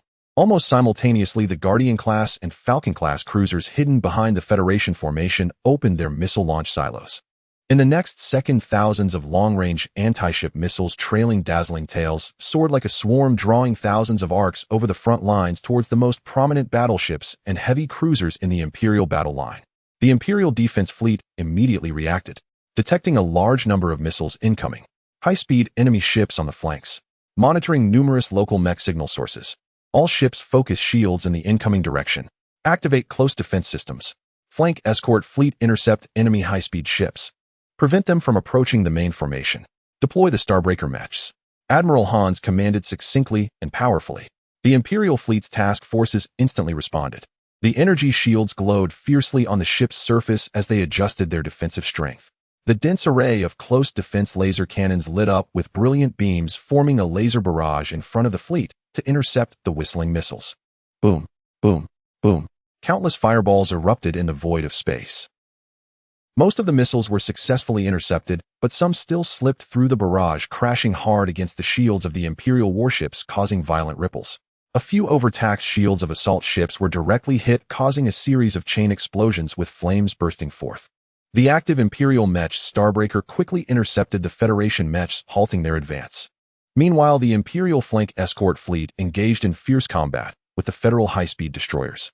Energy beams crisscrossed with small aircraft and mechas pursuing and tearing each other apart at extremely close distances, explosions erupting in succession. Main battle fleet target: the enemy missile cruiser group fire at will. Hans seized a brief moment after the Federal missile volley to issue a counterattack order. Within the Imperial defensive line, the bow-mount main guns of the Storm Hammer-class battleships finally roared to life. Massive energy beams instantly crossed the vast expanse of space, crashing forcefully into the missile cruisers located behind the Federal array. The Federal side clearly anticipated this. Monitoring has detected the Imperial main battleships firing, reported the bridge's battlefield monitor. Take evasive action. Release the interference flares. Boost shields to maximum power. Darren's orders were equally swift. The Federal missile cruisers simultaneously executed emergency maneuvers and released large clouds of metallic foil and energy interference attempting to disrupt the targeting of the Imperial main guns. Several of the Imperial main cannon's gigantic particle beams were disrupted, striking empty space or grazing the shields of the Federal starships, creating violent ripples. However, several Federal Guardian-class cruisers were unable to dodge in time and were directly hit by the massive energy beams from the battleships, their shields shattering in an instant as a third of their hulls were vaporized, debris tumbling into deep space, casting out numerous crew members frozen by the vacuum. In the first round of confrontations, both sides suffered losses. The Empire, relying on its sturdy defenses and powerful main ship firepower, withstood the Federals' initial fierce assault and retaliated. The Federation sought to exploit its speed and missile advantage, attempting to break through the Imperial defensive line. General Hans calmly observed the battlefield and adjusted his deployment, ordered the 6th Flank Fleet to form a defensive cluster and increase fire output. 2nd Fleet apply pressure on the Federal left flank. General Darren watched the slight adjustments of the Imperial fleet displayed on the star map screen, a wider smile forming on his lips. They've taken the bait, just as expected. Order the right-wing destroyer group to accelerate and cut in. Target the Imperial flank fleet's rear. Missile ships fire a second volley, covering the Imperial front defense fleet and the subsequent escort fleet. The Federal high-speed destroyers surged forth like sharks, sensing blood, launching a barrage of rapid-fire cannons and deep-space torpedoes against the weak defense points of the Imperial Second Fleet. A new wave of missile rain accurately fell upon the rear of the Imperial Vanguard fleet, causing significant chaos. The battle had heated up from the very beginning. Tens of thousands of interstellar warships from both sides entangled, exchanged fire, maneuvered, and exploded across the vast starry expanse. Energy flashes and the fireballs of warships exploding formed a brutal yet magnificent tapestry of cosmic warfare. Relying on the foundation of the Imperial fleet and its strong frontal firepower, Hans steadily pressed forward, attempting to break through with sheer force. Darren, on the other hand, fully utilized the mobility and tactical flexibility of the Federal fleet, employing missiles to continuously maneuver, harass, and set traps, seeking to gradually weaken and tear apart the Imperial defensive formations. The battle continued. General Darren observed the star map, a slight smirk on his lips as he continued to issue orders. Vanguard Destroyer Group, accelerate. Conduct sustained harassment attacks to draw enemy fire. Missile Cruiser Group, continue advancing to effective range and deliver a saturation strike on the left flank of the Imperial defensive array. Main Battle Fleet, follow my flagship and prepare for a central breakthrough.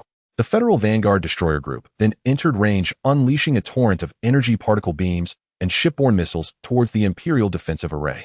The Imperial fleet's defensive cluster responded steadily under General Hans' command. The Hound-class destroyers and Stardust-class cruisers established a dense barrage, intercepting most of the incoming fire. Simultaneously, the cruisers retaliated, firing back with massive energy beams that sliced through the void, detonating overly aggressive Federal destroyers in consecutive explosions, transforming them into brilliant yet fleeting firework displays. Attention, enemy missile groups on the left flank are closing in again. The monitoring crew continued.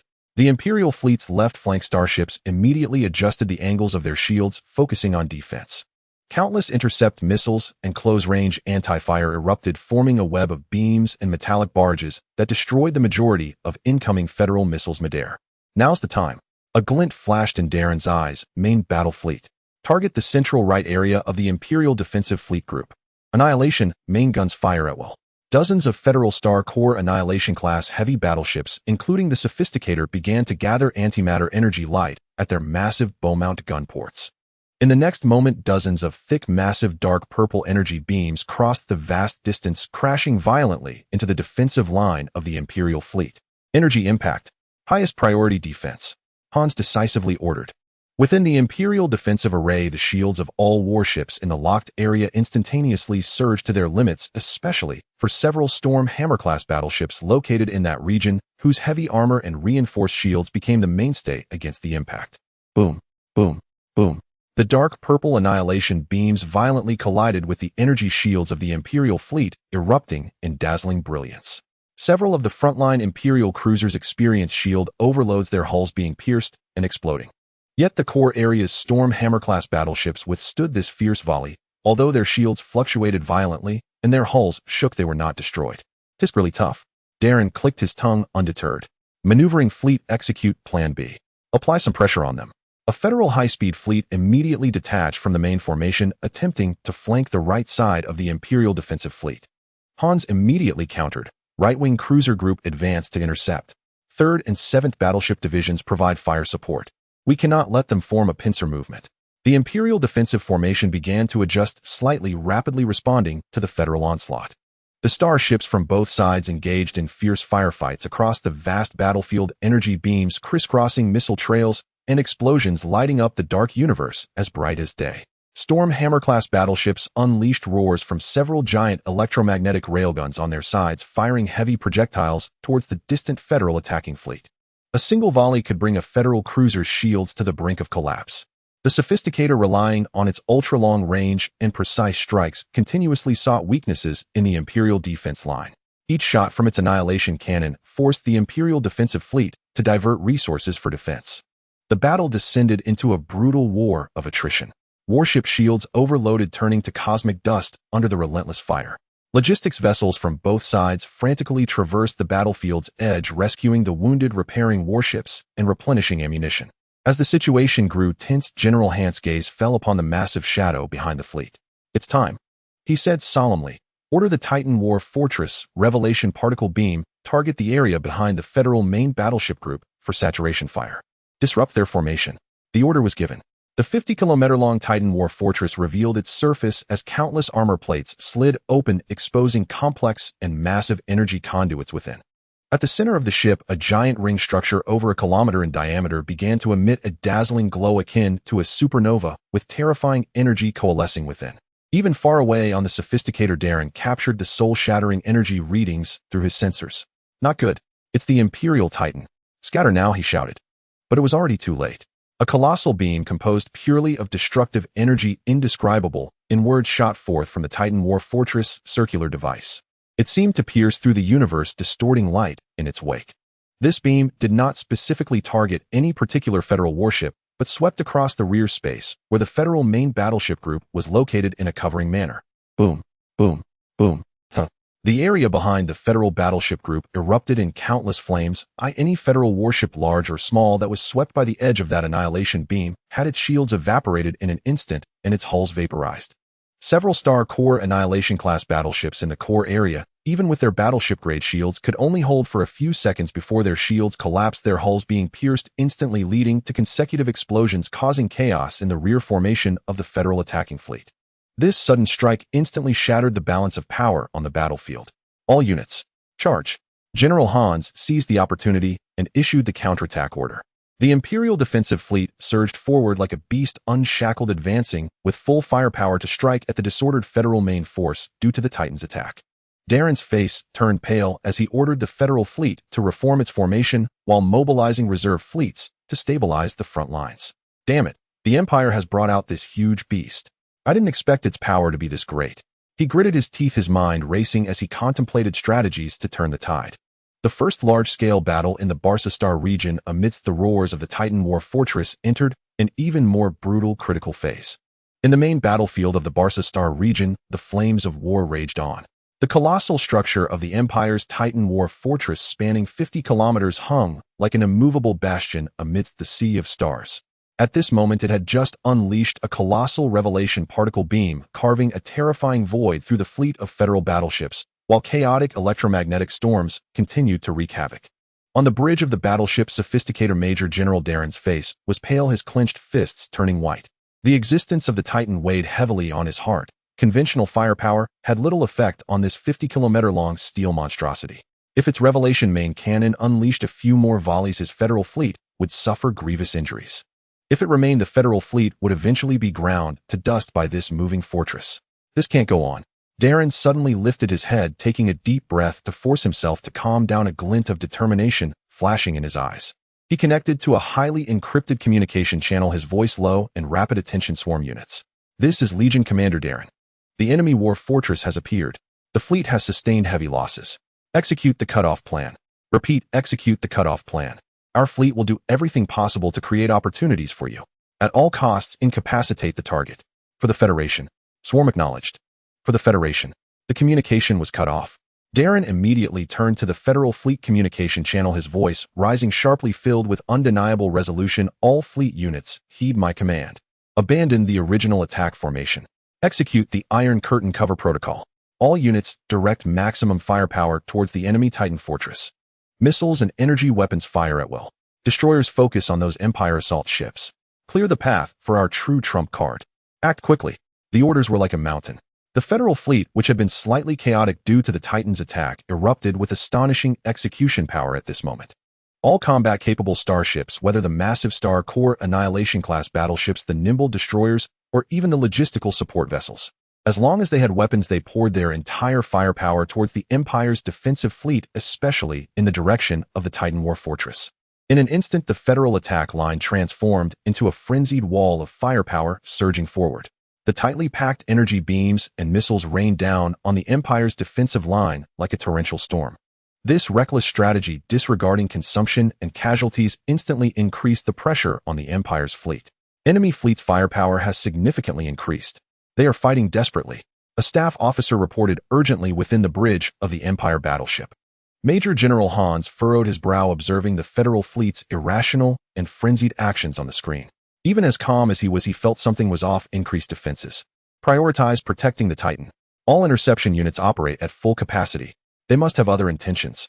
The Empire's Hound-class destroyers and cruisers desperately constructed an interception barrage, with the Storm Hammer-class battleships using their heavy armor and shields to shield the front, bracing against this wave of furious attacks.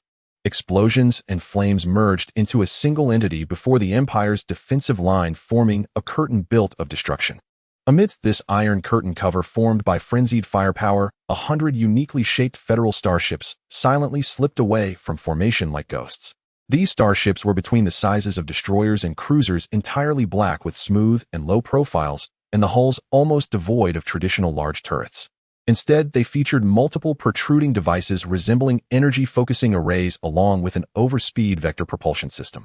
They were the swarm mentioned by Darren, specially developed by the Federation to counter the Empire's Titan Breaker-class assault ships. Their mission was singular: to breach the Empire's defensive line, get close to the Titan War Fortress, and then sacrifice themselves to incapacitate it. With engines at full power, 100 Breaker-class ships surged forward at a speed far exceeding that of ordinary cruisers, using the chaos and visual cover created by their own firepower to penetrate the Empire's defensive line. They did not engage with the Empire's starships along the way, but instead utilized their extreme maneuverability to evade, directing all energy to shields and engines with a terrifyingly clear objective. High-speed, low-signal target cluster detected. They are breaking through our interception firepower net. The target is the Titan. The battlefield monitor aboard the flagship, unyielding, finally discovered these unexpected guests. Intercept them. We cannot let them get close to the Titan. Major General Hans ordered sternly. A portion of the Empire's firepower cluster immediately split off, concentrating fire on these clearly defined Breaker-class assault ships. Beams and missiles pursued. However, the Breaker-class assault ships had exceptional maneuverability and employed special signal-reflective coatings and energy-absorbing hulls, making them highly resistant to targeting interference. They weaved through the hail of bullets like fish, yet still several assault ships were hit and exploded, turning into dust in the starry sea. Nevertheless, many continued to charge forward fearlessly. For the Federation, an assault ship, after evading several particle beams, was struck on the side by a shot from the secondary cannon of the Stormhammer battleship. The engine exploded, but it still with inertia crashed into an Empire cruiser attempting to block it, resulting in a violent explosion. Coordinates sent. Follow-up units move up. Another Breaker-class assault ship, riddled with holes from concentrated Closian fire, still managed to transmit the data on the weak points of the Empire's defense line at the last moment. Around them, Federal starships sacrificed themselves to provide cover for the assault ships like moths to a flame, using their own destruction to pave a bloody path for their companions to reach the Titan. The scene was extremely tragic. Our fleet has lost over 30%. The swarm has lost over 20%. Continue the assault. Do not stop. Darren aboard the flagship watched as the number of Federal starships and swarm signals dwindled, his eyes twitching, but his voice remained steady. This was a sacrifice long foretold. Finally, after the loss of over 30 assault ships and numerous Federal starships, the remaining Breaker-class assault ships boldly broke through the Empire fleet's layers of interception. They approached the small planet-like Titan War Fortress. The Titan Fortress Closian defense systems fired wildly, countless laser turrets and missile silos, unleashing destructive barrages to try and eliminate these intruders. Several more assault ships were obliterated during the final sprint. Yet, the last 60 Breaker-class assault ships successfully penetrated the immediate airspace of the Titan fortress. Lock onto the shield generator nodes and primary energy conduction structures. All energy channel into the phase collapse array. For the glory of the Federation, the surviving assault ships' peculiar energy focusing arrays suddenly glowed with crimson light. They did not launch any projectiles or beams. Instead, they compressed and transformed all energy from the ship, including backup energy from engines and life support systems, forming a highly unstable phase interference field targeting giant shields and energy systems. In the next moment, these Federal assault ships, without a hint of hesitation, controlled their ships, which were on the brink of disintegration, and unflinchingly crashed into specific energy node areas on the Titan war fortress thick armor. Boom, boom, boom, boom. A series of explosions echoed on the surface of the Titan fortress. There were no dazzling fireballs, only energy ripples rapidly spreading along the fortress hull, as if space itself was twisting and trembling. The nearly impervious super shield on the surface of the Titan war fortress flickered violently, like an electric light rapidly dimming and destabilizing. Many turrets and sensor arrays on the fortress surface sparked, and their operation clearly became sluggish. While it had not been destroyed, the shield system that could withstand a fleet's volley had been temporarily overloaded and incapacitated. The internal energy conduction was also severely disrupted, and the main weapon, the Revelation main cannon, was evidently unable to fire again in the short term. We succeeded. Major General Darren clenched his fist tightly, a mixed expression of sorrow and ecstasy on his face. All forces, seize the opportunity. The Empire's Titan is incapacitated. Attack. Full-scale assault. The morale of the Federal fleet surged, taking advantage of the Empire fleet's brief chaos due to the Titan's injury to launch a more ferocious attack. Major General Hans watched the energy readings plummet sharply, the shields collapse, and sparks erupting from multiple surfaces of the Titan fortress, his expression incredibly grim. He had underestimated the determination of the Federation and their hidden trump cards. Order Titan to emergency retreat from the battlefield. All fleets contract formations and switch to elastic defense. Ensure the Titan is covered during retreat. He had no choice but to issue a conservative command. At the moment when the Empire and the Federation were locked in a bloody battle in the Barsastar region, turning the Starry River into a scene of chaos with wreckage flying everywhere far away in the Ashen Star regions, C-77 asteroid belt, the main base of the Screw Factory, was bustling with a lively atmosphere. Emoli was lounging with his legs crossed, sinking into the relatively comfortable chair in the command center, while the massive main screen before him was divided into several sections, displaying a flow of complex data and processed battlefield images. He held a cup of specialty coffee from Heaven Star in his hand, emitting a faint aroma. TSK tisk, they've started fighting. They really are fighting. He slurped his coffee, his eyes sparkling as he stared at the screen, his expression resembling that of someone watching an interstellar match rather than a battle that would decide the fates of countless lives. This is live coverage, and it's an ultra-clear, unfiltered quality. Our diver teams are amazing, he exclaimed in wonder. Yeah, hurry. Analyze the data stream just sent back by the Empire's Diver No. 7. I want to see the changes in their formation. Emoli shouted. Standing slightly behind him, Inya, dressed in a neat white tactical uniform, with shoulder-length hair, immediately began operating swiftly at the control panel upon hearing his command. Soon a split screen on the main display showed a clear dynamic image of the Empire's fleet, even indicating the strength of their energy shields and estimated ammunition consumption. Wow. The Empire's turtle formation is truly emblematic of the essence of survival. Emoli pointed at the defense formation displayed on the screen.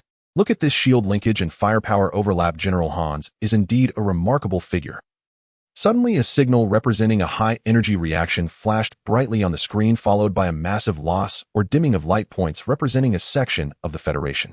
What the hell? What's happening? Did the Empire escalate? Emoli sat up straight.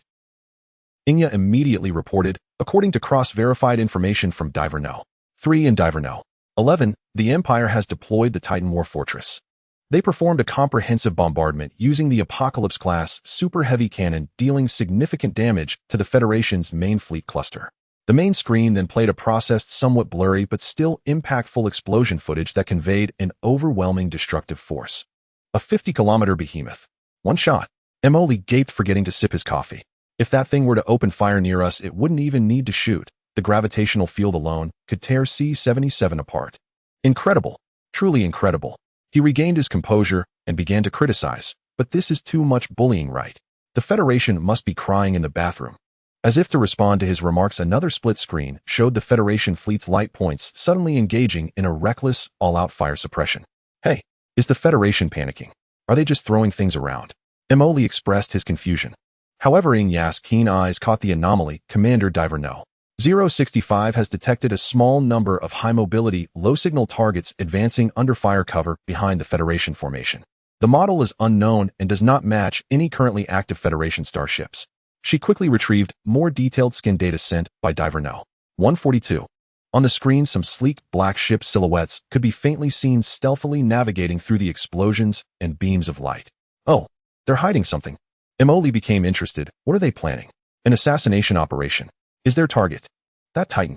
As Inya pieced together more fragmented information from the divers, the battlefield situation gradually became clear. Target confirmed.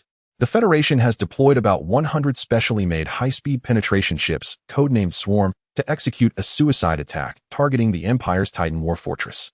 The Swarm units and the Federation fleet have suffered heavy losses, but have broken through the Empire's outer defenses. Approaching the Titan. Swarm activating special energy disruption devices. Impact. On the main screen, the enormous light point representing the Titan war fortress saw its shield energy readings plummet dramatically, ultimately reaching zero. At the same time, the energy signals of the fortress itself became extremely chaotic and unstable. Did it succeed? The Federation's lunatics actually did it. Emoli nearly jumped out of his chair, trading 100 specially made ships for a temporarily incapacitated Titan. This deal. General Darren is quite a ruthless character. He watched the screen as the Empire's fleet forced into defense due to the Titan's damage was being aggressively attacked by the Federation fleet, stroking his chin with a glint in his eyes. Keep fighting, the harder the better. He smacked his lips. It would be best if they both wipe each other out, turning their warships into scrap metal and their troops into bald heads. He turned his head, grinning at Inya. Yiya, inform our people at the Barca Star region subbase, and those from distant star development and Iron Mat security wandering on the fringes to keep their eyes peeled. Once this battle comes to a close, regardless of whether it's the Empire or the Federation, there will definitely be a significant number of damaged starships needing towing and repairs, and the battlefield will surely be filled with various unclaimed wreckage and well-abandoned resources. That's all money. Our recovery business is finally going to expand and strengthen.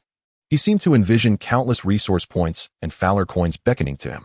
Additionally, Emoli put away his joking demeanor, though his face still bore a playful expression. His gaze became more serious. Have the divers keep a close watch, especially to pay attention to whether there are any unusual movements from either side, or if there are mentions of terms like Night Owl or Genesis Relic. I have a feeling that this war is not as simple as it appears. Understood. Inya nodded and quickly encrypted and sent out the orders. Emoli leaned back against the chair, enjoying a sip of his now slightly cold coffee, watching the fierce battle unfolding light years away on the screen. Watching an epic movie while waiting to pick up scraps for a fortune, this little life is truly becoming more and more promising. He swung his toes leisurely, entirely embodying an outsider's perspective, relishing the spectacle. While the cosmic flames of war raged on the factory, head of the screw factory was already pondering how to dig out his first bucket of real gold from the post-war ruins. Meanwhile, the smoke of battle in the Barca Star region did not dissipate due to the temporary incapacitation of the Titan war fortress. Instead, it plunged into an even more brutal phase of chaos. On the bridge of the battleship, unyielding General Hans wore a grim expression. The unexpected damage to the Titan disrupted his entire plan, losing the most powerful deterrent and firepower support, forcing the Empire's fleet to shift from defense to a much more challenging defensive posture. Order the Titan to immediately retreat to the second defense line for emergency repairs under the cover of the escort fleet. His voice was steady, but his clenched fists revealed his true feelings. All fleet groups, contract your formations. Centering around unyielding, construct a circular defense circle. Prioritize preserving combat power. The Empire's formation began to change, transitioning from a long defensive array to a circular formation that emphasized survival. The remaining Stormbreaker-class and Stardust-class starships braced at the outermost layer, absorbing the Federation's fierce bombardment. Hound-class destroyers desperately intercepted missiles and torpedoes targeting the main fleet. Left-wing shield strength has dropped to 45%. The right-wing 3rd Cruiser Group has suffered heavy losses, requesting support.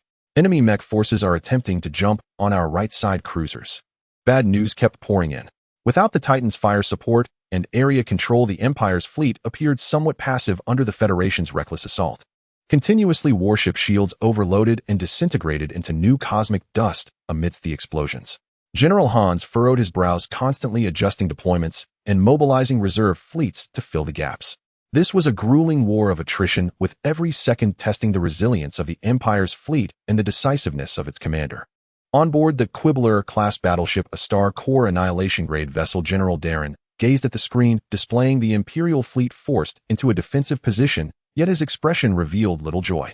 To incapacitate that Titan, he had sacrificed 100 specially crafted assault ships and countless escort starships, while the 5th Legion's attacking power had significantly diminished due to previous Titan bombardments and subsequent fierce assaults. Order all divisions to maintain pressure. Do not give the Imperials a moment to breathe. His voice was hoarse. Mobile fleet intersperse and disrupt their logistics lines. Missile fleet execute a saturation strike to deplete their shields and intercept ammunition. Although the Federation fleet held the initiative, their offensive was no longer as ferocious as at the beginning. The Imperial defensive line was exceptionally resilient, requiring a substantial cost for every advance. The battlefield fell into a stalemate, with both sides engaged in a bloody tug-of war around the Imperials' contracting defensive perimeter. The main cannon of the Star Core annihilation grade is fully charged. Target the damaged Stormhammer-class ship on the Imperial right flank. Fire. The Quibbler unleashed its annihilation cannon, once more a dark purple beam striking the target with precision.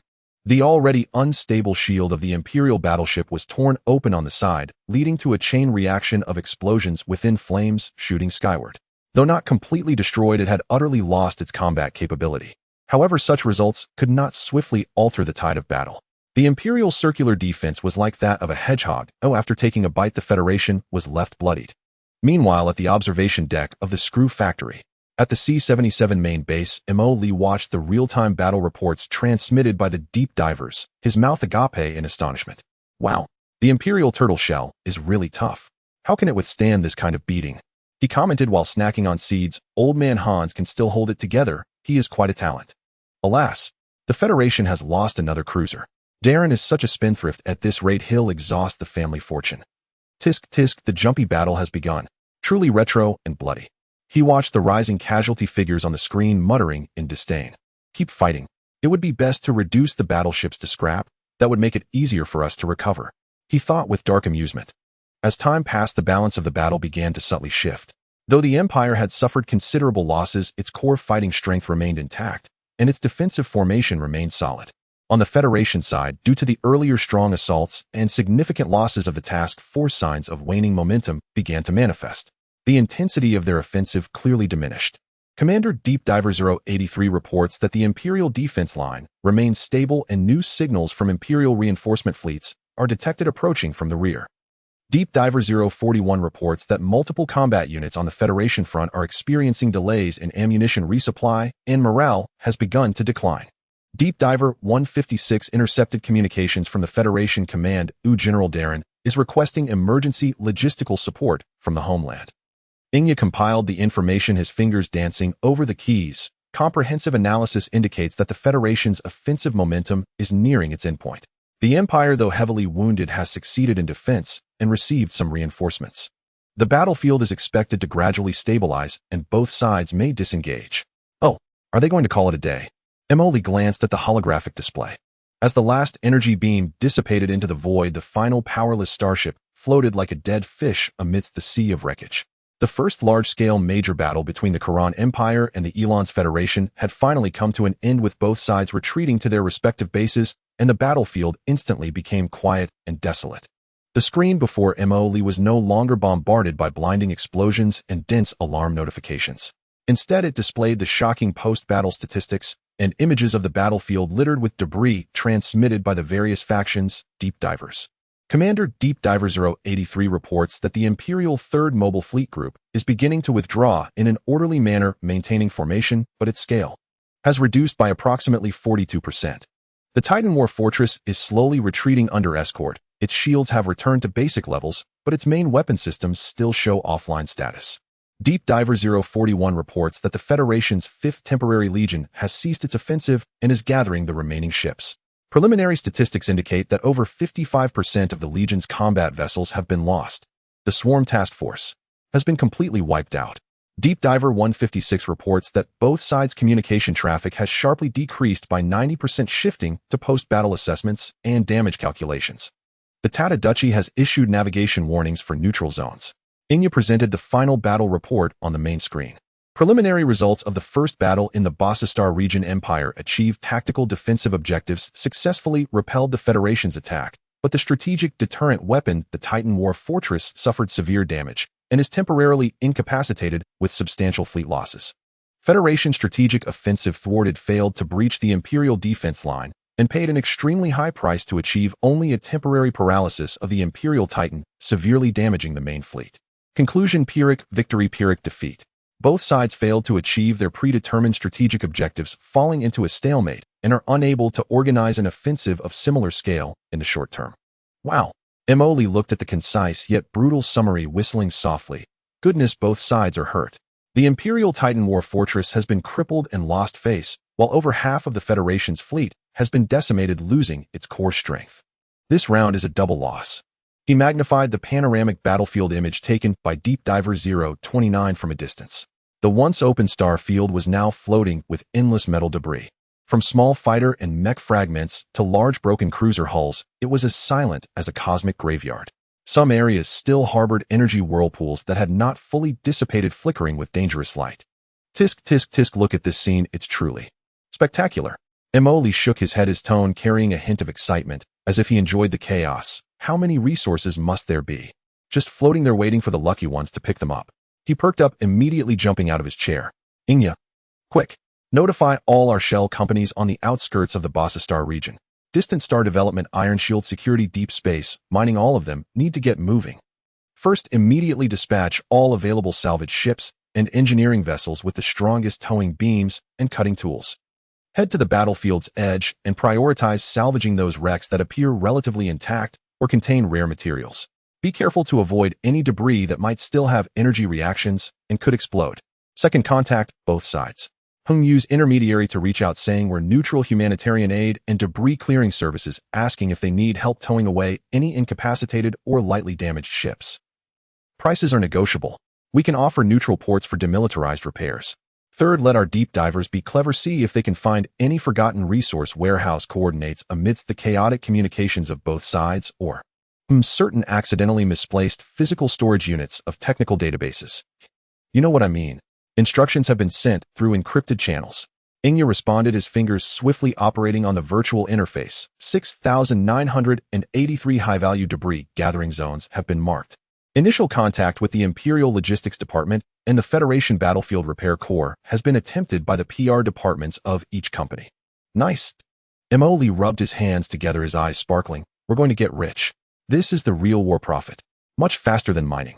He seemed to already see countless resources and creation points continuously being transported back to his screw factory and various subbases. On the Imperial side, aboard the temporary flagship, unyielding, a Stormhammer-class battleship, General Hans stood on the bridge, gazing at the starry sky, filled with wreckage, retreating slowly, his expression grim.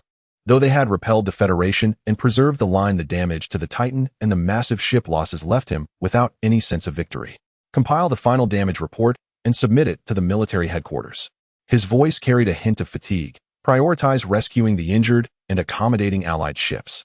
The defense line will be contracted to the second preset position. He knew that after this battle, the Empire's strategic initiative in the Battlestar region had been severely weakened. On the Federation side, the flagship Debater Star Corps Annihilation-level battleship.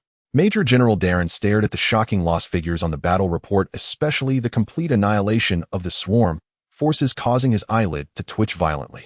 He gambled his trump card for a momentary silence from the Titan, but could not secure a sustained breakthrough on the front lines. Order all units to construct defensive fortifications on the spot to prevent a counterattack from the Empire. Take a deep breath, report all battle conditions, especially the sacrifices and achievements of the swarm, in detail to the Supreme Command. We need reinforcements, we need time to rest and resupply. He understood that the Federation's offensive had been forcibly halted. Oh, what lay ahead would be an even more brutal war of attrition and stalemate. Both giants were licking their wounds, reevaluating their opponents and themselves. Meanwhile, Mo Lee took advantage of the chaos to embark on his joyful journey of interstellar scavenging.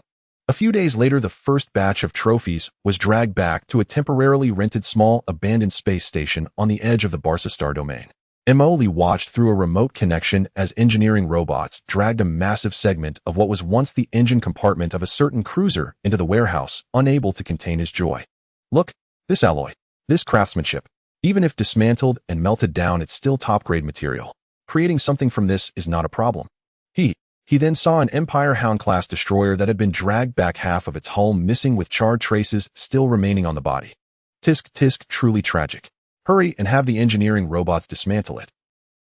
He felt like a child who had fallen into a treasure trove. Although this treasure trove was filled with the aura of death and destruction, it did not hinder his enthusiasm as he counted his harvest. By the way, Emily suddenly remembered something. Has our deep diver reported any abnormal signals detected near the battlefield, or seen any sneaky ships that do not belong to the Empire or the Federation? Inga shook her head after checking the data. No relevant reports so far. Is the commander suspecting? Emily stroked his chin, gazing at the massive debris field on the screen, his eyes flickering for a moment. Those night owls love to come out and stir up trouble during chaos. We should keep a closer eye on our people. He felt that this seemingly direct clash between the Empire and the Federation might be hiding something beneath the surface. However, the most important thing right now is to fully capitalize on this wave of war dividends. Keep scavenging. Don't stop. While those two haven't regained their footing, take as much as you can. Lee waved his hand, and then continued to immerse himself in his grand endeavor of interstellar scrap recovery. The smoke of war in the Barca star domain had not completely dissipated, but another war without gunpowder had already begun fiercely on diplomatic channels and negotiation tables. And the fuse was that massive field of war debris floating in space, which was invaluable. Kulon Empire Imperial Capital, Star Ministry of Foreign Affairs Communication Center. The Empire's chief diplomat, a middle-aged man with meticulously combed hair, dressed in a crisp imperial military uniform and sporting a serious expression, was engaged in friendly negotiations via hyperspace communication with the diplomatic representative of the Alliance Federation. I must emphasize once again, he said coldly and firmly, his voice transmitted to the Federation representative through the simultaneous interpretation communicator. In the Barca star domain, the main control of the battlefield lies within our defensive area. Therefore, according to Article 7 of the Temporary Covenant on the Heritage and Jurisdiction of Interstellar Warfare, all remnants resulting from battles occurring in this star domain, including, but not limited to, ship wreckage, weapon fragments, and any form of materials, should rightfully belong to the Kulon Empire for ownership and disposal. On the other side of the holographic screen, the Federation representative, a man wearing gold-rimmed glasses who looked more like a business school professor, adjusted his glasses and replied in a calm, yet confrontational tone, "We cannot agree to that. Your so-called control is based on passive defense. This battle was a strategic offensive initiated by our side. According to the supplementary terms of the Covenant, military equipment damaged or abandoned during offensive actions retains the original owner's priority for recovery. Moreover, the Titan War Fortress, which your side relies on to maintain its defensive line, has temporarily lost combat capability, and its strategic value assessment needs to be reconsidered, which directly affects the definition of control." He paused for a moment and added, "Furthermore, many brave soldiers' remains are still among the wreckage. Out of humanitarianism and respect for the fallen, the Federation has the right and obligation to prioritize their handling." The Federation attempted to tie morality and sacrifice together, trying to occupy the moral high ground. The Empire representative snorted coldly, "Humanitarianism? Did you consider humanity when you sent the swarm to carry out suicide attacks? Among those wrecks there are also countless loyal souls of my empire." Both sides quoted classics, each holding their ground, refusing to budge. The negotiations fell into a stalemate. Everyone knew what that sea of wreckage represented. Not just a matter of face, but also a vast amount of recoverable resources, potentially remaining military technology, and even a direct opportunity to assess the enemy's battle losses. After several days of arguing, there was almost no progress. The Empire insisted the territory is mine and the things are mine, while the Federation stubbornly claimed, "What I send out, I have the right to recover." In the screw factory main base, Lee was reclining with his feet up, watching the live broadcast, encrypted and transmitted back by the deep divers. Uffed. He nearly spat out the juice in his mouth. Ha. It has begun. I knew it. After the fight, they would start bickering. He delightedly watched the diplomats from both sides quoting classics and accusing each other. Tisk, each side has its own reasoning, and this lawsuit could drag on to the ends of the universe without being resolved. Lee shook his head, retorting to me, "Whoever gets there first owns it." What a simple truth. Inga added from the side. According to reports from Deep Diver 097 and Deep Diver 192, there are also disagreements within both sides regarding the disposition of the wreckage.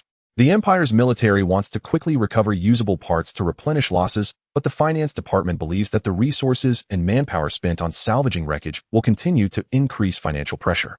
On the Federation side, the families of the fallen soldiers demand the recovery of their remains, but the military-industrial sector is keenly interested in studying the Empire's warships, especially the Titan fragments.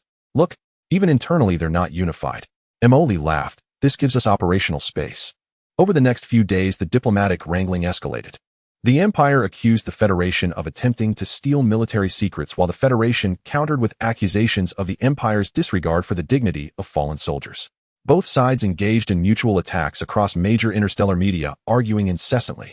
There were even rumors that small-scale frictions and incidents of mutual expulsion of salvaged ships occurred at the edges of the wreckage area, and the situation became tense for a time.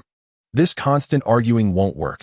Moley stroked his chin as he looked at another inconclusive secret meeting record. The longer this drags on, the more people will gather, and the wreckage will be taken away by other big companies. We need to think of a solution. His eyes turned, and an idea emerged. Yeah.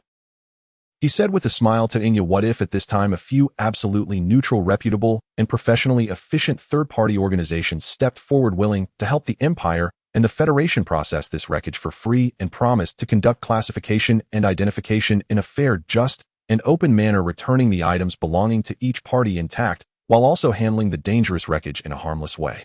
Would both sides consider it? Inya immediately understood his meaning. Are you suggesting that a certain neutral front controlled by us obtains official status to intervene? Exactly. Emoli snapped his fingers proudly. For example, our recently registered little-known Stellar Waste Recycling Co. Ltd. We need to find a cover first. He immediately began to deploy. Let the deep divers secretly spread the word within their respective systems, saying that the prolonged stalemate is detrimental to stability, that the wreckage field poses safety hazards such as unexploded ordnance and radiation leaks, and that the value of salvage will greatly diminish if delayed. Subtly suggest introducing a third party that both sides can accept and have the capability to break the deadlock. At the same time, let our network in the Tattoo Principality also get moving. After all, the Principality has always considered itself a neutral mediator. Let them propose it from the side as well. Understood. The Information Penetration and Public Opinion Guidance Plan has been formulated and will be executed simultaneously through the Deep Diver Network and Tattoo Principality channels. Inya executed efficiently. These meticulously designed suggestions and concerns began to quietly infiltrate the decision-making circles of both the Empire and the Federation. Initially, both parties scoffed at the idea of a neutral third party intervening. However, as time passed, unauthorized salvage of the wreckage began to occur, and the internal pressure for recovery increased day by day, while the diplomatic deadlock showed no signs of breakthrough. The option of introducing a neutral third party began to shift from absurd to debatable, and then to perhaps necessary. After several rounds of arduous probing and compromising negotiations behind the scenes, the diplomats from the Empire and the Federation, both wearing faces of fatigue and helplessness, had to admit that this might be the only way to break the deadlock and avoid renewed conflict. Neither the Empire nor the Federation was currently capable of initiating a large-scale conflict. Ultimately, in an online secret meeting symbolically hosted by the Tardu Duchy, two high-ranking diplomats from the Empire and the Federation, who had been at odds, reached an extremely reluctant temporary agreement. Temporary disposal agreement for the remnants of the Barca Star domain battle. Both parties jointly commissioned a neutral third-party organization with appropriate qualifications and technical capabilities to be responsible for the temporary control, salvage, classification, and preliminary processing of the main wreckage. The third-party organization must operate under the joint supervision of both parties to ensure the transparency and fairness of the salvage process. Items salvaged, once identified and confirmed for ownership, must be unconditionally returned to their respective parties. Items that cannot be identified or confirmed for ownership will be subject to harmless disposal by the third-party organization, with the proceeds used to cover processing costs and a symbolic donation to the Interstellar Refugee Assistance Fund. The agreement is valid until the major portion of the wreckage is cleared. The agreement was reached, but the most crucial question arose. Who would select these neutral third-party organizations with appropriate qualifications and technical capabilities? The Empire and the Federation glared at each other, neither trusting the other's recommended organizations. At that moment, the representative from the Tardu Duchy timely proposed a list of candidates that had undergone preliminary screening. The list included several reputable, neutral mining companies, recycling firms, and environmental organizations, with one inconspicuous entry at the bottom: Stellar Waste Recycling Co. After another round of intense arguments and mutual vetoes, and with no other options, that both parties could reluctantly accept, the diplomats from the Empire and the Federation ultimately acquiesced. When Mo Lee obtained a copy of this agreement and the winning bid notification through the Deep Diver channel, he burst into laughter in his command chair. Huh. It worked. It really worked. Stellar Waste Recycling Co. This name is not in vain. So low-key. So environmentally friendly. He laughed uncontrollably, and Inya seemed to slightly twitch the corner of his mouth. The agreement has been confirmed. We will officially intervene in the disposal of the Barca Star Domain wreckage under the name of Stellar Waste Recycling. The relevant salvage fleet and supervisory team are ready. Quick, quick, quick. Let's officially send all our salvage ships out. Otherwise, they might beat us to it. Emoli waved his hand impatiently. Remember, we are neutral. Fair. The items we salvage must be returned to the Empire if they belong to the Empire, and to the Federation if they belong to the Federation. Of course, they must first pass through our hands. You know what I mean. He wore a sly smile on his face. Now it's great we can officially go in and pick up the trash. And we can still take the service fees from both sides. This move will definitely profit us.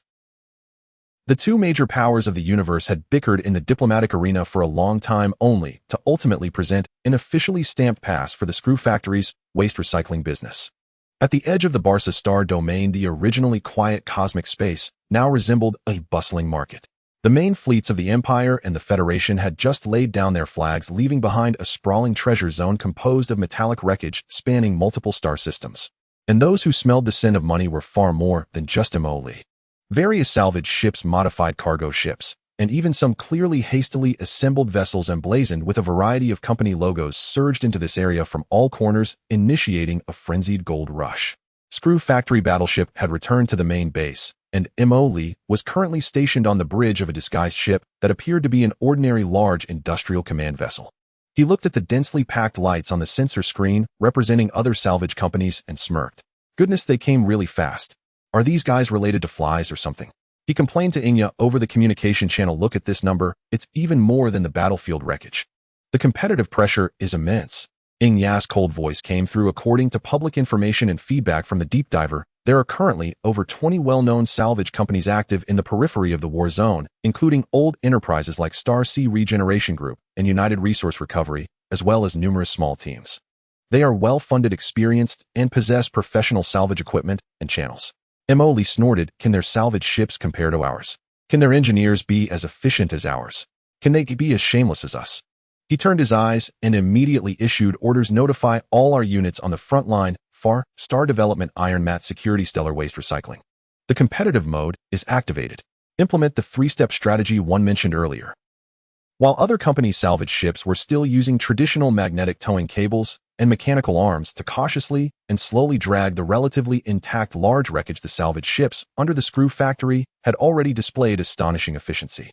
These cleanup-class efficient salvage ships, directly manufactured by the system, possess super-large power composite towing beams and giant automatic laser cutting arms made of superalloys.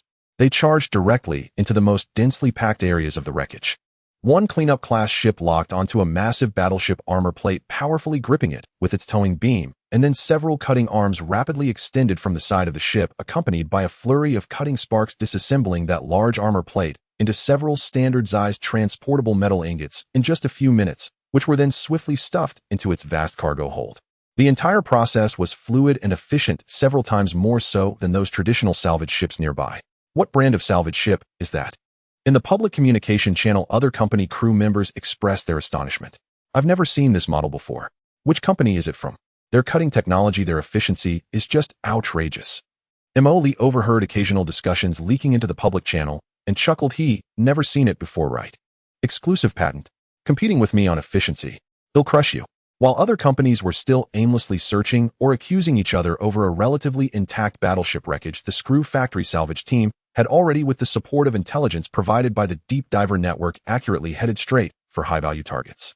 Coordinates X77, Y33, AZ12, floating with the complete engine reactor wreckage of an Empire Hound-class destroyer. Its core sensor array remains relatively intact, possessing high recovery value. Coordinates K45, M88, N21. We have discovered a Federal missile cruiser ammunition module, which may contain unexploded high-energy munitions. It is dangerous but highly valuable, and it is recommended to coordinate with a mine clearance team for salvage. Attention, 3 salvage ships from Star Sea Regeneration Group are heading to coordinates A11, where there is an intact Federal heavy engine. It is advised to approach from the B7 direction, using the wreckage belt for cover to take the lead. With the intelligence provided by the deep divers, the Screw Factory salvage team could always find the best prey ahead of others secretly hauling away high-value targets before other companies could react. Damn it. That reactor core was just on the radar. How did it disappear in the blink of an eye? Damn it. It must be that new stellar waste recycling crew. They are too quick. Of course, conflicts could not be completely avoided. There were always areas and targets that were simultaneously coveted by both parties or even multiple parties. A large salvage vessel belonging to United Resource Recovery, with its massive size, attempted to forcibly occupy a valuable wreck that included the bow of a Stardust-class cruiser. This wreck is highly likely to preserve intact bridge equipment and fire control computers.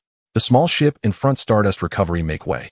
This wreck was marked by us first, the captain of United Resource stated with a firm tone on the public channel. The calm response from the leader of Stardust Recovery in the area was, according to the Neutral Salvage Convention, unclaimed wrecks are first come, first served. Our engineering unit has already started work. Nonsense. If I say it's mine, it's mine. If you don't leave, don't blame my ram for being rude. The captain of United Resource threatened, and indeed a sturdy metal ram had been added to the front of his modified salvage vessel. At this moment, as both sides confronted each other, the atmosphere turned tense.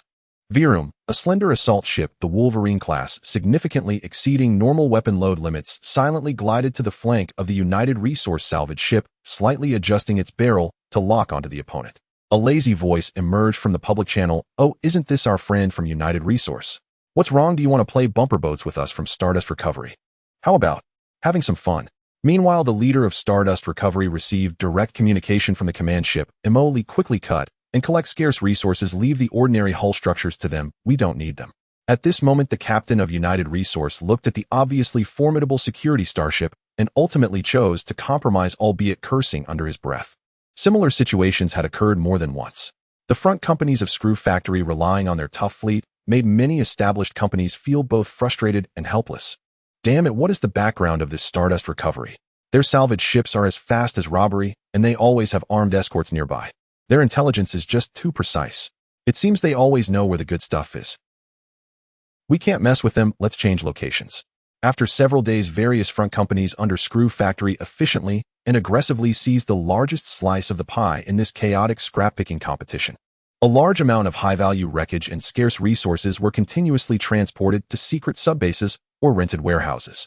Emily looked at the rapidly growing resource list compiled by the logistics department and smiled broadly. "Huh. Trying to compete with me.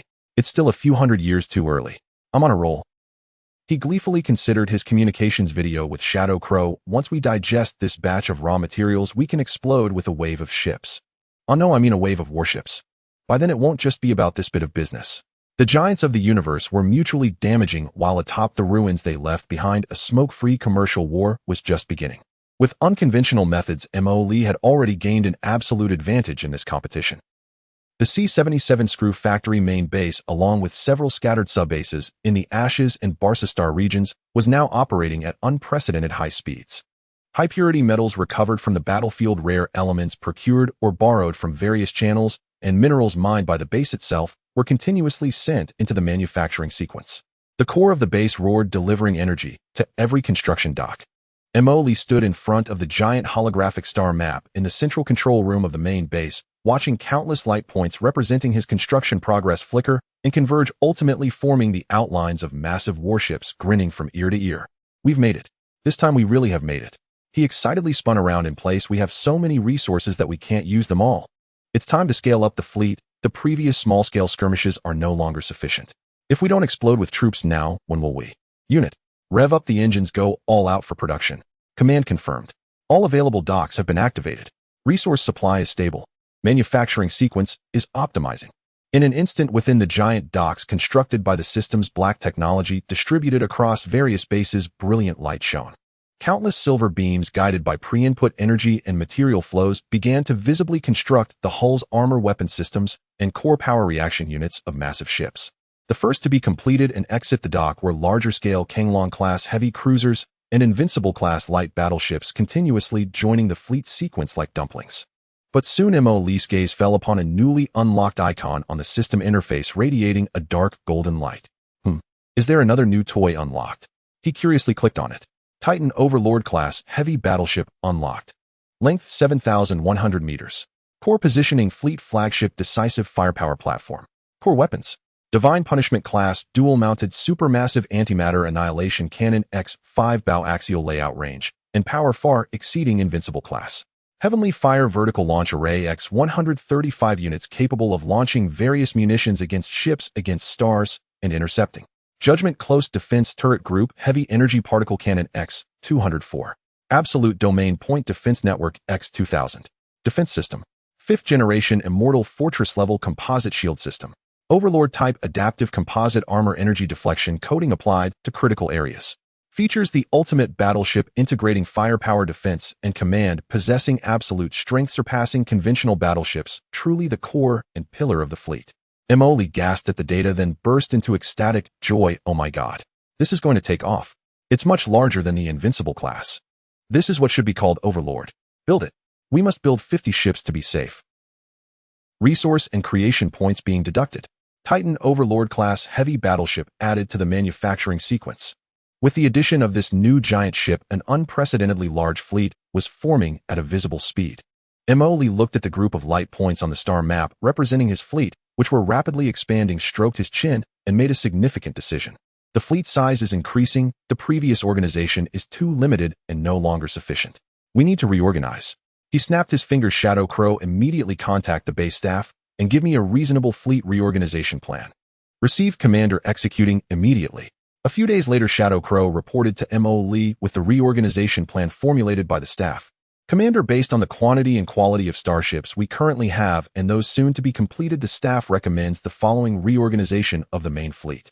After finishing her statement, she displayed the new fleet organizational structure diagram.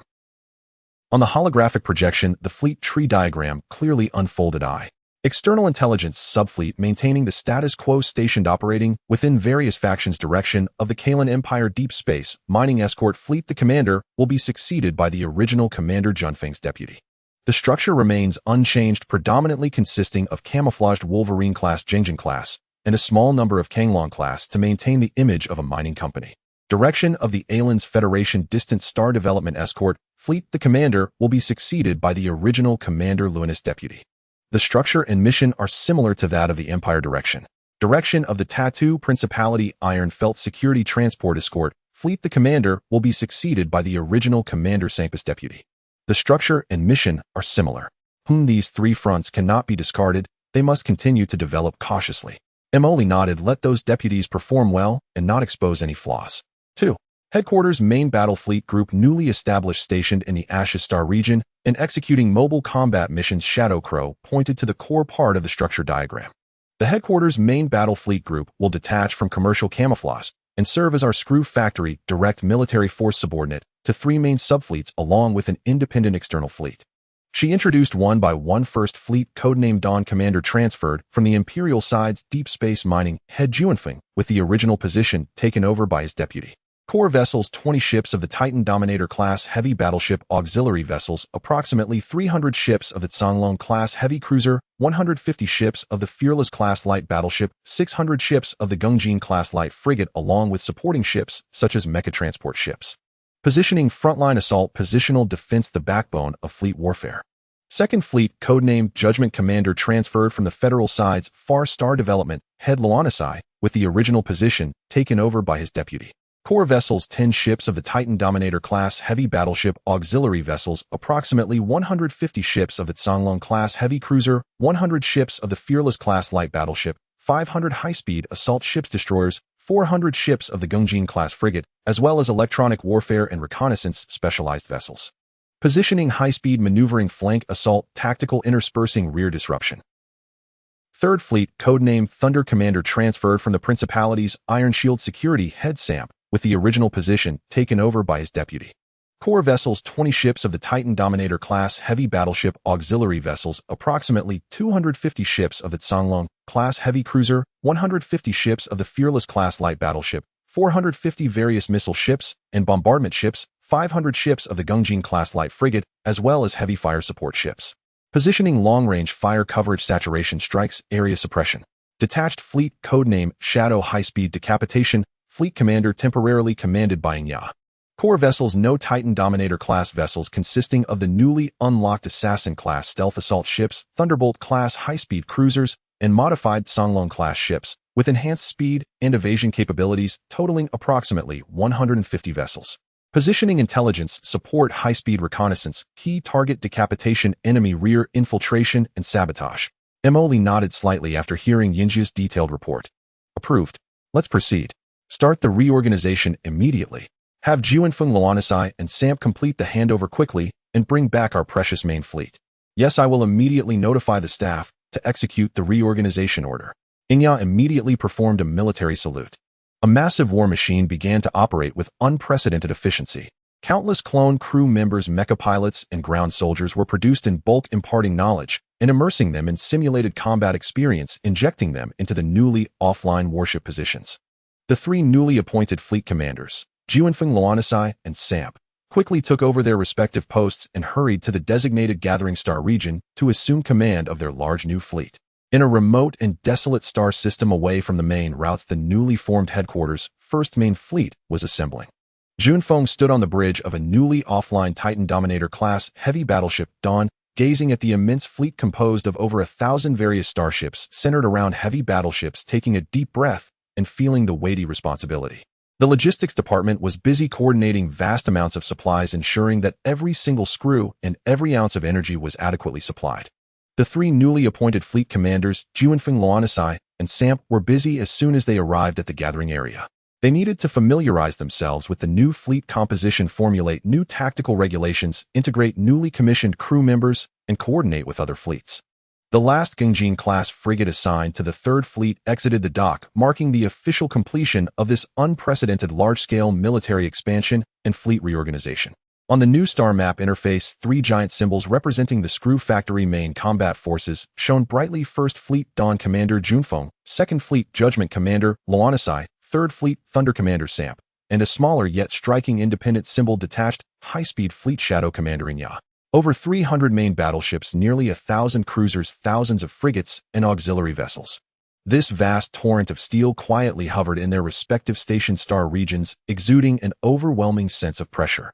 Emily looked at this force that completely belonged to him and was powerful enough to shake the balance of the star region, finally letting out a sigh of satisfaction. The three main fleets, each capable of going head-to-head with the Imperial or Federal main fleets, right? Plus the elusive decapitation fleet. He smiled slightly. Now we finally have some semblance of power, no longer having to hide and rely on scavenging and disguises to fool others. However, a large tree attracts the wind. Emily stroked his chin and slightly restrained his tone. With so many powerful warships of unknown origins suddenly appearing, the Empire and the Federation will likely not be able to sit still for long, right? We need to keep a close watch on the deep divers and monitor their reactions. He turned to Inya. Inya, notify all fleets to expedite adaptive training and tactical integration. Our Screw Factory branded warships have no performance issues. The key lies in how they are used. I need them to form combat effectiveness as quickly as possible. Understood, Commander. Training and combat plans have been synchronized to all fleets. Inya responded. Emily took one last look at the four light clusters representing each major fleet on the star map, a smile of excitement and mischief forming at the corners of his mouth. All right, the guys are all ready. Next, I need to think about who to test the waters with first. His gaze involuntarily fell on the markers representing suspicious activities of the Night Owl organization on the star map. Just as Emily was about to order the fleet to continue strengthening their reconnaissance, an urgent communication request marked highest encryption deep diver channel forcibly interrupted the command link, breaking his train of thought. Highest encryption. Emily was momentarily stunned, casually closing other interfaces. His smile, fading slightly, let it in. Inya immediately operated the controls while enhancing the shielding field in the command room. The communication connected with no visuals, only a heavily distorted electronic synthetic voice speaking at a rapid pace. Deep Diver 273 reporting. Through Level 3 access, I unexpectedly obtained fragments of the Ashes operation logs that the Imperial military had sealed. The timing of the operation aligns closely with the time of the Xinfeng passenger ship's accident that you were previously concerned about, Commander. The operational area involves Ashes Star Domain Raylene Star System and the main star Lonrue Star. The logs mention collaboration with an external special cooperation unit, which based on cross-referencing is suspected to point towards the Night Owl. The specific content and objectives of the operation are encrypted at a level above 7. My current access level is insufficient to access them. Repeating, unable to access core content. Report complete. The communication abruptly ended. The command room fell silent with only the faint hum of the system running.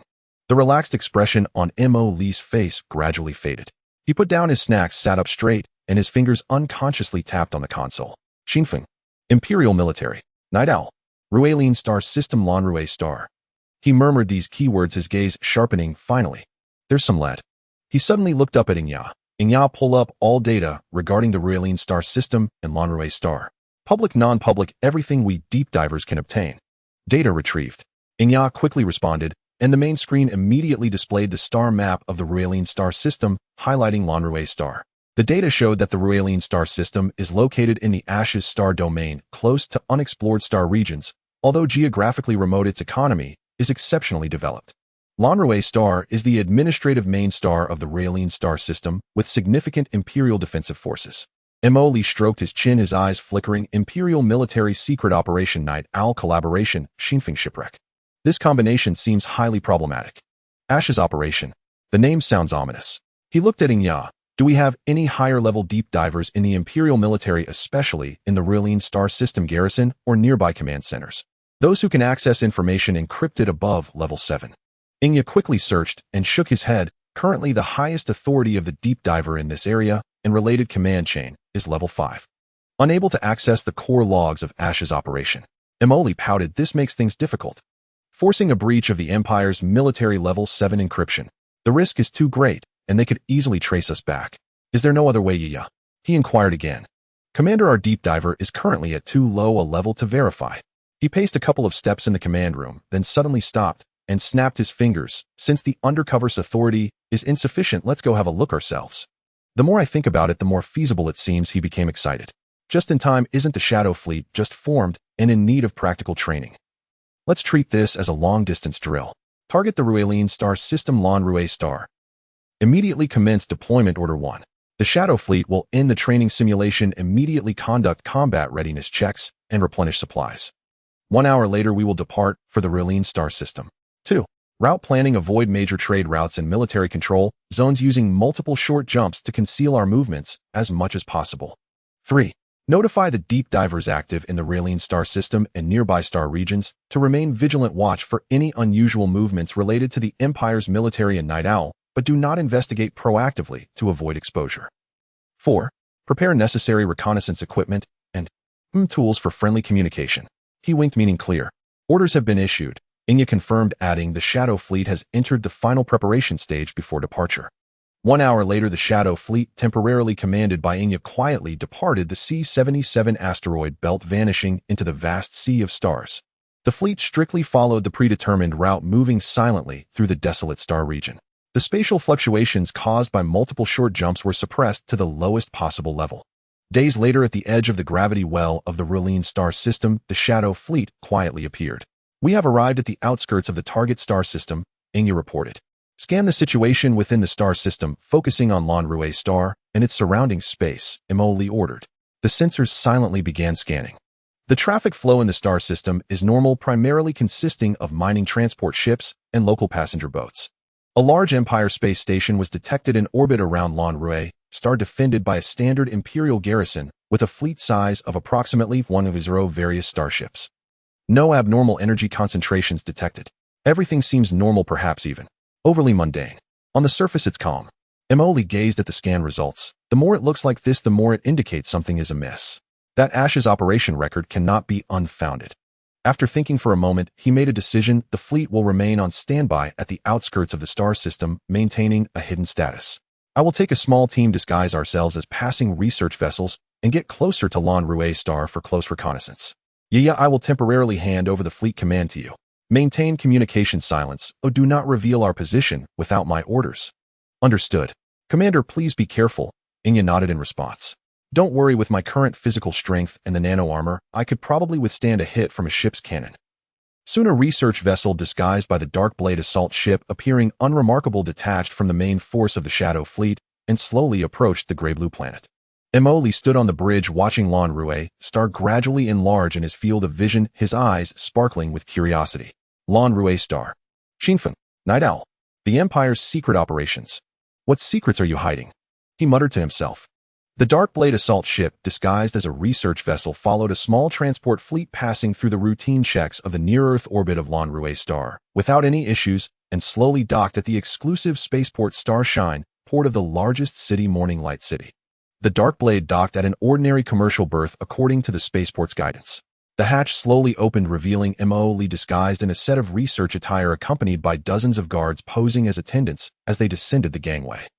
His face, which remained stunningly beautiful even after disguise, instantly attracted the attention of several ground staff, sparking whispers. Hearing their whispers, Mo Lee quickly forced a gentle and harmless smile. He looked up to see a massive, technologically advanced metropolis. Towering skyscrapers showcased the latest financial news, luxury advertisements, and interstellar travel promotional videos on their surfaces. Anti-gravity vehicles flowed continuously through the aerial lanes, and the air was filled with a faint scent of energy and the smell of money. The port buzzed with voices as crowds of various races and attires hurried by. The level of prosperity here far exceeded his previous imagination, completely unlike the administrative main star of a border star system. Its development was comparable to that of important planets in some core star regions. This place is quite lavish. Mo Lee clicked his tongue. How can an administrative main star of a border star system be so developed? The taxes must be ridiculously high. He then took the elevator down to the surface city with his guards. Over the next 2 days, Mo Lee tried various methods to gather information. He and his guards visited bars and black markets, attempting to pry open the mouths of information brokers with money or technical means. The results were either that the other party had no knowledge of the Ashes operation, or upon hearing it involved the Empire's military and possibly Night Owl, their expressions immediately changed, and they fell silent. No amount of money could help. Unable to do anything since they were unaware and realized Mo Lee's group was inquiring about information, they could only make them disappear humanely. He had also attempted to infiltrate the local civilian networks, but information regarding Xinfeng and Ashes operation was cleaned up extremely thoroughly. He even disguised himself as a journalist to approach local officials, but the results were sparse, as if the incident had never occurred. In the deeper military networks, the firewalls were ridiculously sturdy, and forcibly breaking through posed a high risk of exposure. Damn. These local tyrants, they claim ignorance to the end the networks are as clean as if they have been licked. Mo Lee, feeling a bit frustrated, ran his fingers through his hair while sitting at an outdoor table in a high-end cafe, watching the bustling crowd outside, who tightly closed the door on him, his brows furrowed. This place is excessively clean. Are we really going to return empty-handed? A team member sitting nearby whispered, Commander, conventional channels seem unfeasible. Should we consider using more direct methods? He suggested, patting the hidden weapon at his waist. Direct methods? We've already eliminated quite a few people. What more direct can we get? Are we supposed to storm a government building or military camp to extract confessions? Mo Lee rolled his eyes. We are here for intelligence, not to stage a coup. If we alarm them, the real secrets might be buried in the ground forever. Just then, a convoy of luxury hover cars passed by on the street, flanked by escort vehicles. Surrounding pedestrians turned to look and whispered, It's the governor's wife's convoy. I heard there's a grand ball at the governor's mansion tonight, and many celebrities have been invited. Those noble women are sure to compete for attention at the ball. Listening to the discussions of passers-by and watching the slowly receding luxury cars, symbols of power and status, Mo Lee touched his stunningly beautiful face, and a bold thought flashed through his mind. Right? How could I have forgotten this? He slapped the table, startling the nearby coffee drinkers. Excitedly lowering his voice, he spoke to Inya on the communication terminal. In the Empire, nobles hold high status. Those noble women with nothing to do all day love to gather and gossip, showing off and comparing. Their channels of information can sometimes be more reliable than official ones. Moreover, many secrets to them are merely topics for casual conversation. Theoretically feasible. But how do we reach this circle? Noble balls have very high entry requirements, requiring invitations and strict identity verification. Invitations. Identity verification. Mo Lee chuckled. That's simple. He snapped his fingers. Don't we have deep divers in the Empire's database? Creating an inconspicuous identity of a fallen noble heir which is difficult to verify shouldn't be hard, right? Like, a noble heir from a remote star system traveling around just happened to pass by Lan Rue star and heard about this grand event, coming to experience it.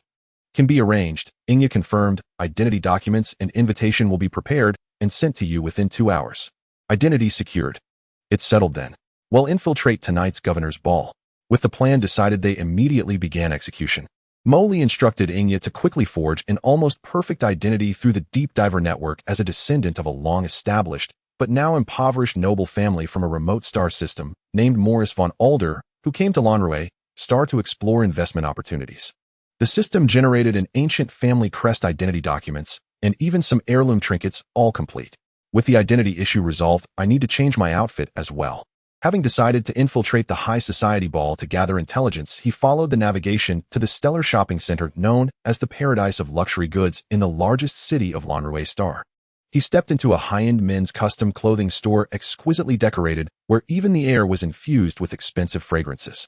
The store was spacious, showcasing several exquisitely crafted formal wear samples, each radiating an air of luxurious nobility from their individual display stands.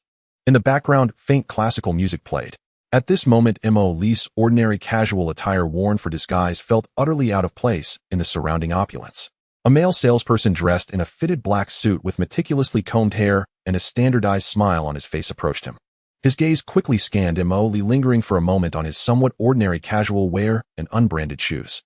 Although his professional smile remained, it subtly mixed with a hint of coldness and scrutiny. "Good afternoon, sir. How may I assist you today?" His tone was polite, but lacked warmth. Mo Lee paid little attention to him, his focus drawn to the formal wear that exuded an extraordinary quality. "No need to browse on my own."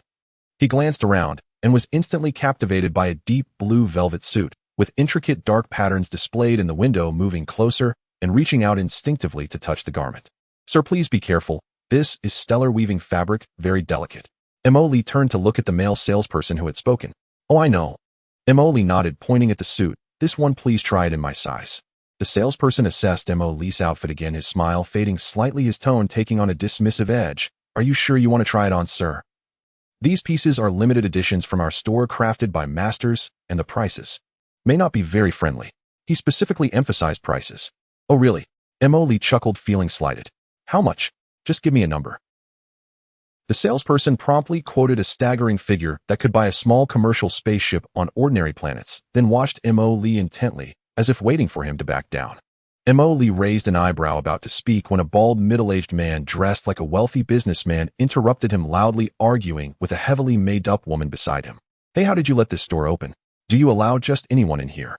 With the interruption, the salesperson saw that Mo Lee remained silent, his disdain deepening as he almost concluded that this young man was merely here for idle browsing, satisfying his curiosity.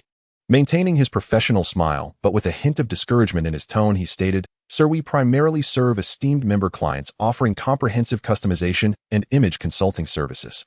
If you are simply looking for some ready tower clothes for daily use, perhaps a more popular brand in the neighboring district would suit you better." The implication was crystal clear: "You can't afford this, don't waste my time here." After saying that, he looked at Mo Lee. However, Mo Lee's reaction completely surprised him. The young man, dressed so poorly, not only did not shrink back, but instead seemed amused, a strange smile curling at the corners of his mouth. He slowly lifted his wrist-mounted personal communication terminal and directly dialed a number, specially putting it on speaker. "Hello, Inye." Mo Lee spoke casually, as if discussing what to have for dinner.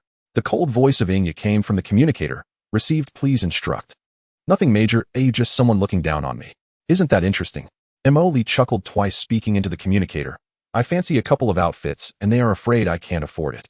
Please transfer some pocket money to my public Interstellar account. Not too much, just send over 100 million Faller to play with for now." "Received, the transfer will be completed in 1 minute, please check your account." The bald man nearby scoffed and remarked to the woman beside him, "These days you can see all sorts of people. 100 million, and I thought I was the planet's governor." Everyone, including the salesperson, laughed, thinking they were hearing some interstellar joke. But the next moment, beep, beep, beep, beep. The personal terminal on Mo Lee's wrist suddenly emitted a clear and loud notification sound. A soft electronic female voice announced, "Interstellar Union Bank notification, your account ending in received a transfer from anonymous account on galactic date 4864, month X day, X hour, X minute, X amount 100 million Faller. Current account balance 1." The trailing zeros were even smartly omitted by the system due to their length. The notification echoed loudly in the luxury store, sounding particularly jarring. The entire store instantly fell into a deathly silence. The professional smile on the male salesperson's face froze completely, his eyes wide, mouth slightly agape, watching Mo Lee's wrist terminal, and then his face, which bore a playful smile, as if he had been hit by a spell of paralysis. The color drained from his face at a visible speed, then surged back in a tide of embarrassment and shock. The bald man beside him was also frozen in place, clutching the woman's arm, trembling uncontrollably. As a businessman, he naturally understood that someone who could easily move 100 million Faller was not someone he could afford to offend. Mo Lee observed the reactions of those around him and teased the male salesperson, "Now, can I try on that suit?" Oh right, he suddenly seemed to remember something, casually gesturing around the store. Besides that one, this one, and the ones hanging over there, all the styles I find pleasing, please pack them in my size. Oh, and the accessories, lapel pins, cufflinks, etc. Also the best ones, pack them up, but it's not for you but for her. Saying that, Emily pointed at an inconspicuous young female salesperson in the distance. Hurry up, I'm in a hurry. The female salesperson, startled, never expected such immense wealth to suddenly fall upon her, bent her waist at a 90-degree angle, her voice trembling with excitement. Please follow me, sir. We have the finest fitting rooms. Please wait a moment in the VIP lounge, and I will bring all the styles you like right away. The salesgirl babbled nervously, sweating profusely, not even having time to wipe her forehead. Emily followed the nearly worshipful female salesperson towards the VIP room, relishing the stark contrast and treatment, feeling quite pleased. As he passed by the bald, middle-aged man, he patted his shoulder, causing the man to tremble even more violently. By the way, Mr. Water, the general manager of Dursa Group, have you prepared a place to stay? After saying that, he walked into the VIP room without looking back, leaving Water and his female companion to ponder his words. This small episode further confirmed for Emily that at many times a simple and blunt display of financial power was more effective than any disguise or strategy. This also boosted his confidence for the upcoming ball. After all, a mysterious, handsome, and super-rich fallen noble was undoubtedly more attractive and persuasive. Commander, the acquisition of Dursa Group has been completed. General Manager Water has been dismissed, and a message has been released to inform that no company or unit is to hire him. In the VIP room, Ing Ya's voice continued to report to Emily. Oh, Ing Ya, we are righteous. It's enough to crush such small characters. Why must we resort to extremes and have him dismissed? Emily said while trying on clothes. The nearby salesgirl inadvertently overheard their conversation, her body trembling slightly. Under the kneeling service of the salesgirl and the store manager who came running, Emily quickly swept away a large number of top formal wear accessories and even several pairs of expensive custom shoes. Throughout the process, all the staff in the store looked at him as if he were a walking mountain of gold. After instructing that the items be sent to his designated upscale hotel suite, he exited the shopping center and boarded his hover vehicle. Looking at the rapidly passing glamorous street scene outside the window, he stroked his chin. The outfit is ready. Next, it's time to head to that ball and meet those curious noble ladies. A few hours later, in a luxurious hotel suite located in the city center, Emily stood before a huge floor-to-ceiling mirror. Looking at the person in the mirror, he almost couldn't resist letting out a whistle. Dressed in a perfectly tailored black evening gown made of exquisite materials, he appeared broad-shouldered and slim-waisted, his posture standing tall. His originally casually scattered black hair had been meticulously styled, further highlighting his refined features. The collar and cuffs were adorned with understated yet high-quality dark patterns. The system's genetic optimization not only enhanced his physical attributes, but also sculpted his already outstanding appearance to near perfection with fair skin and delicate features. His black eyes sparkled with a lively and cunning light under the illumination. At this moment, after a bit of dressing up, his lively aura was slightly subdued by the noble attire, revealing a mysterious and charming demeanor of a young aristocrat. The transformation was remarkable. From a previously carefree engineering man, he instantaneously became an elegant young aristocrat infused with a hint of melancholy. Tisk with looks like these, it would be a waste not to become a star, Emily said to the mirror as he adjusted his hairstyle, admiring himself. The shadow projection beside him quietly reminded, Commander, please maintain some decorum. You are now a down-and-out, yet dignified young noble passing through here to attend a ball. I know a fallen noble. I must maintain my persona. Emily waved his hand, took a deep breath, tried to adjust his expression, suppressing his usual carefree demeanor, and aimed to project an air of aloofness, a touch of melancholy, and an underlying sense of nobility. It seems something is still missing. He stroked his chin, suddenly struck by inspiration, and said to the shadow projection, Yaya, quickly search the system's database and give me an emergency crash course on imperial noble etiquette. And those tongue-twisting toasts and basic dance steps. No need to be proficient, just enough to bluff my way through without embarrassing myself. An imperial noble ball is not like the merchant circles. Basic imperial noble etiquette and social dance data package is being transmitted. A prompt flashed across the terminal interface. A stream of information flooded into Emily's mind. He closed his eyes to digest it for a few minutes, then opened them, trying out a few steps, performing a gentleman's bow that was somewhat awkward but still standard. Done. He smiled at the mirror, a hint of modesty in his expression. From now on, I am Viscount Morris. The goal is to charm those noble women at the ball, then extract any clues about the Wind Whisper and Ash's operation from their lips. To gather some intel, I have to sacrifice my good looks. I am truly dedicated. I hope those noble women aren't too enthusiastic. My little frame can't handle it. Nightfall arrived, and the bright lights began to shine. The residence of Governor Blu-ray was less of a building and more of a dream palace suspended above the city, constructed of crystal and alloy. Countless floating platforms surrounded the main structure like petals, with colorful flying shuttles and anti-gravity carriages taking off and landing in an orderly fashion under the guidance of attendants. A luxurious fragrance and faint classical music filled the air. Emily, now known as Viscount Morris von Ald, stepped out of his vintage hover vehicle. Steady, Emily, you are a noble Viscount now, not that arms dealer plotting to uncover someone else's lair.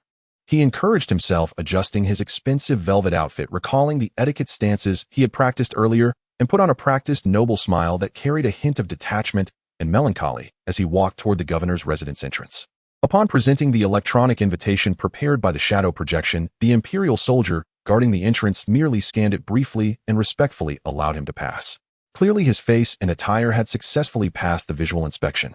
The moment he stepped into the ballroom, even with Emily's discerning eye, he couldn't help but exclaim internally, wow. The hall was incredibly spacious, with a holographic starry sky slowly rotating across the ceiling. The floor was as smooth as a mirror, reflecting the massive crystal chandeliers and the elegantly dressed crowd. An upscale band played melodious imperial court music nearby, while impeccably dressed attendants silently maneuvered through the crowd, carrying trays filled with fine wines and exquisite snacks. The elegantly dressed imperial nobles, officials, wealthy merchants, and their families gathered in small groups, whispering and laughing, the air filled with restrained laughter and the crisp sound of clinking glasses. Emily's appearance was like a stone thrown into a calm lake. His already outstanding look stood out, even more enhanced by his careful grooming and the deliberately created ambience. His meticulously styled black hair and deep, mysterious black eyes, paired with his tall figure, showcased the elegance and grace typical of an imperial noble. His black hair and eyes stood out among the generally blonde-haired, blue-eyed imperial nobility, and with his impeccable features and that air of mysterious melancholy, he became a striking sight. Many gazes immediately focused on him, both openly and subtly, especially those noble women and young ladies adorned in opulent attire with expensive jewelry. Who is he? I've never seen him before. What a handsome young man. Which family does he belong to? His demeanor doesn't seem like that of an ordinary merchant. Emily noticed these gazes, but he maintained a faint smile, occasionally making eye contact with them and nodding slightly in acknowledgement, polite yet distant. His target was not these naive young ladies, but those noble women who held greater influence and hidden information, standing at a higher status. At this moment, he wasn't eager to blend into any circle. Instead, he gracefully took a glass of sparkling wine from the attendant's tray and walked alone to a quieter spot near a giant viewing window. The golden liquid bubbling in his glass swayed gently as he pretended to admire the city's nightscape outside, striking a balance between being neither overly solitary nor too approachable, maintaining an air of mystery. Sure enough, it wasn't long before someone could no longer contain themselves. A woman in her 30s with a voluptuous figure and dressed in a deep purple off-the-shoulder gown adorned with a purple crystal necklace around her elegant neck approached him gracefully, holding a wine glass. Her long dress sparkled with star-like diamonds under the glow of the crystal lights. Her makeup was exquisite, her hair elegantly pinned up, exuding opulence, and with the perfect smile on her face, she softly addressed Emily. Good evening, handsome sir, you seem to be a new face. I am Liana von Herbert, the governor's cousin. Her voice bore the unique, slightly languid tone of the imperial upper class as she initiated the conversation, her gaze flitting over Emily's face and attire. Emily immediately followed the imperial etiquette, bowing slightly as he performed a standard imperial gentleman's greeting. Good evening, esteemed Lady Herbert. I am Morris von Ald. It is an honor to meet you. He intentionally lowered his voice a bit, adding a hint of gravitas. Ald. Lady Liana furrowed her brow slightly, as if searching her memory. That surname seems somewhat familiar, but I can't recall where I've heard it before. A trivial little family from a distant border star region. It is normal that you haven't heard of it, my lady. Emily offered a slightly melancholic smile. My family is down to just me now. I came to Blu-ray simply to see the outside world. This portrayal of a down-and-out noble wandering alone, paired with his looks and melancholy aura, instantly struck a chord with Lady Liana's heart, filled with sympathy and curiosity. Oh, my dear child. Lady Liana's tone immediately took on a touch of pity. It must be very difficult to wander alone in the world, right? Welcome to Blu-ray. It's a wonderful place. If you need any assistance, feel free to come to me. You are truly very kind, my lady. Emily bowed again, his tone filled with gratitude. Madame Liana chatted with him for a while, actively inquiring about his travel experiences. Emily half-truthfully fabricated some strange tales from the border star regions, making Madame Liana cover her mouth and giggle uncontrollably, her gaze towards him growing increasingly interested. Eventually she was called away by another acquaintance, but before leaving she specifically said to Emily, "Please wait a moment, I will be back shortly, Mr. Morris. Don't keep me waiting." Not long after she left, other noblewomen quickly became attracted to him. Countess Sanna K. Rothschild, a young widow renowned for her charm and beauty. She wore an incredibly daring crimson deep V gown that clung to her curves, revealing large patches of snowy skin and a delicate collarbone. Her golden curls lazily cascaded down, and her eyes sparkled with unhidden allure. "Oh, look at this charming young man." Madame Sanna's voice was sweet enough to drip honey as she almost pressed against Emily, the rich scent of her perfume wafting towards him. "You must be Viscount Morris, right? I saw earlier that even the governor's cousin was quite taken with you." Emily suppressed the urge to sneeze and maintained his composure, taking a slight step back to create some distance. "Good evening, Countess Rothschild. You flatter me." "Don't be so formal." Madame Sanna lightly tapped his arm with her fan, her gesture intimate. "Just call me Sanna. Do you know? You resemble my favorite ancient sculpture." She began to lavish praises on Emily's looks, her eyes ablaze with enthusiasm. Emily could only wear an awkward yet polite smile, occasionally agreeing with her comments, while spending most of his time trying to evade her attempts to loop her arm around his. This countess was clearly a challenging character, but conversely, if he could manage her, he might gain some unexpected and more intimate information. While dealing with her, Emily quickly assessed in his mind, "If you have the chance, come to my mansion, and I will introduce you to some interesting friends to chat with." Another was Miss Emily Van Ning, the daughter of the treasurer, young and lively, dressed in a fluffy pale yellow dress, like a cheerful little bird. She was also drawn to Emily's looks, surrounding him with a flurry of questions, her eyes filled with unabashed admiration. Emily had no choice but to maintain the persona of a melancholic nobleman, responding with simple yet polite words while inwardly thinking, "Girl, you are too enthusiastic, I can hardly keep up." Throughout the evening, Emily seemed like a human magnet, firmly attracting the gazes of many noblewomen present. He navigated among several high-status noblewomen and young ladies, behaving appropriately, speaking elegantly. The occasional hint of vulnerability and mystery he displayed stirred their curiosity and protective instincts, or perhaps possessiveness. He did not proactively inquire about any matters regarding the Wind Whisper or the Ashen operation. He merely listened, occasionally agreeing, skillfully showcasing his knowledge and elegance. He was even invited to dance twice with Miss Emily and a coldly beautiful noblewoman. With his basic dance steps he had just learned, he barely avoided stepping on their feet, but his stiff posture elicited the girls' silver bell-like laughter.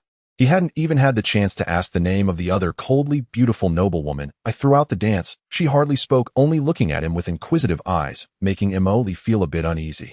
Dancing is even more exhausting than fighting.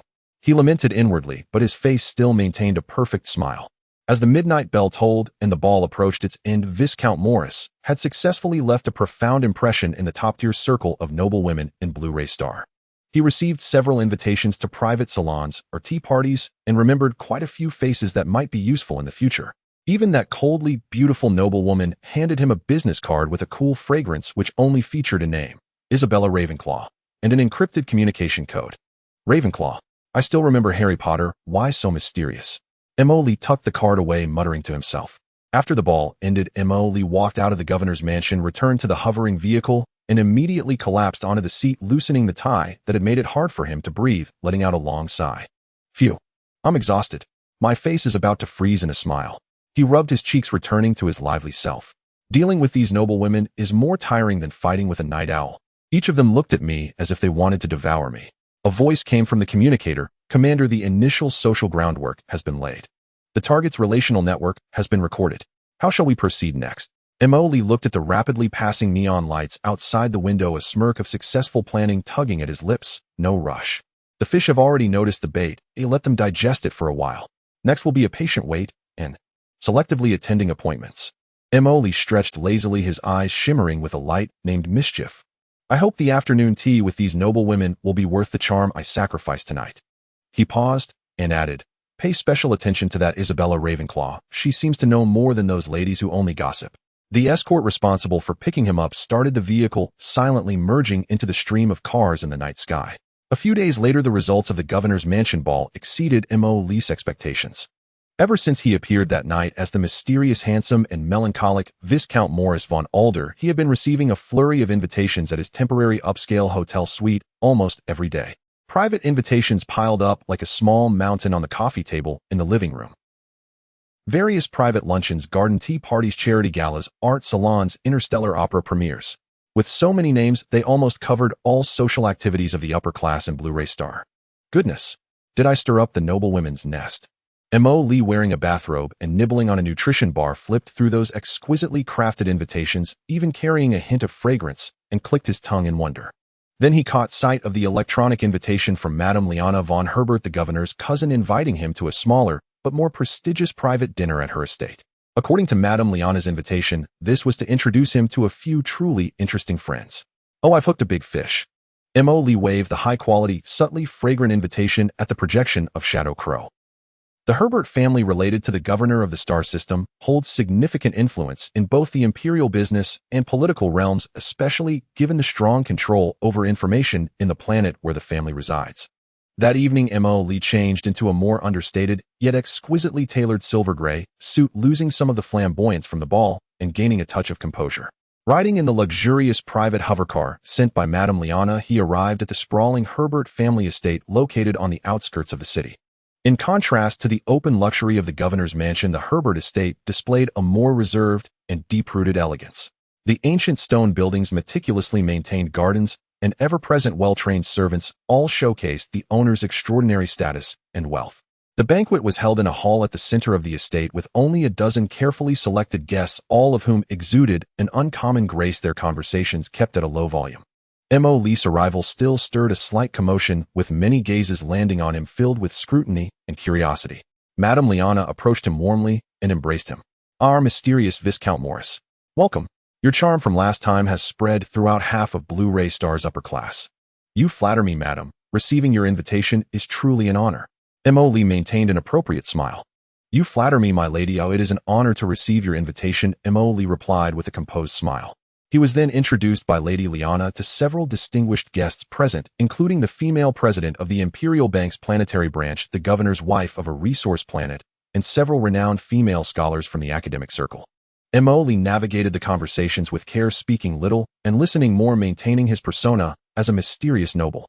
As he discussed the history of ancient interstellar migrations with a female scholar, he caught a glimpse of a figure out of the corner of his eye. It was the aristocratic woman from last night who had danced with him, exuding a cold charm and hardly speaking. Isabella Ravenclaw. Today she wore a simple dark green gown, her golden hair cascading over her shoulders, adorned with minimal accessories, sitting alone on a sofa near the fireplace, holding a glass of wine, quietly observing the dancing flames, completely out of place amidst the surrounding lively social atmosphere. As if sensing Mo Lee's gaze, she lifted her head, her deep blue eyes locking onto his. Mo Lee's heart skipped a beat inexplicably. "This woman is definitely not simple," Mo Lee murmured to himself while engaging in conversation. After the banquet ended, the guests moved to the adjacent smoking room and lounge to enjoy post-dinner drinks and cigars. Just as Mo Lee was contemplating how to approach Lady Isabella, naturally a waiter quietly approached him and whispered, "Lord Morris, Lady Ravenclaw requests to speak with you on the terrace." Mo Lee's heart raced. It was happening. He was led by the waiter to a relatively quiet observation terrace where the cool breeze brushed against him. There Isabella Ravenclaw stood, holding a glass of amber liquid, leaning against the railing as she gazed silently at the night view of the estate. "My lady, Lord Morris has arrived," the waiter announced before bowing and departing. At that moment, only Mo Lee and Isabella remained on the terrace. The night breeze was slightly chilly, rustling the edges of their garments. Isabella turned to face Mo Lee, her gaze calm. "Lord Morris von Ald." She began, her voice as cold as last night, yet exceptionally clear. "Or should I call you Mo Lee?" Mo Lee's aristocratic smile froze instantly, his pupils narrowing imperceptibly. Alarm bells rang in his heart. "Damn it, has my cover already been blown?" But he reacted swiftly, quickly adjusting his expression to one of appropriate confusion, saying, "Lady Ravenclaw, I don't quite understand what you mean. Who is Mo Lee?" Isabella's lips curled into a nearly imperceptible smile, as if she had already seen through his disguise. "No need to be nervous, I mean you no harm. At least not for now." She took 2 steps closer, lowering her voice. "The adopted son of Count Augustus, the sole survivor of the Wind of Faith incident." Each word struck Mo Lee like a heavy hammer. He felt a chill creeping down his back. This woman seemed to know far too much. He forcibly suppressed his shock, his expression almost slipping as he chuckled awkwardly. "My lady, your story is quite intriguing, but your disguise is excellent." Isabella interrupted him, her gaze sweeping over his attire. This outfit combined with the persona you've carefully crafted can indeed fool most people, even Lady Liana herself. But some things cannot be hidden, such as the occasional flash of something incongruous with this noble identity in your eyes. And the underlying scheming. Emoli. He felt like he was being subtly mocked. Isabella did not press further, but changed the topic. You're interested in the truth behind the wind of faith, the Ashes operation, and the hidden aspects beneath the surface of Blue-ray Star, aren't you? Emoli fell silent for a moment, realizing that continuing to play along was pointless. The other party clearly possessed key information. His hand instinctively moved towards the small energy pistol hidden within the lining of his suit. Isabella noticed his subtle movement, but did not mind. Instead, she stepped forward, lowering her voice. Relax, Mr. Emoli. If I wished you harm, you wouldn't have made it into this estate. The reason I revealed your identity is to express my sincerity. Emoli then reined in his disguised expression, his gaze sharpening. Although he still wore that excessively handsome face, his demeanor had shifted. Who are you really? What do you know? Isabella chuckled lightly. I know that you're investigating the Wind of Faith incident, and it may even involve the Ashes operation and the Night Owl. Coincidentally, I am quite interested in those as well. Our goals may intersect. Isabella observed his changing attitude, seemingly pleased. But this isn't the place for such discussions. When we meet next, I can provide you with deeper core intelligence and support from the Capital Star Circle that you currently cannot access, as well as the key to the true secrets of Blue-ray Star. The Capital Star Circle. Emoli felt another jolt in his heart. No wonder her aura was so strong and her background so mysterious. She was indeed a figure from the center of imperial power. What are your terms? Emoli asked directly. He believed that nothing comes without a price. Cooperation, Isabella replied succinctly. I need to leverage your hidden influence. Cooperation. With a mysterious woman from the Capital Star Circle whose background was unclear. Emoli stared intently at her, his mind racing. This woman is too dangerous, she knows too much, but seems to have no immediate intentions to act against him. Why should I trust you? Isabella met his gaze. You can choose not to trust me.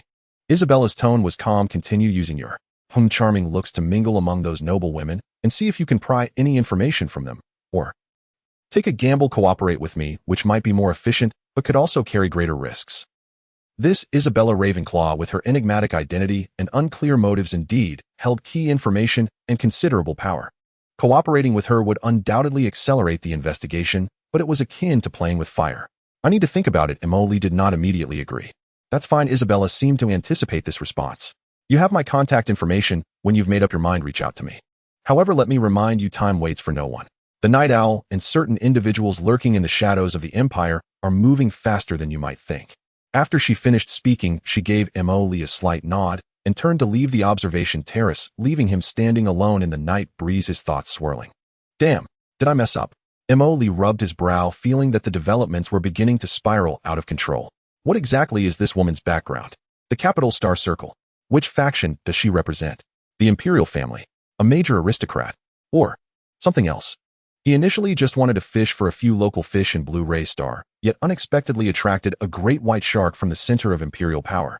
A mysterious woman from the Capital Star Circle. Knows my background and wants to cooperate with me. Emoli rubbed his brow, feeling increasingly unmoored by the unfolding events. What on earth is happening? I just wanted to uncover the truth. How did I end up feeling embroiled in something much larger? Nonetheless, despite his complaints, a glimmer of excitement flashed in his eyes. Although the risks were unknown, a potential direct line to the core secrets lay before him. After making a decision, Emoli felt a significant sense of relief wash over him.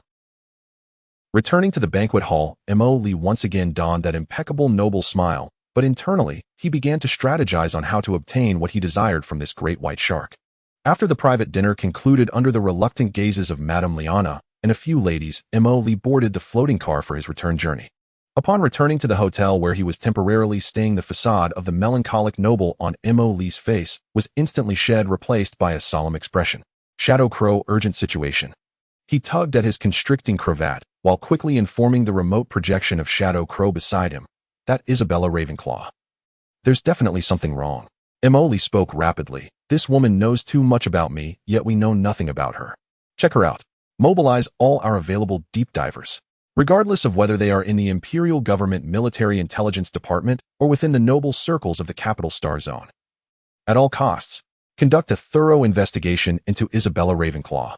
I want to know her true identity, the forces she belongs to, her purpose for coming to Lanua Star, everything. Prioritize this to the highest level. Understood.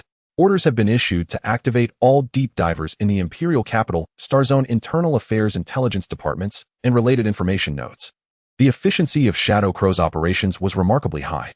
The vast intelligence network of deep divers that had been previously established swiftly commenced full operation at the command, with numerous deep divers hidden throughout various levels of the Empire, initiating a comprehensive and multifaceted secret investigation based on the name Isabella Ravenclaw and the limited descriptions. Emily paced anxiously in the hotel, awaiting feedback. It felt as if he had grasped a crucial thread, yet he was unsure whether it led to treasure or a bomb. Several hours passed, and encrypted communication channels began to relay information back. The deep diver 047 from the Imperial Noble Lineage Management Bureau sent a report the noble lineage registered in the Empire has been checked. It confirmed the existence of the Ravenclaw family, which held the hereditary title of Viscount, with its estate located on the edge of the capital star zone on an agricultural planet. The family had few members, and there was indeed a daughter named Isabella Ravenclaw in the current generation, whose age and appearance somewhat matched the target. However, the family's reputation was not prominent, their assets average, categorizing them as low-level nobility with no special records. Emily furrowed his brow as he looked at this information. The daughter of a marginal viscount. This identity, is it a joke? It doesn't align at all with the aura she exudes and the knowledge she possesses. Next, reports from the entry and exit management departments of several major planets in the capital star zone revealed checked recent entry and exit records. A travel record for a passenger named Isabella Ravenclaw was discovered arriving at Lanua Star on a commercial flight with the purpose of travel, noted as private trip, showing no anomalies. Verified flight information and seating, which was a standard business class with no accompanying personnel, recorded. Her registered address in the capital star zone is a regular high-end villa confirmed to be rented. Private trip. Business class. Rented villa. Emily's frown deepened. This is just too clean to be real. He, unwilling to relent, continued to command. Check her financial flow. Communication records. Social networks. I refuse to believe she left no traces at all. Immediately, the deep diver 241 embedded in the Imperial Interstellar Bank and Data Center sent back a report.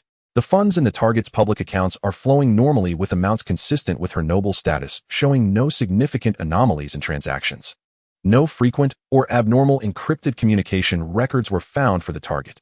Most of her daily communications were with family members or ordinary friends. Her public social network account has a low update frequency, with content mostly consisting of scenery and art shares lacking any political or sensitive topics. Damn it. Emily couldn't help but curse. Normal funds, normal communications, normal social interactions. She is practically a model citizen. Then how does she know those confidential pieces of information? Does she rely on dreams? Even the deep divers in the Imperial military couldn't retrieve any information due to their insufficient rank. He even had Shadow Crow attempt deeper network intrusions directly targeting the core institution's confidential databases, like the Military Intelligence Bureau and Internal Affairs, searching for any records related to Isabella Ravenclaw. This time they encountered formidable resistance. Report attempted access to internal personnel files of the Military Intelligence Bureau. Triggered, a high-level firewall access was blocked, and there is a risk of being traced back, operation terminated. Attempted to retrieve the key monitoring list from the Internal Affairs Department. No records of the target's name were found. Related encrypted areas could not be breached. No direct evidence linking the target to any known intelligence organizations or secret societies was discovered. Even when deep divers utilized physical means to attempt close tracking and surveillance of Isabella's movements on Lanua Star, their results were minimal. The target's behavior was extremely regular. She either rested at the manor or participated in ordinary social activities with almost no contact with any suspicious individuals. All investigative clues pointed to a single conclusion: Isabella Ravenclaw was simply an ordinary noble lady from the capital star zone with a clean family background and discreet behavior. Apart from her excessively beautiful face and cool demeanor, there was nothing particularly outstanding about her. Yet this was precisely the most abnormal aspect. My God, how could this be untraceable? Emily raked his hair in frustration, pacing around the room. Our deep divers can access certain secrets of the Imperial military and high-level federal information, yet we can't clarify the background of an apparently ordinary noblewoman. This makes no sense. Shadow Crow compiled all the information and calmly analyzed. Commander, there are two possibilities. One, her identity is indeed ordinary and the information she knows comes from other unknown sources, but she herself has no complex background. Two, her identity and background have been perfectly disguised and concealed by some extremely high-level authority or highly specialized means with a level of confidentiality far exceeding what our current deep divers can access. Emily paused, looking up in contemplation. The first possibility is too low, as she knows too much, more than the 3 leaders of Dawn's Sword Rex ever did. This is definitely not accessible to an ordinary noble. Then it can only be the second possibility. Her background is unfathomably deep. He gazed out at the vibrant cityscape of Lanua Star, at night, his eyes flickering, coming from the capital star zone. With authority high enough to perfectly cover everything. And interested in matters like Shinfeng and Night Owl. Who exactly is she? He felt that Isabella resembled an iceberg floating on the sea. With all his effort, he could only see a tiny, insignificant corner above the surface, while the massive body hidden beneath remained shrouded in mist. Forget it. If we can't find anything, then there's no need to keep searching, lest we alert the snake by stirring the grass. Emily shook his head, deciding to temporarily set aside his entanglement. Anyway, she currently shows a willingness to cooperate, and has promised to provide information. Let's first see how much sincerity she really has. Although I have a laid-back personality, I will not act recklessly when caution is due. When dealing with such unfathomable individuals, maintaining vigilance and cooperation before possessing the strength to crush everything is undoubtedly the wiser choice. Crow let the deep divers cease their active, in-depth investigation of Isabella, switching to regular surveillance and merely recording her public activities. Emily instructed. The order has been updated, Shadow Crow confirmed. Emily sighed and collapsed onto the sofa. I originally thought I was the one playing chess, only to find that there's an inscrutable presence sitting beside the board. This feeling is truly unpleasant. A few days passed in waiting. Molly had Shadow Crow continue to subtly monitor the movements of the Empire and Federation regarding the war through the Deep Divers network, while he repeatedly pondered over Isabella. We can't keep waiting any longer. Emily leaped up from the sofa, deciding to take the initiative. He took out the card imbued with a cold fragrance printed with the name Isabella Ravenclaw and the encrypted communication code. Whether it's a mule or a horse, let's take it out for a walk, he muttered, dialing the communication code through a standard encryption protocol, as indicated on the card. Mr. Emily, I suppose you should have contacted me too. She pierced through Emily's disguise without hesitation, plainly indifferent to the so-called Viscount Morris identity. Emily abandoned the pretense and reverted to his usual tone. Very well, Miss Lancalau, let us speak plainly. The partnership you mentioned, I am inclined to it. Shall we meet to discuss it in detail? Isabella gave a faint, almost inaudible laugh. You are direct. I prefer dealing with those who are direct. Tomorrow at 3 in the afternoon, the Chunjing Huilang Art Museum Hall 3, before the oil painting titled Xinghai Igu. I will be waiting there. Come alone. The Chunjing Huilang Art Museum. Emily recalled that it was one of Lanrue Star's premier private galleries, renowned for its abstract and conceptual collections. Quiet, sparsely visited. Indeed, an apt place for a secret rendezvous. No problem, Emily confirmed. 3 o'clock tomorrow before Xinghai Igu. I will come alone. I look forward to our meeting tomorrow. With that, Isabella ended the communication decisively. Emily set the device down and smirked. An art gallery. Not without a certain taste, he admitted to himself, but choosing such a venue. Was she worried I might bring a fleet to block her? He grinned inwardly. How did think of that? Inya scanned the background and layout of the Chunjing Huilang Art Museum, especially Hall 3, and the painting Xinghai Igu.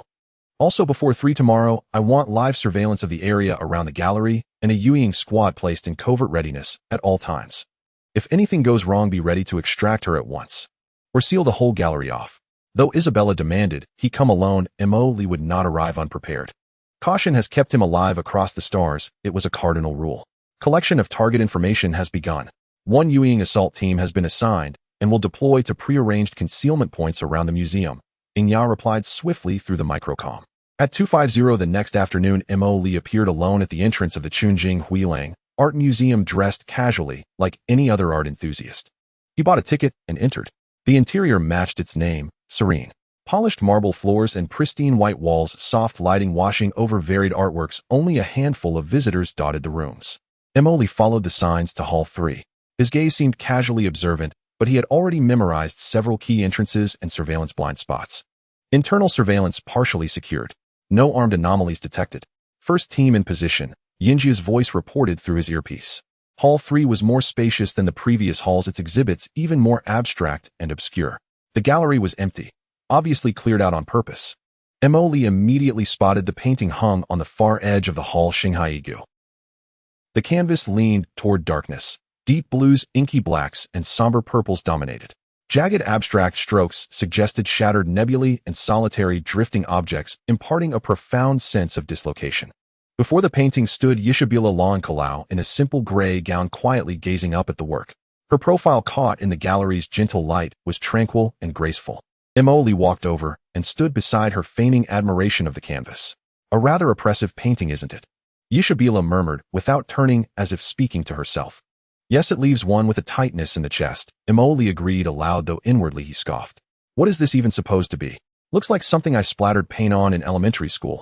This is art now. Sometimes though truth hides in such disquieting chaos and darkness, Yishabila replied. She turned to face him, her gaze remained calm and penetrating. Enough riddles. Let us be straightforward. Why should I trust you? Emily answered directly. I do not ask for your blind trust. I offer information you cannot easily obtain through your channels, and in return you do certain tasks I cannot, or will not, do in person. A mutually beneficial arrangement. For example, Emily narrowed his eyes. For example, leveraging the influence you are rapidly accumulating, your power, to probe corners the imperial forces, and ye shall prefer to remain untouched. Yishabila spoke with implication, her eyes seeming to see beyond Emily and the rising power behind him. Alarm flickered within him. This woman had perceived the growth of his force. What concrete information can you provide, he asked. The true objective of Huijin operation and the real strongholds of Yi Shao in the Rilling system, or more specifically on Lanrue Star, Yishabila tossed out as bait. That is far more valuable than the idle gossip you overhear at ladies' teas. I will cooperate, Emily said at last.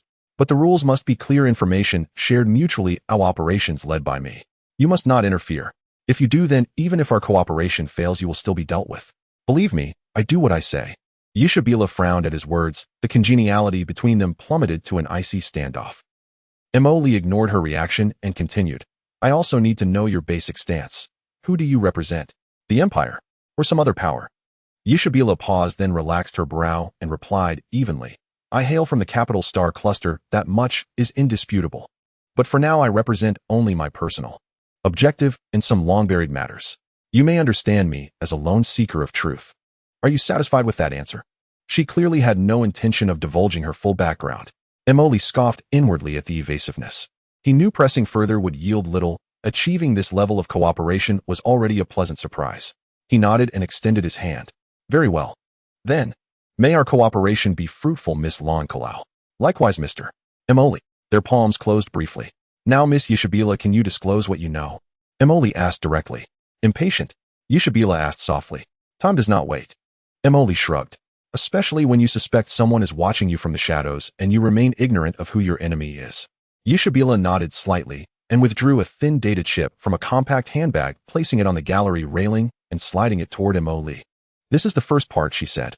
Supplementary data on the Huijin operation and coordinates for an abandoned Yi Shao contact point on Lanrue Star. Although it is abandoned, it may still yield traces they failed to obliterate in time. Emily weighed the chip in his hand, then fixed a keen look on Yishabila. That's all. It hardly proves your sincerity or your worth. He prodded, attempting to extract more. Yishabila remained composed as if foreseeing his objection.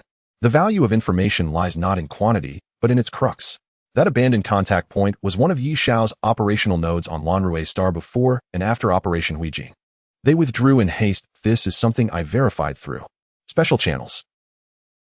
As for the supplementary files on Operation Huijin, they mention a unit codenamed Onran, a squad that did not evacuate with the main force, but remained executing some form of covert assignment.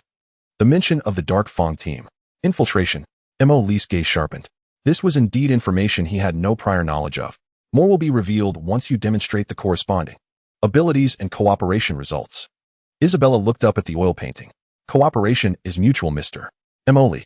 I provided the key, but you must push the door open yourself. Emily observed her demeanor, which radiated control, feeling slightly displeased yet unable to deny that the information she offered was indeed tempting. An abandoned stronghold that might hold clues, a lurking enemy team. This was sufficient for him to proceed with his next course of action. All right then. Emily tucked the chip away. They'll accept this deposit and will verify it afterward. If the information proves true, our cooperation can continue. A wise choice, Isabella turned to Emily. Let me remind you, the Dark Fong team is very dangerous. They excel at disguise and infiltration. The waters of Lanrue Star run deeper than you perceive. Be sure to exercise caution during your actions. Her warning sounded formulaic, yet Emily detected a hint of sincerity hidden within. Thank you for the reminder. Emily turned. How shall we contact each other next? Still through this method. Isabella pointed to his wrist terminal, implying that they would communicate through encrypted messages whenever you need more in-depth information or encounter troubles you cannot resolve. Troubles I cannot resolve. I hope that day never comes, Emily said, his lips twitching. He refrained from saying more and left the art gallery. Once back in the hover car, Emily immediately handed the chip to Shadow Crow for analysis. Looks like she wasn't playing any tricks. Crow, we can withdraw our people. This woman speaks half-truths, truly keeps one on edge. Emily leaned back in his seat complaining. However, at least there is something substantial now. The Dark Fong team. An abandoned contact point. Sounds just like a side quest prompt in a game. He gazed at the swiftly passing cityscape outside, his expression turning serious. No matter what, if a clue has emerged, it must be followed. Crow analyzed the chip's content as quickly as possible and confirmed the authenticity of the information. Meanwhile, mobilized nearby deep divers to start monitoring the surroundings of that abandoned contact point. We need to prepare for action. Understood, the order has been given. After receiving the data chip provided by Isabella, Emily promptly returned to the safe house he had rediscovered. Shadow Crow had already completely decrypted and analyzed the chip's content. Commander, the information within the chip has been confirmed. The coordinates point to an abandoned industrial area in the southern hemisphere of Lanrue, star specifically in Feta City. The chip data shows that there exists a complex underground structure in that area consistent with the characteristics of a secret stronghold. Our covert reconnaissance indicates extremely low energy readings, but faint life signals have been detected, though the specific number cannot be determined. Shadow Crow reported the analysis results. Faint life signals. Are they Night Owl members who haven't evacuated completely? Or perhaps that so-called Dark Fong team? Or just some vagrants or mutated rats? He pondered for a few seconds before making a decision. Regardless of what it is, we must investigate. Have the Shadow Fleet maintain concealment and stay on standby for support. Additionally, dispatch an elite ground combat team along with a Yazzie mech squad for fire support. Since Gray is here, let him lead the team to carry out this reconnaissance mission. Understood, the order has been given. The action team will arrive at the perimeter of the target area within an hour, Shadow Crow's projection responded. 1 hour later, in the southern hemisphere of Lanrue, star at the abandoned industrial area of Feta City. This place had once been the manufacturing hub of the planet in its early days, but had long since fallen into decline. Rusty factories were scattered across the city, twisted and broken pipes snaked around, and piles of industrial waste littered the ground. The area was deserted. The night wind whistled through the window frames, producing eerie sounds. 2 assault transport ships equipped with cloaking devices silently landed 3 kilometers away from the target coordinates at an abandoned factory. The hatch slid open, and a team of 12 Marines clad in black power armor armed with pulse rifles swiftly surged out, spreading into a defensive formation. Their armor reflected almost no light in the dimness, and their movements were swift and orderly. Following closely behind, 4 Yazzie mechs marched out of the transport ship with heavy steps. Leading the group was Gray, piloting Yazzie 069. The mech's surface had been painted with camouflage suitable for the environment, its towering form blending in and out of the shadows of the ruins. Communication check. Gray's voice resonated in the encrypted channel of the team. Ground Combat Team 1, communication is clear. Yazzie team channel is open. Proceed as planned. Ground Combat Team 1 will scout ahead to establish a secure path. Yazzie team maintain distance and provide fire support and breaching capabilities, ensuring concealment. Gray issued the command. Understood. Receive. The Marines quickly melded into the shadows of the abandoned factory. They moved with agility, executing tactical maneuvers using broken walls and discarded equipment as cover while advancing alternately. The multifunctional goggles on their helmets switched to thermal imaging, motion sensing, and environmental scanning modes. Gray maneuvered Yazzie 069, leading the other 3 mechs, following approximately 500 meters behind the Marines at a relatively slow pace. The heavy footsteps of the mech were purposely lightened, yet they still echoed dully in the silent ruins. Inside the safe house, Mo Lee and Shadow Crow monitored the entire operation through the real-time footage relayed by the Marines and mechs. Tisk, this place is truly dilapidated. No need to set up a scene for a horror film here. Emily remarked while observing the screen filled with rust and graffiti. I hope no mutated monster suddenly jumps out, though we wouldn't be afraid regardless. Shadow Crow was focused on data analysis. Environmental scans are normal, no large-scale energy reactions or traps detected. Life signal sources remain faint, concentrated underground in the target building. The action team advanced steadily, encountering nothing unusual along the way except for a few startled small rodents and some old metal scraps swaying in the wind. Soon they arrived at a casting workshop that appeared larger and more dilapidated than the other factories. The huge iron doors had long rusted shut, with several blasted and cut openings nearby. Entrance discovered signs of recent human activity detected, reported the scouting Marine, pointing to some faint footprints on the ground and a cleared pathway. Stay alert, Yazzie team, move up, Gray commanded. The 4 Yazzie mech stepped forward, occupying advantageous positions around the workshop entrance, their particle beam rifles and rapid-fire cannons aimed at the dark entrance. The Marines took cover beneath the mech's feet and behind the side barriers. 2 Marines moved forward and tossed small reconnaissance drones into the entrance. The real-time footage relayed by the drones showed that the interior was a downward-sloping passageway filled with dust and debris. The passage is narrow, the mechs cannot enter. Ground Combat, Team 1, alternate cover, enter for reconnaissance. Yazzie team will remain at the exit, establishing a defense line. Gray adjusted the deployment. Ground Combat, Team 1 acknowledged. The 12 Marines split into 2 groups, one staying outside for vigilance, while the other 6 cautiously infiltrated the dark passage in a standard indoor combat formation. Their helmet-mounted flashlights pierced through the darkness, the barrels of their guns moving with their gaze alert to every corner. The passage extended downward for about 50 meters, ending at a metal door that resembled a bank vault door. At this moment, the door was slightly ajar, leaving a gap. Target access discovered. The door is not locked tight. Prepare to breach. 1 Marine stepped forward and inserted a miniature camera through the gap in the door. The footage revealed that behind the door was a spacious underground space furnished with some tables and chairs, as well as abandoned electronic equipment resembling a command center or meeting room. Dust floated in the air, yet some equipment appeared relatively clean. Internal security is clear. Breach. 2 Marines suddenly pushed open the slightly ajar door, while 4 others swiftly charged in their gun barrels, instantly trained on every possible hiding spot for enemies. Secure. Left side secure. Right side secure. The room stood empty. Only abandoned computing terminals, scattered documents, and several hollow weapon racks remained. They evacuated in haste, observed Lujan squad commander examining the terminals. Hard drives were physically destroyed. Most files are trivial daily logs. They searched the room meticulously. 1 trooper unexpectedly discovered a half-open storage cabinet in the corner. Faint light seeped from within. Commander, contact. As the trooper reached toward the cabinet. Beep, beep, beep. A sharp, unmistakable electronic tone suddenly emanated from somewhere in the room. Danger, bomb. Lujan's face paled. Withdraw immediately. Every trooper reacted, instantly sprinting, without hesitation, toward the entrance. Almost as they burst from the room and lunged down the access ramp.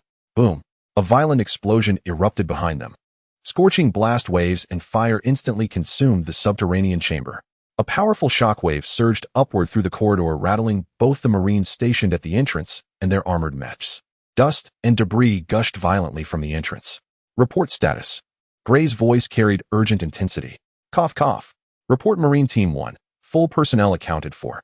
No casualties. Damn it, it's a proximity trap. Lujan's voice crackled over the channel, edged with frustration. Emily, sheltered inside the safe house, flinched at the sudden detonation, then swore. Hell, those burrowing rats. Even in retreat, they left this final sting. Lucky our people moved fast. Smoke and dust gradually thinned after the blast. The entire underground chamber had been utterly obliterated. No further leads could possibly remain. Clear the perimeter. Confirm no secondary traps, then withdraw. Gray issued the order without delay. The strike team methodically scanned the surrounding area, verified safety, and commenced an orderly withdrawal. The first reconnaissance operation concluded with the discovery of a trap, a narrow escape, and definitive confirmation that the site was indeed an owl nest stronghold. When the entire exploration team returned to the safe house, Emily listened intently to Gray's detailed debrief, his expression thoughtful, not disappointed. Though we secured no tangible evidence, Isabella's intelligence has been validated. This nest exists, and its occupants are highly vigilant, using explosives to erase traces. He continued analytically. That implies something here must remain hidden at all costs. Moreover, the Shadow Fong squad may still be operating nearby. The trap bears their signature. He turned to Inya. Task deep diver with heightened scrutiny, monitor Blue-ray star for recent anomalies. Unusual personnel movement, suspicious procurement, minor skirmishes, or unexplained disappearances, especially linked to that industrial zone. Understood. Emily stretched languidly. Though the mission fell short of full success, having confirmed the right vector stirred quiet excitement within him. All right, first probe complete. We got dusted, but now we know precisely where to step next. Now begins the game of cat and mouse with Shadow Fong. A spark of eager anticipation flickered in his eyes. Undeterred by the explosive farewell of the initial reconnaissance, Emily felt only sharper resolve. Impressive, those burrowing rats even laid traps. Cleverly sinister. But I won't fall for the same trick twice.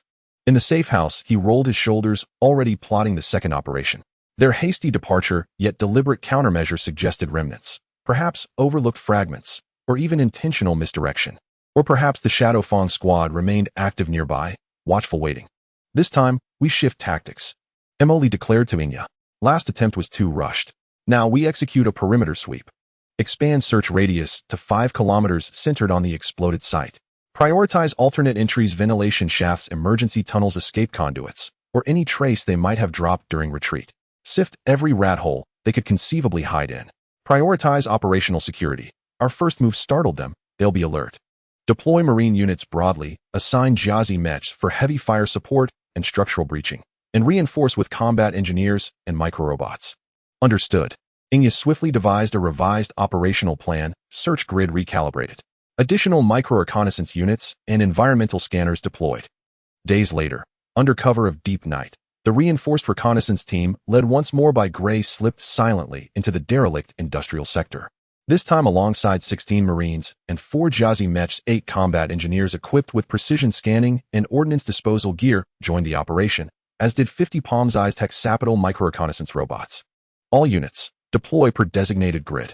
Team Alpha secures Zone B, Team Bravo Zone D, Team Charlie Zone F, Team Delta provides mobile outer perimeter support. Jazzy Squad occupies high ground vantage points for surveillance and suppressive fire. Engineering Group deploys with Team Alpha, releasing all microrobots simultaneously.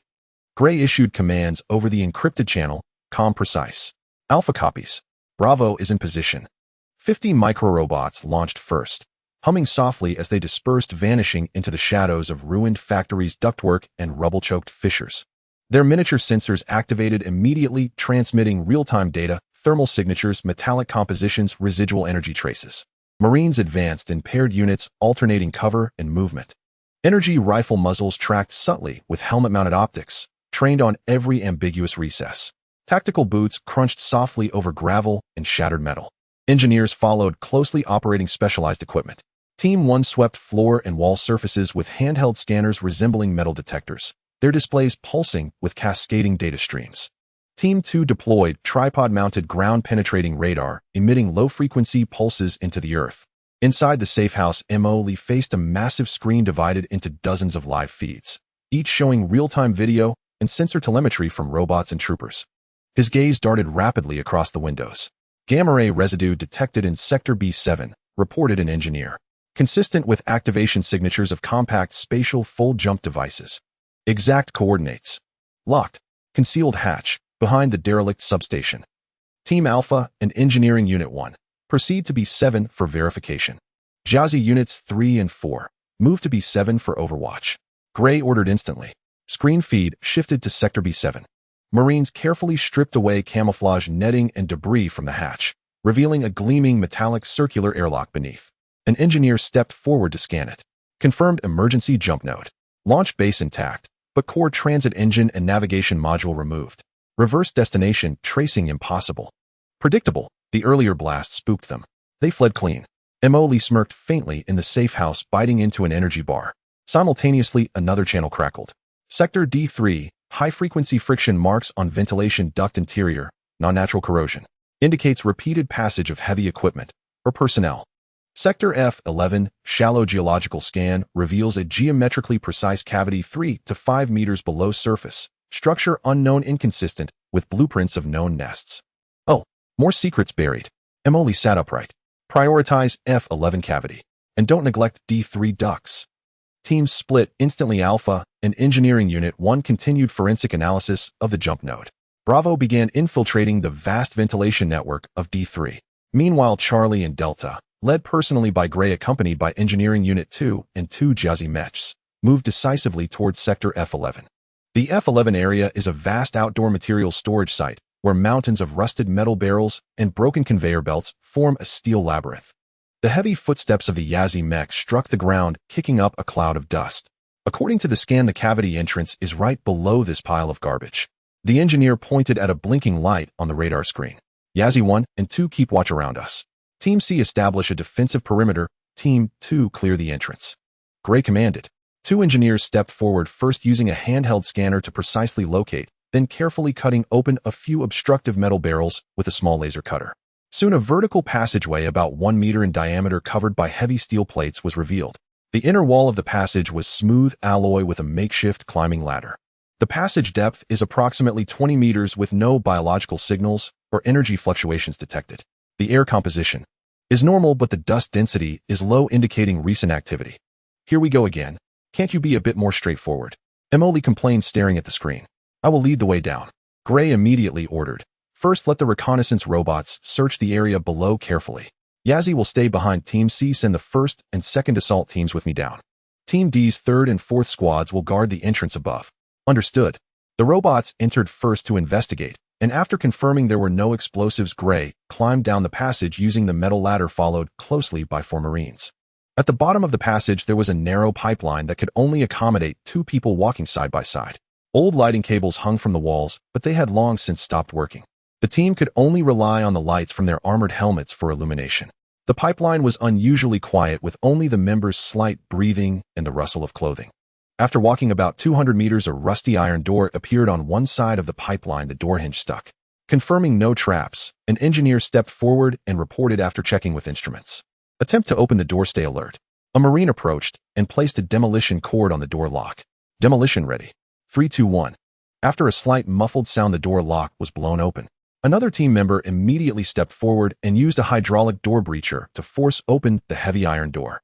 Behind the door was a room approximately 10 square meters filled with some packaged food bags, several empty military ration boxes, scattered energy magazines, and in the corner a badly damaged old communication relay. In one corner of the room, there were also traces of makeshift bedding. Safe. No personnel found. The engineer immediately stepped forward to focus on inspecting the relay. The exterior is severely damaged, but the core storage module seems to be intact. They probably thought smashing it to bits would suffice due to time constraints. He took out a multifunction tool and carefully pried open the remains of the relay, revealing the complex wiring inside and a palm-sized black storage module with burn marks. The module is damaged and needs to be taken back for data extraction using specialized equipment. Take it with us, Gray decisively ordered. The team quickly packed all potentially useful items in the room, especially the storage module, which was carefully placed in a shockproof container. Meanwhile, Team B also made a discovery in the ventilation duct of the D3 area. They found a small weapon box wrapped in waterproof cloth in a concealed maintenance port deep within the duct, containing 2 modified untraceable pulse pistols and several fully loaded magazines. Looks like emergency supplies, the leader of Team B reported. After collecting possible evidence, all teams began an orderly withdrawal according to the planned schedule. They encountered no resistance. The entire industrial area was terrifyingly silent. Upon returning to the safe house, the engineers immediately began data recovery on the storage module. The process was complex, the module was severely damaged, and a large amount of data was permanently lost. However, with the powerful decryption algorithms of Inya and the assistance of the base's intelligence brain, after several hours, some residual data fragments were finally successfully extracted and reassembled. Commander, we have parsed some data fragments. Inya reported, many communication records have been overwritten, but a code named Shepard has repeatedly appeared in communications at different times and encryption levels. Shepard. Emily leaned closer to the screen. That code name sounds like someone in charge. According to the remaining information analysis, Inya brought up the analysis results. Shepard possesses extremely high-level authority responsible for directing cleansing, infiltration, and special materials transport tasks in the Blue-Ray Star and the Rilene Star system. Some vague instructions from the later stages of the Ashes operation pointed towards him. The Darktooth team has also received direct orders from Shepard multiple times. Wow, we've caught a big fish. Emily excitedly slapped the control panel. The Night Owl is the overall responsible person on this planet, even in this star system. Finally, I know who to settle accounts with. He immediately asked, can we lock onto this Shepard? Identity. Location. Data is severely damaged, unable to locate directly. But by analyzing communication timestamps, residues of encryption methods, and the content of instructions, it is inferred that Shepard is very active in Blue-Ray Star and likely possesses one or more legally protected public identities as a cover. His communication patterns indicate he is very familiar with local conditions. Legal identity cover. Emily's expression gradually became serious. This is troublesome. It could be a council member, a wealthy businessman, or even some seemingly respectable noble. The scope is too broad. Although Shepard was not directly found, the value of this clue is enormous. It confirms the existence and level of the opponent and points to the direction of the investigation. List Shepard as a secondary priority target. Mo Lee ordered, notify all deep divers to gather any information related to this codename, while also paying attention to those high-ranking individuals on Blue Ray Star whose actions seem suspicious. The instructions have been updated and encrypted for sending. Mo Lee looked at the newly added target file with the codename Shepard on the screen, lost in thought. Shepard. Shepard. Where are you? He muttered to himself. It seems that the waters of Blue Ray Star are murkier than I imagined. A Night Owl regional leader hidden beneath a legal identity. This guy is well hidden. A glimmer of light flickered in his eyes. The previous sense of defeat swept away. Having identified a clear opponent, the subsequent struggle now has a clear direction. Notify Isabella, Mo Lee said to Inya. Just tell her we've found a clue about Shepard. Let's see if she can provide more information about this Shepard. Collaboration requires some interaction after all. He believed that this mysterious collaborator would definitely not be ignorant of Shepard's existence. Having obtained the crucial clue of the Shepard, Mo Lee felt it was time to meet that mysterious partner again. He contacted Isabella Ravenclaw through encrypted channels requesting a meeting. This time the meeting location was changed to a highly private, floating revolving restaurant in the city's skyline. Through the enormous floor-to-ceiling windows, one could overlook the dazzling night scene of most of Blue Star. Isabella was still dressed in a simple and elegant manner, as if untouched by the mundane world. She leisurely cut the food on her plate, while listening to Mo Lee mention the codename Shepard. Therefore, we can now basically confirm that this Shepard is the #1 figure of the Night Owl in Blue Star, and even in the Rueline star system. As long as we capture him, many puzzles can be solved. After finishing his statement, Mo Lee looked at Isabella, hoping to gain more specific information about the identity of the Shepard from her. However, Isabella's reaction was quite bland. She put down her cutlery, gently wiped her mouth with a napkin, and raised her deep golden eyes to Mo Lee, her tone carrying a condescending scrutiny. Have you found the codename of the Shepard? The efficiency is acceptable. This proves that you indeed have some initiative and haven't disappointed me. She nodded slightly, as if evaluating a subordinate who performed adequately, but this is merely the first hurdle passed. Knowing the codename and locating the person himself are two different matters. Mo Lee's smile faltered slightly. Isabella continued in her calm, yet piercing tone, the background of the Shepard, his cover identity, his activity patterns. These need to be investigated by yourself. If you can't even manage this, then there is no need for our cooperation to continue. What I need is a truly capable partner who can stir the situation, not someone who requires my handholding as a novice. Her attitude of everything is under control and you still need to work harder instantly ignited the anger in Mo Lee's heart. Novice. Mo Lee's voice turned cold as he leaned forward, staring at Isabella. Miss Ravenclaw, I think you've misunderstood something. I am not your subordinate, nor am I someone you need to test. We are partners, equal partners. I don't care what background you have from the Capital Star Circle. Cooperation is based on sincerity, and not on you sitting high and judging whether I am qualified or not. Isabella seemed unfazed by his reaction, simply stating the foundation of cooperation is strength and equality. You have proven that you possess a certain level of initiative, but that's still not enough. The Shepard is not someone you can easily deal with. I need to confirm whether my partner has the ability to face the coming storm, not someone who can be easily overturned like a small boat. Her words were like icy needles carrying blatant doubt. Mo Lee was thoroughly enraged. He abruptly stood up, the chair screeching against the floor. I say, miss, do you have some misunderstanding about yourself and me? Mo Lee said with forced laughter filled with anger. Wasn't this cooperation proposed by you? Are you now saying I'm not qualified? That's a bit unpleasant. If that's the case, then let's end this cooperation. Farewell. As Mo Lee turned to leave, just as he reached the door, he suddenly turned back and said, oh right, I forgot to tell you, Miss Ravenclaw, I have a habit. Once I'm unhappy, someone has to be unlucky, and I keep my word on what I said before. After saying this, he left the room, without looking back, leaving Isabella sitting there with her expression still unchanged, though a fleeting wave seemed to pass through her deep gaze. Back at the safe house, Mo Lee sat on the sofa, his chest still heaving, clearly still angry. We seem to have been looked down upon. Mo Lee turned to the projection of Inya and said, since that's the case. He pondered for a moment, then a fierce smile appeared on his face. Does she think my strength is inadequate? Doesn't she want to see how much storm I can stir up? Fine. Then I'll play it big. Let her, and those rats hiding in the dark, see clearly what happens when they provoke me. He walked to the star map, pointing at the light spot representing Blue Star, and said to Inya, get the Dawn Fleet ready. Contact Junfeng. The communication was quickly connected and Junfeng's holographic image appeared in the room. Commander, Junfeng, listen. Mo Lee spoke rapidly, carrying an undeniable determination. You have 3 days to prepare. Bring the Dawn Fleet to the outskirts of the Rueline star system, and find a concealed place to stand by. All starships must disguise themselves in a pirate style. The more chaotic, the better. Erase any markings that indicate our identity. Junfeng was taken aback for a moment, but did not question it, immediately responding understood. Disguised as a pirate fleet. What are the mission targets, Commander? Mo Lee's lips curled into a dangerous arc. Targets. The defense fleet of Lanrue Star. He pointed at the blue light spots representing the Imperial Defense Fleet on the orbit of Lanrue Star. Don't they have over 1,000 starships? Eliminate them all, not leaving a single one. I want everyone on Lanrue Star to know that a person they cannot provoke has arrived in this star system. Even Junfeng, who had seen countless battles, was shaken by this command. Commander. Direct attack on the Imperial Defense Fleet. And annihilation. Isn't that a bit? A bit what? Too ostentatious. Too crazy. Mo Lee interrupted him. What we want is ostentation. We want craziness. Doesn't Isabella think I am hiding too much and lacking strength? The Imperial military and Night Owl like to play tricks in the dark, right?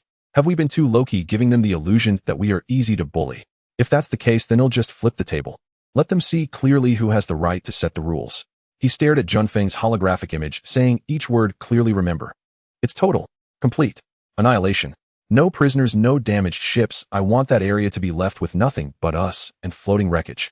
Attack and withdraw. Use jump interference to prevent them from tracing us. Understood. Junfeng sensed the determination in Mo Lee's tone. He took a deep breath, suppressing his shock, stood straight, and nodded heavily. Understood. Annihilate the Lanrue Star Defense Fleet. Destroy all resisting forces, then withdraw. Go. Hurry up and prepare. I want to see the outer space of Lanrue Star turned into a graveyard of Imperial warships in 3 days. Mo Lee waved his hand to cut off the communication. The safe house fell into a brief silence. Ingya finally spoke up. Commander, this operation is highly risky. It may completely expose our military presence and directly make us enemies with the Kellan Empire. I know the risks are high. Mo Lee snorted. But so what? I'm unhappy.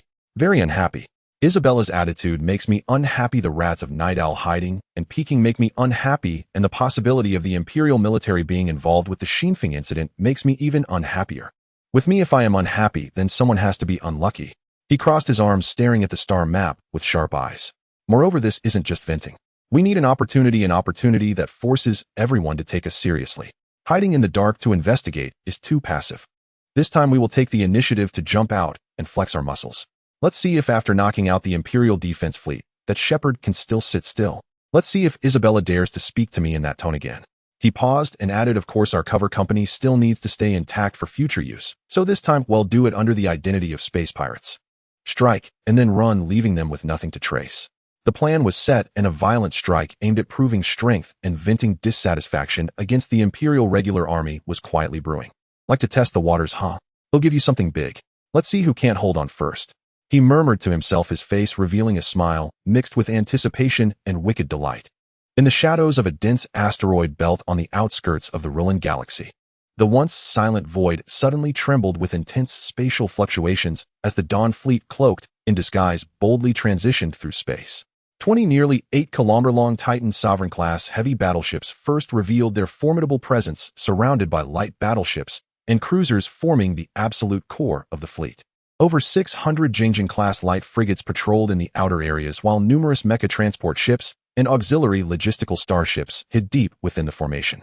On the bridge of the flagship Dawn, Junfeng stood with his hands clasped behind his back, gazing at the tactical star map, displaying the blue dots representing the Blue Ruin Star Defense Fleet, patrolling on fixed routes, his eyes sharp. All units conduct final combat readiness checks. His voice echoed through encrypted channels across the fleet. Titan Sovereign formation, main gun charging complete, shields maximized. Songlong formation, missiles preloaded, particle cannon array on standby. Invincible formation, attack formation ready. Frigate group electronic interference prepared, anti-jump force field generators warming up. A series of concise confirmations reverberated throughout the channels. The entire fleet was like a tightly wound war machine waiting for the final attack order. In the orbit of Blue Ruin, the Imperial Defense Fleet Command, Major General Perseus leisurely sipped coffee while reviewing the daily patrol reports. As the defense commander of a bustling border planet, his days had always been carefree, especially during this period of war truce, making it unlikely for any enemy to approach Blue Ruin. The so-called defense mission was more of a symbolic patrol and escort. He had long grown accustomed to this comfort. With over 1,200 starships under his command, he was engaged in some small business, naturally earning a hefty profit. Everything is normal, General, the adjutant reported routinely. Major General Perseus scanned the star map, noting no anomalies. Very well, maintain vigilance. And pay attention to our clients. Oh, we rely on them to make a fortune. He whispered the latter part to his adjutant, still completely unaware of the shadow of death looming overhead. Dawn Fleet, listen up. Junfeng's voice suddenly turned stern. Execute the predetermined attack. Plan. Implement the extermination order. Leave no survivors. All forces attack. In an instant, the hidden beast revealed its fangs. The massive Dawn Fleet's engines erupted with dazzling light, powering up as they charged out from the shadows of the asteroid belt.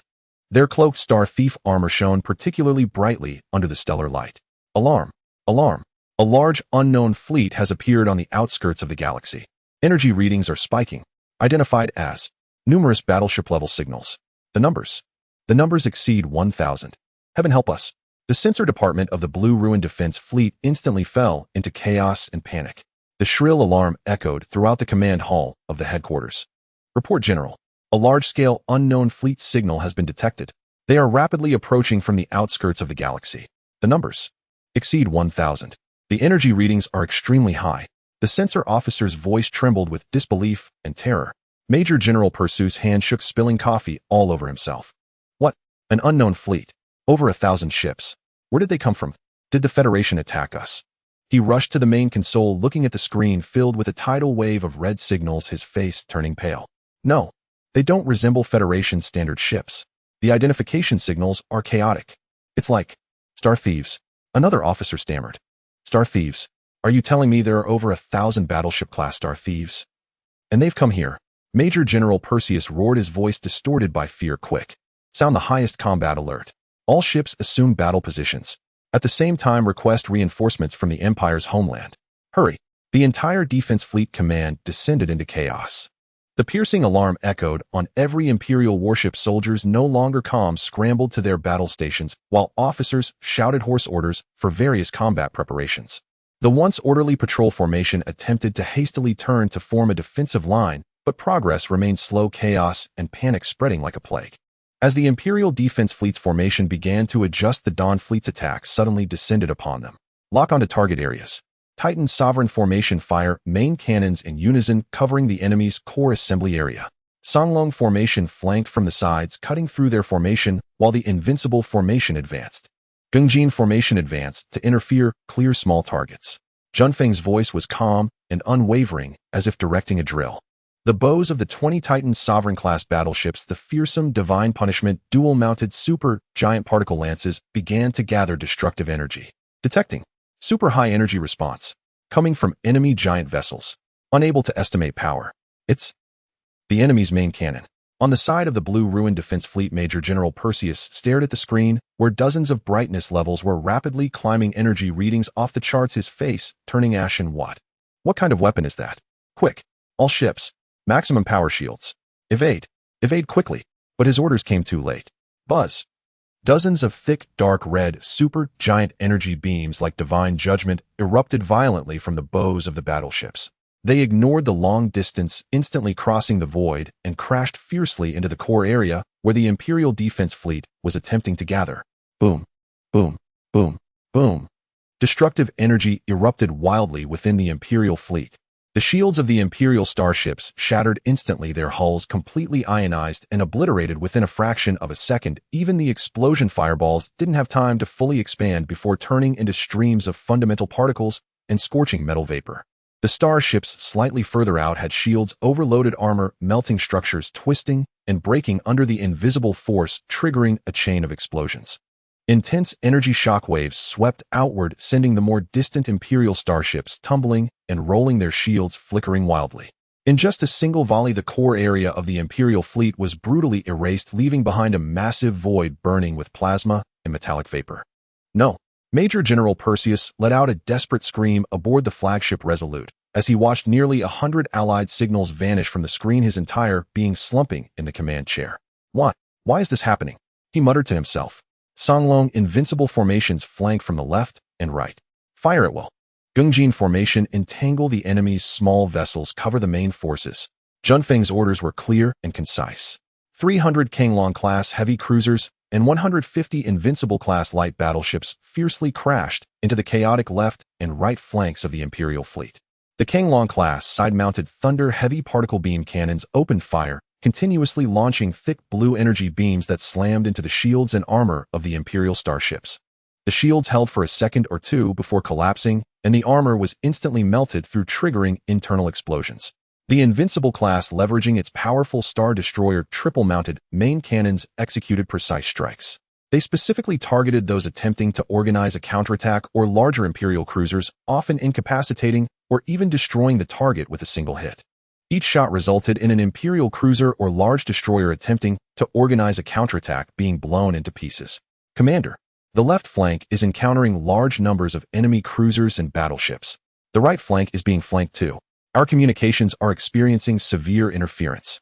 We can't send out distress signals. Bad news kept pouring in. Counterattack. All ships fire at will. Perseus ordered with reddened eyes. The surviving Imperial starships began to fire sporadically.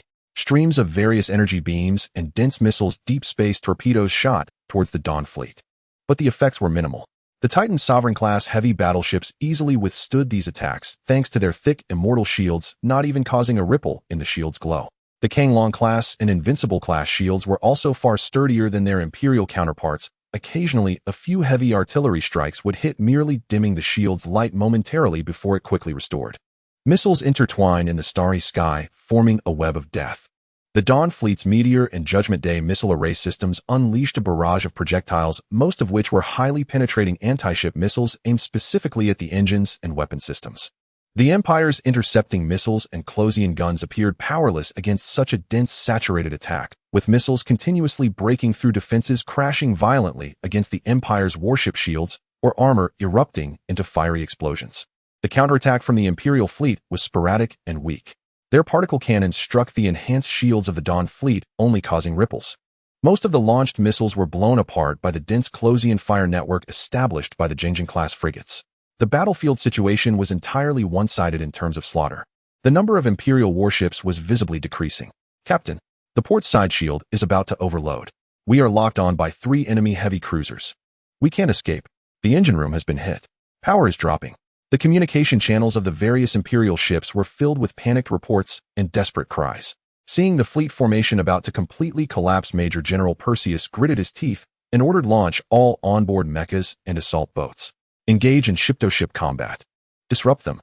Hundreds of old Imperial mechas and assault boats were ejected from the yet-to-be-destroyed motherships, swarming towards the nearest Dawn fleet ships like a swarm of bees. Detected enemy mechas and small assault units. Orders: each ship's Closian systems prioritize clearing them. Release our Yazi mechas to intercept and eliminate enemy personnel. Junfone responded calmly. The Yazi mecha squad, already on standby aboard the Whale Shark-class mecha transport ship, immediately poured out from the high-speed deployment channels. Gray piloted Yazi 069 at the forefront. Yazi squads spread out in double formations. Target enemy assault boats first, then clear out the mechas. Be careful to avoid friendly fire. Gray's voice echoed in the mecha squad channel. The space instantly transformed into a chaotic mecha meat grinder. The Imperial Defense Fleet had only a few Starbreaker mechas, while the rest were Old Hound mechas, appearing clumsy and fragile in front of the agile Yazi. The back of the Yazi mechas erupted with short bursts of blue light from their vector thrusters, propelling them into rapid maneuvers as they accurately fired their beam rifles, piercing through the cockpits of Imperial mechas. Gray's Yazi 069 darted through the hail of bullets. He sideslipped to avoid a particle cannon blast, pushed the right-hand joystick forward, and swung his beam saber, cleaving an Imperial mecha attempting to close in the explosion, illuminating his mecha's outer armor. His left arm's rapid-fire particle cannon simultaneously opened fire, turning a distant assault boat attempting to launch landing torpedoes into Swiss cheese. Watch out. 3 o'clock enemy cruiser Closian guns are firing. A teammate warned. Received.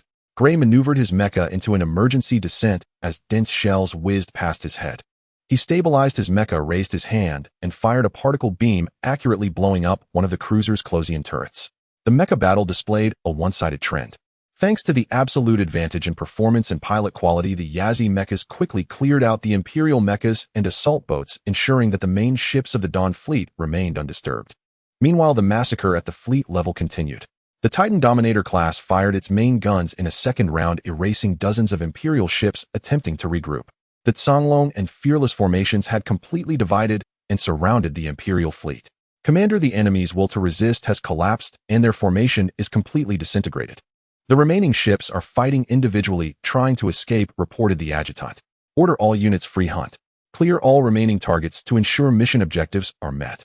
Junfeng's voice was devoid of emotion. The final battle turned into a chase. The Jingjing-class frigates utilizing their high speed hunted down those small destroyers and frigates attempting to flee. Songlong and Fearless focused on those cruisers that still had some combat capability. Major General Perseus' flagship Resolute was targeted by 3 Kanglong-class heavy cruisers. The energy shields rapidly overloaded under the concentrated lateral fire, and the hull was hit repeatedly, with explosions echoing from within. "Commander, we're finished." The adjutant collapsed to the ground. Major General Perseus gazed out the viewport at the menacing enemy ship painted with pirate markings drawing closer, his eyes filled with fear and confusion, ultimately consumed by a particle beam that pierced the bridge. "Who are you?" "Really?" This was Major General Perseus' last words before the bridge exploded. When the last Imperial frigate was reduced to cosmic dust under the barrage of fire, the battle was completely over. In the orbit of Blue Rue star, the space once patrolled by the Imperial fleet now lay countless floating, burning, and twisted metal wreckage, silently narrating the brief, yet brutal destruction that had just occurred. In the safe house, Mo Li watched the battle summary footage transmitted back from the Dawn, yawned and stretched. "All done, time to wrap up." "It doesn't seem that difficult." He picked up a drink beside him and took a sip. "Our fleet performed well, the mecha squad was impressive, and that gray kid has made another achievement. Yaya, make sure to record all the battle data, especially the performance of our first division, so we can analyze it later and see if there are any areas for optimization. Also inform Junfeng to clean up properly when we withdraw, leaving no handles behind. We are now star pirates and must uphold the ethics of our profession. Finish the job and then slip away." The Dawn fleet began to withdraw in an orderly fashion, quickly disappearing into the depths of the starry sea, just as they had come. In the orbit of Blue Rue star, the area once patrolled by the Imperial Defense Fleet, which symbolized order and safety, was now covered in endless metal wreckage.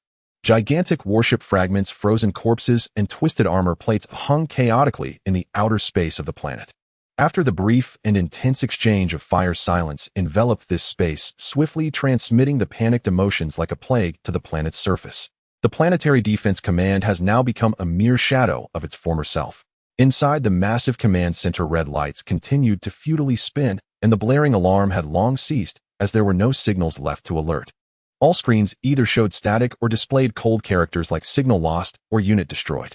Officers stood frozen in place, some slumped at their control panels, staring blankly at the main screen, showing the wreckage footage transmitted from the observation stations. "No, it's gone. All gone." A young lieutenant murmured, his voice trembling. "Over 1,000 ships. In just 1 hour." No one could accept this fact. The defense fleet they relied on for survival, and saw as their support had been completely wiped out by an unknown star pirate fleet in such a short time. This devastating blow exceeded the limits of their understanding. In the core conference room of various financial conglomerates and noble families, a real-time image of orbital debris was being projected holographically. The once boisterous and scheming figures fell into a profound silence. The head of the mining giant Butler family dropped his cigar in shock, unaware that it had burned a hole in the expensive carpet. "Investigate. Immediately investigate. What exactly is the origin of that star pirate fleet? Are they going to target the planetary surface next?" His voice was sharp with fear. The financial tycoon Fan Ning's face turned ashen as he rapidly tapped his fingers on the table. "Immediately retract all peripheral investments. Recall all trade fleets. Activate the highest level of family security protocols. The planetary orbital defenses have failed, and we could become fish on the chopping block at any moment." Panic swiftly spread among the upper echelons. They were accustomed to solving problems with money and power, but faced with an unknown force capable of easily annihilating a fleet, they felt their own insignificance and vulnerability for the first time. The sense of security had vanished entirely. The anomalies in the orbit were soon detected by astronomy enthusiasts and some operational civilian observation equipment. Blurry images displaying numerous abnormal light points and explosions were uploaded to the planetary network. Initially, there was confusion and speculation. What happened in orbit? Are they setting off fireworks? No, that's an explosion. The warships are exchanging fire. My God, I saw a huge ship get smashed. As the news spread that the defense fleet had been completely wiped out and there was no Imperial military force left in orbit, panic erupted entirely. On the city streets, hovercar traffic fell into a massive paralysis with piercing honks filling the air.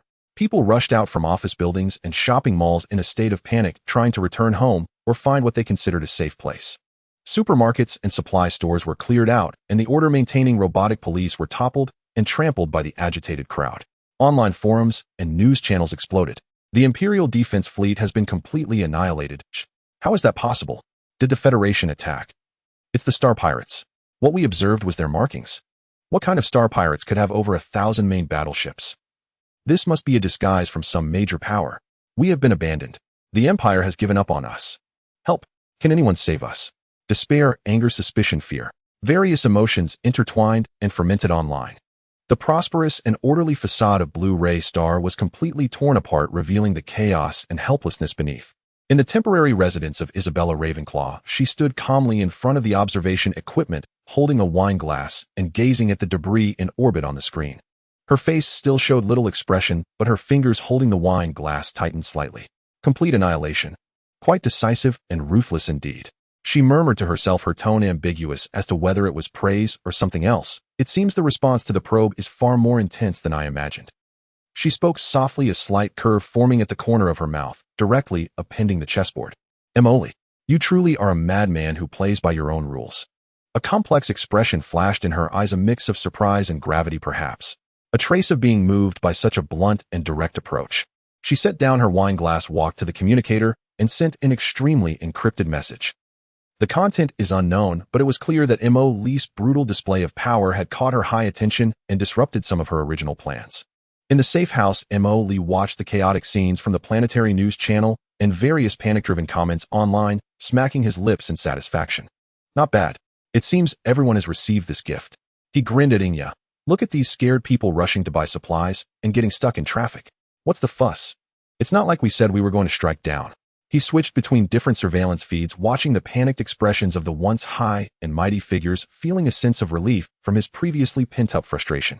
Old woman let you stay high and mighty. Let's see what you do now, he thought.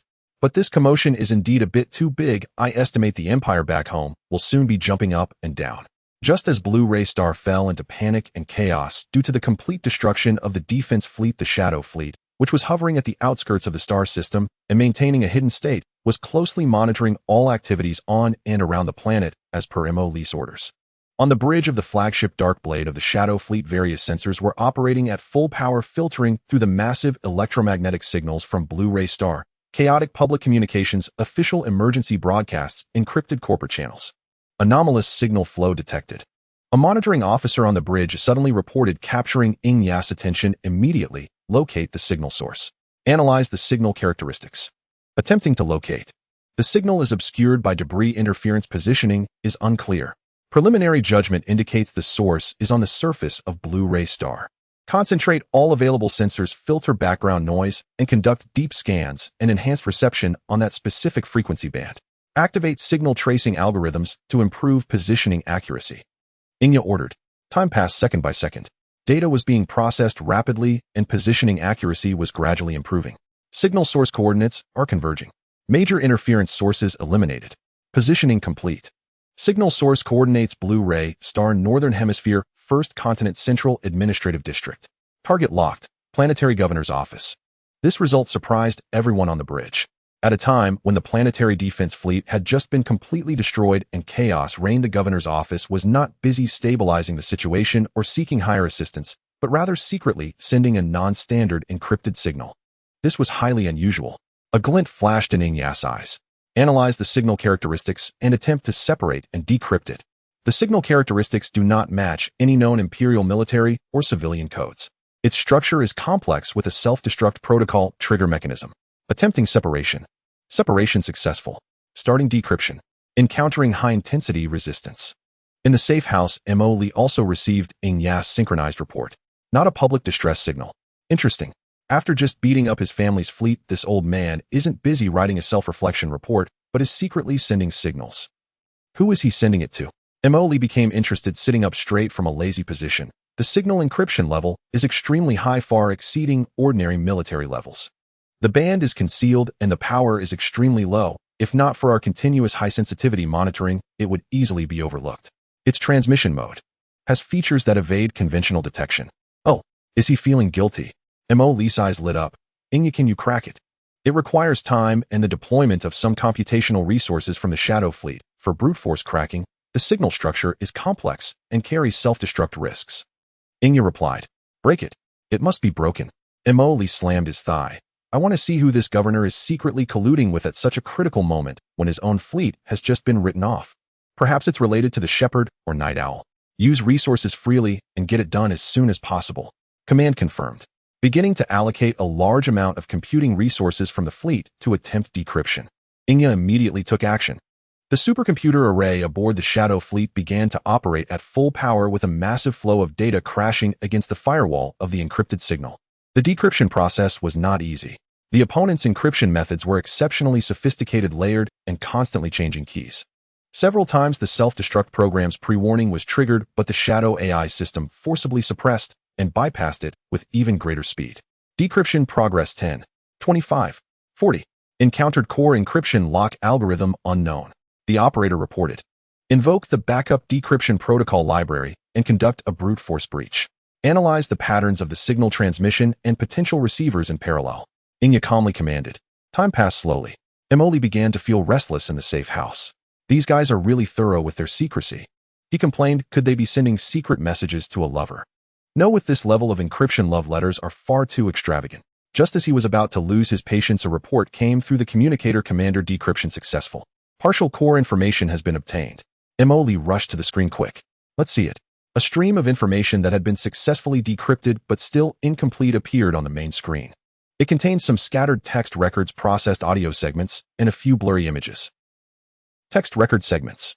The Shepherd report supplies have been delivered through the third channel and stored in the usual place. The cleanup operation must be thorough. No clues related to the breeze can be left behind. The ashes of ash must be cooled. The patrol frequency of the defense fleet has increased recently, which may affect the Dark Fang activities. It is advised for the Shepherd to coordinate. The key has been lost, but the resonance of the cradle still exists. An audio segment processed for noise reduction distorted the voice. A slightly anxious male voice came through. Sir, the winds have been too tight recently. The defense fleet is checking very strictly. I am under a lot of pressure. What about that agreement you promised me? Another processed electronic synthesized voice interrupted him. Just do your job. The Night Owl will not treat partners unfairly. Remember, knowing too much is not good for you. The images were even more blurred, seemingly scans of some ancient metal box covered in unrecognizable strange patterns, along with a map of a mining area in a remote region of blue ray star marked with a red X. Although the information was incomplete, its revelations made Emo-Lee's heart race. Shepherd. So it was this guy? The governor's office is actually colluding with the Shepherd. Cleanup operation. Breeze. Ash. These all match up. And the key. Cradle. What are these things? They sound very important. That metal box. Why does it feel somewhat familiar? Emoli suddenly remembered the unknown box he couldn't open or get rid of. Although the patterns were unclear, the ancient and mysterious feeling was very similar. Holy cow! Holy cow! Holy cow! Emoli shouted in excitement. Big fish. This is definitely a super big fish. I never expected that the governor of a planet would actually be in cahoots with the leader of the Night Owls, the Shepherd. They are even helping to cover up the breeze matter. He pointed at the mining area map marked with a red X on the screen. This mining area must have issues. It's either hiding the Shepherd's supplies or is related to that cradle. He immediately ordered Inya. Immediately locked down the coordinates of this mining area. Assemble all available reconnaissance forces and keep a close watch on that location. At the same time, closely monitor all movements of the governor's office, especially the communications and whereabouts of the governor himself. This guy is a crucial breakthrough point. The orders have been issued. Nearby submariners and disguised reconnaissance units have been dispatched to the target mining area, and the monitoring level of the governor's office has been raised to the highest. Inya responded swiftly. Emoli excitedly paced back and forth in the safe house. Truly, it's easy to find something when you're looking for it. Just when I was worried about not being able to find the Shepherd's tail, now I've caught a governor who is colluding with him. Let's see where you a sheep can hide. He seemed to envision the scene of gradually unraveling the Shepherd by following the governor's lead, ultimately uncovering all the mysteries. However, he stroked his chin, calming down a bit. If the governor is colluding with the Shepherd, then this is a big deal. It involves corruption at the imperial high levels and secret organizations. Does Isabella know about this? What exactly does her so-called cooperation aim to investigate? He felt that the waters of Blue Ray Star were deeper and murkier than he had imagined. But in any case, he had grasped the most crucial thread. Whatever. Just keep a close watch on the governor and that mining area. Once the Dawn fleet has finished resting, be ready to take action and capture them. Lee's eyes sparkled with determination. This time, I must strip away the Shepherd's disguise completely.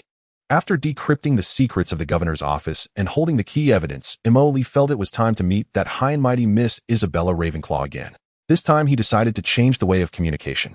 He did not use the encrypted channel, but rather having you send a short message to the hotel where Isabella was staying through an open, untraceable, anonymous signal. Miss Ravenclaw, regarding proof of strength, I think we need to discuss this in person.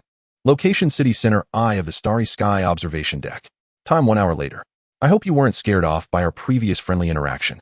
After sending the message, Mo Lee immediately contacted the Dawn fleet that was resting on the outskirts of the Rue Lens system. June phone. Listen, there's a new mission. Take the main force of the fleet and jump to low Earth orbit around Blue Ray Star, then lower your altitude and enter the atmosphere hovering over the city. Do not turn off the mimicry device. Remember, it's hovering. Don't fire yet, just treat it as a static display. The voice on the other end June phone seemed stunned for a moment, but quickly responded, understood, Commander. The fleet entered the atmosphere hovering for display. The massive Dawn fleet ended its brief rest. Engines ignited once more as battleships and cruisers formed a shadow darkening the sky, jumping towards Blue Ray Star. 1 hour later, in the largest city of Blue Ray Star at the highest known observation building, the eye of the starry sky observation deck. Isabella Ravenclaw was still dressed in a simple, elegant gown, standing in front of the glass curtain wall of the observation deck, looking indifferently at the city below. She was curious about what the man called Mo Lee would say to her after his previous actions. Mo Lee leisurely walked onto the observation deck, a playful smile on his face. Miss Ravenclaw, you are quite punctual. Isabella turned around about to say something, when suddenly the originally clear sky darkened in an instant. It was not clouds, but some enormous object so large it could not be described, blocking out the sunlight. Blue Ray Star Planet Defense Command. The piercing alarm sounded again, even more harrowing than when the defense fleet was annihilated last time. Report. Detecting signals from an ultra-large fleet. Approaching. The number exceeds 1,000. It is the same star pirate fleet from before. The sensor operator's voice was already filled with tears. The acting commander looked at the densely packed red signals on the main screen. His legs turned to jelly, almost collapsing to the ground. What do they want? Are they going to land? Are they going to destroy this planet? The entire command center descended into chaos, with some trying to start the already defunct ground defense turrets, while others began secretly packing their things to prepare to escape. A large-scale distress signal was once again sent to the Imperial mainland, but distant water cannot quench a nearby thirst. On the surface of Lan Ruishing, it was daytime, and the originally azure sky was suddenly overshadowed by a massive, constantly moving shadow. On the observation deck, and among all the people in the city looking up at the sky, they witnessed a scene that would haunt them for a lifetime. Gigantic steel warships, far beyond imagination, slowly descended, piercing through the clouds and approaching the planet's surface.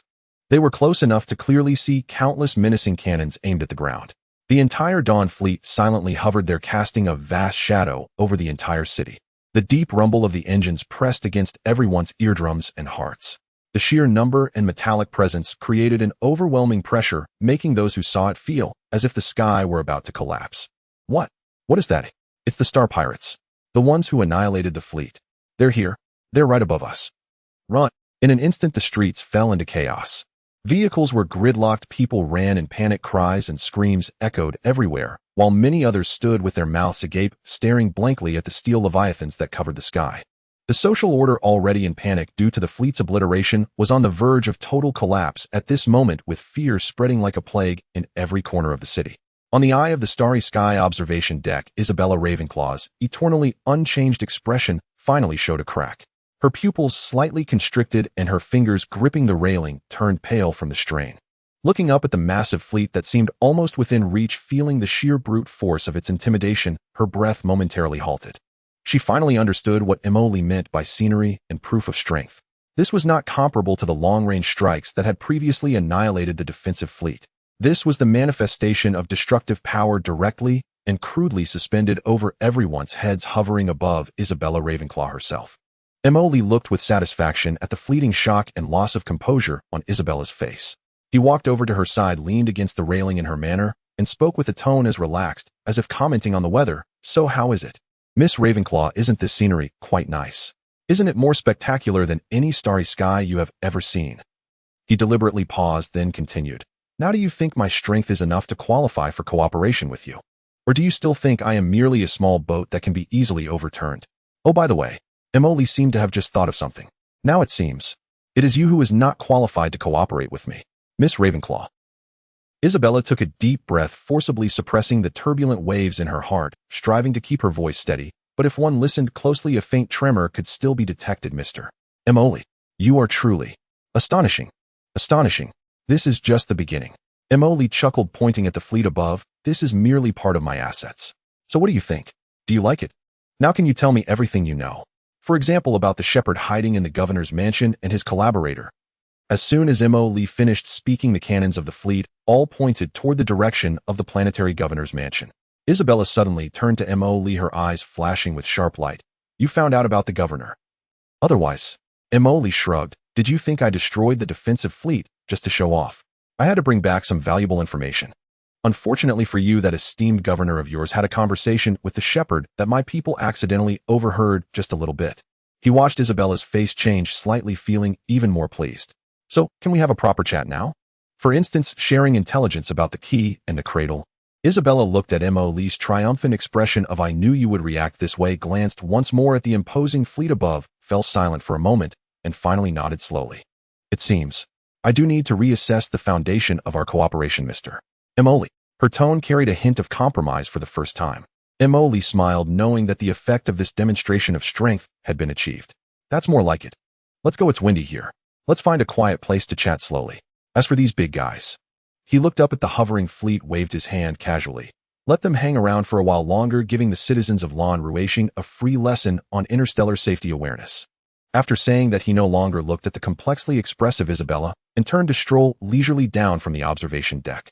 Behind him was the city, still shrouded in the shadow of steel, engulfed in immense panic, along with the mysterious collaborator who had finally been forced to confront his strength. This time the initiative was completely in his hands. Just as Emily was about to delve deeper into intelligence discussions with Isabella, the command center of the Imperial Border Fleet on the other side lost its tranquility.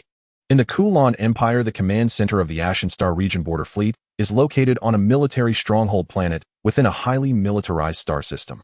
Inside the main command center, a massive star map occupied an entire wall with countless green dots representing the distribution and movement of the Imperial fleet. Various levels of staff officers were processing daily patrol reports, logistical dispatches, and intelligence summaries, as usual, everything in orderly fashion.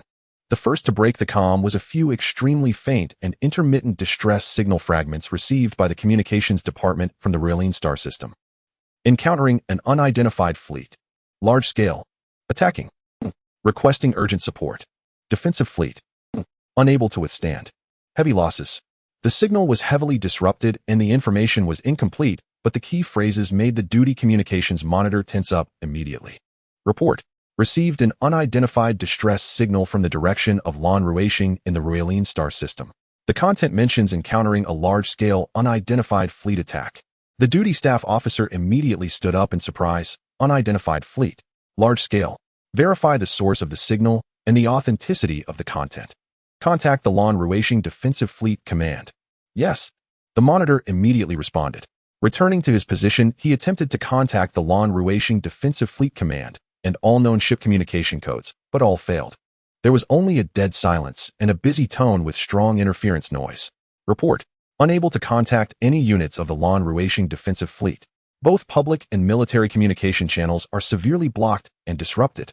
The atmosphere in the command center began to grow tense. Large-scale communication interruptions often indicated extremely serious military conflicts. The duty officer's face grew serious. Something's not right. Raise the monitoring level for the Raylene star system. Mobilize the nearest reconnaissance ship for a forward inspection. Soon a long-range reconnaissance ship deployed near the Raylene star system, braving the risks, made a short jump and arrived at the outer region of Lan Ruishing. The images it transmitted back were unstable due to distance and interference. The visuals were blurry, but their content plunged the entire command center into a deathly silence. In the images transmitted by the reconnaissance ship, the orbit of Lan Ruishing, which should have been patrolled by thousands of Imperial starships, was now just an endless expanse of slowly drifting metal debris. Pieces of ship fragments, large and small broken cannon barrels, exploded twisted engine cores. It resembled a gigantic interstellar junkyard. Occasionally, there were still energy furnaces that had not completely extinguished, causing sporadic explosions flickering in the darkness with no signals from intact Imperial starships. The captain of the reconnaissance ship reported with a trembling voice, Command Center. This is the reconnaissance ship, distant view. Lan Ruishing orbit. Confirmation. Defensive fleet. Completely annihilated. Repeat. Lan Ruishing defensive fleet confirmation of complete annihilation. No survivors or intact ships found. Only debris. The command center of the headquarters was silent. A A silence that lasted for more than 10 seconds. All the officers stopped their actions, staring incredulously at the debris floating on the star map. This is impossible. A young officer muttered to himself, his face pale. Over 1,000 starships. Annihilated in an hour. What kind of power could achieve this? Did the Federation's main forces come out in full force? A senior officer's voice trembled with uncontrollable shock. Why was there no warning beforehand? What is the reconnaissance system for? In the command center, voices of suppressed exclamations and doubts rose and panic began to spread. At this moment, the commander of the border fleet, General Klaus, was sitting in his office reviewing an assessment report on the frontline situation in the Barsastar region. His brows furrowed slightly. The stalemate with the Federation was draining the Empire's resources, causing him immense pressure. Report. A communications officer rushed in with an urgent and trembling voice. What's the panic? Is the sky falling?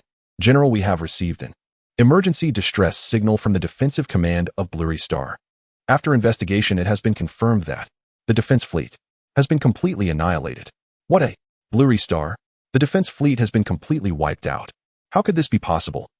General Klaus suddenly burst out of his office and rushed to the command control room. When he arrived at the main star map and saw the horrific scene displayed above, he was shaken, his fingers instinctively turning pale from gripping tightly. His weathered face, filled with wrinkles, first went blank for a moment. Then he quickly reacted, shouting sternly, "Who can tell me what exactly happened?" Even if Puxius is useless, he still commands over 1,000 starships. How could they all be gone? Even though he looked down on Puxius, the instant obliteration of an entire Imperial fleet in his jurisdiction was a tremendous shock. The command center was silent, with officers and staff keeping their heads down, not daring to look at Klaus. He stared intently at the star map, his expression dark, filled with raging anger and heavy pressure. He knew very well that as the commander of the border fleet, he bore an inescapable responsibility for the complete destruction of an important defense fleet. The Imperial military and royal family would not let him off easily. Intelligence Department. General Klaus' cold voice shattered the silence in the command center. I want to know who did this. Immediately analyze all the data that can be collected. Energy residue, weapon characteristics, jump traces. No clue should be overlooked.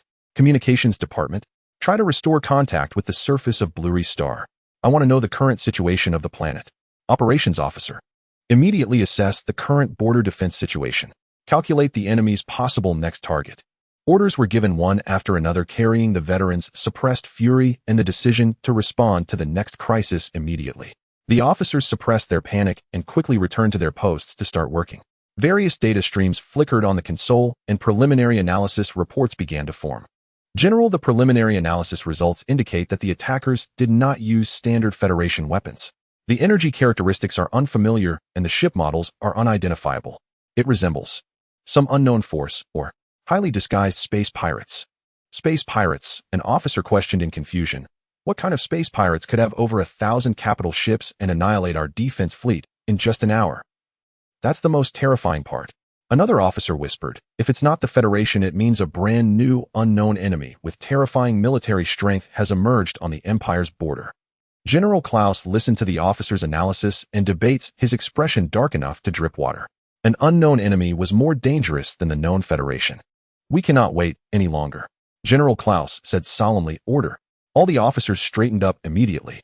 Border 3rd and 7th Patrol Fleets, immediately end your current missions and rush at full speed to the Blurry Star region of the Raylene star system. Your mission is to ascertain the enemy situation, stabilize the situation, search for possible survivors, and establish preliminary defenses.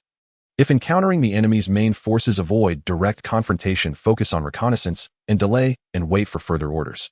At the same time, order the 4th and 5th Patrol Fleets to converge towards the border axis, raise the alert level, and guard against possible chain attacks. Urgently report this matter to the Imperial Military Headquarters. Request instructions and reinforcements. Yes, the orders were quickly conveyed. The 3rd and 7th Patrol Fleets stationed along the long border line began to turn engines full throttle, heading towards the now graveyard-like Blurry Star. Every officer and soldier aboard the Imperial starships felt a heavy pressure and a strange sense of fear.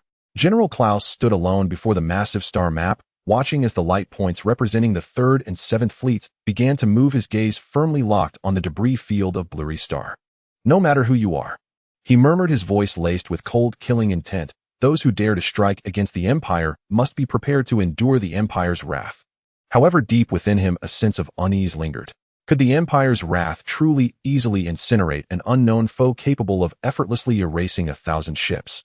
At this moment above the observation deck of Blue Star, the massive Dawn fleet still loomed like dark clouds, casting a huge shadow over the city and over Isabella's heart. She looked at the man in front of her, who appeared relaxed, as if he had merely accomplished a trivial task, and for the first time truly felt a sense of pressure that was beyond her control. Emily was quite satisfied with the current atmosphere. He gestured for Isabella to move to the now empty VIP lounge attached to the observation deck, preparing for a long-awaited, in-depth exchange. "All right, Miss Ravenclaw." As soon as they settled in the lounge, Emily clapped his hands, a victorious smile on his face. "We've finished with the obstructive scenery, now we can talk candidly, right? About the shepherd, about the governor, about the key and the cradle. You know, my curiosity is very high right now." Isabella took a deep breath, seemingly organizing her words, preparing to respond to Emily's inquiries and share parts of the information. Just as she opened her mouth to speak, beep, beep, beep, Emily's personal terminal on his wrist suddenly emitted a sound indicating a message of the highest priority, while the distant communication from Shadow Crow directly connected to his ear. "Commander, urgent military situation." Emily frowned, disregarding Isabella's gaze, and looked down at the information. After just a glance, his smile faltered momentarily, then his lips curled into a strange arc. "Oh." He looked up at Isabella, his gaze playful, yet somewhat excited. "It seems our little display has caused an even greater stir than we anticipated." Isabella looked at him in confusion. Emily directly projected the urgent military intelligence report compiled by Inya onto the wall of the room. The report was concise, yet shocking. "Shadow Fleet and Deep Diver Network Comprehensive Report. The Imperial Border Fleet has made a large-scale response. Confirmed mobilization: the 3rd Border Patrol Fleet Group, approximately 20 starships, and the 7th Patrol Fleet Group, approximately 260 starships, are gathering at full speed towards the direction of the Blue Rue Star in the Rue Lin star system. Additionally, it has been detected that the 4th and 5th Patrol Fleet Groups at the border, totaling approximately 50 starships, have entered a higher state of combat readiness and are moving closer to the border axis. The 3rd and 7th Fleet Groups, expected to be the first to arrive in the Blue Rue Star region, will have nearly 50 starships in total, with subsequent forces unknown. Estimated arrival time within 48 to 72 standard hours. Next to the report, there was a simple star map indicating the red arrows representing each fleet group of the Empire, shooting towards the focal point of Blue Rue Star from different directions, like several sharp arrows. Isabella looked at the projection on the wall, her pupils constricting slightly again. Over 5000 Imperial warships are rushing towards here. This is no longer the level of the Border Patrol Fleet, but a sign of the main forces of the Border Fleet Group being deployed. She looked at Emily, hoping to see panic or at least seriousness on his face. However, all she saw was an even deeper interest on Emily's face, a hint of eagerness. Emily stroked his chin, smacking his lips. "TSK Tisk, nearly 500 ships. Are they the vanguard? These Imperial guys are quite quick to react, and their resources are rather substantial." He turned to Isabella, asking with a cheerful smile, "Miss Ravenclaw, don't you think they are being a bit too enthusiastic? I just took out over 1,000 of their old and broken ships, and they are sending over 4,000 to 5,000. This deal feels a bit unfair." Isabella looked at his nonchalant demeanor, unsure how to respond. Is this guy truly fearless, or does he have some backing? Nearly 500 Imperial capital starships, especially from the Border Fleet Group, are enough to wipe out most known pirate forces in small to medium-sized nations. "Mr. Emily," Isabella tried to keep her tone steady. "The situation is completely different now. The involvement of the main forces of the Imperial Border Fleet means that the situation has escalated to the level of war. Your previous showing, while shocking, has thoroughly angered this behemoth. Continuing to stay in Blue Rue Star or confronting the entire Border Fleet Group is an extremely unwise choice." She attempted to regain some initiative, or at least remind him of the harsh reality. "Unwise?" Emily tilted his head as if he had heard something interesting. "Is running away with my tail between my legs a wise choice? That would be so boring." He stood up, walked to the window, looking at the still panicked crowds in the city and the fleet group that belonged to him, his eyes flickering. 5,000 ships. Sounds quite intimidating. He faced away from Isabella, his tone relaxed. "But guess what?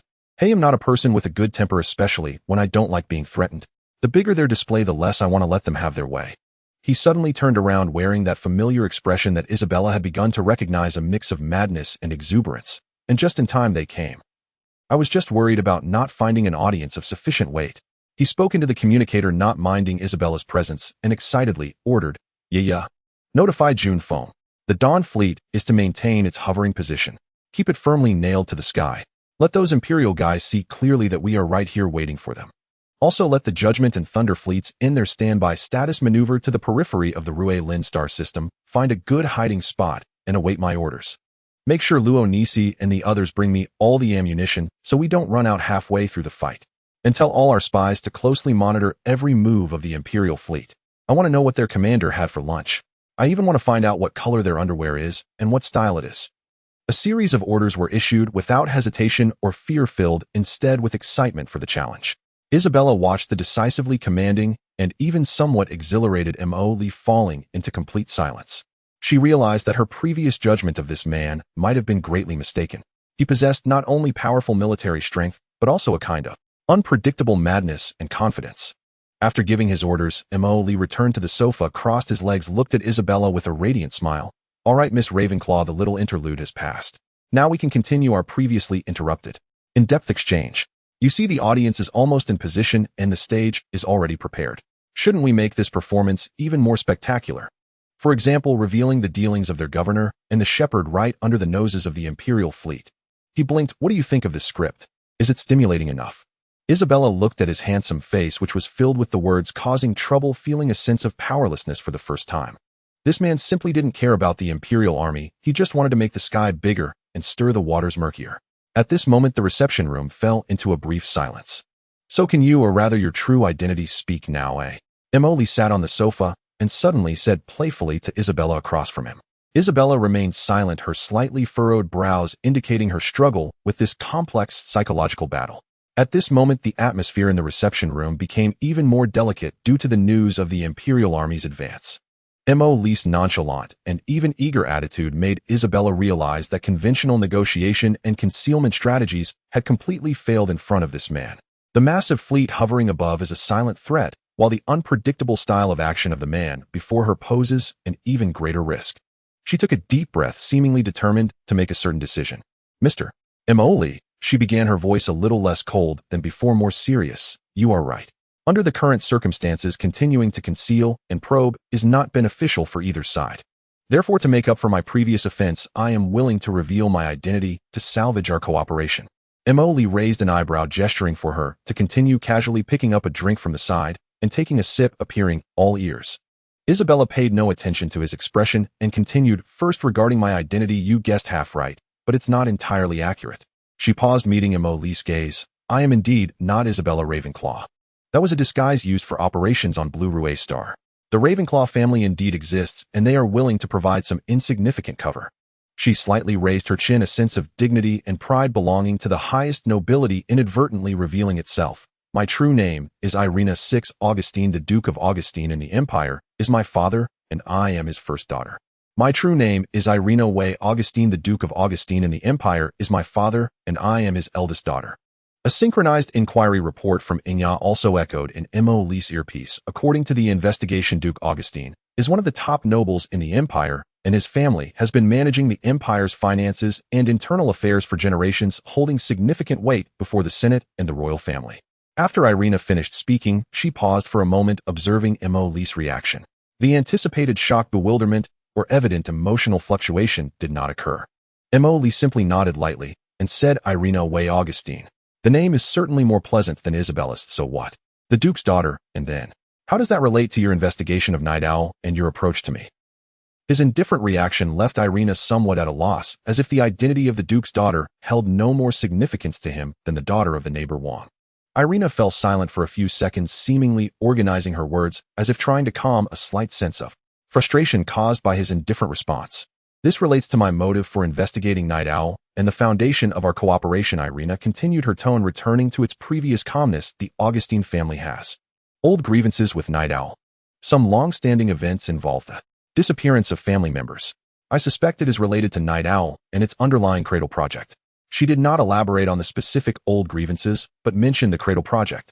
I have utilized family resources and connections to trace Night Owl's activities in the border star regions, especially in the Rue-Lin star system and Lanrue star, where their activities are frequent.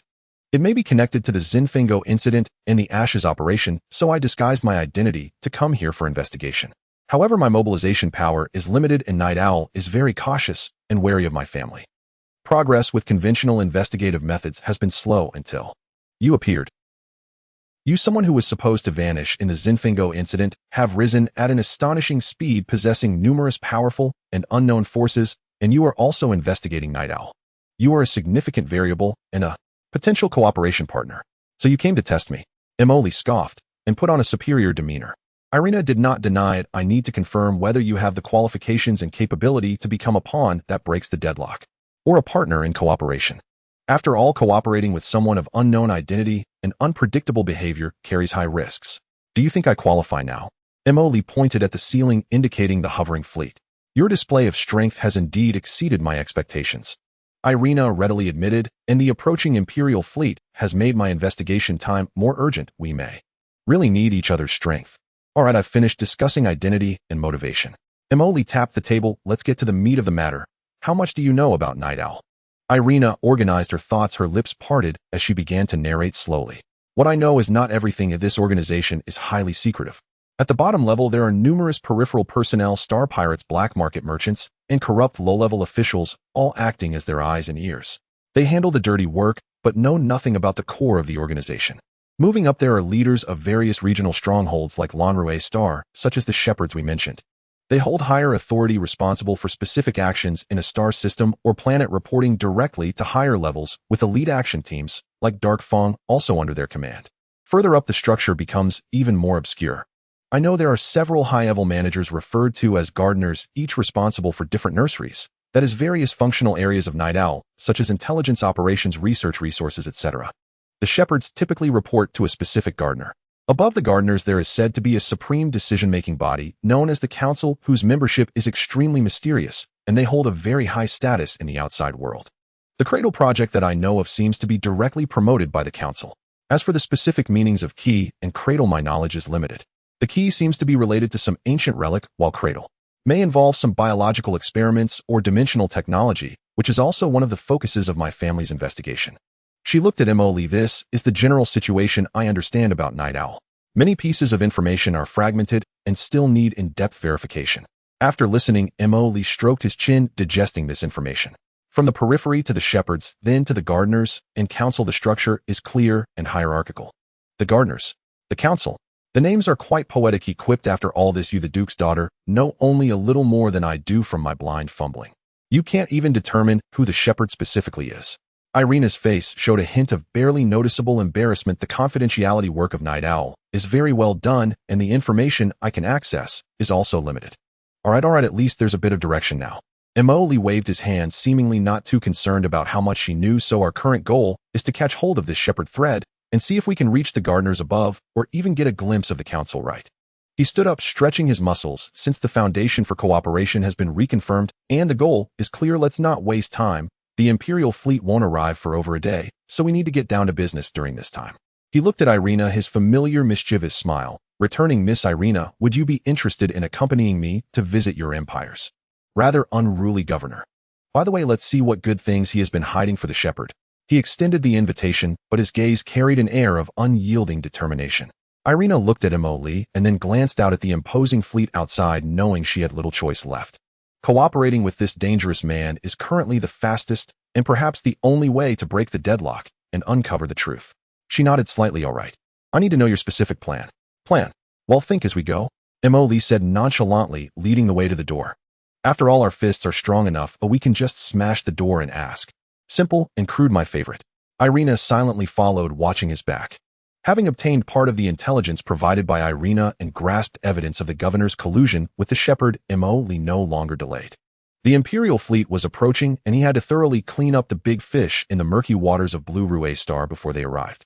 He immediately issued the command Yi notified Jun Feng to dispatch half of the Kanglong-class heavy cruisers and one-third of the Jingjing-class frigates along with the corresponding mecha transport ships, bringing enough ground troops and mechas, and head to this coordinate immediately. Emily sent the mining area coordinates to Ingus around that place. No entry or exit allowed. If there are guards, disarm and control them all. Mission: seal off the area. No ships or personnel are allowed to enter or exit without permission. If there is resistance, destroy them directly. I will come over to take over once I finish with the governor. Externally, just declare, say our Ghost Star pirate group has set its sights on that mine. Order confirmed. The attached fleet has set off. Inge responded.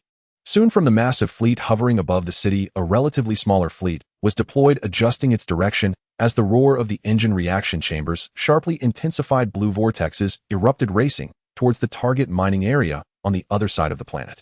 This scene was witnessed by countless terrified citizens and observation stations, triggering more speculation and panic. Shortly after, Emily, back on the flagship of the fleet with Irina, began his own role play.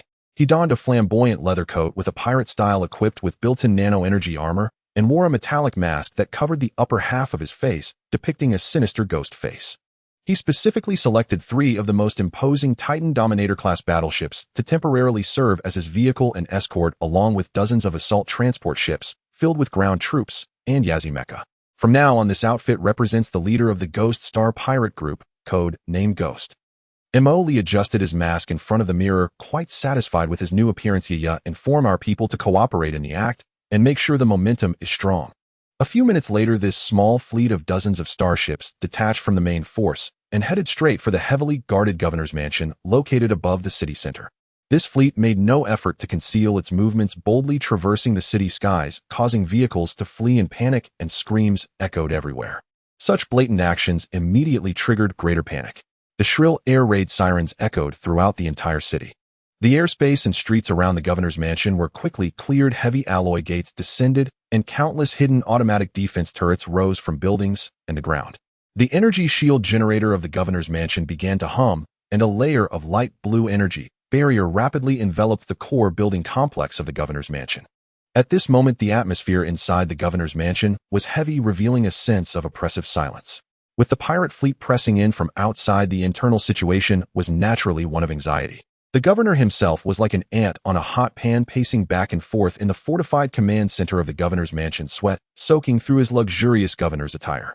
He attempted to contact the shepherd, but all messages sent through encrypted channels fell into silence. He wanted to escape, but at this moment the port was closed and the sky was blocked by starships, leaving him nowhere to flee. "Governor, not good. A fleet of star pirate ships is heading our way." A guard rushed in, panicking as he reported. "What?" The governor's legs went weak, nearly collapsing to the ground. What do they want?" No one could answer him. "Damn it. All guards, enter the highest state of battle readiness. Block them. I've already urgently requested assistance from the Blue Rue Star Garrison headquarters. Imperial reinforcements will arrive soon." Seeing no one responding to him, the governor shouted hoarsely into the communicator, his voice distorted by fear. The guard force under the governor was not weak. In fact, due to the prosperous border trade, they were slightly stronger than the typical planetary governors. In addition to the regular planetary garrison, he also commanded a private guard squad that answered directly to him, well-equipped and numbering over 300. They wore the Imperial Standard Guardian 3 powered armor, wielding large-caliber pulse rifles and heavy explosive guns, with dual-mounted rapid-fire laser cannons and mini-missile launchers deployed at key points around the governor's mansion. These equipments were considered top-tier for planetary surface combat. However, they were not facing ordinary pirates or rebels. The heavy battleships completely ignored the harassing fire from the anti-air defense turrets, their shields barely rippling. The Star Destroyer main cannon at the bow slightly adjusted its angle, but did not fire, merely serving as a deterrent. They hovered above the governor's mansion, casting a shadow that enveloped the entire governor's residence. The assault transport ships, braving the intense fire raining down from the ground, forcibly landed in the plaza and hovering garden area surrounding the governor's mansion. As soon as the hatch opened, ground troops in black-powered armor, well-equipped, surged out, rapidly spreading out into standard combat formation, seeking cover and immediately countering with precise and fierce firepower. Bang, bang, bang, hiss, hiss. Intense gunfire erupted in front of the governor's mansion, energy beams crisscrossing, and the sounds of explosive guns filled the air. The ground troops, supported by the starships, quickly overwhelmed the guards' firepower. The ground troops' shooting was extremely accurate, almost never missing a shot, and each automated turret and missile nest was easily destroyed under their precise targeting. The Guardian 3 armor of the guards appeared less reliable against the reinforced armor-piercing projectiles used by the ground troops, often sustaining severe deformation and damage at the impact points. From the very beginning, the battle presented a one-sided scenario. Soon after, the Yazi mecha leaped out from the transport ships, their heavy bodies landing with a dull thud. Each pulse beam rifle they wielded could easily penetrate walls and cover, destroying the guards behind them along with their equipment. The rapid-fire particle cannons mounted on their arms swept through clusters of enemies like a metal storm. Suppress the left side fire point. The right side corridor has been cleared. We've located the enemy command node Yazi 09. Proceed with demolition. The cooperation between the ground troops and mecha was seamless, and their advance speed was exceptionally rapid. Although the governor's private guard was well-trained, they were steadily retreating under the overwhelming firepower and tactical proficiency, suffering heavy casualties. Emoli, flanked by a squad of elite ground troops, strode confidently through the combat zone. As he walked, he casually fired his large-caliber pistol at several guards attempting to sneak attack from the side, surprisingly accurate in his aim. "What's the situation?" Emoli called over the temporary commander of the attacking forces to inquire. "Report. Intense resistance at the main building entrance ahead. They are firmly holding their ground using heavy barriers and crossfire." "Oh ho, is that so? Just in time to try out my new big treasure," Emoli said as he pulled out something resembling a metal canister from behind his waist and handed it to a team member. "Give them a loud one."